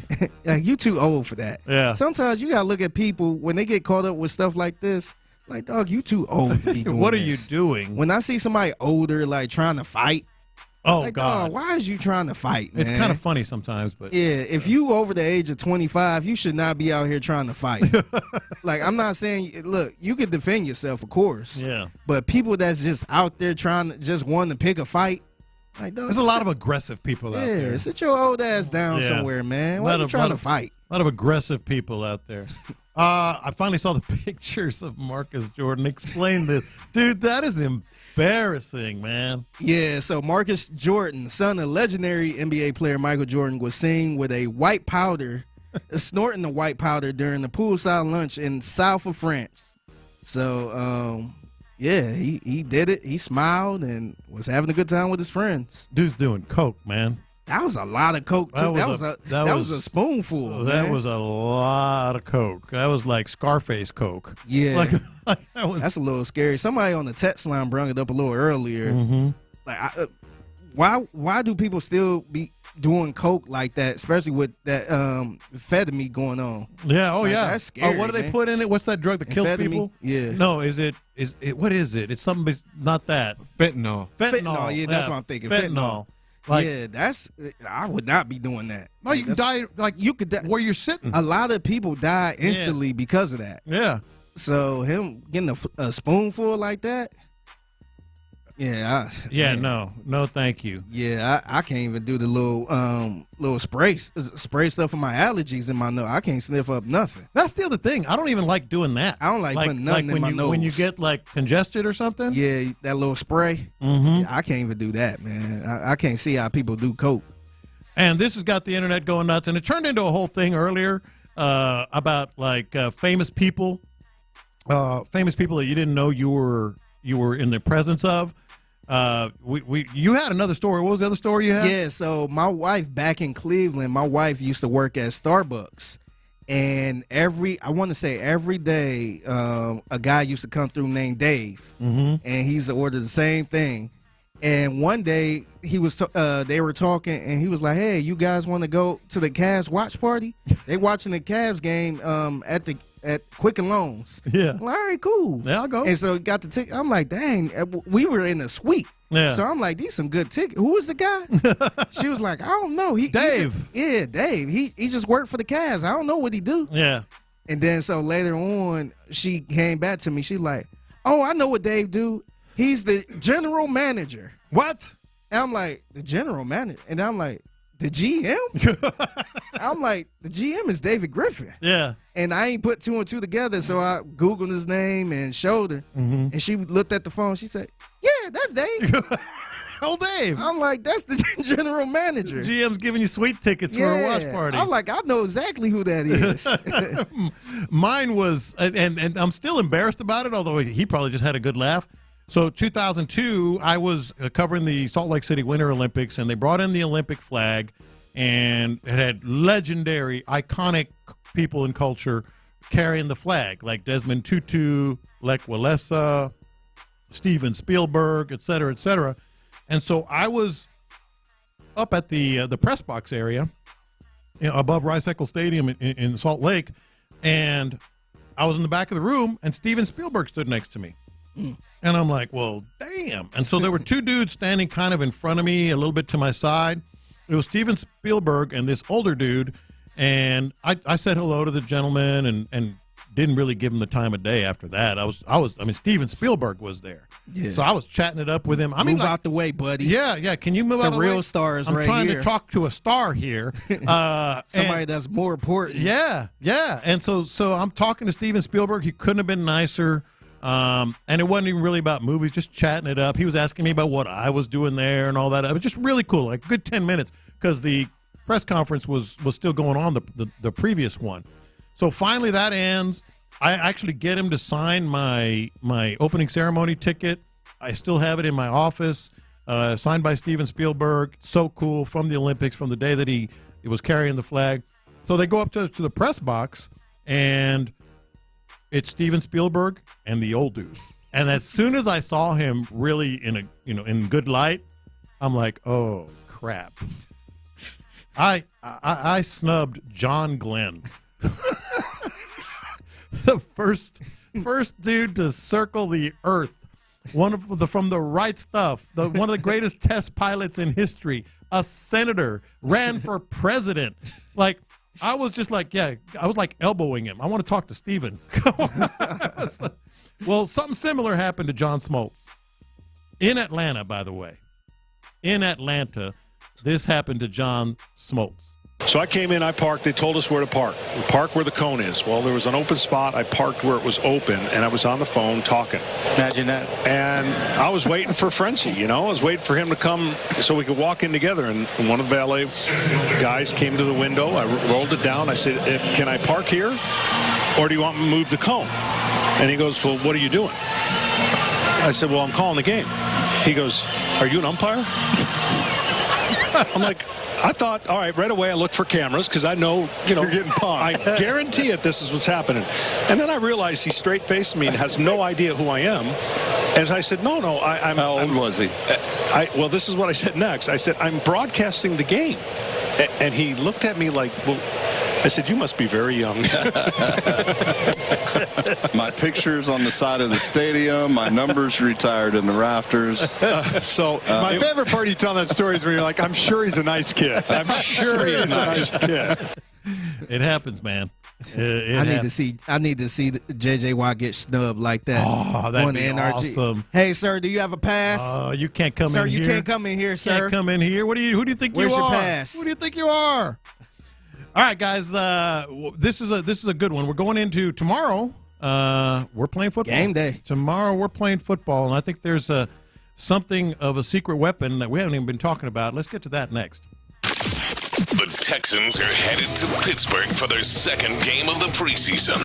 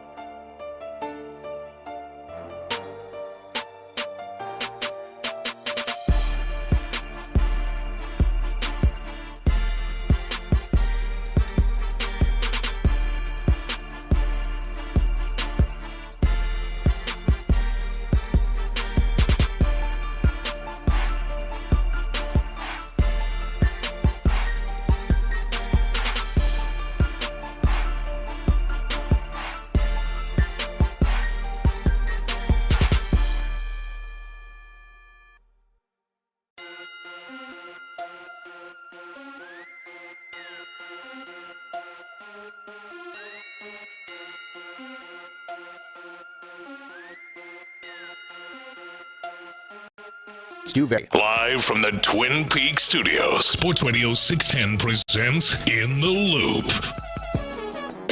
All right, we're talking about secret weapon here, and I am being 100% serious. Quiet dude. We're talking about so many players. I mean, the Texans are hot right now, man. I mean, the Texans are the thing in this city. All due respect to the Astros. People going nuts. C.J. Stroud, Tank Dell, Stefon Diggs. We can go through the whole list. Nobody's – I hate saying it. Nobody's talking about Danielle Hunter. And see, it's wild to say that, too. Yes. Because they paid him a nice little chunk. And we were excited when it happened. That was a big signing. Like, we talked a lot about him when it happened. Yeah. Like, I wouldn't say we glossed over that signing. Yeah. But, yeah, I felt like whenever we talk about defensive ends, we bring up the T.J. Watts, the Myles Garretts, the Khalil Mack. We bring up all of these guys. And nobody really bring up Danielle Hunter like that. Well, I'm glad you mentioned those three guys. That's what I was really looking at, because the reason it kind of occurred to me, like, this dude is gonna be a beast potentially. When you consider, like, Will Anderson on the other side, what he's been, D'Amico, all the other players and really good players on the defense. Because he was talking to Kay Adams, and shout out to Kay Adams. We really need to give her credit because we used a couple things of hers today. She's a real good interviewer. She was making the rounds. She was making the rounds. She's a really good interviewer. But I was like, all right, let me look at this. So I looked at the current active leaders, sack leaders in the NFL, and three of the most prominent names you just mentioned, like Khalil Mack, 34 sacks in his last 3 seasons. Myles Garrett, 46 sacks in his last 3 seasons. T.J. Watt, 47 sacks in his last 3 seasons. And then I looked at Danielle Hunter. Now, he missed a lot of games 1 year. So the way I'm going to frame it is his last 3 full seasons. Yeah. The last 3 times he played a full season, 41 sacks. 41 sacks. He's right there with Myles Garrett, T.J. Watt, and Khalil Mack. And they don't have Will Anderson on the other side. They got good players, but they don't have Will Anderson and the potential there. Yeah. It's nuts. Yeah, it's crazy. And he, honestly, seeing him out there, he looked like he about the same size as a Myles Garrett. Yes, like, he does. He's a big type of dude. I seen Myles Garrett in person, and I was just like, holy bleep. Like, this dude is just big for no reason. No reason. Yeah, long arms. It's like somebody created him out of a lab. Yeah. And that's how Danielle Hunter looked, man. Danielle Hunter looked like somebody created him out of a lab. Like, I went to Madden and just say, let me get the 6'8" dude, fast, flat belly, arms big. Yeah, like I just created him in a lab. That's how Danielle Hunter looked. It is, and I saw him walking onto the field with Shaq Mason, who's a big dude. Yeah, and I'm like, who's the little chubby kid? Yeah, Shaq Mason. Shaq Mason looked like he could be somebody's bodyguard, like Beyonce's bodyguard or something. Yeah. Well, Nico Collins agrees with us. Nico had this to say about our guy Danielle Hunter. Yeah, well, we win now. Of course, I'm saying. Danielle is so scary. Yeah, sure. Why is he so? I've never been so tense in an interview. Man, it's crazy, especially like when I line up in the cut split and I see him like arms width apart from me. I'm like, yo, just don't touch me. I saw those arms. I was like, get away from me. Dude's a beast, man. Amazing. But I'm glad he's on my team. Okay, yeah. I'm glad that you're on this team and that you're smiling and happy and ready. Man, that's an NFL player, a big NFL player. Yeah, like that's Nico Collins. That's a big dude. Is in awe of him. And you can be as big as you want, but I go back to the production. Like, he had 16 and a half sacks last year. Yeah, in Minnesota, and I think part of it is he was in Minnesota. Like, that's just not a market where, you don't have T.J. Watt and the Watt last name, and J.J. is your brother, and you don't have, number 1 pick Myles Garrett, and just an Adonis figure that played at a major school at A&M, and Khalil Mack, UCLA guy that was a hot commodity and all that. And you're in Minnesota, so I feel like this is a true they're sleeping on him kind of guy. Not that he's not great, because he is, and I just laid it out. But I think people are sleeping on him. I think so too. I wonder if it's because he's so quiet. Because that plays in. Because the other guys you named, they all had some type of contract thing where I want to be the highest paid defensive player or whatever. I never really heard that from Danielle Hunter. Maybe I'm wrong, but it seemed like he's just very, very low key. Yeah. And maybe that's why nobody really discussing him as much. No. But if you look at his career, like if his career keep going the way it is, he's a Hall of Famer for sure. Oh.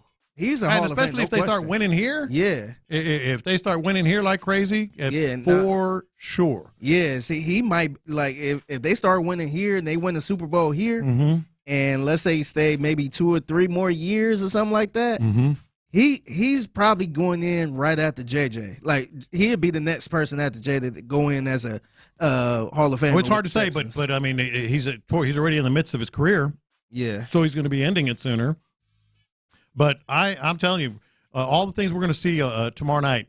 And of course, we're all about the offense. I said it yesterday. I just can't wait to see these receivers. Stefon Diggs doesn't look like he's going to play, but you never know. But still, CJ with his receivers, Damian Pierce, going to be a huge game for him. We talked about that earlier. But like, I want to see. Just give me a glimpse here, man. Give me a glimpse of what we might be in store for. I mean, 16.5 sacks. Yeah. That's like next level. In fact, Matt Burke, defensive coordinator Matt Burke, I mean, he sounded practically giddy talking about him. It's funny. I mean, you talk about like Will and adding on weight, and he stands next to Danielle, and you see the length difference. So like for a guy that's that long and explosive, it's you almost have to like change your like perspective, because like, he's so explosive. He covers so much ground his first 2 steps. It sometimes doesn't even look like he's launching out, and then you pause the tape and he's 4 yards in the backfield. You know what I mean? So like, it's a very he's done it for a long time. Obviously, he's very natural at doing that and rushing, and just the ground that he can cover and the length he has from an extension standpoint. It's pretty special. He's pretty unique. So excited for him to keep going for sure. I mean, that's Matt Burke, who has been raving about Will Anderson, losing this weight or whatever. It wasn't like Kenyon Green, but I'm saying he just changed his body. I'll put it that way, and looking different and down to 262 or whatever it is. And he's like, yeah, stand him next to this dude and see what happens. Yeah, I was looking at Will Anderson next to Danielle Hunter, and I'm like, damn, Will Anderson need to gain some weight, man. He look a little puny, man. He need to step his game up. But I think it's just Danielle Hunter just being so cocky and big. And Will Anderson ain't small. Yeah. That dude ain't small. He got big. Like, it's funny seeing him in his rookie year, and then now. No, he's transformed. Yeah, his face even look like a lineman. Yeah. So, man, it's good to have 2 of those guys. And you mentioned Will Anderson, but you also mentioned, he's kind of his demeanor, and he's just kind of low key, not soft spoken, but kind of monotone. I listened to this because he's actually going to talk about Will Anderson, and it's quite the compliment to Will Anderson, in fact. But I caught a real, like, Andre Johnson vibe, because he doesn't, like, if you just listen to this, you're like, okay. But if you listen to his words, you're like, that's impressive. What does Will Anderson bring? I mean, we saw what he brought last year, but in your eyes, as being that person opposite you that can sort of do the same thing, maybe? I think with Will, he's a far ahead of the game for somebody that's going into year 2. I see it every single day, how he carries himself as a player and as a human being, and I'm very impressed, because my years of being in the league, I've never seen anybody do such a thing. And the year he had last year, it was a phenomenal year, but I felt like this year, only the sky's the limit for him. And being able to have the defensive line that we have with who we have inside and whoever is on the end, I feel like opposing offensive lines, they'll have to pick their poison. Because I feel like we got pretty much technicians all around the board. So we rush together as a unit. Yeah, so think about, like, okay, when you heard that, like I said, you're kind of like, okay, whatever. But he just said, I've never seen anybody do what Will Anderson has done. I can't believe, what we have with him on the other side. Like, his words resonate, and that's a guy that knows a thing or two about pass rushing. Hey, that's a good thing, man. That's a very good thing, because Will Anderson, remember, he was the 3rd overall pick. Mm-hmm. And to get somebody like a Danielle Hunter and have Will Anderson raving about you like that, yeah, I would hate to be the right tackle for any team. Oh, man. yeah. Like, pick your poison. And that's what he said, pick your poison. We haven't even mentioned after the suspension, Danico Autry's going to be in the middle. That's somebody I was super excited to see. I was disappointed to see he got that 6-game suspension, but that's somebody I can't wait to see him when he get back. Haven't mentioned that. Didn't even mention, we haven't even seen Christian Harris yet. That dude's going to be bringing it. Yeah. And some, hell, if Jalen Petrie is in the mix and he's better than we expect, throw him in the mix in terms of rushing the quarterback. Yeah, they got some options, man. I'm fired up about this defense, man. We might be looking at top 10. I don't want to get too greedy, but top 5. Kay Adams said top 5. I'm gonna go with Kay Adams said top 5, man. Kay Adams said top 5. How can you have Danielle Hunter and Will Anderson Jr. and not be a top 5 defense? All I'm saying, look, Ron and Clint are coming in right now. All I'm saying is we were all excited about Danielle Hunter when they got him. We were all talking about Danielle Hunter, and then it's kind of gone away.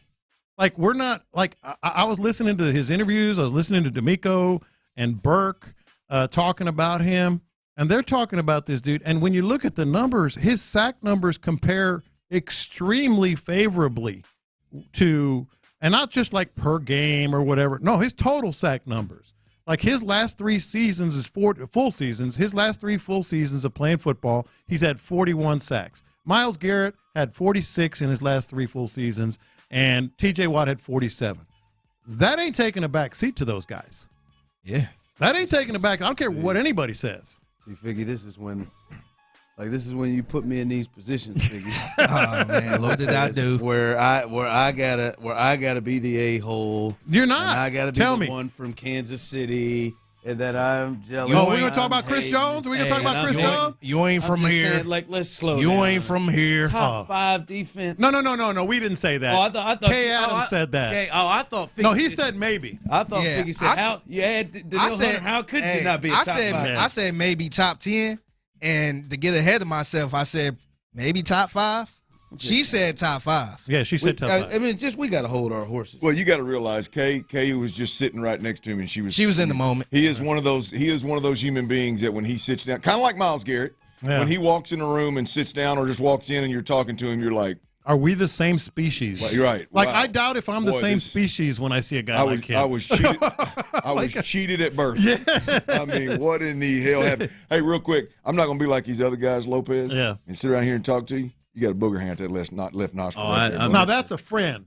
I missed it. I didn't. I'm telling you, man. You got it. You got it. I sure would have told you. Look at me again. Check up. You can drop. You got it, man. You can drop by my house anytime you want. Figgy been sitting here for 4 hours, man, with that old hanger. I didn't see it. I didn't see it. I would have told you. I stopped traffic. I appreciate that more than the booger hand out of my mouth. Listen, I think they're going to be potentially a better defense than they were last year. Yeah. But Danielle Hunter and Will have a chance to be a hell of a tandem.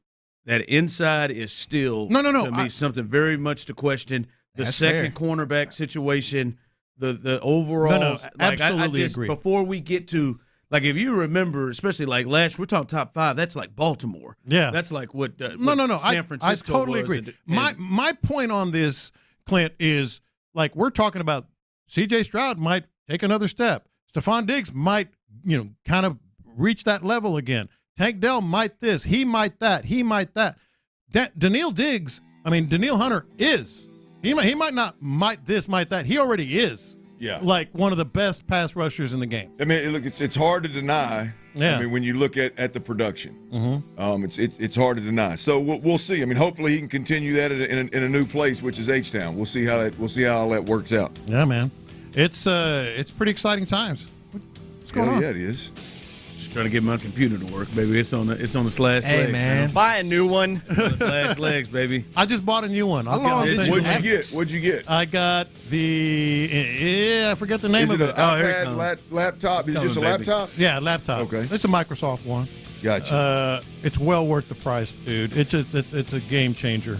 It's an I'm with absolute it. game I'm with you, man. I'm just let it Ron, go, Ron man. feels like the game No, they're hard changes to every let day go. when he gets in here with that old equipment. They're hard riding it out, to baby. they're hard to let go. He of. doesn't need them shells that the I keep NFL is telling talking about myself. these guys wearing in games. He doesn't need those shells. I can tell myself this is gonna be the day. He got a 1952 This helmet. might be, Lenovo. this How about might the be the Lenovo? day. Okay. Yeah, Lenovo 15.8 touchscreen too. Nice. Badass. This might be the day. This is the day. All right, this is the day for the drive. You're listening to KILT HD2, and Odyssey Sports Station. The drive is live. The drive is live, and a lot to get to. You hear Clint Stoerner right there, Tyler Milner back in the building. Thanks for however you're taking us in, YouTube and Twitch. Those of you listening to us on Sports Radio 610. However you are taking us in the Odyssey app, we appreciate you joining us and rolling with us. And, it's back, baby. It's back. Ain't going nowhere, baby. This thing right here, It is alive. I got another 6 months with this puppy. He got one of them old last leg laptops. We're doing a radio show in here. Y'all get ready, boys. Somebody needs to take a hammer to that. Get ready. Well, hell, it looks like somebody already has. I mean, the rubber's coming off of the palm, what are those called, palm pads, and if you look from my angle over here, that screen is warped as hell. It's been hot a few times, Man, and so warped. Man, yeah, it's good times. I mean, I don't know Good exactly times. Man, what don't is look that at- all over them. What is that all Listen, over? hey, What man, is that? hey, hey, back up, man. What is that Ain't all over nobody your talking, fingers, nobody man? talk. What's on your hands Right over my here, fingers? that right there. What is that? This? This crap all over the keys. It's a little dirty. What is all it? right? It's hey, man, it's been I mean, through what a are lot. you doing? Is Nicholas playing in the yard with your No. laptop or what? What are you doing? Why don't you? I'm not sitting there saying about your headphones. Well, I mean, Calm they're down. broke, but they're not dirty. Sure they are. I mean, I bet you they are dirty. I'm missing a key, but it's not dirty. Why you got dirt on your keyboard? There's a little Chief? dirt. Hey, man, what? Hey. How did that happen? Hey, get it together in there, all right? Reel it in. just curious. First off, you don't talk to me until you're going to take your hat off and stop disrespecting your barber. You go in there today, you did it again. You got a nice haircut. I see she Thank did you. the best she could with your beard. She's and she's very lined talented. it up, and you're going to disrespect her by wearing that hat again. So It's stop not talking disrespect. to me. She And respects my it is. style. Take your hat off real quick. Nope. Let's see it. Did you wait till you got in the car to put the hat on? Let me see it. Of course. I don't Okay. put it Make on. sure you Take didn't it off. Let me see it. Come on. Oh, Tyler. He's got the part and everything going. Tyler. Why Yeah, are that's you slick. wearing that hat? That's slick, T. That's it, man. And it would have been better had you never put the hat on. Yeah. Now Fresh you lost cut. a little. You flattened it a bit. You lost a little bit of life Yeah. with your hat, man. You flattened it a little, especially with that hat backwards. But man, that's a good head of lettuce right there, A boys. great look. I am looking good. Good. No, I mean, that is a was full blown white man lineup beard.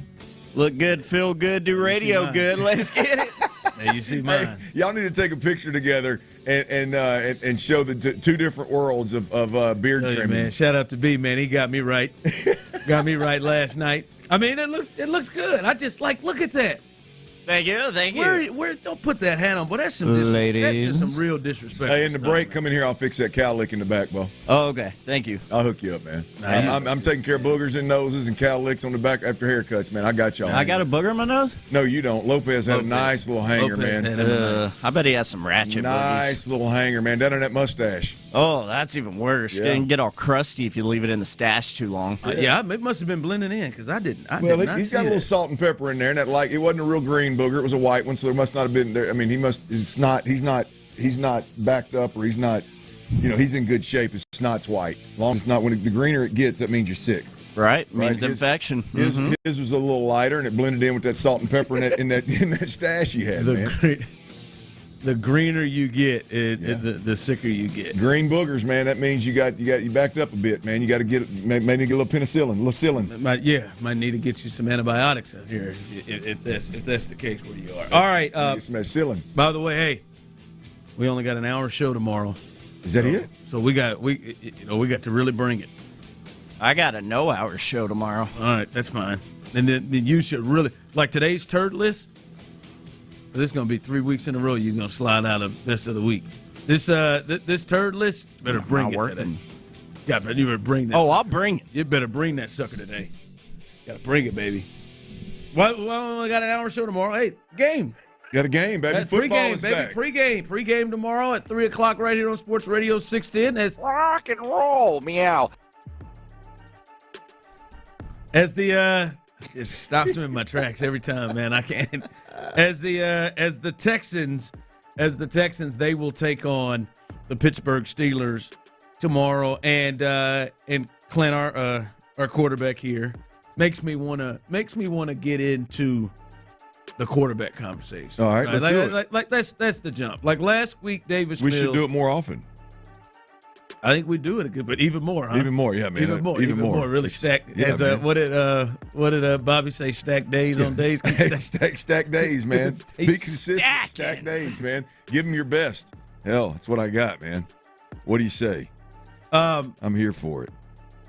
All right. This was D'Amico talking about what they're looking at. He was on with Kay Adams. Oh, almost said it. Almost read what was typed. He was on with Kay Adams, and I want you all to listen. That beauty mark. Tyler types up what it is when he puts audio in. I want y'all to have a good audio description. And he almost catches me for saying it. So I want you all 713-572-4610. Those of you on YouTube and Twitch. It says this: D'Amico with Kay Adams, and then there are two more words that follow Kay Adams. If you can guess what freaky ass Tyler two blanks has texted, it is D'Amico with Kay Adams, blank, 53 seconds on Stroud's reps against the Steelers. Two I'm words. going to pull in the carpet all the way out. But what do you think those two? The second word, 3 letters. The second word, 3 letters. Okay. 2 words. 2 words. Both 1 syllable. Wait, no. No. 2 syllables and 1 syllable. That gave it away. 3 syllables total. That gave it away. I got it. Let me know when you're ready for my guess. Let's hear from her. Let's hear from D'Amico okay. and her. I want to give the people a shot, too. She had a great voice, too. 2 words. I haven't seen it yet, by the way, for the record. 2 words.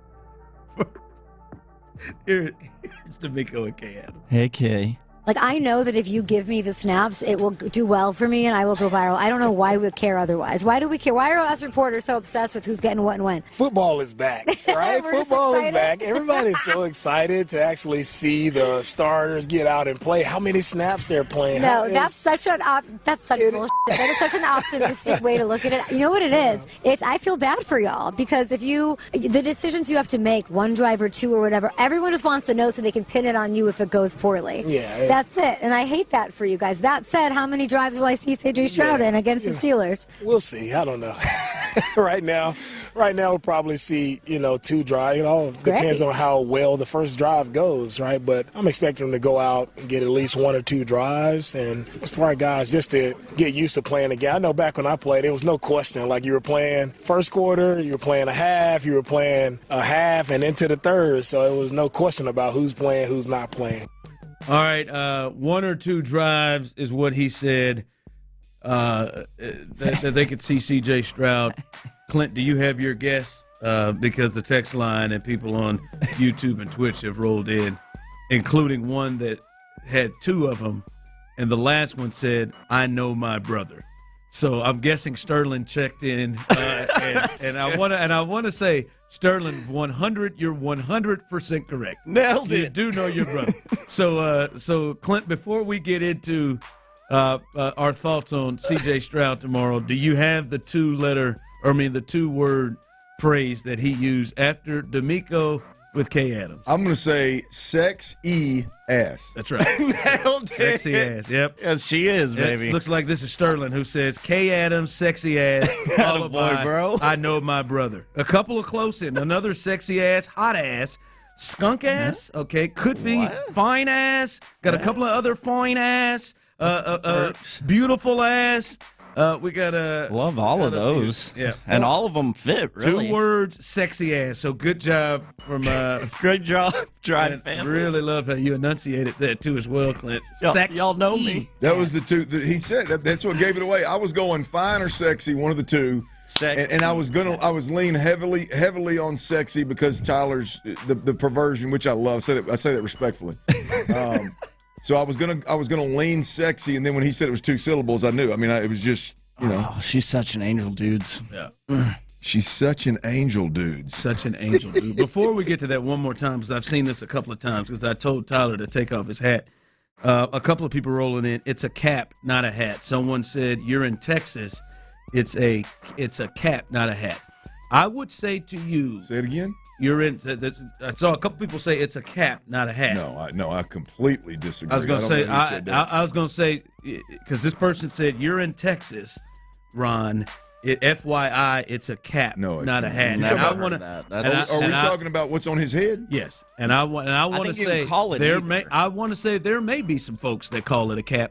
Right, but I don't want to say that that is universal to Texas. I would lean Clint wouldn't say it's a cap, and I would tell you there are a lot of people.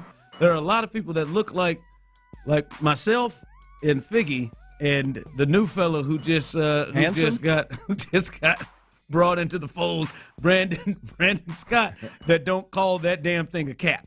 Listen, almost every person in my barbershop is from Houston, Texas, and live in Texas, and I am for certain they don't call what's on Clint and what's on Tyler's head a cap. Yeah, it ain't. I'm trying to think. I don't think I have one individual in my life of any age or any gender that uses the term cap. I'd say lid or hat. I was going to say the person I know in your life named Cap. I know for damn sure. He says kinfolk to me every time I see him. I know that person ain't never called it a cap. That is true. That is the truth. If you said cap to him, he said for my pen. That's the only thing I got. Someone texted in. He's right. It's a cap. I'm just telling you. Person, there's synonyms, guys. Why are we arguing out there, Drive family? That is to your way of the world of Texas. I'm guaranteeing you, there are a lot of people in Texas. Where is cap? Where is cap on the list? I go third. Hat, lid, same. I don't know that I get to cap. I think cap's my third. It's hat, lid, cap. Yeah, I don't use because if I say cap, I heard like ball cap. No, topper.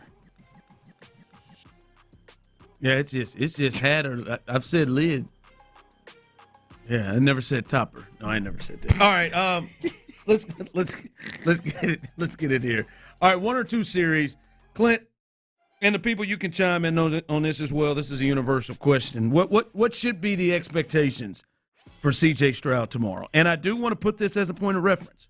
Last Thursday in the first preseason game, Davis Mills got 2 drives, like it looks like D'Amico is saying for C.J., and he was 10 of 13, 102 yards with 1 touchdown, and 0 turnovers. So I am curious for you. What are the expectations for you tomorrow when you go see C.J. Stroud in his first preseason game? Yeah, I want 15 to 20 reps. I think you look at least one good drive.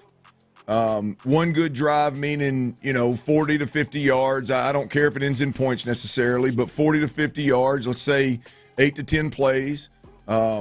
If that comes first, then they may just, if they're completely happy and everything's perfect with C.J. Stroud out there the first series, then they may call it quits at that point.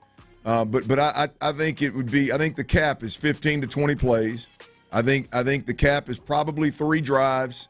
That's giving you enough room for one of those 3-and-out type drives that just D'Amico himself said. It's hard to say if you don't know what the drive's going to look like, and it just, to me, it just defeats the purpose of ever putting him out there, any of these guys out there, if it's we're just going to go 2 series, even if them 2 series is a total of 6 plays. I mean, to me, it's got to be.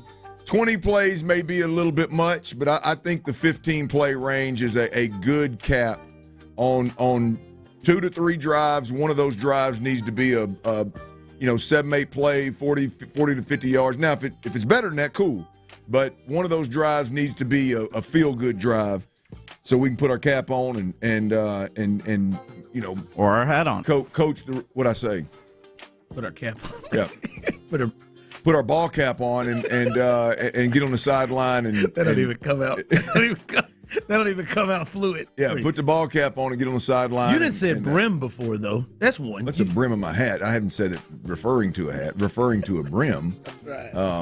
Trying to throw it out so much. Yeah, but look, put the hat on the sideline, coaching hat on, and let's ride. Yeah, that's what's got to happen. No, I do. Listen, first off, and I think you would agree, there's nothing that he can do that would make you concerned tomorrow.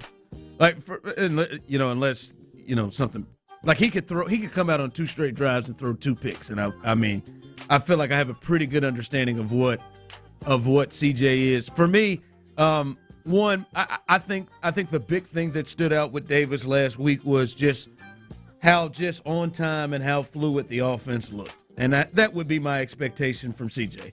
It's just, hey, this thing look on time and fluid and look like, hey, we got control of this thing and doesn't look like people are confused, right? I think that was the big takeaway for them because, listen, man, in a preseason game against the Steelers, 1 or 2 drives, like I have confidence in what C.J. Stroud is. We watched him do it 17 weeks last year. I know I know he can play quarterback in the National Football League. And then outside of that, Clint, is, Tyler, just walk off the field, Jack. There it is right there. Just get off the field. Come on, man. And then, what'd you say, 15, 20 snaps? However many it is. Here we go, man. Just let this thing run as crisp as possible and just get off the field. Like, he's not one. There are a couple of people, Clint, that I would look at, and if they had some mistakes and poor performances where I could potentially be concerned, especially some of those cats up front. But not CJ. I think that's it. Just run it, Chris. I don't need him to match what Davis did. Just crisp, and let's get on here and get our work in and get out. Well, look, I would imagine it's not going to be as easy. Look. I mean, the truth of the matter is in that Hall of Fame game when Davis Mills was out there, everything was extremely vanilla. From calling the play in the huddle to not having a lot of pre-snap movement. To the defense not disguising and not rolling coverage. In fact, I don't even know if the film's available, to be honest with you, but I would imagine there was probably 2, maybe 3 coverages used, and they're all coverages that you saw in high school. And so everything was extremely vanilla. There was very little to no processing. It's just get in and out of the huddle, play catch. It's not going to be that easy this week. The truth of the matter is they're going to show a little bit more. And the Steelers are going to play, maybe not all their starters, they're going to play some of their starters. So whether you're looking at, the different coverages and the different schemes being played defensively, or you look at, they may throw a pressure in there from time to time, which we didn't see last week. You look at the guys that are just a caliber player that's going to be playing, the chaos around the quarterback is going to be significantly different. We'll see how the offensive line holds up, particularly the guys in the middle. But Davis Mills was 4 or 5 yards of cushion, plenty of room to step and follow through on all his throws, and good clear eyesight, good throwing windows, and plenty of cushion from the DBs multiple times. It's not going to be as easy as it was for Davis Mills. It was but still. But to your point, it was crisp. It was. Yes. Like, there are sometimes you watch guys or offenses get together, and it's like, whew, man, they don't even have just the housekeeping stuff together. They just look, they're all over the place with things. So big one tomorrow to finally see these guys, as many of the ones. And I'm really curious to see how many guys actually play. How many guys? We saw that list of guys who hadn't practiced this week and didn't practice yesterday. It'd be interesting to see how many of those guys will actually suit up. All right, coming up, let's do a reset. The Astros have the day off. Let's do a reset on 2 important things as they head down the stretch. We'll discuss that as we continue live right here on The Drive. The Drive is live. It's official. Our guy, Andre.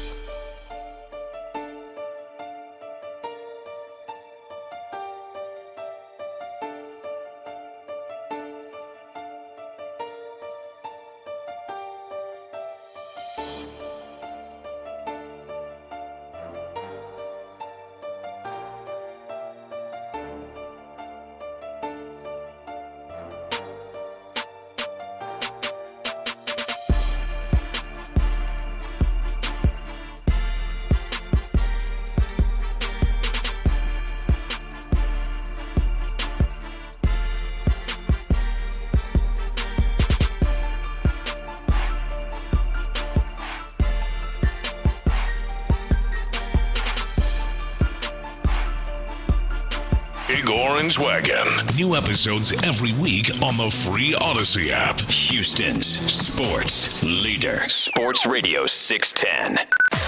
Sports Radio 610 presents The Drive with Stoerner and Hughley.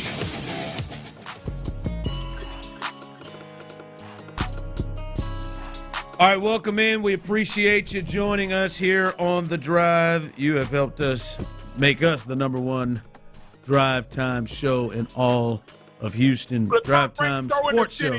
Drive time sports show in all of Houston. We appreciate you listening to us. Hey now, as the leader of the ship here, y'all need to calm down over there on YouTube and Twitch now. All right, now, we just having a good time now. Just sports takes. I mean, we got fools up here talking about, hey, man, meet me up here on I-45 and destinations. Let's calm down now. Just having a good time here. Yeah, don't be an idiot. All right, let haters hate. Well, I mean, look. I mean, sometimes it's just one of them days, man. Yeah, I mean, somebody. Yeah, somebody. It's just one of them days. You're gonna find out. Somebody in that wish mode. Boy, yeah. I wish. You're gonna find out today. You're gonna find out you can't fight today. We don't need to find out. Somebody. We don't need to be getting in our cars. Ease up to main event if you want to. Yeah, we don't need to. Nobody. Go. Hey, listen. If you go in the main event to bowl and eat them big-ass pretzels, yeah, man. I mean, that's fine. A little laser tag, that's cool. Hey, let's chill out now. Yeah. No, I mean, look here. We got thick skin up here, man. You don't like the show. You don't like me. You don't like Ron. You don't like Tyler. Hey, man, just keep it moving, baby. It's all good. Yeah. It's all good. I mean, stick around. Hopefully we can turn you. Hey, somebody escalated quick, Jack. Meet me off I-45. Came quick. Came quick out the drop. My goodness, let's calm down here a little bit. He did make some good points, though. That's some great points. Yeah. All right. Hey, let's reset this. All right. As the Astros are off, they do get a half-game lead over the Tigers. I mean, over the Mariners, who lost to the Tigers last night. So they do lead the West. Look at there at this moment. As they head to play the Red Sox, they lead the West right now. Let's reset. Listen. At some point, we will see Justin Verlander and Kyle Tucker back in the lineup. Now, Verlander, it feels like we're moving quicker. He had a bullpen. He is going to have Justin Verlander. The next step for him is him going to having a rehab start, either I believe in Sugar Land. He is heading to have a rehab start this weekend in Sugar Land, so that is getting closer. Kyle Tucker, I don't know what to believe. I've heard it's aggressive to say he'll be back this month. Then I've heard, boy, he was looking good, man, pain-free yesterday. Then I heard he can jog, but he can't sprint. So we've heard a lot with Kyle Tucker, but the thought is eventually he's going to make his way back into the lineup. And I want to hear from the people as well on these two things. When they get healthy and they get these two big guns back, Verlander and Tucker, what's the lineup look like and what's the rotation look like? What should be the lineup? What should be the rotation? I feel like the rotation is easier, right? Like I think Spencer Arrighetti makes himself the odd guy out, right? Because they're gonna go to 6. You think they go to 6? Absolutely. Really? Absolutely. I mean, I think to try to save some of those guys. Yeah, man, you got a lot of youngsters you're leaning into, man. You got to try to save those guys any way you can, and along the way, I think they've been trying. They've act like they act like. We've heard Dana Brown's even said it. You know, Dana Brown's even said it would be nice. It would be nice. I heard you listen to TK and Blum up in the booth. I mean, you know, they've been very open about it. Blum's been very open about, hey, man, it would be nice to get these youngsters, you know, a little bit of relief in a sense of having a 6-man rotation. So, yeah, I would think they're going to go straight to a 6-man rotation, especially now. Hell, there's no reason in disrupting any of the 3 young guys or Kikuchi. Hell, or Fromber after what we just saw. Not that they would disrupt any of those guys at the top of the rotation, but I love Kikuchi! Yes, you too. We all do. I think it's 6-man rotation immediately. The conversation here, Ron, is definitely about that lineup, right? What do you do? And I hear that. Hold it real quick. Are you sure of it, Tyler? You feel like it's going to be a 6-man rotation? You think that's where they're going to go? It feels like they're leaning that direction, but I wouldn't be surprised if they don't, though. Are they good? Are they locked in? I know the lineup is a hard one. The 6-man rotation I like because of Blanco, Brown, like their arms. You want to keep them safe. But they're in a comfortable enough space to not give as many starts to Framber, to Verlander? Right now, you feel like they're in a good enough spot right now because they're not chasing. Yeah, I do. I feel like they're in a great spot. They position themselves perfectly to do so. Because the 6-man rotation obviously saves innings, but it also means that your top fewer guys innings are going and to starts for your top guys. Yeah. I think that's the route they take right now. The run they made has helped them be able to have that. Well, look, if Spencer's wheels were coming off, or Blanco or Hunter Brown's wheels were coming off, it would probably be a more difficult decision. But right now, I don't know what would stop them from going to that, given how guys have performed of late. Yeah. All right, the lineup is That's the one. The lineup is the one when you potentially bring back Tucker and what we've seen up to this point. Clearly, the top 5 is probably set, right? With Altuve, Bregman, Alvarez, and I think probably Tucker slides in right there and they get to do their pressures. Oh no, they got their back-to-back lefties right there. Then with Diaz following, and then I think I'd probably say Pena. Yeah. In that 6th spot, and then after that, they're hell-bent on Jake in center. I would say Jake, probably 7th. Now it's you're looking at who's in right field and who's at first base. Oh, I'm going to tell you, we talked about this yesterday in terms of who's catching. I would have Caratini in that lineup, and he would damn sure be batting in front of Jake if it were me. But so the lineup you would want to have is Alvarez in left field, Alvarez in left field, Tucker in right, Jake in center with Caratini as the DH or catcher. Diaz. Catching or DH, and then Diaz catching or DH. Yeah, that's where I would go with it. Yeah. And then you got you got you got Jake Myers at 8, and you've got what is it, DeCenzo? Yeah, you got him at 9. I like that lineup, man. If whoever is at first base, I'm with you on that. Maybe we could talk about that a little bit more, but I'm with you on that. That letting that kid play first base, but whoever it is, either him, Singleton, or Dubon. And then you're right back to you got Dubon as your super utility guy if you want to use him in that manner, or if at some point in time you want to couch him in center field because Jake just continues to struggle at the plate and doesn't show flashes of getting back to that hot hitter that he was for that month earlier this season. Then you got options with Dubon, obviously. So man, that's where I'd go with it. I mean, but I think it should be that way every day. If that's the case, I don't know how I feel about Alvarez playing every day in left field. Oh, come on, man, he was good out there. Yeah, he looked good yesterday. Yeah, that was a rough play yesterday. What the hell was he thinking? He looked beautiful yesterday with it. All right, coming up. Listen, sometimes you have to admit when you're clearly off on something, and at least up to this point, as we sit here on August 8th, I think we may have been off on something. We'll discuss that coming up next. Well, I mean, I'm off often. Obviously, I use the word cap. But what I'm not.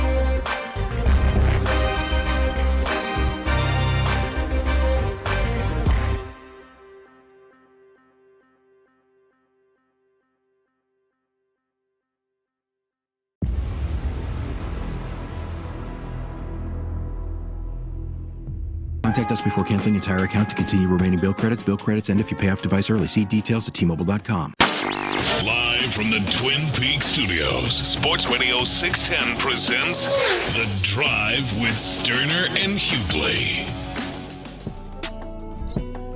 Well, I love it.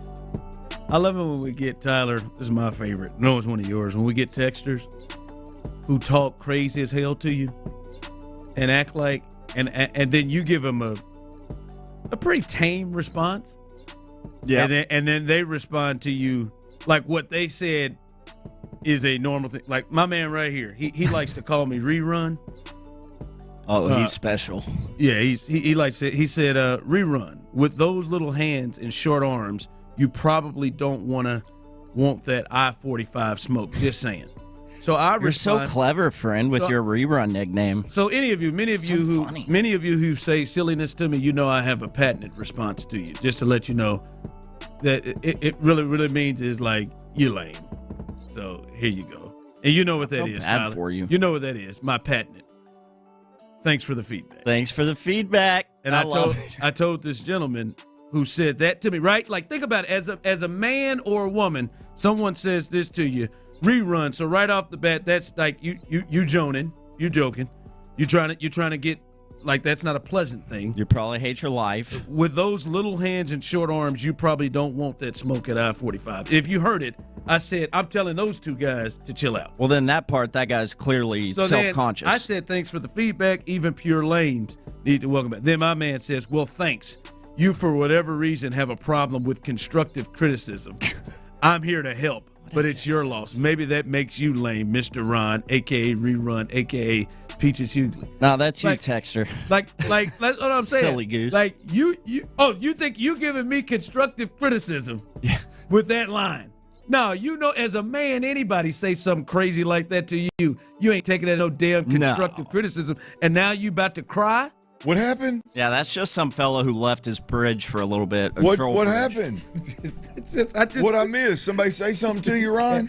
You know, these cats on the guys that are upset with their own situation, who talk real crazy to you. Yeah. And then you respond to them, and then they acting like you just, how dare you? You can't take constructive criticism.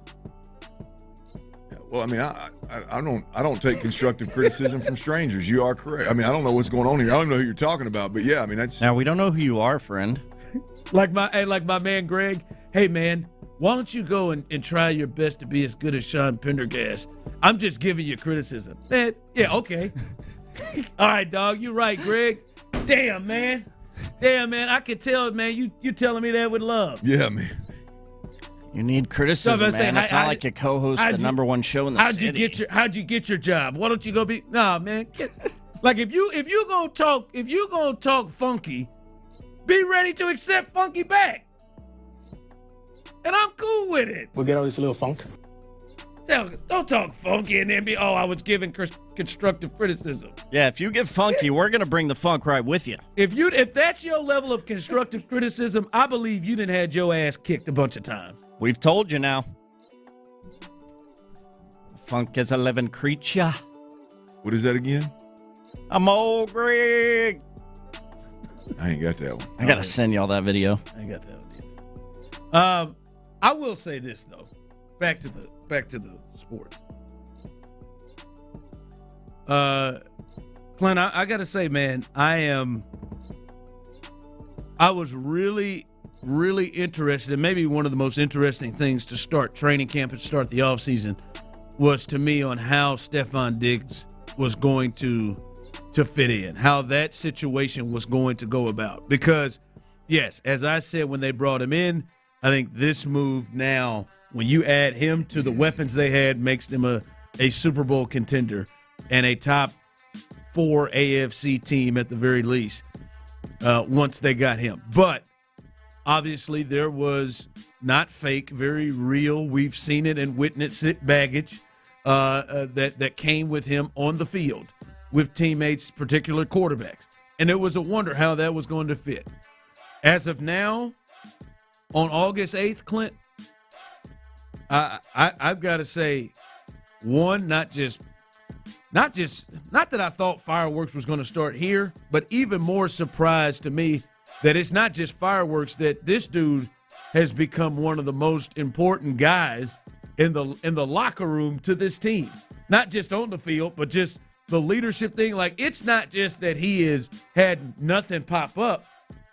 It is, Clint, that he is, like, he's one of the top 3 leaders on the team. It feels like he's been more than what they bargained for, more than what that second-round pick has been worth, at least up to this point. So I got to tip my hat to Stefan Diggs, as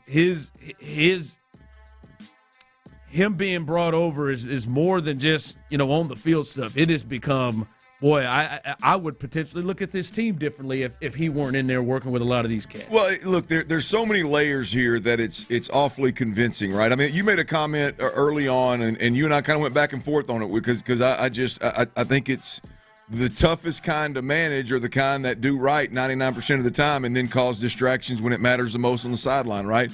And your response consistently was, well, it seems like it's an eruption that stems from caring too much ultimately, and having too much invested and wanting to win too bad, and that very well could be true. In fact, it probably is more likely that is the case with Diggs after we watch. There's just so many layers to this dude in a sense of like what he brings to the table. You want to talk about a guy that's worth every penny. You paid him, I think, $22 million this year, worth every single penny without a doubt. And we've talked about the mentoring, the really towards, it seems like Tank Dell and it seems like John Mechie early in camp.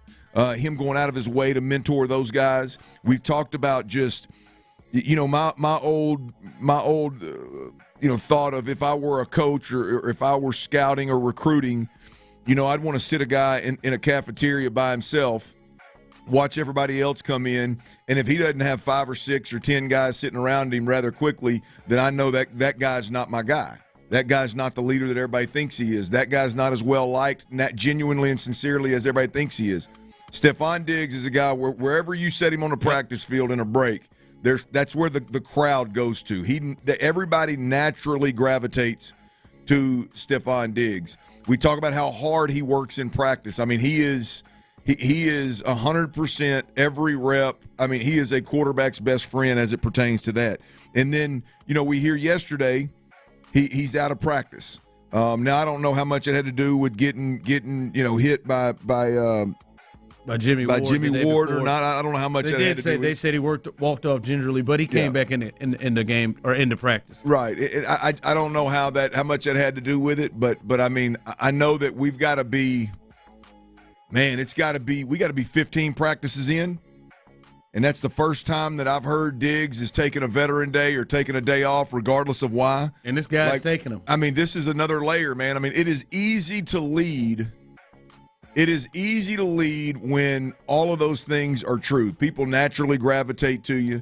You genuinely and sincerely want to help the younger dudes or help other guys at your position. You understand like what it takes to have true chemistry with your quarterback. Like you got to invest. You got to have sweat equity.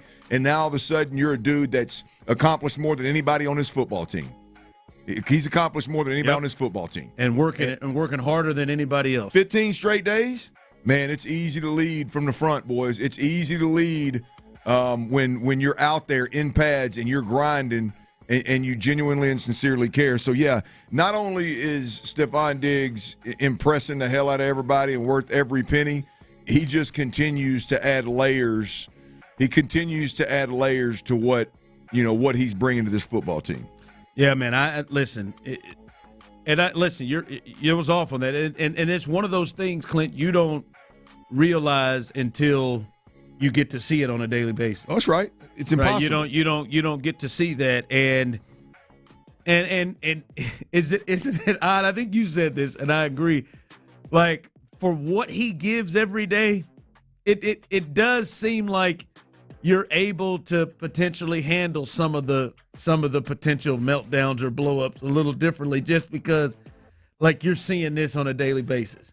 You're seeing I think it does wear thin after a while if it's a continually happening. But the way that he goes at it every day, it feels like it's something that's more manageable and more able to accept because, as I said, you know mostly where it's coming from.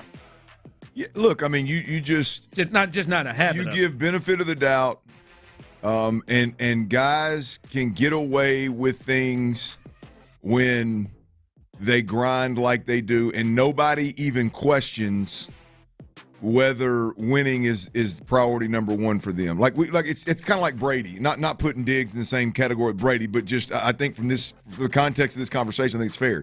Like Brady blowing up on the sideline, right? The way he does, like that's acceptable because of the way dude grinds, the way that he leads, the way that he overworks, the way that he's always looking for an advantage, and all of his teammates and all of his coaches understand that. And so that's acceptable. And it's totally different than some jackleg blowing up on the sideline because he's not getting the football or because something's not right around him. And that's why. I mean, and you look at Stefon Diggs now and you go, and I don't know if he had I don't know if he was doing these same things in terms of helping the youngsters and all that kind of stuff. I don't know if he had the same relationship with the head coach and the quarterback that he seems to have here. I have no idea. But you look at the work he's putting in right now, I mean, he has earned the privilege. Not that I encourage it or want it to ever happen, but he's earning the privilege to be on the sideline and throw a damn helmet and say, damn it, we got to be better. Yeah.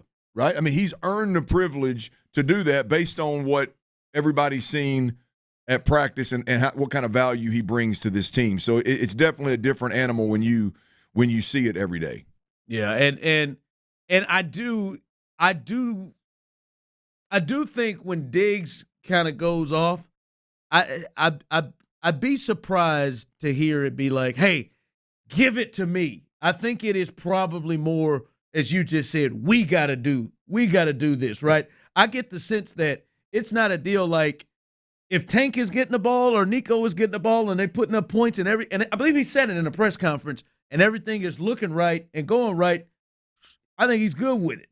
I don't think he's Keyshawn in this thing. Right. Throw me the damn ball. I don't think that's where its go off is. I think its go off potentially is like this offense is not running the way it should be. Which makes sense. Again, watching the way he invests for days and days and days and reps and reps and reps, you should be pissed off if something's not working. I think there are some guys, and you probably run into guys in the league that I know we put up 35 today, but damn, man, this ball ain't coming my way. It ain't coming my way. Well, yeah, there's more of those guys than not. I don't know. I don't feel that Diggs is that way. It doesn't seem like it. At least from what we're seeing right now. It does not seem like it. A lot of times. But by the way, I just saw this, Clint.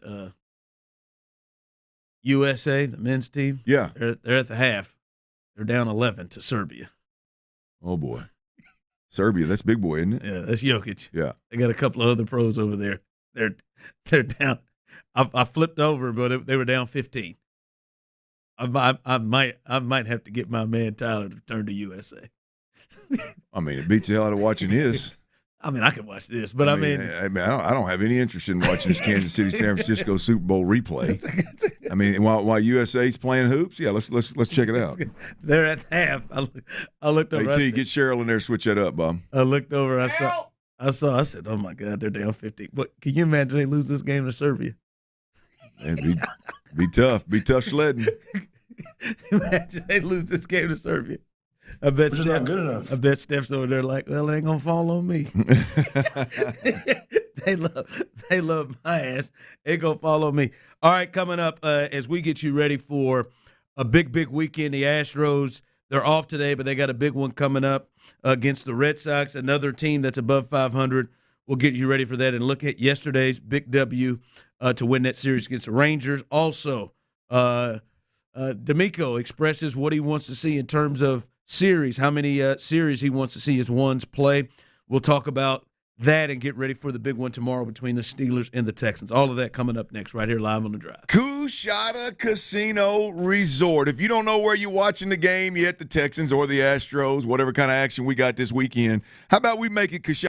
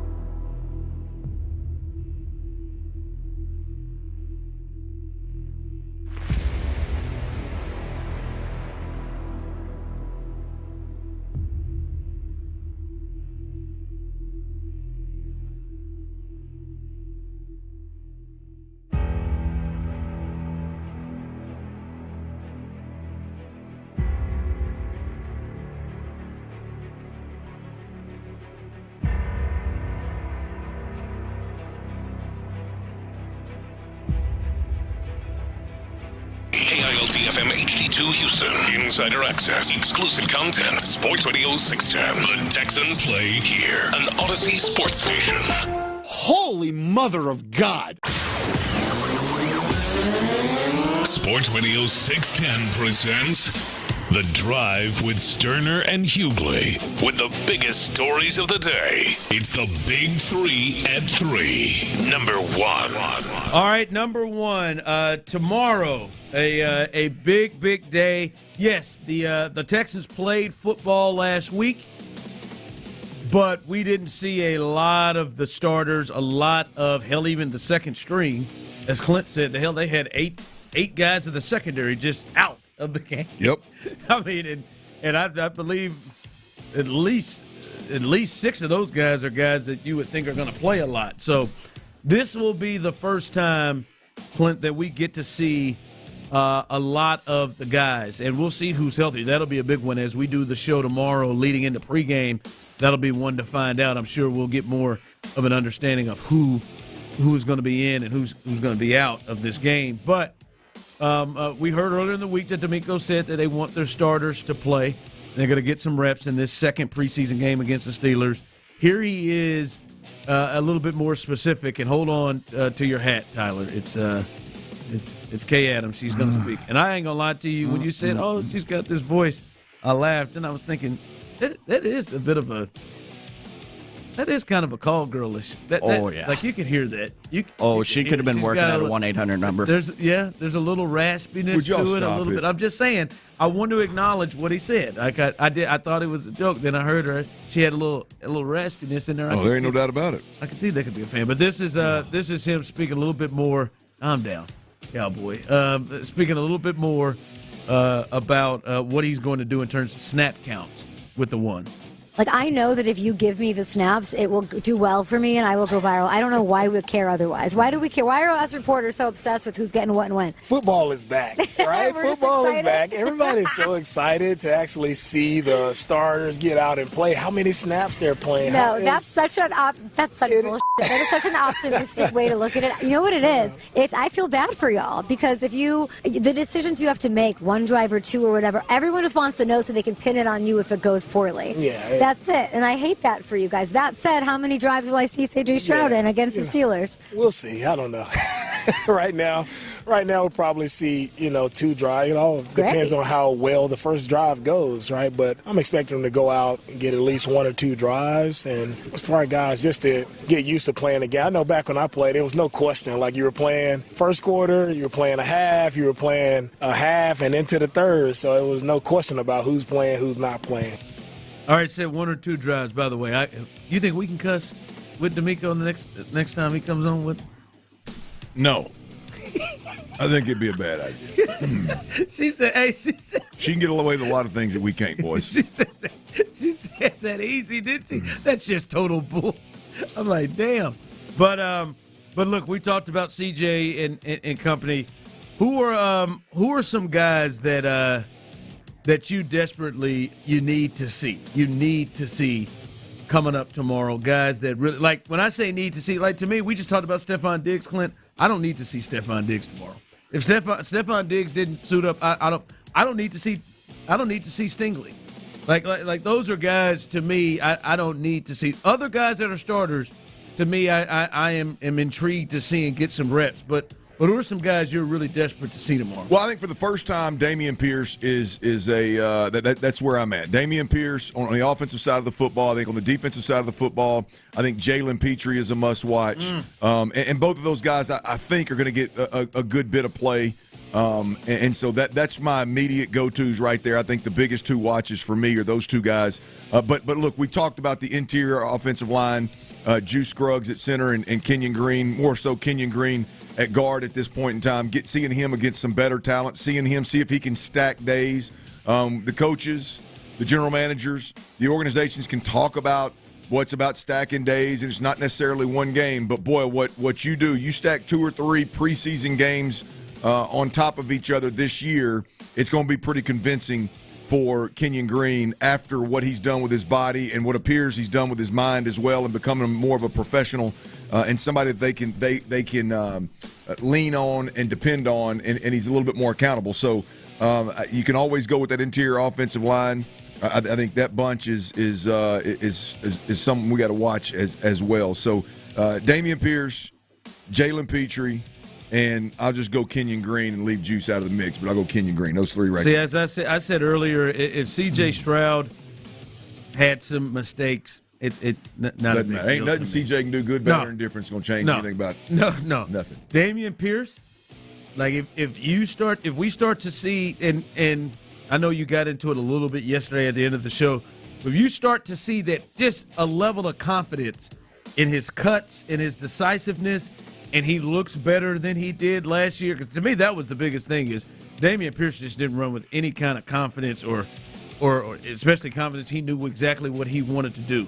If we see that difference, look out, because that would be a hell of a 1-2 punch. If he's anything close to what he was 2 years ago, I mean, that's a hell of a 1-2 punch between him and Mixon. That's going to be, for all those that really leaned into his inability to run the inside and outside zone, the zone schemes, it's going to be a really tough look if he goes out there and gets after it. So, boy, that's and look, I'm trying to think in terms of, there's a lot of guys that I want to see, just personally selfish reasons.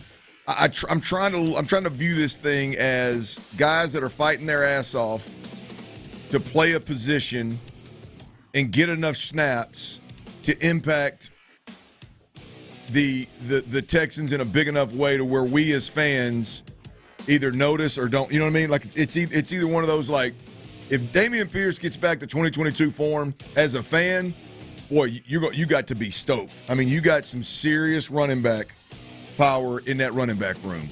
If Jalen Petrie can play nickel, not only do you have depth at that position, you got youth now at that position that's got some crazy ass instincts. And the other things that other things that he can do around if he can cover well enough. So I mean, those aren't just guys that I want to see. Those are guys that, boy, if they play well, Kenyon Green, if they play well, and I'm not talking about great, just prove that you can play the position at an effective level at the NFL level. I mean, gosh dang, man, this team goes to a whole nother level if Kenyon Green and Dameon Pierce are part offensively. If Jalen Petrie can play that nickel position, it's and cover and play with the confidence and swag that he's played the safety that he's always played football with. Look out, man! I'll add one to it. One I know we'll see a lot of run from, Ron, Kalen Bullock. Yeah.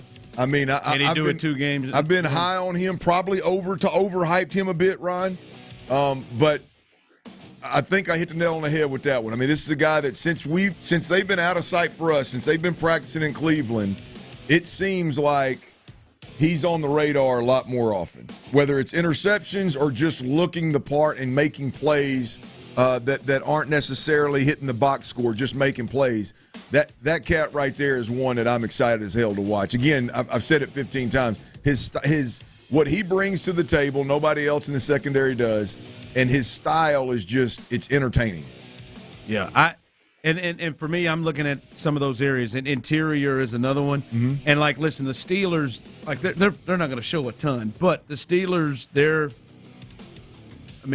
meat of who they are is running the football and physicality. And I want to see how Foley, how Mario Edwards, how Tim Settle, those guys didn't play last week. I want to see how they look in the run game, because to me that is a major thing to look at with this defense, is how they play against the run. That is clearly, to me, the area that at the very least Clint has a lot of question marks, is interior defensive line. Come on, and I get the feel that the Steelers and Mike Tomlin are going to try to establish the run, and I want to see how those guys do against a team that's going to do that, because week 1, Jack, they got to get ready for that. They got to get ready for that against the Colts. They got to get ready for that against a lot of different teams that are going to try to run the football on them. So, to me, that's a big deal that I'm looking at. See what the interior guys look like. Again, something that's going to not just a selfish watch, something that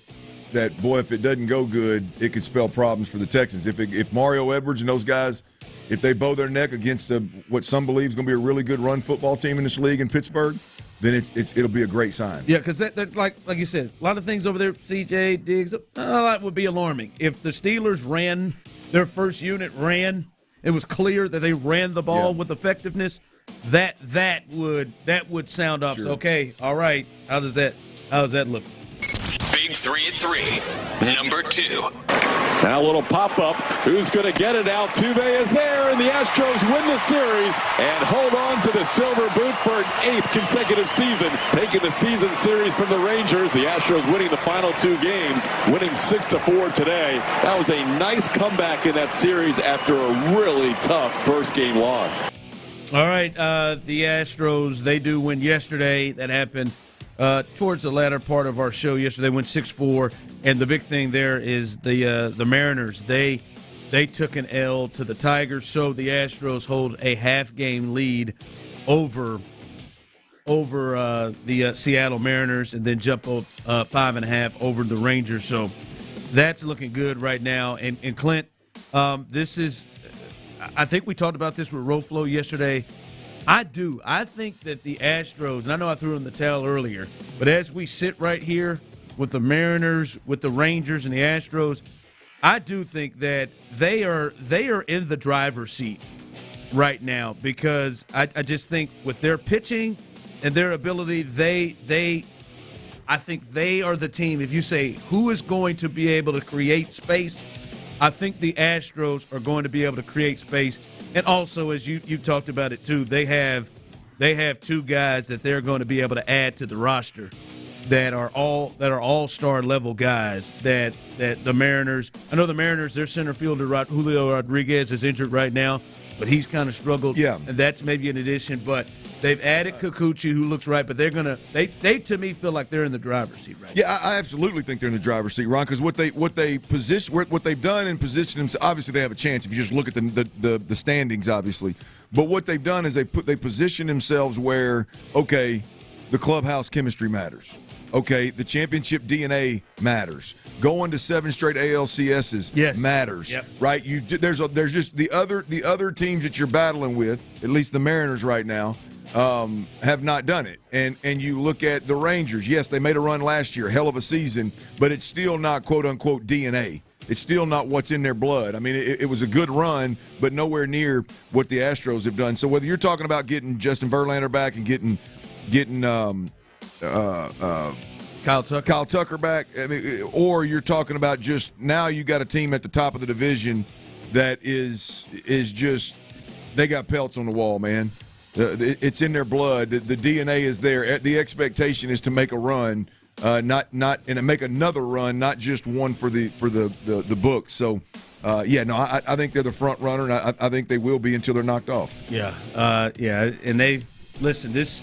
You talked about it. This Kikuchi trade right now looks like the right move. We'll see if he can continue to do what he has been able to do. But the Astros, they'll pick things back up tomorrow. They play the Red Sox, a team that's battling for a playoff spot, as they're a game and a half out of the wild card, and a team that actually I think they've got a better record than the Astros right now. So this is a big series coming up for the Astros to kind of continue this thing going.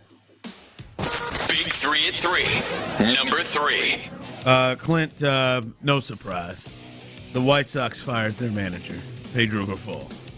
You kiss. Damn it. He got that win back, got that W back, and then they lost again yesterday. Right? Like, come on. At what point do you think he was walking in knowing, yeah, I'm going to lose my job? Every day. Every day it can happen. Every day. You can't lose 21 in a row and keep your job, right? You can't. Boy, in baseball, 21. I mean, I think owners and some of them that are reasonable and front offices. This is just his second year, by the way. Yeah, sometimes it's just not your year. Sometimes, man, you're doing the best you can. You're doing more with less. You just don't have enough. When you start doing less with more, like losing 21 ball games in a row. Less with more. I mean, it's the front office has to take control of the reins, and it looks like that's what's going on in Chicago. I don't know nothing about the team. I don't know nothing about the situation, but it doesn't shock me one bit that the manager has been relieved of his duties at 21 straight. I'm thinking after about 10, Boy, after that 10-game thing reached 10, and they had already had a 14-game losing streak, you got to be thinking, boy, it may be coming. Get to 12. Well, I bet it got to 15 through 20. I bet he thought every day, well, this is going to be the day. This is going to be the day they let me go. By the way, what is the record? Is it 42 games? Did the Astros get close to that 1 year? That they had that 1 year where they were really, really bad. I don't think they got close to it. I don't know what the in a row was at that point. No, I'm talking wins in a row consecutively. No, wins for a season, because they are like loss or the amount of wins for the season, because they are at 29 wins. They're at 29 wins. I think it's low 40s. I think it's 42 or 43. I think like the 63 or 62 Mets at like 40. The 1899 Cleveland Spiders won a measly 21 games. I'm sorry, 20 games.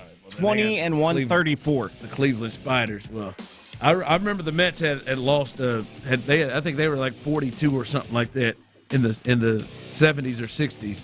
And then I know the Tigers here recently got they got close to that damn thing. Well, they're going to win 40 games, right? They got 11 more in them, right?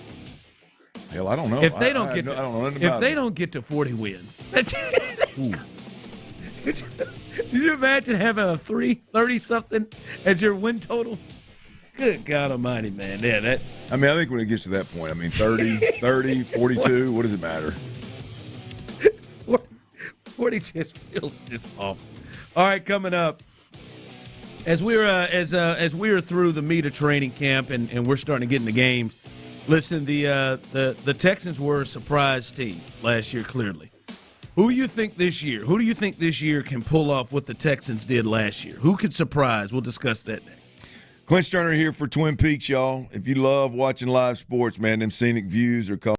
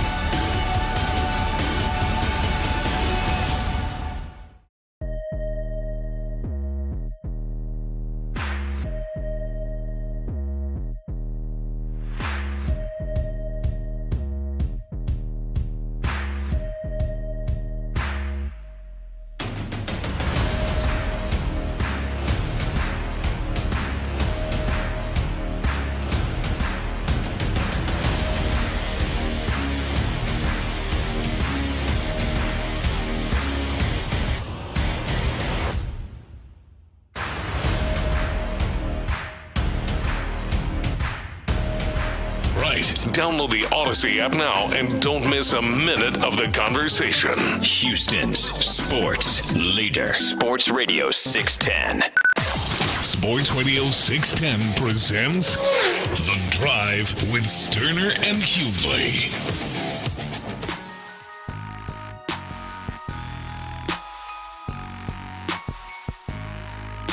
This thing's getting a little dicey here in Paris right now. Paris, Texas, or Paris, France? No, Kyle Tucker. The Team USA. Great commercial. Team USA with 8:45 left. They are down 9. They were down 13 to start the fourth quarter. And the other team has Jokic, and they are 15 for 31 or 32 from 3 thus far as Serbia. And it's getting dicey. Let them lose this game. Let them lose this game, and they will. I mean, let's face it. Look, who's LeBron? He'll never hear the end of it. KD will never. I think KD's probably in that. Joel Embiid, he's probably in that thing. They'll never hear the end of it. So it is getting to nut cutting time here for Team USA.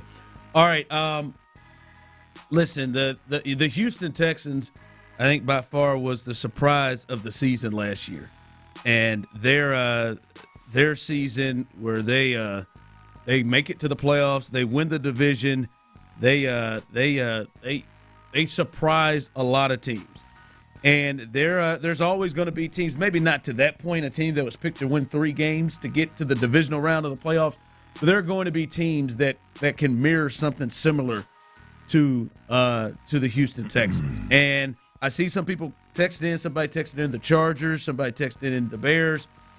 Who is it? Who do you see? Who do you get a sense as we're a couple of weeks for the playoffs to start? Who do you get a sense could be that team, could be a team that pulls off kind of what the Texans were able to do last year? Well, I think we got to define what the Texans did. I mean, we talking about a team that goes from last to first ultimately, or are we talking about a team that doesn't have expectations? Because, I mean, I think that the team that doesn't have expectations. Right, so the Jets aren't part of the conversation. No. I mean, yeah, obviously. no. They were 7-10 last year, even without Aaron. I would go. This may shock you. I'd go Atlanta. Bad division. New quarterback, yeah. New quarterback, new coach, a lot of talent.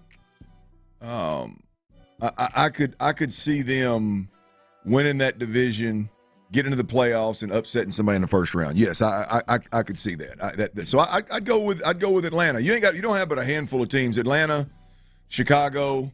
See, the Chicago one is. They live in such a difficult division, man. They live in a difficult division, and I don't think that they're surprising people.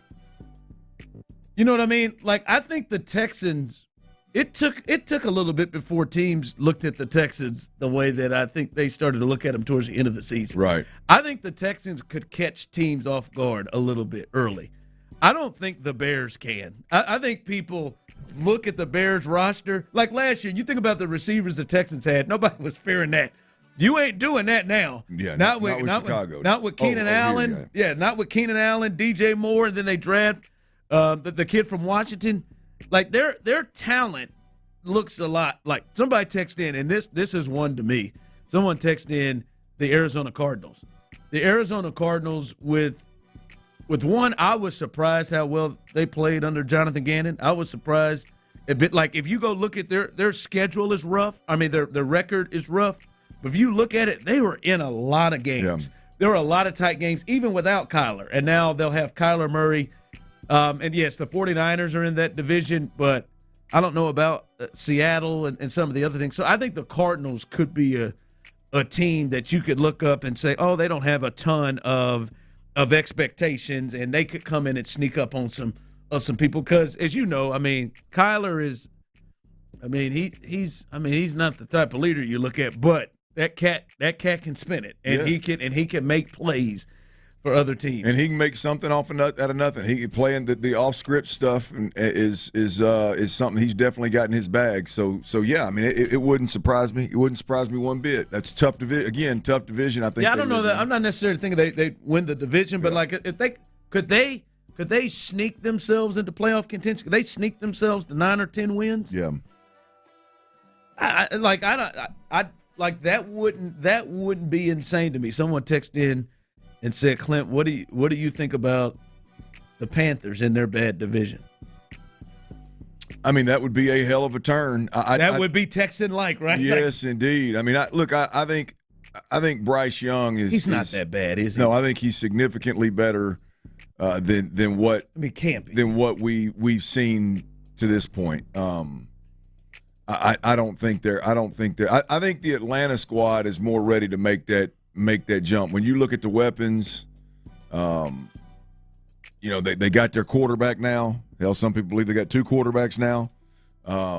So I think they're the squad to upset in that division if any. If any happens. Someone texted the Giants. Hell, I don't know what I'm hearing on Hard Knocks.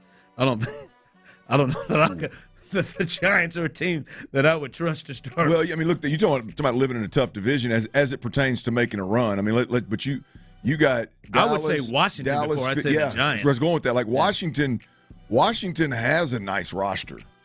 Washington has some weapons. If Cliff Kingsbury offensively with Jaden Daniels, which I think he's been in that offense or some version of that offense, that he should take to it. And I've heard reports coming out of Washington is that he has taken to it and he is performing really, really well for a rookie. So we'll see how that goes. But I think the Giants are going to have a tough time winning ball games. Yeah, I don't know. I don't know how long Brian Daboll's going to be, or somebody, him or the GM. Somebody's going to roll out of there. Somebody said, "Y'all better." I know it's in our division, and I don't want it to happen. Somebody said, "Don't sleep on the Titans." I can't get there. Not to surprise like the Texans. Although could they flirt around the 7-8 win mark and pick off some teams and win some games? I've heard Sean say he thinks they're going to be one of the worst teams in football. I don't know about that. I can see them in the 7-8 win and almost like the Jets were last year. Yeah. Just kind of a spicy team because you talk about talent. They've got some spicy. They got some dudes over there. They've added. They added to their team as if they're trying to get some space. But no, I don't. I think they got a hard time jumping the Colts and the Texans and the Jags. In that division, but they're an interesting team. When you start to look at their individual talent. When it the context of the conversation is making a run like the Texans made last year, and I think it's easy to see in hindsight that's going to take some extremely elite play from a quarterback. And I've never bought into Will Levis. He's got a big way to go. He's got a big jump to make from a developmental standpoint to get to a point where he can, I think, push a team to 10, 11 wins and win in a division and win in a playoff game. He's pretty now. He drops back and can throw that thing through a brick wall, but there's more to it than that. Yeah, he's not. And I need to see more before I lean into that one. Yeah, he's not consistent enough to me to be able to do that. When you say, he has moments where he can drop back. Damn, he looks good. He looks good. Well, he's another one too, though, Ron. Every time you see him in a post-game interview, he's filthy as hell. He is taking a beating, man. 17 games, man. That's a long season of that, and there's a reckless style there that he's got to get that out of his mind and play a different game if they're going to win. And the crazy thing is, I don't know that he has the luxury. You got some of these guys like Josh Allen who has been reckless. Again with the football, they've got the luxury of going, okay, we're going to pare this thing way down.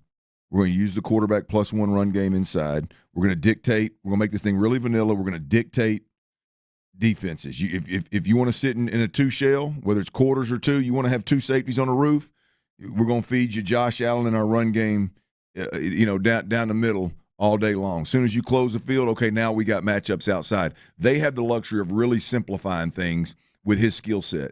Yeah. I don't know if Will brings that to the table. Hell no. I don't know if you have that option. He's with going him. to get clocked. Oh, jeez. It feels like once a game he's going to get drilled. And he doesn't seem to have that sixth sense of taking care of himself either. Absolutely. He is just, hey, I ate a bunch of iron this offseason and got really big, so I'm going to run over somebody. Had some vitamins, so let's go. Yes, indeed. Supplements were good this offseason. That creatine I had was big time. Coming up, Tyler's turd list. All right, before we talk about Tyler's turds, I got.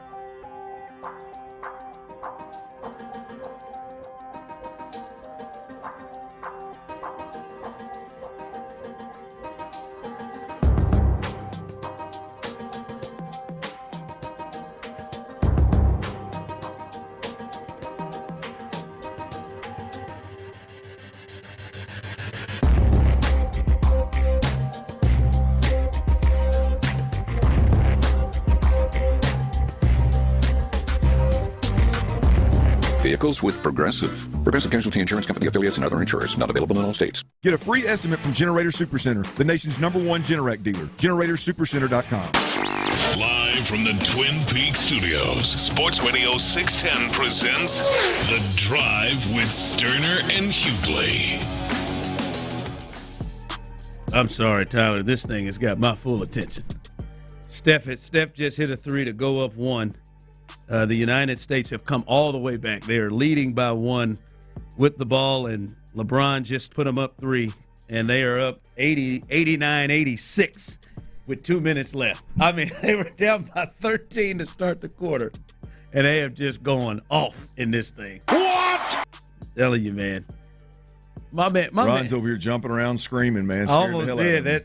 That shot that Steph hit, that 3 hit it, but it raveled in. I thought you were getting a little rambunctious in there. Steph with another one. There it is. Timeout, Serbia. 91-86. This, I cannot, I've got to find out this fourth quarter score. I mean, this is insane how they are going off in this bad boy. My goodness. Yeah, they turn it up defensively. That's just what that thing is.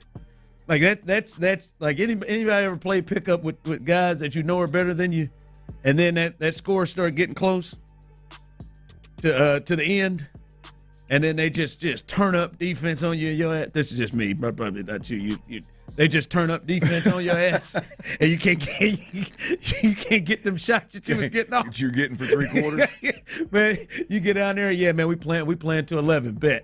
All right, I done got to 9. We done got to 9. Now they just turn this thing up, and you can't do nothing about it.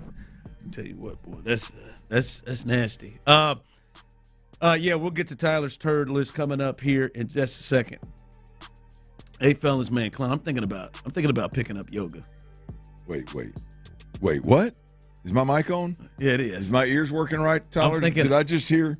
I'm thinking I got to do something, man. My legs, and I feel like it's just with this older age, it's just hit. My legs are so tired after these workouts.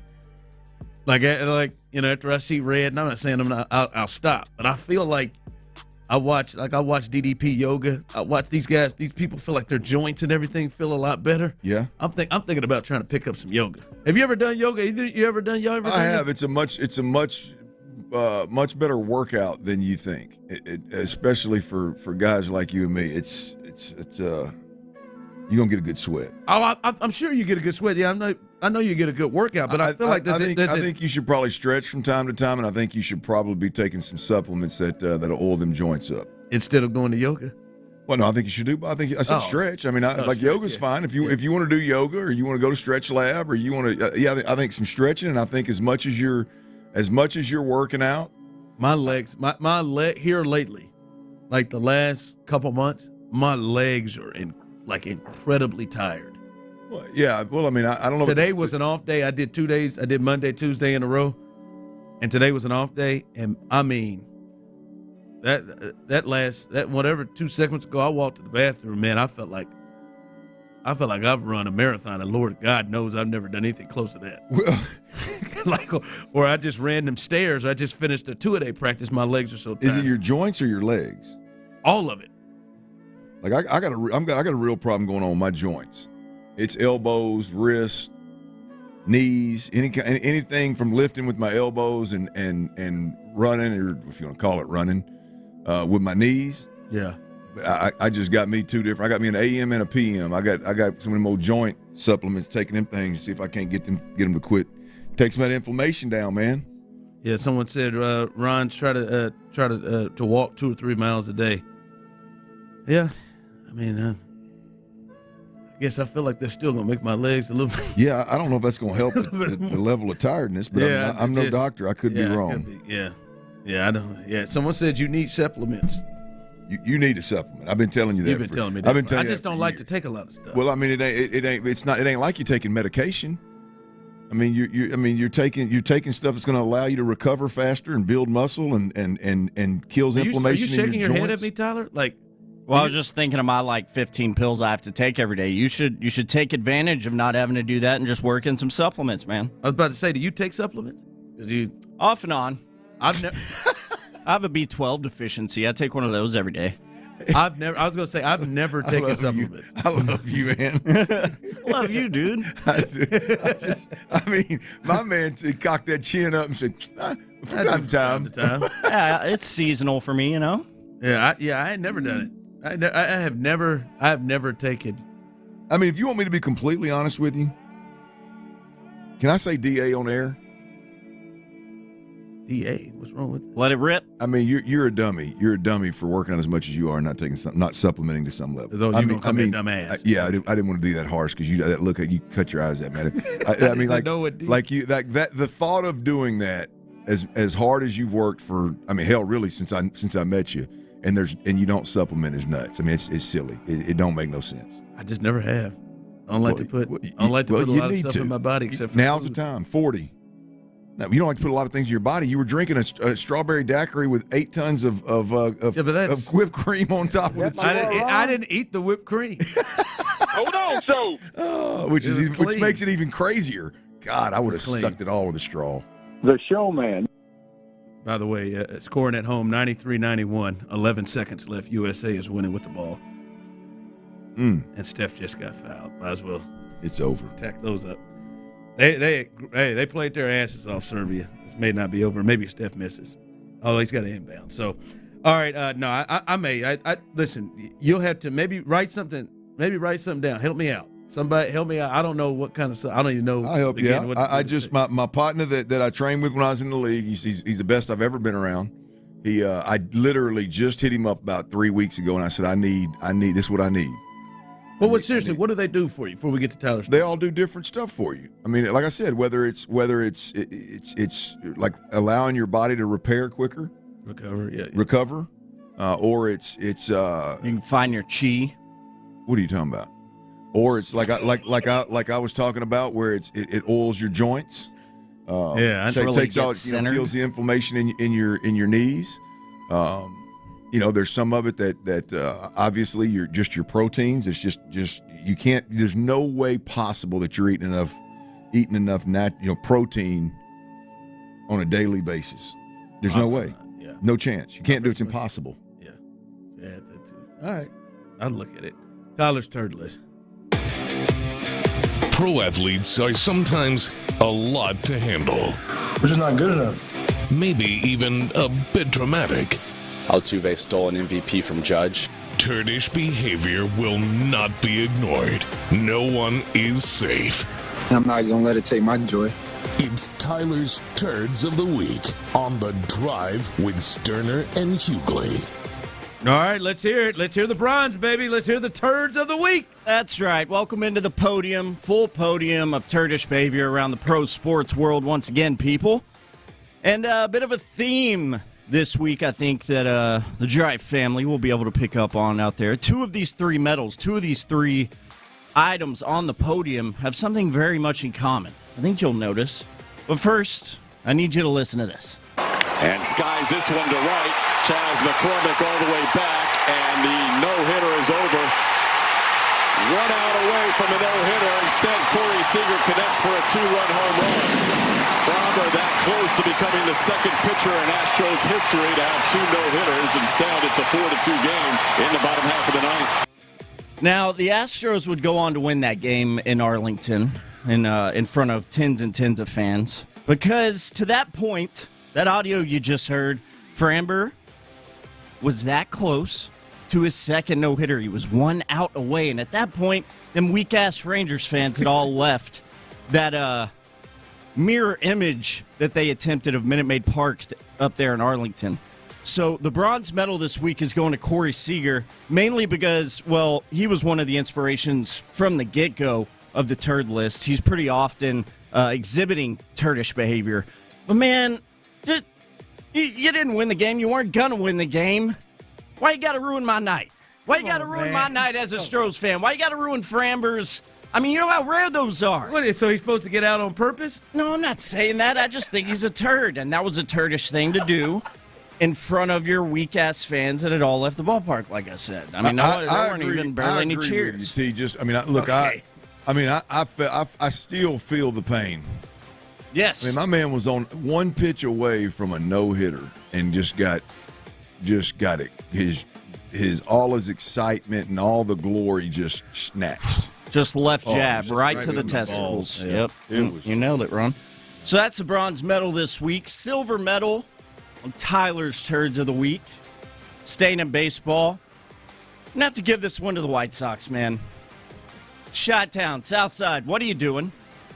What are you doing? Man? No, it's for real. Man. You had a chance at history. Oh, okay. You had a chance at history to grab the record for most consecutive losses by a Major League Baseball squad. You could have been put in the record books immediately. This is some kind of turd list. You could have given your Chi-Town fans that haven't had a lot of good baseball to watch this year, you could have given them at least some history to witness, but they had to ruin it. The White Sox had to win, and then they had to celebrate like a bunch of dumbasses. If you're going to win and not get the streak for most losses, don't act like you just won the World Series. Hell yeah, they did. Oh, God. It's embarrassing, okay, man. They didn't be on the turd list for that. Yes. They can't be on the turd list for breaking. It's all of it.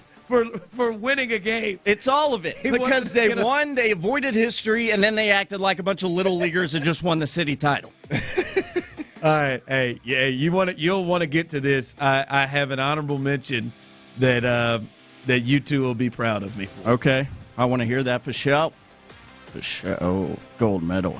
Give me the gold medal time. Tyler's Turds of the Week. As I said, one of these medals was going to have something in common with the bronze, which was Corey Seager's bitch ass. Gold medal this week is going to all of Arlington, all of the Texas Rangers, all of that nasty-ass, hurt-in-the-eyes, royal blue up there in Arlington.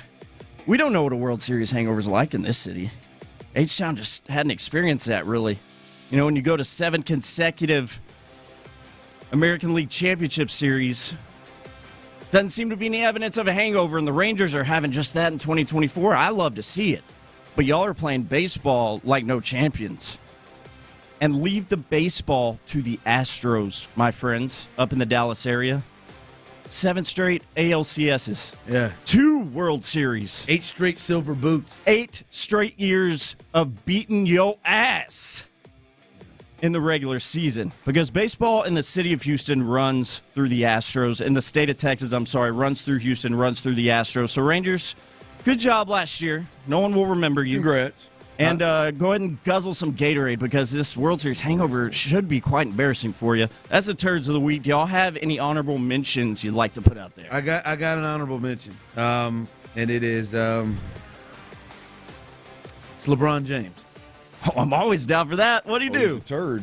You putting LeBron on the turds list? Wow. Honorable mention. This is shocking. So in the game against Brazil, he had an injury where he took an elbow to the head. He came back, and the crowd started cheering and going nuts. And he then acknowledged them and, put the crown on his head as he would do as an acknowledgement because he thought they were cheering for him. They weren't cheering for him. Leon embarrassing. Leon Marchand, the French swimmer who has been like the star of the Olympics. God. He entered the arena and the French people went crazy, was going crazy. And LeBron did. He thought oh my God. And he did the crowd. It's like when you point, you're trying to get someone's attention, but someone else is in the line of vision and they start waving at you. Yeah. It's so awkward. And look, my man hit this. Acknowledged him. They wasn't. It wasn't him.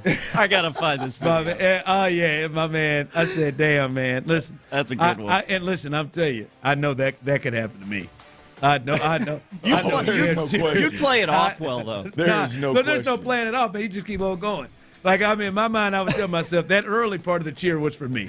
That maybe the latter stages of it was for me. And then, by the way, when you go find that, Tyler, yeah. Old buddy the swimmer, his outfit will catch you off guard. His outfit. Clint, help me out. It is like Cash Money, the era of Cash Money and No Limit, like when we used to wear, and I had a couple of full denim jacket and pants outfits that are oversized. Yes. That's what my man he's rocking, did. Huh? Must be coming back. He's in the fashion capital. I don't think it is. Maybe in France. That's where it all starts. I couldn't believe that outfit, but I got to give LeBron honorable mention. You got to check that video. I mean, he does it all. Acknowledge it. Now they ain't talking to you, Cat Sorry, Daddy. King.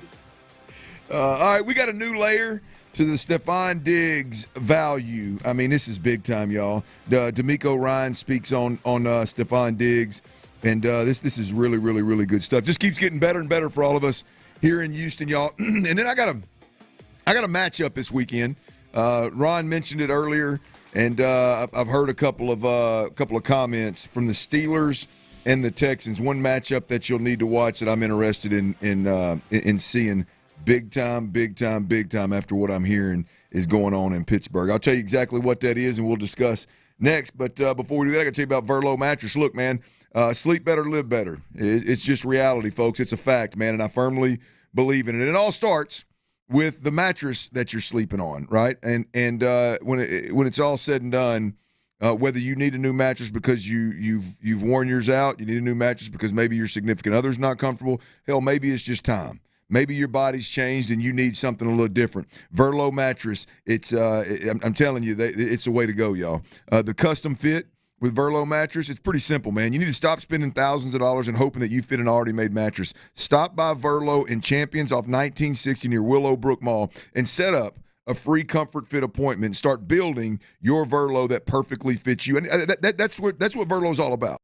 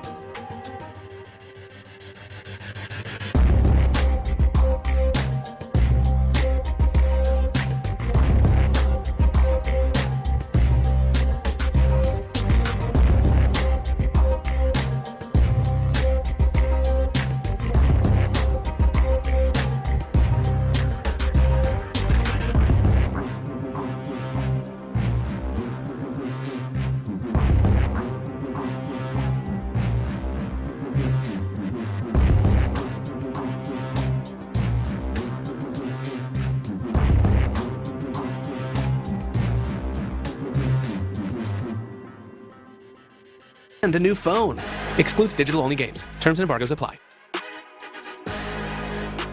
KILT FM HD2 Houston. Insider access, exclusive content. Sports Radio 610. The Texans play here. An Odyssey sports station.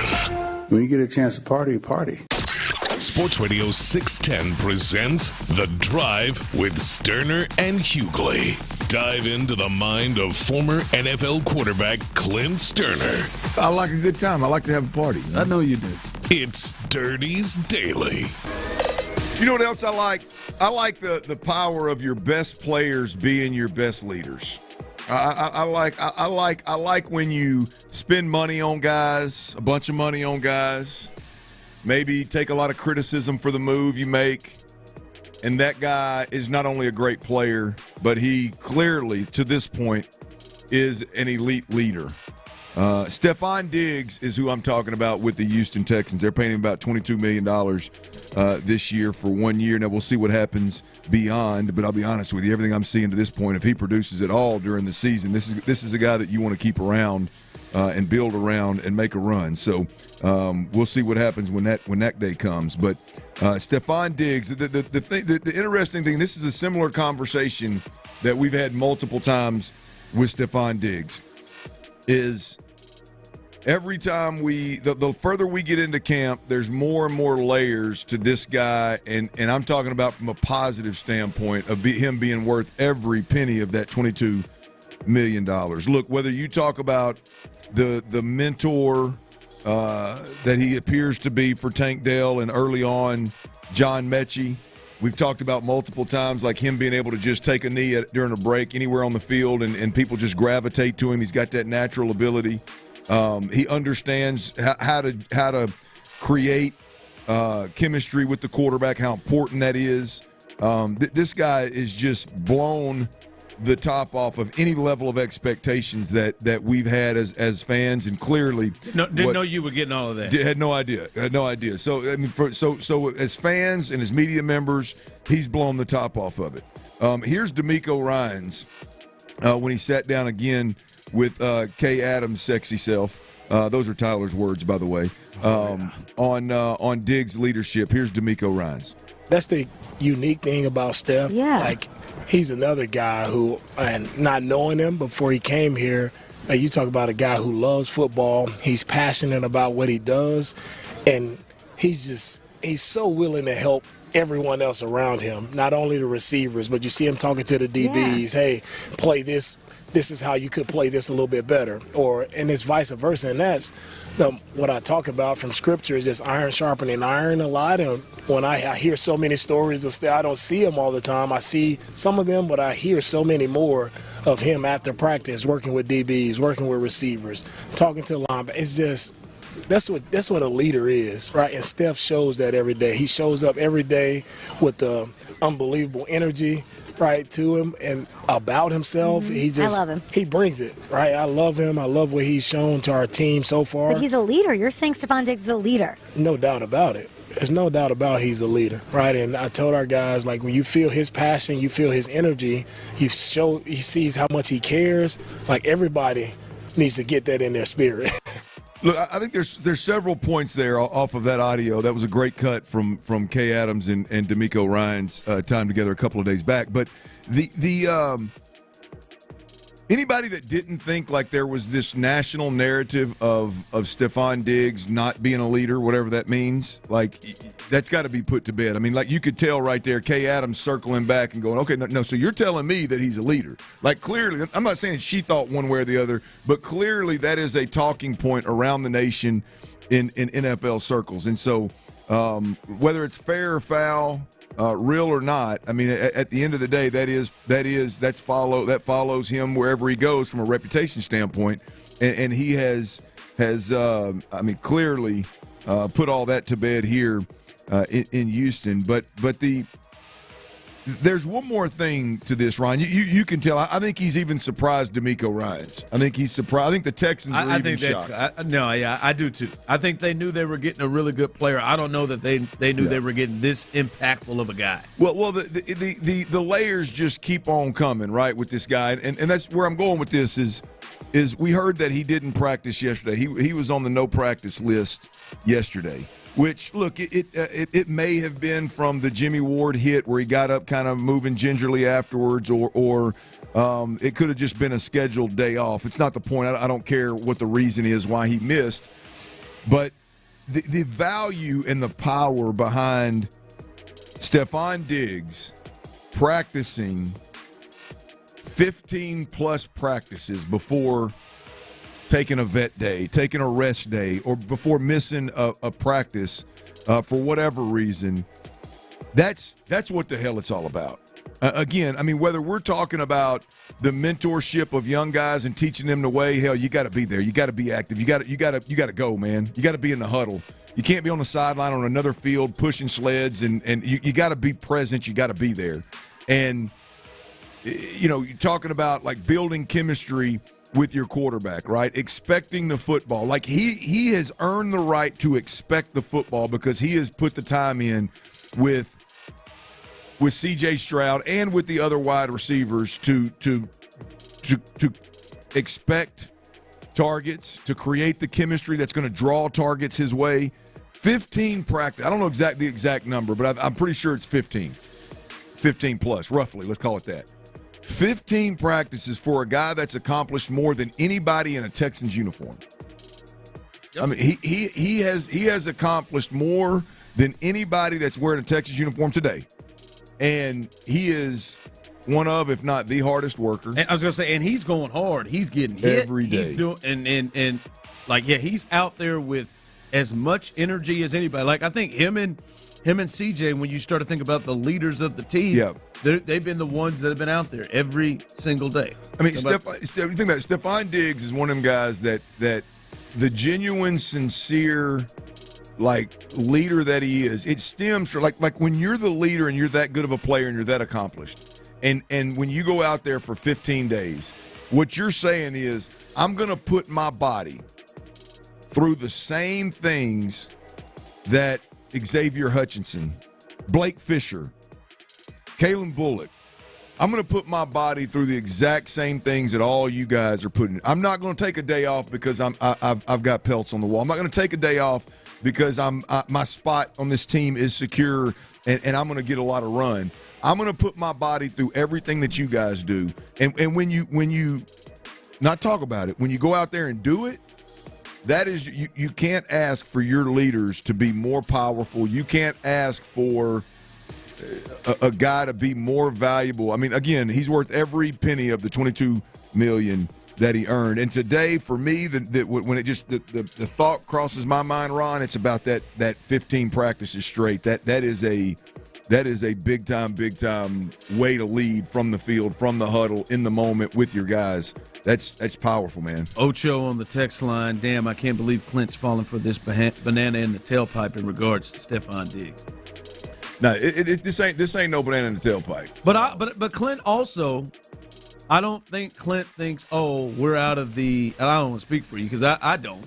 But I don't think you believe, oh, well, this means we're not going to see what you were concerned about, and that is him potentially having drama with quarterbacks or drama with teammates on the sideline. Yeah. Oh, this thing could very easily it could very easily erupt at any minute, and I could be made a fool. I just don't think. Yeah, but Clint, I don't think you're still going to be made a fool. Like now, if it goes over and crazy and all of that's one thing.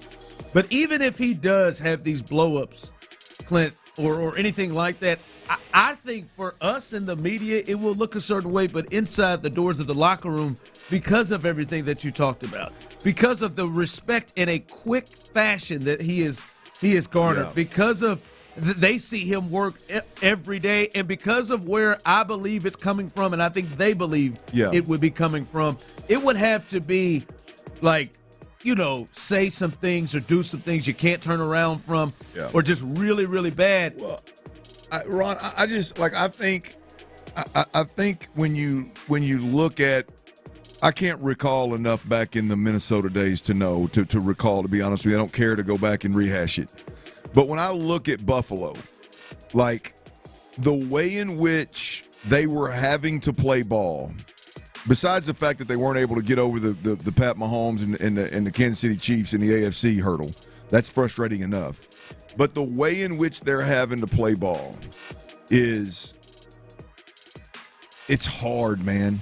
They made it. It's when your quarterback's just a drop back. I mean, think about how difficult, like just the level of difficulty to put up the numbers that he put up in terms of them constantly driving the football down the field and constantly taking risk and constantly throwing in tight windows. And when you're getting the hell beat out of you and you're working as hard as he's working, and you clearly have troubles at the top because, hell, mid-season their offensive coordinator got fired. So clearly there's dysfunction within. Yeah. Like, I'm not justifying the blow-ups. I'm not justifying all the stuff on the sidelines. I don't know enough about what was going on in Buffalo, but it seems like there was a lot of dysfunction there, and I can see where a lot of stuff was forced in the pass game, and it wasn't winning. It just seems like life here for Stefan Diggs is going to be a lot easier than it ever was in Buffalo. Whether you're talking about C.J. Stroud and the way in which he plays the game, in terms of making the right decision 99.9% of the time in a Brady-like fashion, it makes football for everybody significantly easier. Or you talk about, like, I just believe in Bobby Slowick. I don't believe we're going to fire a coordinator mid-season. You talk about the weapon around him, like it's not a one-man show. You don't have to go out there and force the football to Stefan Diggs in order to win football games and in order to keep up with Pat Mahomes. Like it's just a. I just think potentially with what we're seeing, I think his sideline, if they happen, will be taken in the doors the way that like Kelsey's is when Kelsey loses his mind. Yeah. Right. Like I don't think people like Kelsey ran over Andy Reid in the Super Bowl and almost knocked him down on the ground. I don't like internally. It wasn't something that ruined. Yeah, they became an issue. Right. No, it was because they knew where he was coming from or how he's coming. Now he should have done it. Right, but they know where he's coming from. I think the Diggs. I think that's how he's setting things up with his teammates. Well, look. I mean, we've seen. I mean, I'm willing to take the risk of being boo-boo the fool if this thing happens. Look, we just watched it with Brandon Cooks. I mean, we just watched Brandon Cooks be, hey, man, everything you could imagine. Brought him here to set the standard. Brought him here to help us build this thing. He's the leader. He's this. And all of a sudden, boop, overnight, this guy, he turned into something else. So, things can change. I'm just telling you right now. No, it could, yeah. I'm just telling you right now what Stefan Diggs is putting on paper and what he's putting on the field is awfully impressive. And it's not just about football. Hey, we got the Steelers this Friday tomorrow. And I'm hearing, Ron, I'm hearing a lot of noise. I'm hearing a lot of noise out of Pittsburgh about how good this offensive line is and about how good the offensive line, the expectations. In fact, Ross Tucker, who joins the morning show quite a bit during the football season, I played with him actually in the league, and we crossed paths in Dallas, and a lot of respect for his opinions and kind of how he goes about this media game.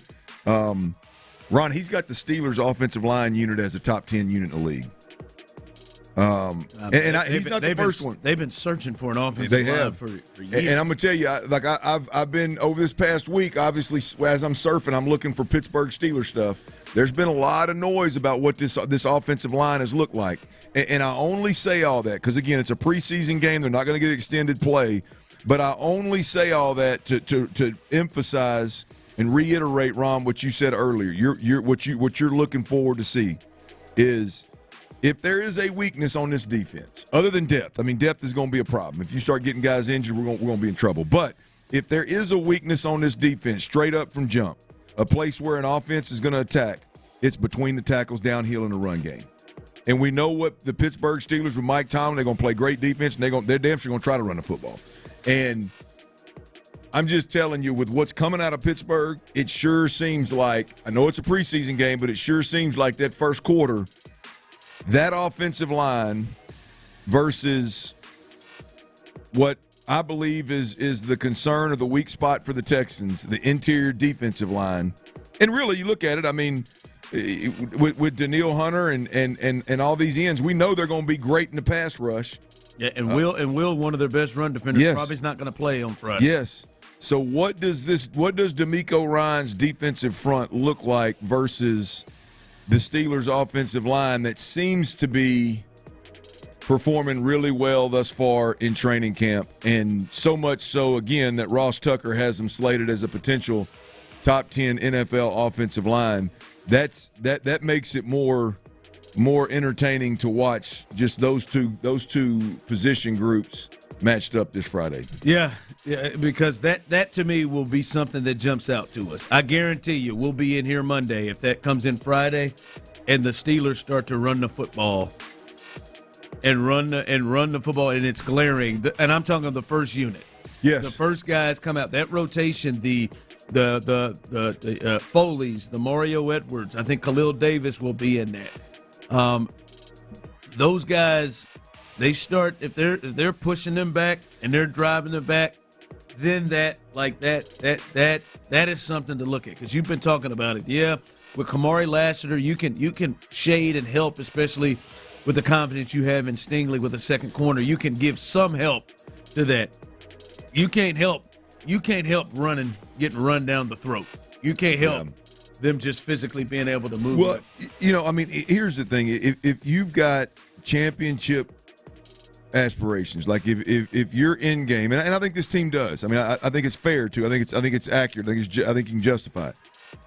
Like, there's just no excuses. Like, you can't have weaknesses. Not in your front line. I mean, you can't, like, if you legitimately feel like you can go out there and win a Super Bowl, you cannot go out there against the Pittsburgh Steelers in a preseason game for one quarter and get pushed around on one or two drives. I mean, you just can't do it. Like that's going to be tough sledding, because you look at it, that's the question marks of this defense, is can they stop the run? Right. I think it's the biggest. I think interior wise, no question. Like even bigger than maybe Kamari Lassiter. Oh, well, yeah. Look, I mean, we talk a lot about Kamari Lassiter. He's a second round draft pick, and they just handed him a starting job.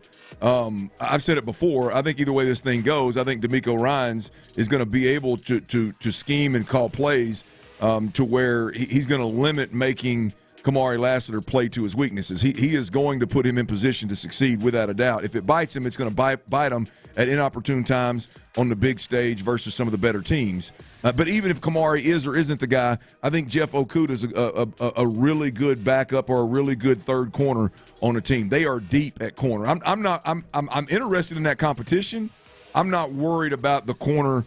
I'm not worried about any of the cover guys, to be completely honest with you, on this team, right? The guys in Jalen Petrie and Kamari Lassiter that we think are going to start at the nickel defender and the corner opposite Derek Stingley Jr., both of those guys have backups that I firmly believe in. I'm not top 10 draft pick confident in Jeff Okudah, but I feel like if you got to throw him in the game, you're going to be all right, especially with DeMeco calling things. Yeah. I don't think that Des King is the best nickel defender in the game. I definitely feel comfortable with him. But I feel comfortable with him in there. So if you don't like the guy that they end up choosing, the first stringer, at the very least they've got depth. So I look at the front line defensive tackles in this game. The guys that are going to be in the heavy rotation. Can they bow their neck and stop the run? That's going to be a big watch. One of the most important watches in the game Friday. This is going to be a bigger watch than I thought. I did not realize that Pittsburgh's offensive line was coming together the way they believe it is. Now, I don't know. We'll see. But they believe it's coming together, and their core is what they want to do, is run the football, and that's what they're going to do. Even if they're being – the more vanilla I think they're going to be, the more they want to run the football. Coming up, Captain Joe Espada, I think there is a decision out there for you to make. Will he do it? We'll discuss that coming up next. All right, do you have a hair loss issue that keeps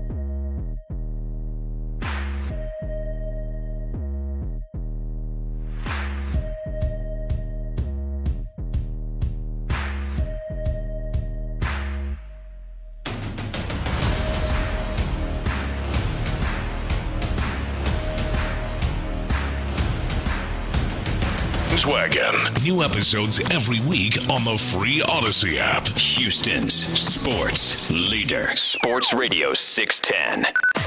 Sports Radio 610 presents The Drive with Stoerner and Hughley. Breaking news from Sports Radio 610 is presented by BetQL. Smarter bets start with BetQL. Download the BetQL app or visit BetQL.com today. All right, we got breaking news. What is the latest news, Tyler? Latest breaking news is coming from your Houston Astros and also the Sugar Land Space Cowboys, the AAA affiliate. They just tweeted out, the Space Cowboys, that is, JV Day is coming to Constellation Field this weekend.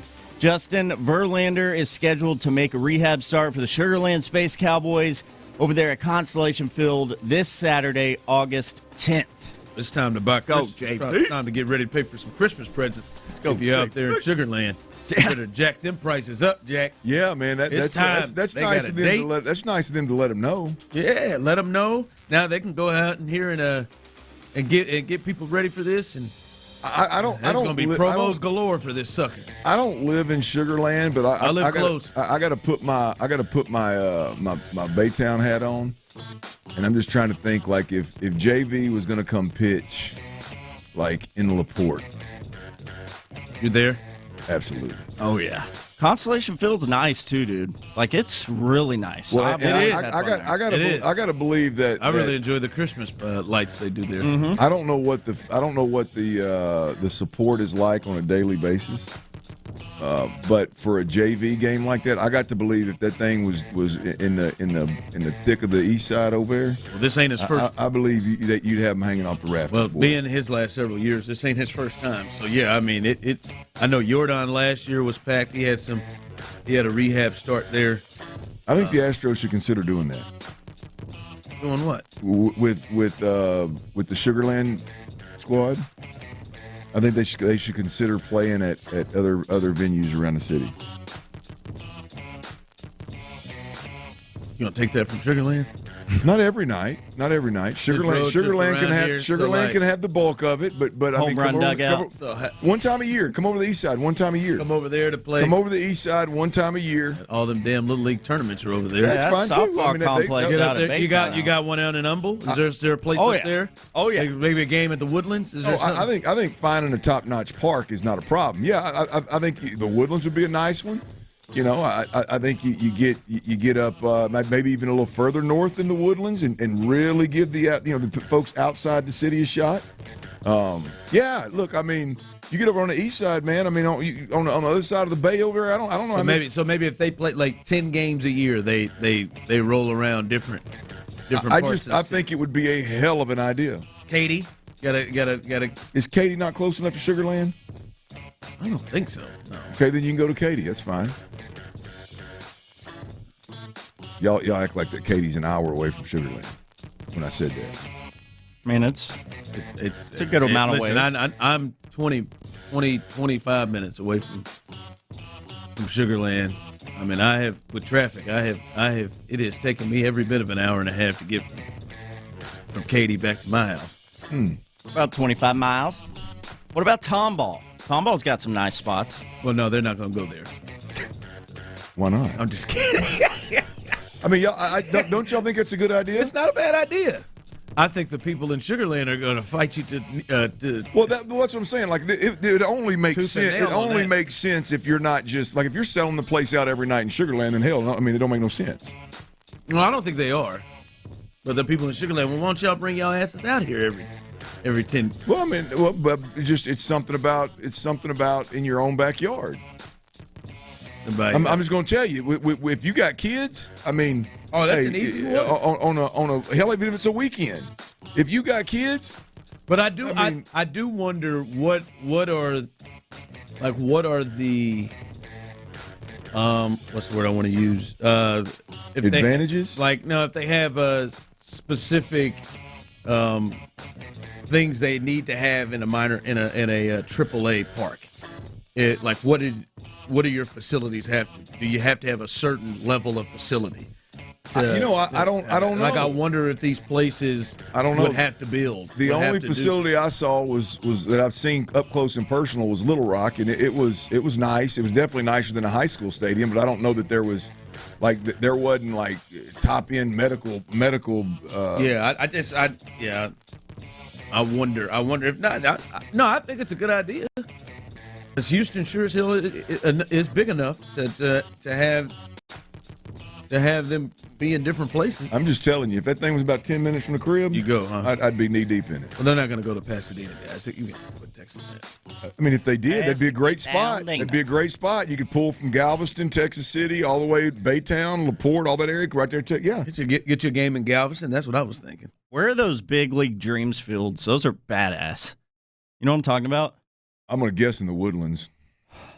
I don't think they're. I don't know though. I'm going to guess up in the Woodlands. My brother, when he played baseball, they would have these tournaments at a big league dream somewhere in Houston, and they have like 4 or 5 different fields that are all like exactly a carbon copy of real baseball parks. Like they have Fenway out there. I think they had Wrigley. Yeah, that sounds like something on the north side. That sounds like north side action right there. It does. All turf. I mean, could be Katy, but I'm gonna bet north side with all that. Tyler. Yeah. Well, hey, the big news off of that is we are closer and closer to JV getting there. Right? He said Captain Joe said it'd be potentially multiple starts for JV. And so this could be the first one. What day was that? Saturday? Is that what Saturday? Saturday he'll start a game, and now it'll be interesting to see how much he's going to throw, how many innings it is, because he's been sitting around the under 40 pitches in these bullpen sessions. Chief, this is like a preseason football game for me. Just get your ass on the back end of it. Be healthy. Be healthy, yeah. I don't need any cricks in the neck. All right, I don't need any shoulder soreness. Just come out on the backside of this thing ready to rock and roll. Yeah, because you see when he starts to have to build up to 80 pitches, 90 pitches, we'll see how long that takes. So the first of I would say multiple rehab starts Saturday. Justin Verlander. It is moving along. By the way, I think Luis Garcia still shut down. No throw. No throw. Yeah, I don't know that. I'm just joking. I'm being a smart ass. It is. I don't know that. I think you're correct there. Not shut down. You're right. They don't like to use that terminology. No throw with Luis Garcia is where he is. All right. Coming up, I do want to get to the move I think Espada should make moving forward. We'll see if that's something he'll do. And the lineup tomorrow will tell a lot. And what's your expectations tomorrow? What are your expectations tomorrow for C.J. Stroud? We'll get into that coming up next. All right, big-time opportunity here, y'all. Big-time opportunity here. So listen up, man.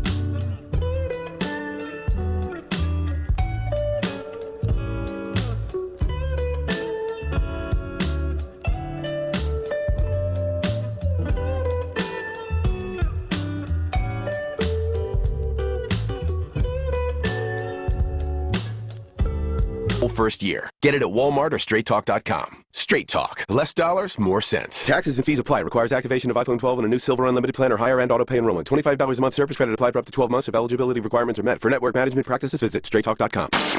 Live from the Twin Peaks studios, Sports Radio 610 presents The Drive with Stoerner and Hughley. You know what?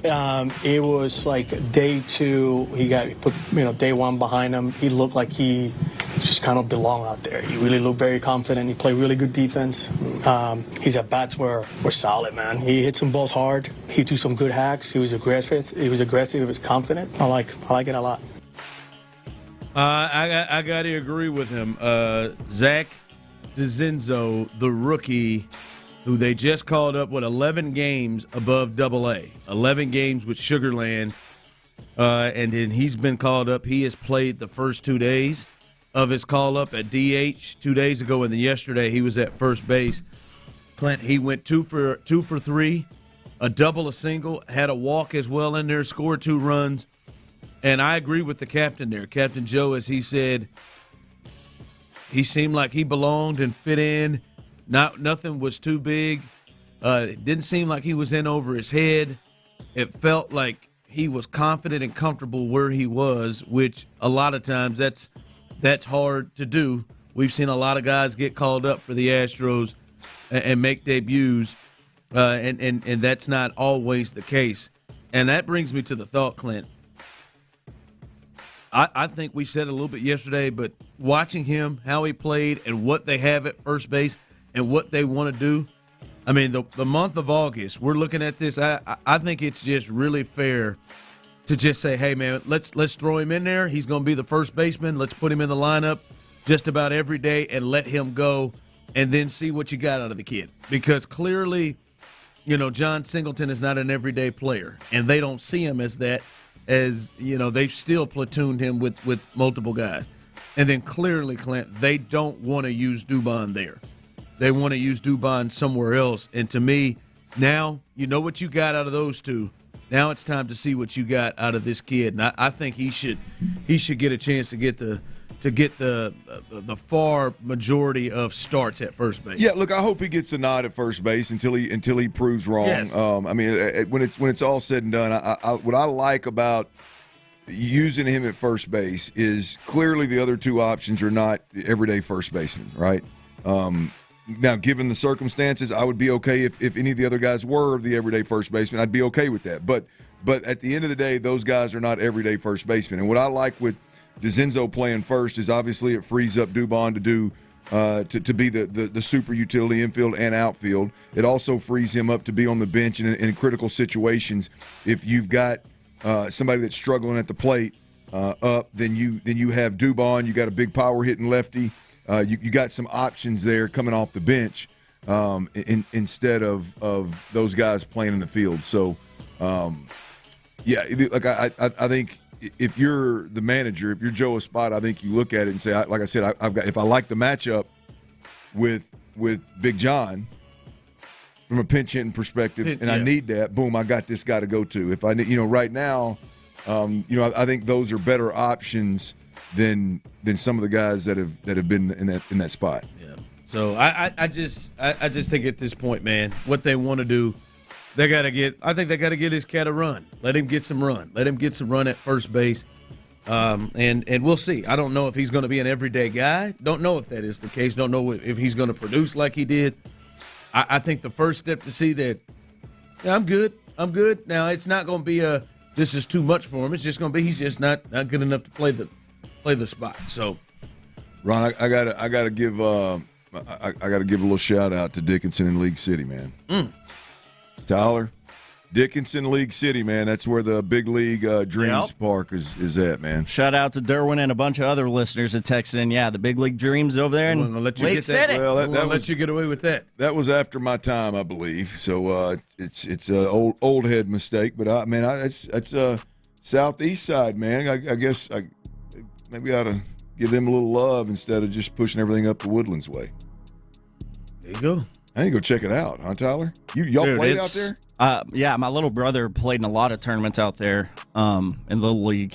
It's worth going to just check out because it's that deep. Big Andy said he played a little softball out there. A little softball. It's great fields. Yeah, it's pretty. It's really well done. Maybe we should get a charity softball game going out there one weekend. I mean, around all the fields is decked out. Like the stands are like real nice seats, like stadium seating. Like you're at. So it would be a tremendous spot for Sugarland for the Space Cowboys to play a little game out that way. Yes, or a Sports Radio 610 softball game or something like that. I could get down with a softball game at one of those parks. Oh yeah. You in, Ron? Oh hell yeah. Let's eat. I played softball. Had a blast except for we ran into some real over the top guys. Oh God, they're the worst. Would have gone pro if I wouldn't have blown my shoulder out. I mean, I hit a ball that was clearly into the gap. You guys got to be careful, man. I hit a ball clearly into the gap, and that guy ran that thing down. Well, no, that's on you. You didn't hit it hard enough or far enough. I mean, he ran that thing down and just. I mean, I bet you there's a solid 50% of our male listenership at one point in their life have been huge softball players. I'm sure. I just like the guy like that guy. He was an over hustler. What's wrong with a guy that hustles? I played 2 years when I was going to Lee College in Baytown. Ron's mad because the guy was hustling. He was over the top. No, I know exactly. You know what I mean? Like we're playing softball. Like, hey man, we're all trying to be able to get ourselves. It was a Sunday night league. We're trying to get up to go to work on Monday. Yeah, I'm just trying to have fun and the first game of you would not like me. The first, huh? Get exercise and fun. That's what it's for. No, you're not. I believe in hustling 24/7. No, you wouldn't be doing I can't touch an athetic field and not hustle. No, you wouldn't. That's not true. This cat's if over. Linda's there, she'd yell at me. That cat's over the top. That man, he's sprinting. I mean, sprinting in hardcore from center field to the dugout. Like, hey man, chill out, man. He's just getting his sprints in, man. Getting his workout in. He probably takes up. And then he went and he's sprinting in, throws his glove down, and would sprint down to third base to be the third base coach. And it's just over the top over there. I mean, that guy's intense, man. Yeah, he was. Just a little intense here, man. Just calm down. I mean, won't you match his intensity, man? I don't need match his energy. I don't need, calm down, man. Why don't you match mine? You over there cool. Reel it in. You over there trying to be cool guy on the field. No, I'm competitive as hell. I'm going to play as hard as I can when we play softball, but I'm also not going to look at somebody and get on their over ass. Making sure his socks are perfect and making fun of not making sure the socks are perfect. Hey, man, I'm just out here just having a good time. My man out here is acting like we're in the World Series. Like the White Sox when they ended that losing streak the other day. What you talked about the other day when you talking about guys in training camp and practice, about guys like, hey, come on, man. Ain't nobody in here acting like no bitches. Come on, man. We're in joint practice. Like, come on, man. Quit trying to. Now you try to make the team today. Man, let that guy play softball. How the hell he wants to play softball? I just looked at him. I was for a guy that don't like to judge everybody and likes everybody just to be do you, boy. You sure are judgmental. Over the top. Stop it. It's like the guy when you're playing basketball out at courts or out on the street or somewhere, and this guy's out there. This guy's getting into you. Yes, indeed. And checking everywhere. Absolutely. Chill out, man. It's like, hey, man, if you set another pick over here, dude, hard pick too. We're gonna have we ain't broad no shoulders, pick and rolls elbows out here, out. man. No motion offense. Move. That's full speed, trying to cover Tyler full court. Man, I'm going to set a screen at half court and just knock you off. Tyler, I swear, I'm playing third base, and he's the third base. Fight through screens. I'm playing third base. He's the third base coach. He's break something. He's over the top. Like I could tell. Like waving and stuff? No, not he signs, wave. Oh my God! Eyes. Get over yourself. Like he kept it. Like at one time, I almost missed the pitch. I'm just looking at him. He up there. Hey, eyes. I mean, he's got an unhealthy competitive gene. Would have gone pro if I wouldn't have got hurt in high school. Hey, y'all leave that dude alone, man. I swear I had a minor league deal in place and I got hurt. Won.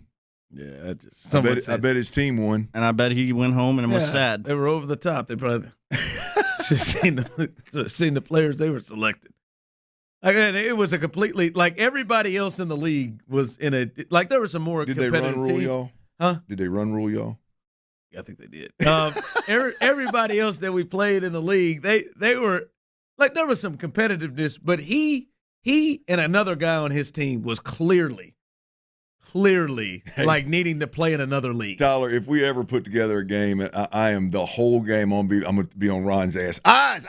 All right, that's two y'all. It's two y'all. Heads on swivel. Let's go. Two down. Ron. Let's see, it's cool. Ron, plays a one. Ron, ball to you. Where are you going? He was that. He is. Hey, two. That's two. And I could see, Like, I swear, I don't know. Like placing the outfielders in certain positions for batters? I was about to get there. Man, I'm not going to say. Reports. I'm not going to say he had a card, but he is out. Because he played center, and like lefty comes up, he is swinging everybody around in that outfield because you had to have guy, girl in the outfield, and he was being Kelly Lee. Sounds hot. Like he was being Kelly Lee. What is that? If you've seen Bad News Bears, Kelly Lee was instructed by Walter Matthau to go and catch everything in the outfield. Oh yeah, run off. Well, why wouldn't you? He is coming from center, not to right center, but we're touching right. If there was a female, he's running over there to get him. Like, calm down, man. Maybe she asked him to do that. Calm down. I don't think so. I think he ran over there to get it. Never cracked a smile. Just calm down, man.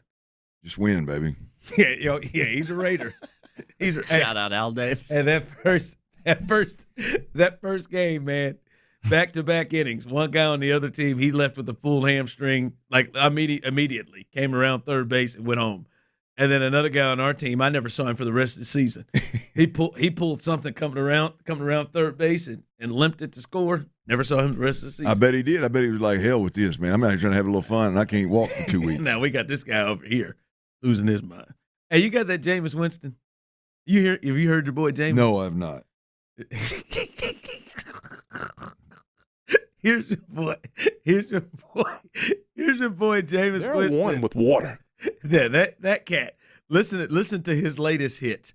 As I think he goes to the podium ready for this. Where's he at? Training camp? He's at training camp with the Browns and speaking to the media. Here's Jameis Winston. I think that's one of the things that a lot of people forget. When you can go out, you can see practice, you can knick-knack, this, that, paddywhack, give a dog a bone. Deshaun Watson is going to turn it on. He always going to find a way to shine when the lights come on. Man, I just rhymed. Oh my, can I leave off that one? I know that one going to hit. I know that one's going to hit. He's dead serious, too. He thinks that was good, boy. That was. Knick-knack, paddywhack. But he talked it. He didn't sing it. Water has no soul. You can give me a knick-knack, paddywhack, give a dog a bone. Love this guy. He needs to be on the next edition of Netflix's Quarterbacks. That would be fun. Hey, I know this is later. He would definitely agree to it. Can I hear that one more time? Because he starts off so serious, and then he slides into knick-knack, paddywhack, give a dog a bone. I think that's one of the things that a lot of people forget. When you can go out, you can see practice, you can knick-knack, this, that, paddywhack, give a dog a bone. Deshaun Watson is going to turn it on. He always going to find a way to shine when the lights come on. Man, I just rhymed. Oh my, can I leave off that one? I know that one going to hit. They're one with water. He added this, that in there. Knick-knack, this, that. Hey, let me ask you a serious question. I know it's late in the segment. If I told you right now, do you trust the Texans' backup quarterbacks more than you trust Jameis Winston? No. Like if you had to win. I mean, if we're just talking trust, yes. I mean, trust across the board in all walks of life. Like if you're saying right now, you got to win a ball game. Would you rather have the Texans' backups or Jameis Winston? Jameis Winston. You said that easy too. Oh, it boils down to between him and Davis. And I mean, Tip Boyle and Case Keenum. I mean, look, Case is a mentor. If Case has to play, D'Amico Ryans did and Nick Caserio did a poor job of getting this backup ready, or finding a backup. But yeah, if I had to go win one game, yeah, I'll take the guy that's thrown 30 touchdowns and 30 interceptions in the season. Absolutely. I was going to say, I'll take the guy that's won a national title. If you give me the other part of that 30, 30 and 30 in the same season, you go knick-knack, patty. Knick-knack, this, that, patty-whack, give a dog a bone. He then goes on to give a dog a bone. Deshaun Watson is going to turn it on when the lights come on. Oh, all right. Y'all got to give me that one. That was going to hit right there. He rolled with that bone and on, didn't he? Yeah, great news for the Astros. Justin Verlander, he's going to pitch in an actual game. We'll tell you the latest on that. What does a positive night look like for the Texans tomorrow as they travel to Pittsburgh? And Team USA, They were on the brink of embarrassment. They were down 17 in the second half and came back and won against Serbia. All of that coming up next right here live on The Drive. All right, advanced hair restoration, folks. Their once-a-year summer.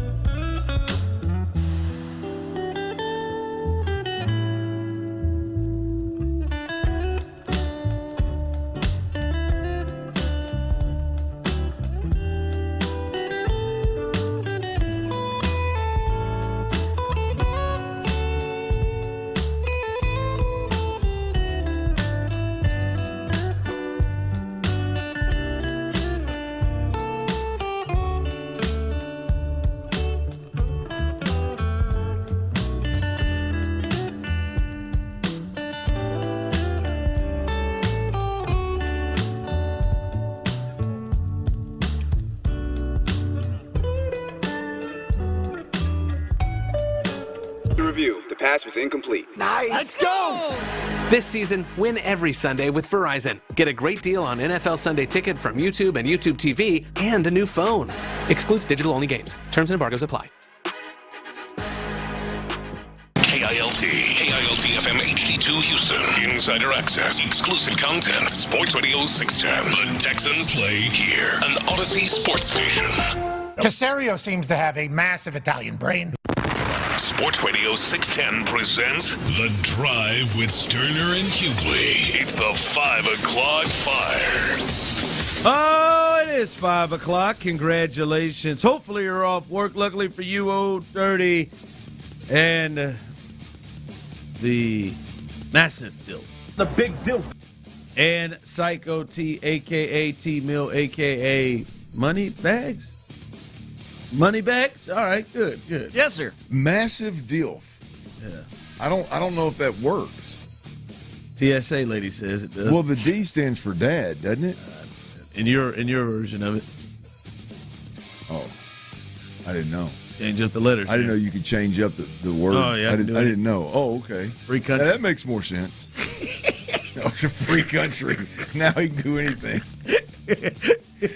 we can change word. Well, look at that big fella up on that screen, boy. He is tired. All right, he was getting loose. Pre-game. He was huffing like I would be. All right, no, it is 5 o'clock fire. Remember, 5 o'clock fire is brought to you by Kirk Holmes, and this is big news coming from the Astros, Clint, and Tyler broke this news around 4:30 or so earlier. Justin Verlander, for those of you getting in your cars at 5 o'clock, just getting off work. Pause. Justin Verlander will make a minor league rehab start at AAA Sugarland on Saturday.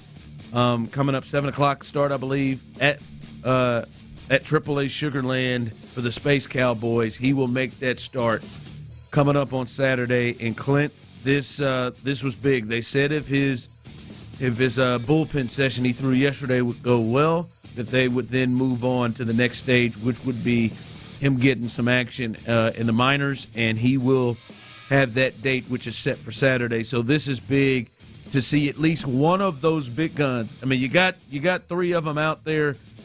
Well, I wouldn't say Luis Garcia is in the same category as JV and Kyle Tucker, but still somebody that could be a big part of you down the stretch.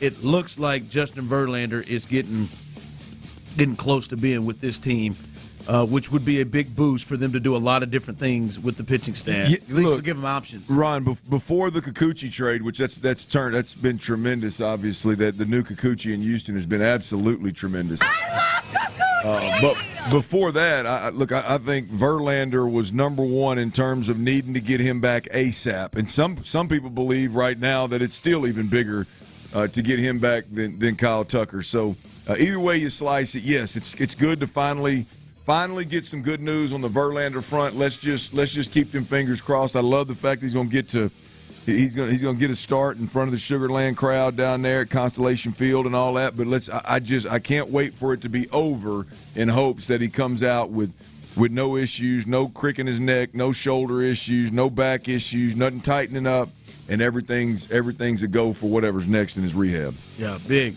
for that. So we'll see. I don't know. I would imagine, Clint, he's been throwing 37, 35, between 30 and 40 pitches in these bullpen sessions. And then obviously we know he was just shut down from throwing for a while there. Yeah.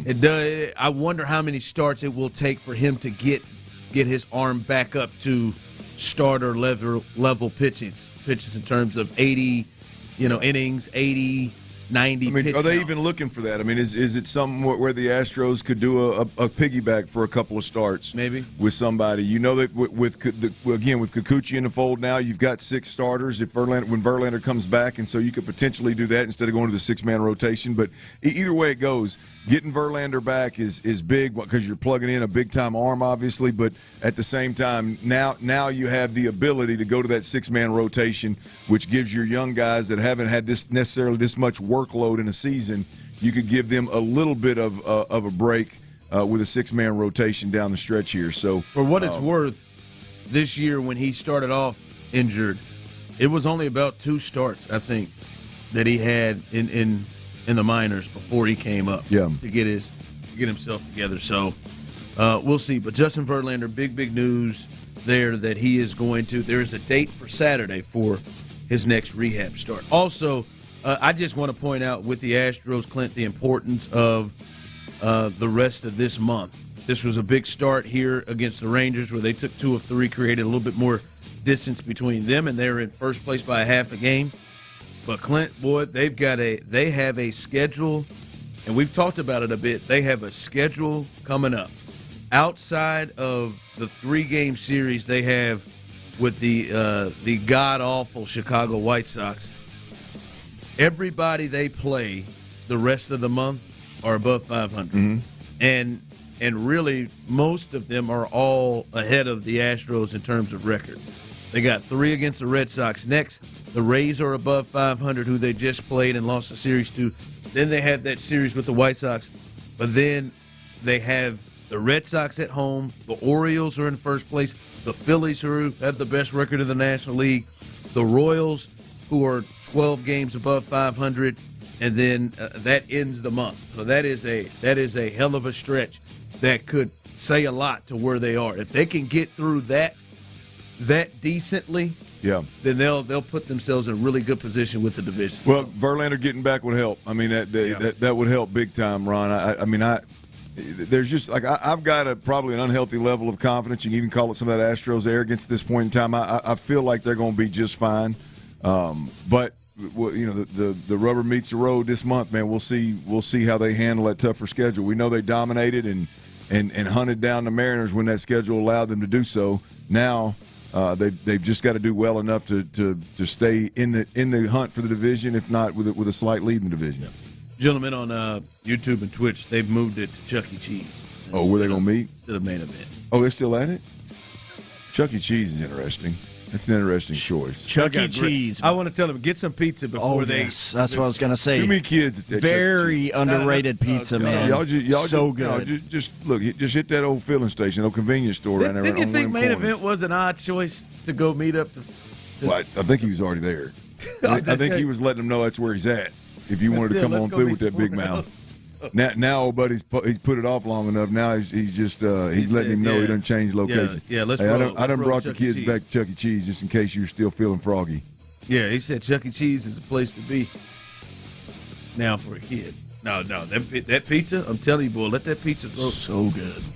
They'll get you in trouble. That cheese is for real. They've done something. They have done something. That pepperoni and cheese that actually they're making me hungry. Like I go in there and just order. I can't recall having it. I hadn't either. Don't worry, you got birthday parties to go to with kids here coming up. Yeah, I took my nephew a few months ago, and it was dude. It was so good. Tasted amazing. It was. I was surprised. The look of it makes you just say, I got to dive into this. Is it thin crust or thick crust? Yeah, they have both, but it's been like a thin crust. And then are you a thin crust guy? I am. Tyler, are you a thin crust guy? I don't really have a preference. I'll go either. I don't like the. I'm going thin. I don't even eat pizza, and I got a preference. You don't have a preference. You just right now. You order a pizza. What's it going to be? Whatever. Sometimes that breading's too thick. Yeah, if I had one, I'd probably lean thin. Lean thin crust. If I'm not getting thin, then I'm going all the way out, and I'm getting like Chicago style. Is that the real thick one? Yeah, that deep dish. I'm a thin crust. I'll eat anything, but I'm a thin crust guy by choice.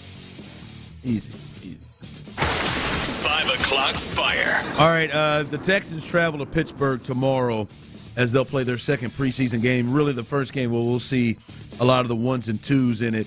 And I would just throw out this to everybody, and Clint, you can start with it.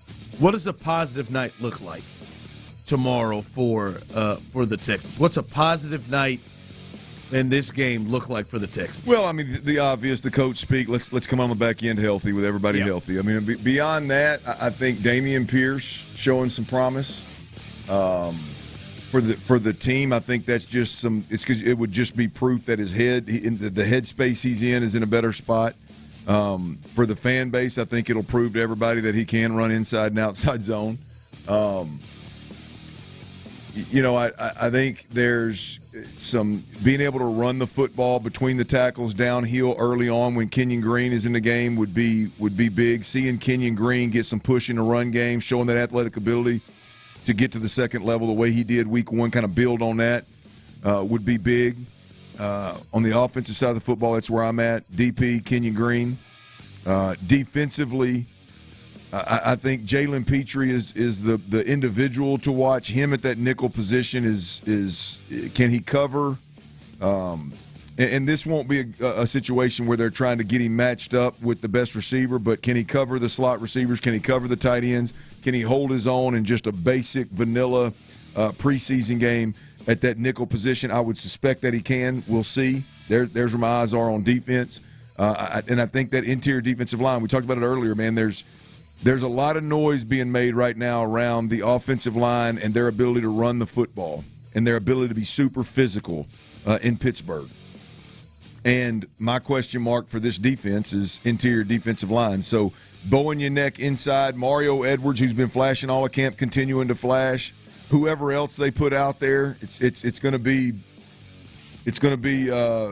by committee at that interior defensive line position. But those guys, particularly the first 2 to 3 drives, if those guys can hold their own and don't get pushed and don't get dominated up front, I think that would be a big step. Yeah, I'm looking at the areas probably that we talked about the most last year during that. And it was a magical season for the Texans, a surprising season for the Texans. No one, most people didn't see that coming. But if we had spots where we looked at, Clint, the issues, it was in the trenches, offense and defensive line that you just mentioned. And I think a positive night would show, hey, we ran the ball effectively and did it at times where they knew we were going to run it, and we were able to stop the run effectively. And to me, that would be a positive. Not I'm saying perfect, but that would be a positive night.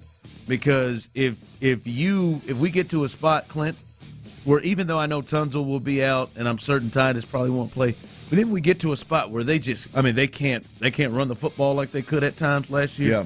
They can't move it, or teams start to run like the last time we saw them in the second half against the Ravens in that playoff game. That would raise some level of concern, I think. I think early in the game. That would raise some, not the end of the world. That would raise some level of concern.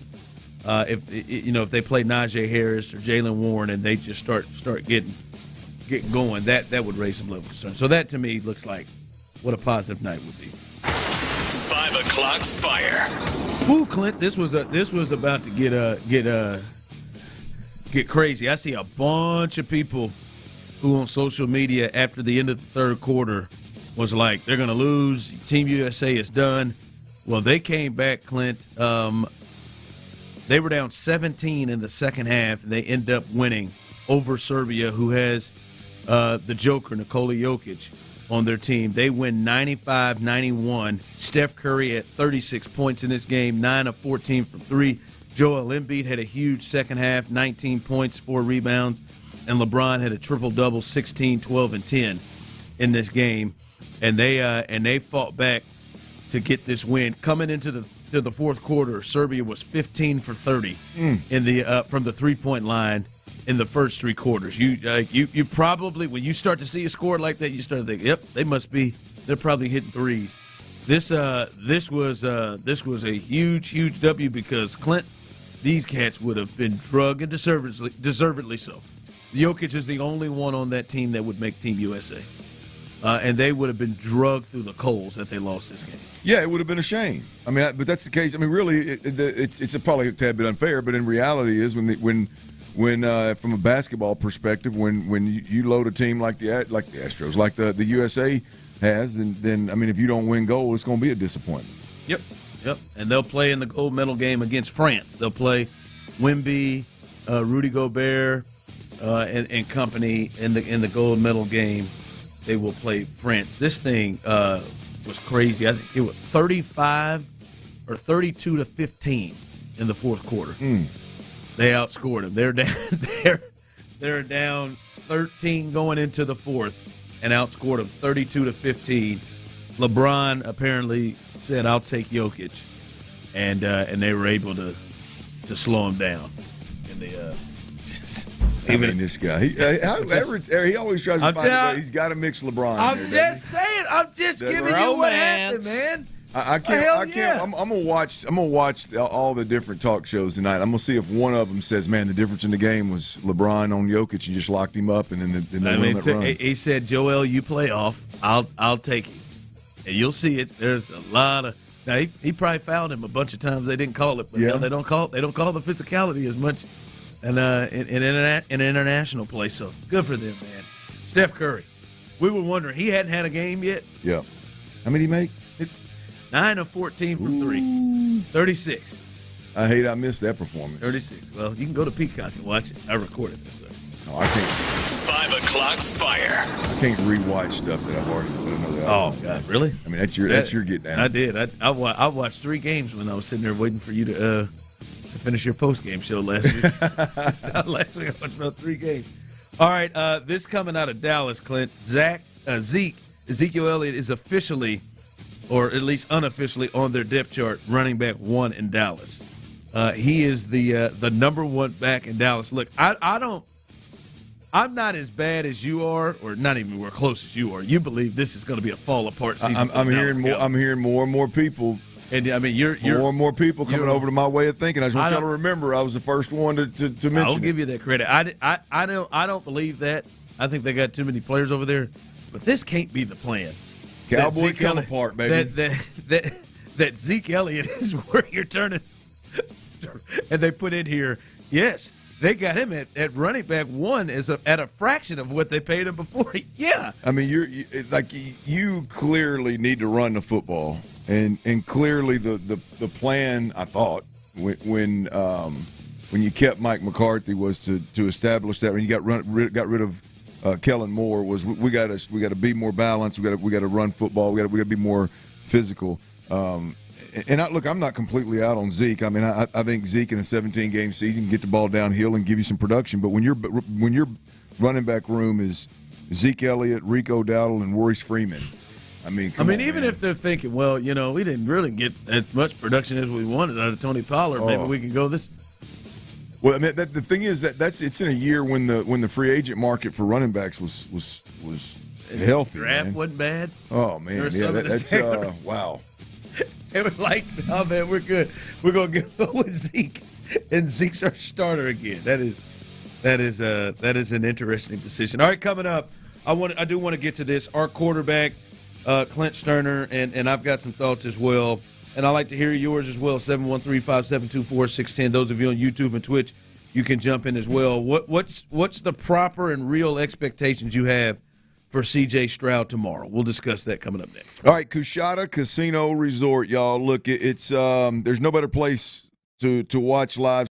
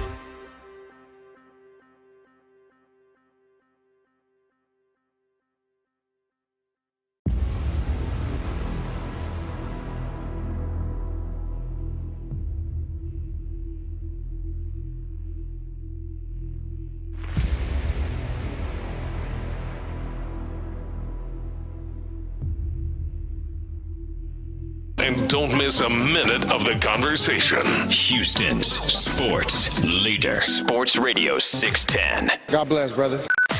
Sports Radio 610 presents The Drive with Stoerner and Hughley.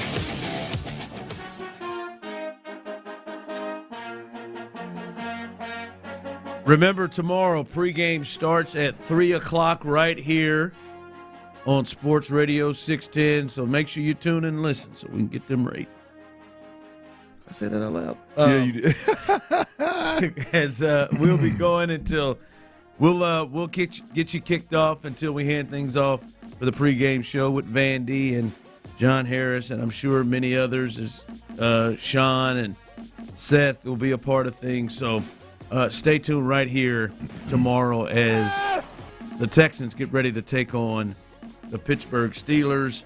Someone text in because I posed this question. I want to hear from the people, and of course we'll read them off here on YouTube and Twitch. Those of you on the text line as well, 713-572-4610. What's the expectations? What's your real expectations for C.J. Stroud tomorrow as they take on the Steelers? Somebody texted in, fellas, and said, C.J., 2 drives with at least 2 touchdowns each and hit all of your top receivers at least once is the goal, is the expectation for that listener right there. That's aggressive right there. Go ahead now. That'd be my dream. I'd love to see that tomorrow. Dream, not the expectation, huh? Yeah, I mean that would be absolutely beautiful. Yeah, no, look, I think this for CJ, there's nothing he can do, positive or negative, that's going to sway my confidence or my thoughts on what he's going to do this year and what he's capable of doing this year and what this offense is going to do this year. Agreed. What I'd like to see is, again, we've talked about this multiple times, Ron, is just clean execution. It's going to be very vanilla on the defensive side of the football. What I'd like to see is from a clean pocket, deliver the football accurately, which there's no reason to believe he didn't. He did it last year in all kinds of chaos. Get you one of at least one of 3 drives. I think that the ceiling is 3 drives. I think the ceiling's probably 15 to 20 plays, but one of 3 drives needs to be a move the ball pretty good. I don't care if it ends in points, but just move the football pretty good, have a little bit of success, and communicate cleanly, execute cleanly in the pass game when you do get those opportunities. But I don't expect to see anything big time. I don't expect them to take a whole lot of risks, to be honest with you. But I just need them to be efficient and clean. Clint, man, Davis Mills last week, 2 drives, 10 for 13, 102, 1 touchdown, 0 turnovers. Yeah, a lot to live up to, CJ. Yeah, I don't know. No, I don't know. I don't know. I think. No, I'm just kidding. I think it's not going to get any more vanilla than it was last week, and I'm not knocking Davis Mills' performance. He did exactly what he needed to do last week. You think the Steelers will do a bit more? I think the better players are going to play. I think that they're probably going to do it a little bit more schematically, probably a little bit more moving around. The pocket is going to be, I would say, probably quite a bit more chaotic than it was last week for Davis Mills. But I don't think they're going to be. I don't think it's going to be difficult for CJ to figure out where to go with the football and what the hell's going on. I don't think it's going to be difficult for the tight ends and the centers and everybody that needs to make calls. I don't think it's going to be difficult for them either. But I just need to see a good clean couple of drives. If you go 3 and out, so be it. It's a tough ass sport. If you go 3 and out in the first one, good. But I need one good drive of move the football 40, 50 yards. And get that work of moving the football, communicating through some situations. So if they had 2 straight 3 and outs, would you run back out there? Absolutely. What's the point? 2 straight 3 and outs, and you don't run him back out there. What's the point? Now I do think there's. Now when would you stop? If the first quarter, I'll personally probably 3 drives or the first quarter. You said 15 to 20 plays. Is that what you said? Yeah. Yeah. My goal would be 15 to 20 plays. I mean that's. I'll give you 1 3-play drive, or let's say 1, 5-6 play drive, and then a good drive that you get rolling where You're actually chewing up some yardage. Like I got to see something. There's no sense in taking the risk if it's just hey, whatever happens, man, we're only going 2 drives no matter what. So no, I got to get it at ceiling again. 15 to 20 plays, 3 drives. Now, if you don't at least move the ball a little bit and get a little bit of work in one of those drives, and we got to go back to the drawing board. What the hell we're doing on offense? Yeah. So yeah, no, I need to get one good drive out of him. Yeah, for me, one, healthy, and I think a lot of people have said that. Someone texted and said, I don't have any expectations. We know what he's capable of. My expectation is for him to stay healthy. Listen, I threw out the Davis Mills numbers, and the numbers aren't really it doesn't matter. I don't look at that and say, well, you got to do what Davis did. But in the aspect of what Davis did, though, and I know, as you said, maybe there's going to be a little tougher road for CJ. It'll be different, yeah. He was like the offense ran. It was crisp for the most part. They did what they needed to do. They seemed like they knew exactly what they wanted to do. There was no confusion. Everybody was going to the right spot, and even plays that weren't made because we were all off or miscommunications. I just want to see a smooth, however many plays that they're out there, right? They run the ball, they throw the ball, whatever. Just make it smooth. I don't really give a rip about the numbers because, as the texter said, like and you said it too, there is no way that I will walk out of the game and be like, oh man. Yeah, boy, there's nothing. I don't know about CJ, man. We got to look at something. But Ron, I mean, here's the reality of the situation. They're going to play him, right?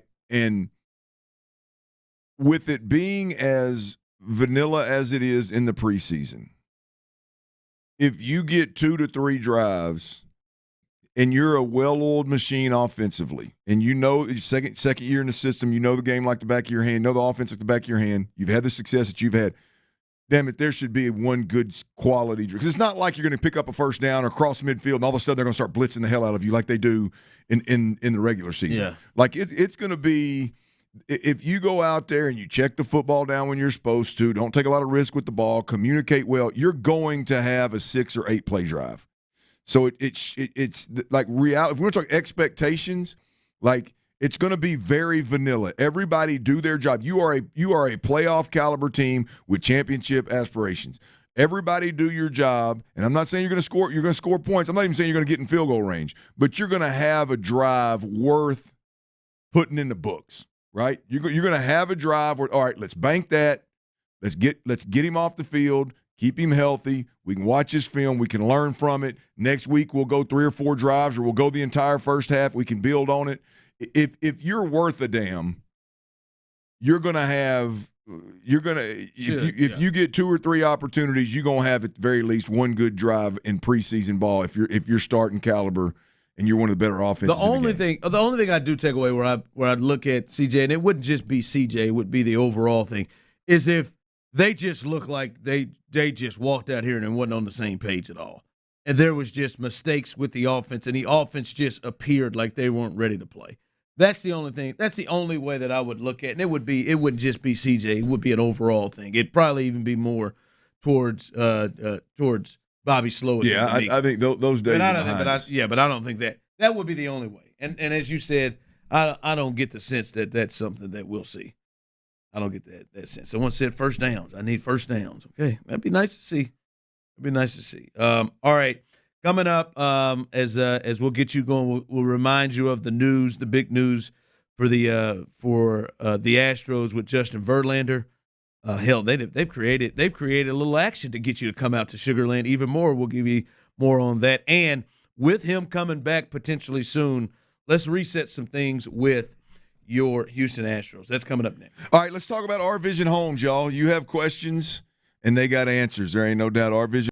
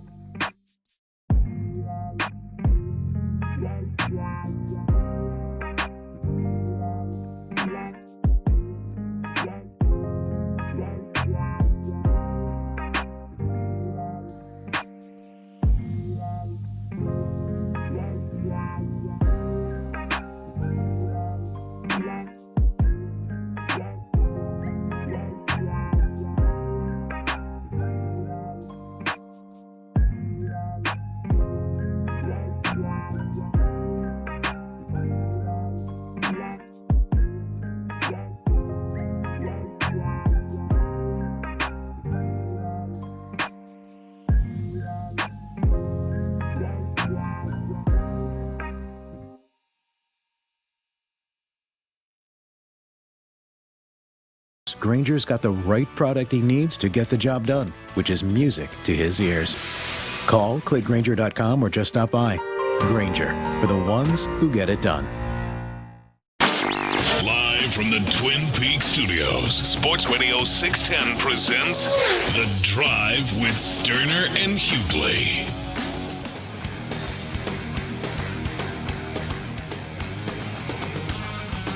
All right, welcome back into The Drive. The news of the day, and big news. And listen, the Astros, with these health injuries, with these health issues, they have needed some good news, and they have needed something with whatever the hell is wrong with Kyle Tucker. We'll keep reporting bone bruise because that's what the hell they're saying to it. Where art thou? This is a bone bruises of all bone bruises, and Luis Garcia, who is set back, and they've ended the season. Maybe the career of Lance McCullers here in Houston. He's not going to throw anymore.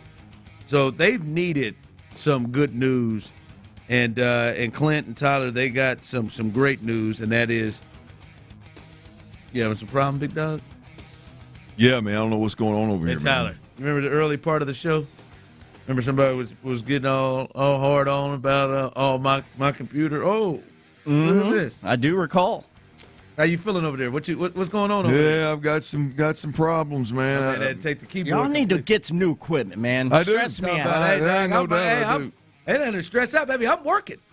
I got mine right here. Y'all both need to get new equipment. I'm in here now. I like that laugh. I know you do. I did it for you. Yeah, I know it matches. No, but no, Verlander, he is going to make a rehab start coming up on Saturday in Sugar Land. And Clint, here is the latest from the Space Cowboys. They had previously scheduled Saturday to be Justin Verlander bobblehead night for the first 2,000 fans. And luckily for them, guess who's going to be there? What a coincidence. I mean, they just knew it. Who? Verlander.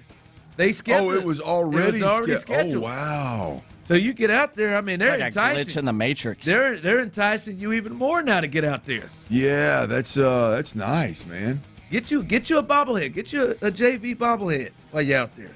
Well, I wonder what it looks like. Is he going to have a Space Cowboy uni on? Oh, that's a good thought. That'd be a quick turnaround on the bobblehead. I don't know that you can turn them that quick.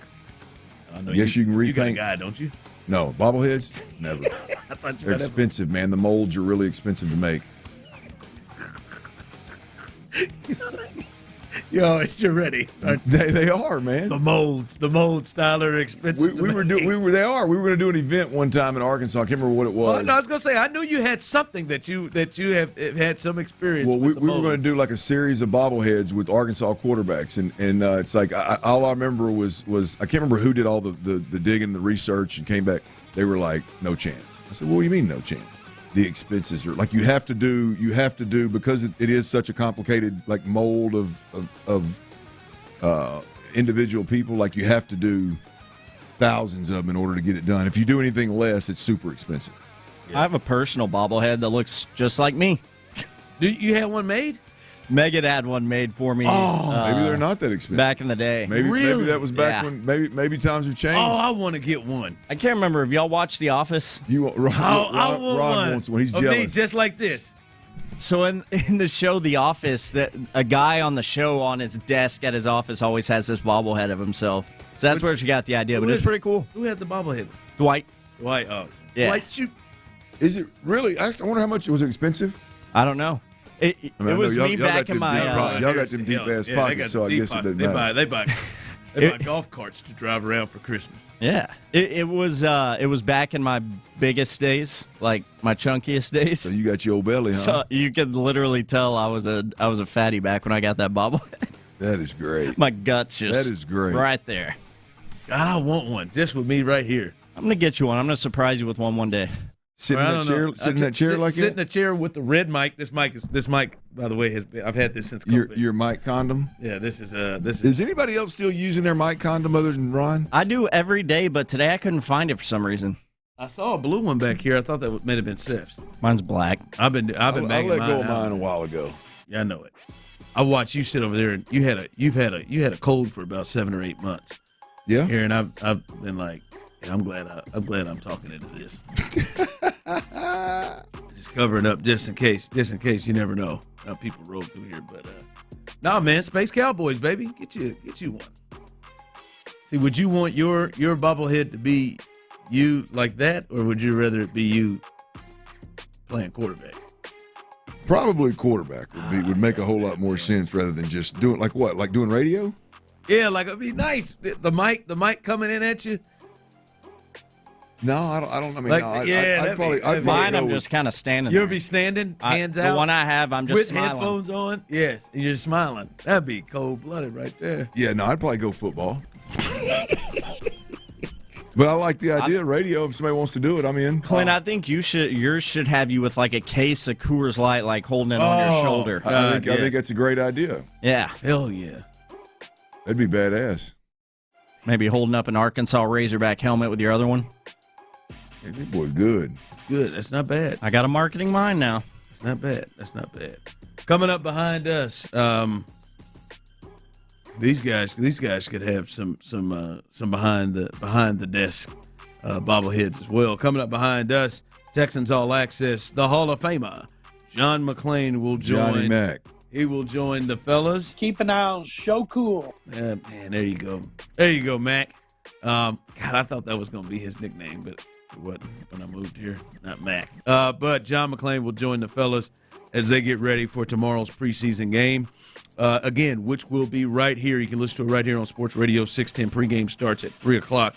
As soon as we get done, we'll pass that along. And then after that, Area 45. Astros are off, so no pregame or postgame show, but they will hold it down as Sean Bijani and Patrick Creighton. And I believe our guy Jordan is in the building. Jordan is producing this. That guy works hard, boy. So good for him. They're in good hands over there as well. So that is That is the latest coming up behind us. All right, it looks like we'll see Verlander very, very soon, Clint. You said something interesting, I thought, and I think it's obviously a possibility, but we are in August. You said your thought of when Justin Verlander makes his return that this doesn't mean somebody leaves the rotation. You think that the rest of the way, will try to push forward a 6-man rotation. Absolutely. And I know they've talked about that. Hell, they tried it at times last year. But my only thought is you're a half game up in the West, and the wild card, you're about 3 games back behind that, but really you're leading the division, so that's what your focus is on. But it is tight and close. My thing is, do you have the luxury of not having Verlander, Framber, Hunter Brown, who I think here in the second half, those have been your guys. Blanco's kind of taken a step back a bit. But not having those guys go as many times as they possibly can the rest of the way, because each one of them are losing a day because you got 6 starters. You think they have that luxury right now? I do right now, yeah. I mean, I think if we look at how these young guys are pitching right now, I don't know why you would remove them from the rotation. I understand the question of obviously removing one from the rotation would be to get Verlander more starts and Framber more starts, and obviously your top 5 guys more starts versus spreading it out.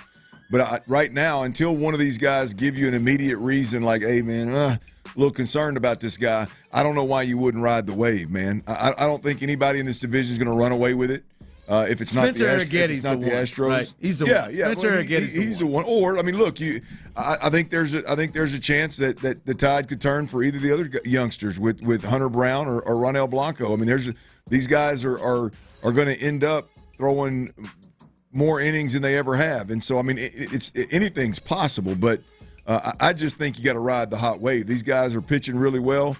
When Verlander does come back, if there's not a piggyback situation where you need to piggyback him with a Spencer Arrighetti or something like that, that might be what it. Yeah, I would go to a 6-man rotation, take the load off of all the youngsters, and try to limit as much wear and tear as you have down the stretch here. Also, along the same lines, you're limiting the wear and tear on Verlander, who's an older. I know he hadn't pitched much this year because he's been injured, but he's an older pitcher. So, I mean, I think going to a 6-man rotation is a no-brainer from the jump. Well, Dana said they want to give these guys some breaks. I think you play it by ear, right? And right now you're a half game up, and you stay within that range. I think you can do that. If you start to maybe get down a little bit, then maybe you adjust that thing. But that's not a bad thought, not a bad idea to conserve that, because Hunter Brown and Ronel Blanco, who you think are going to need to help you if you can get into the postseason, like those guys you want to keep. Well, I mean, look, to the thought of this August schedule that we've been talking about, Ron, with the exception of the White Sox, right?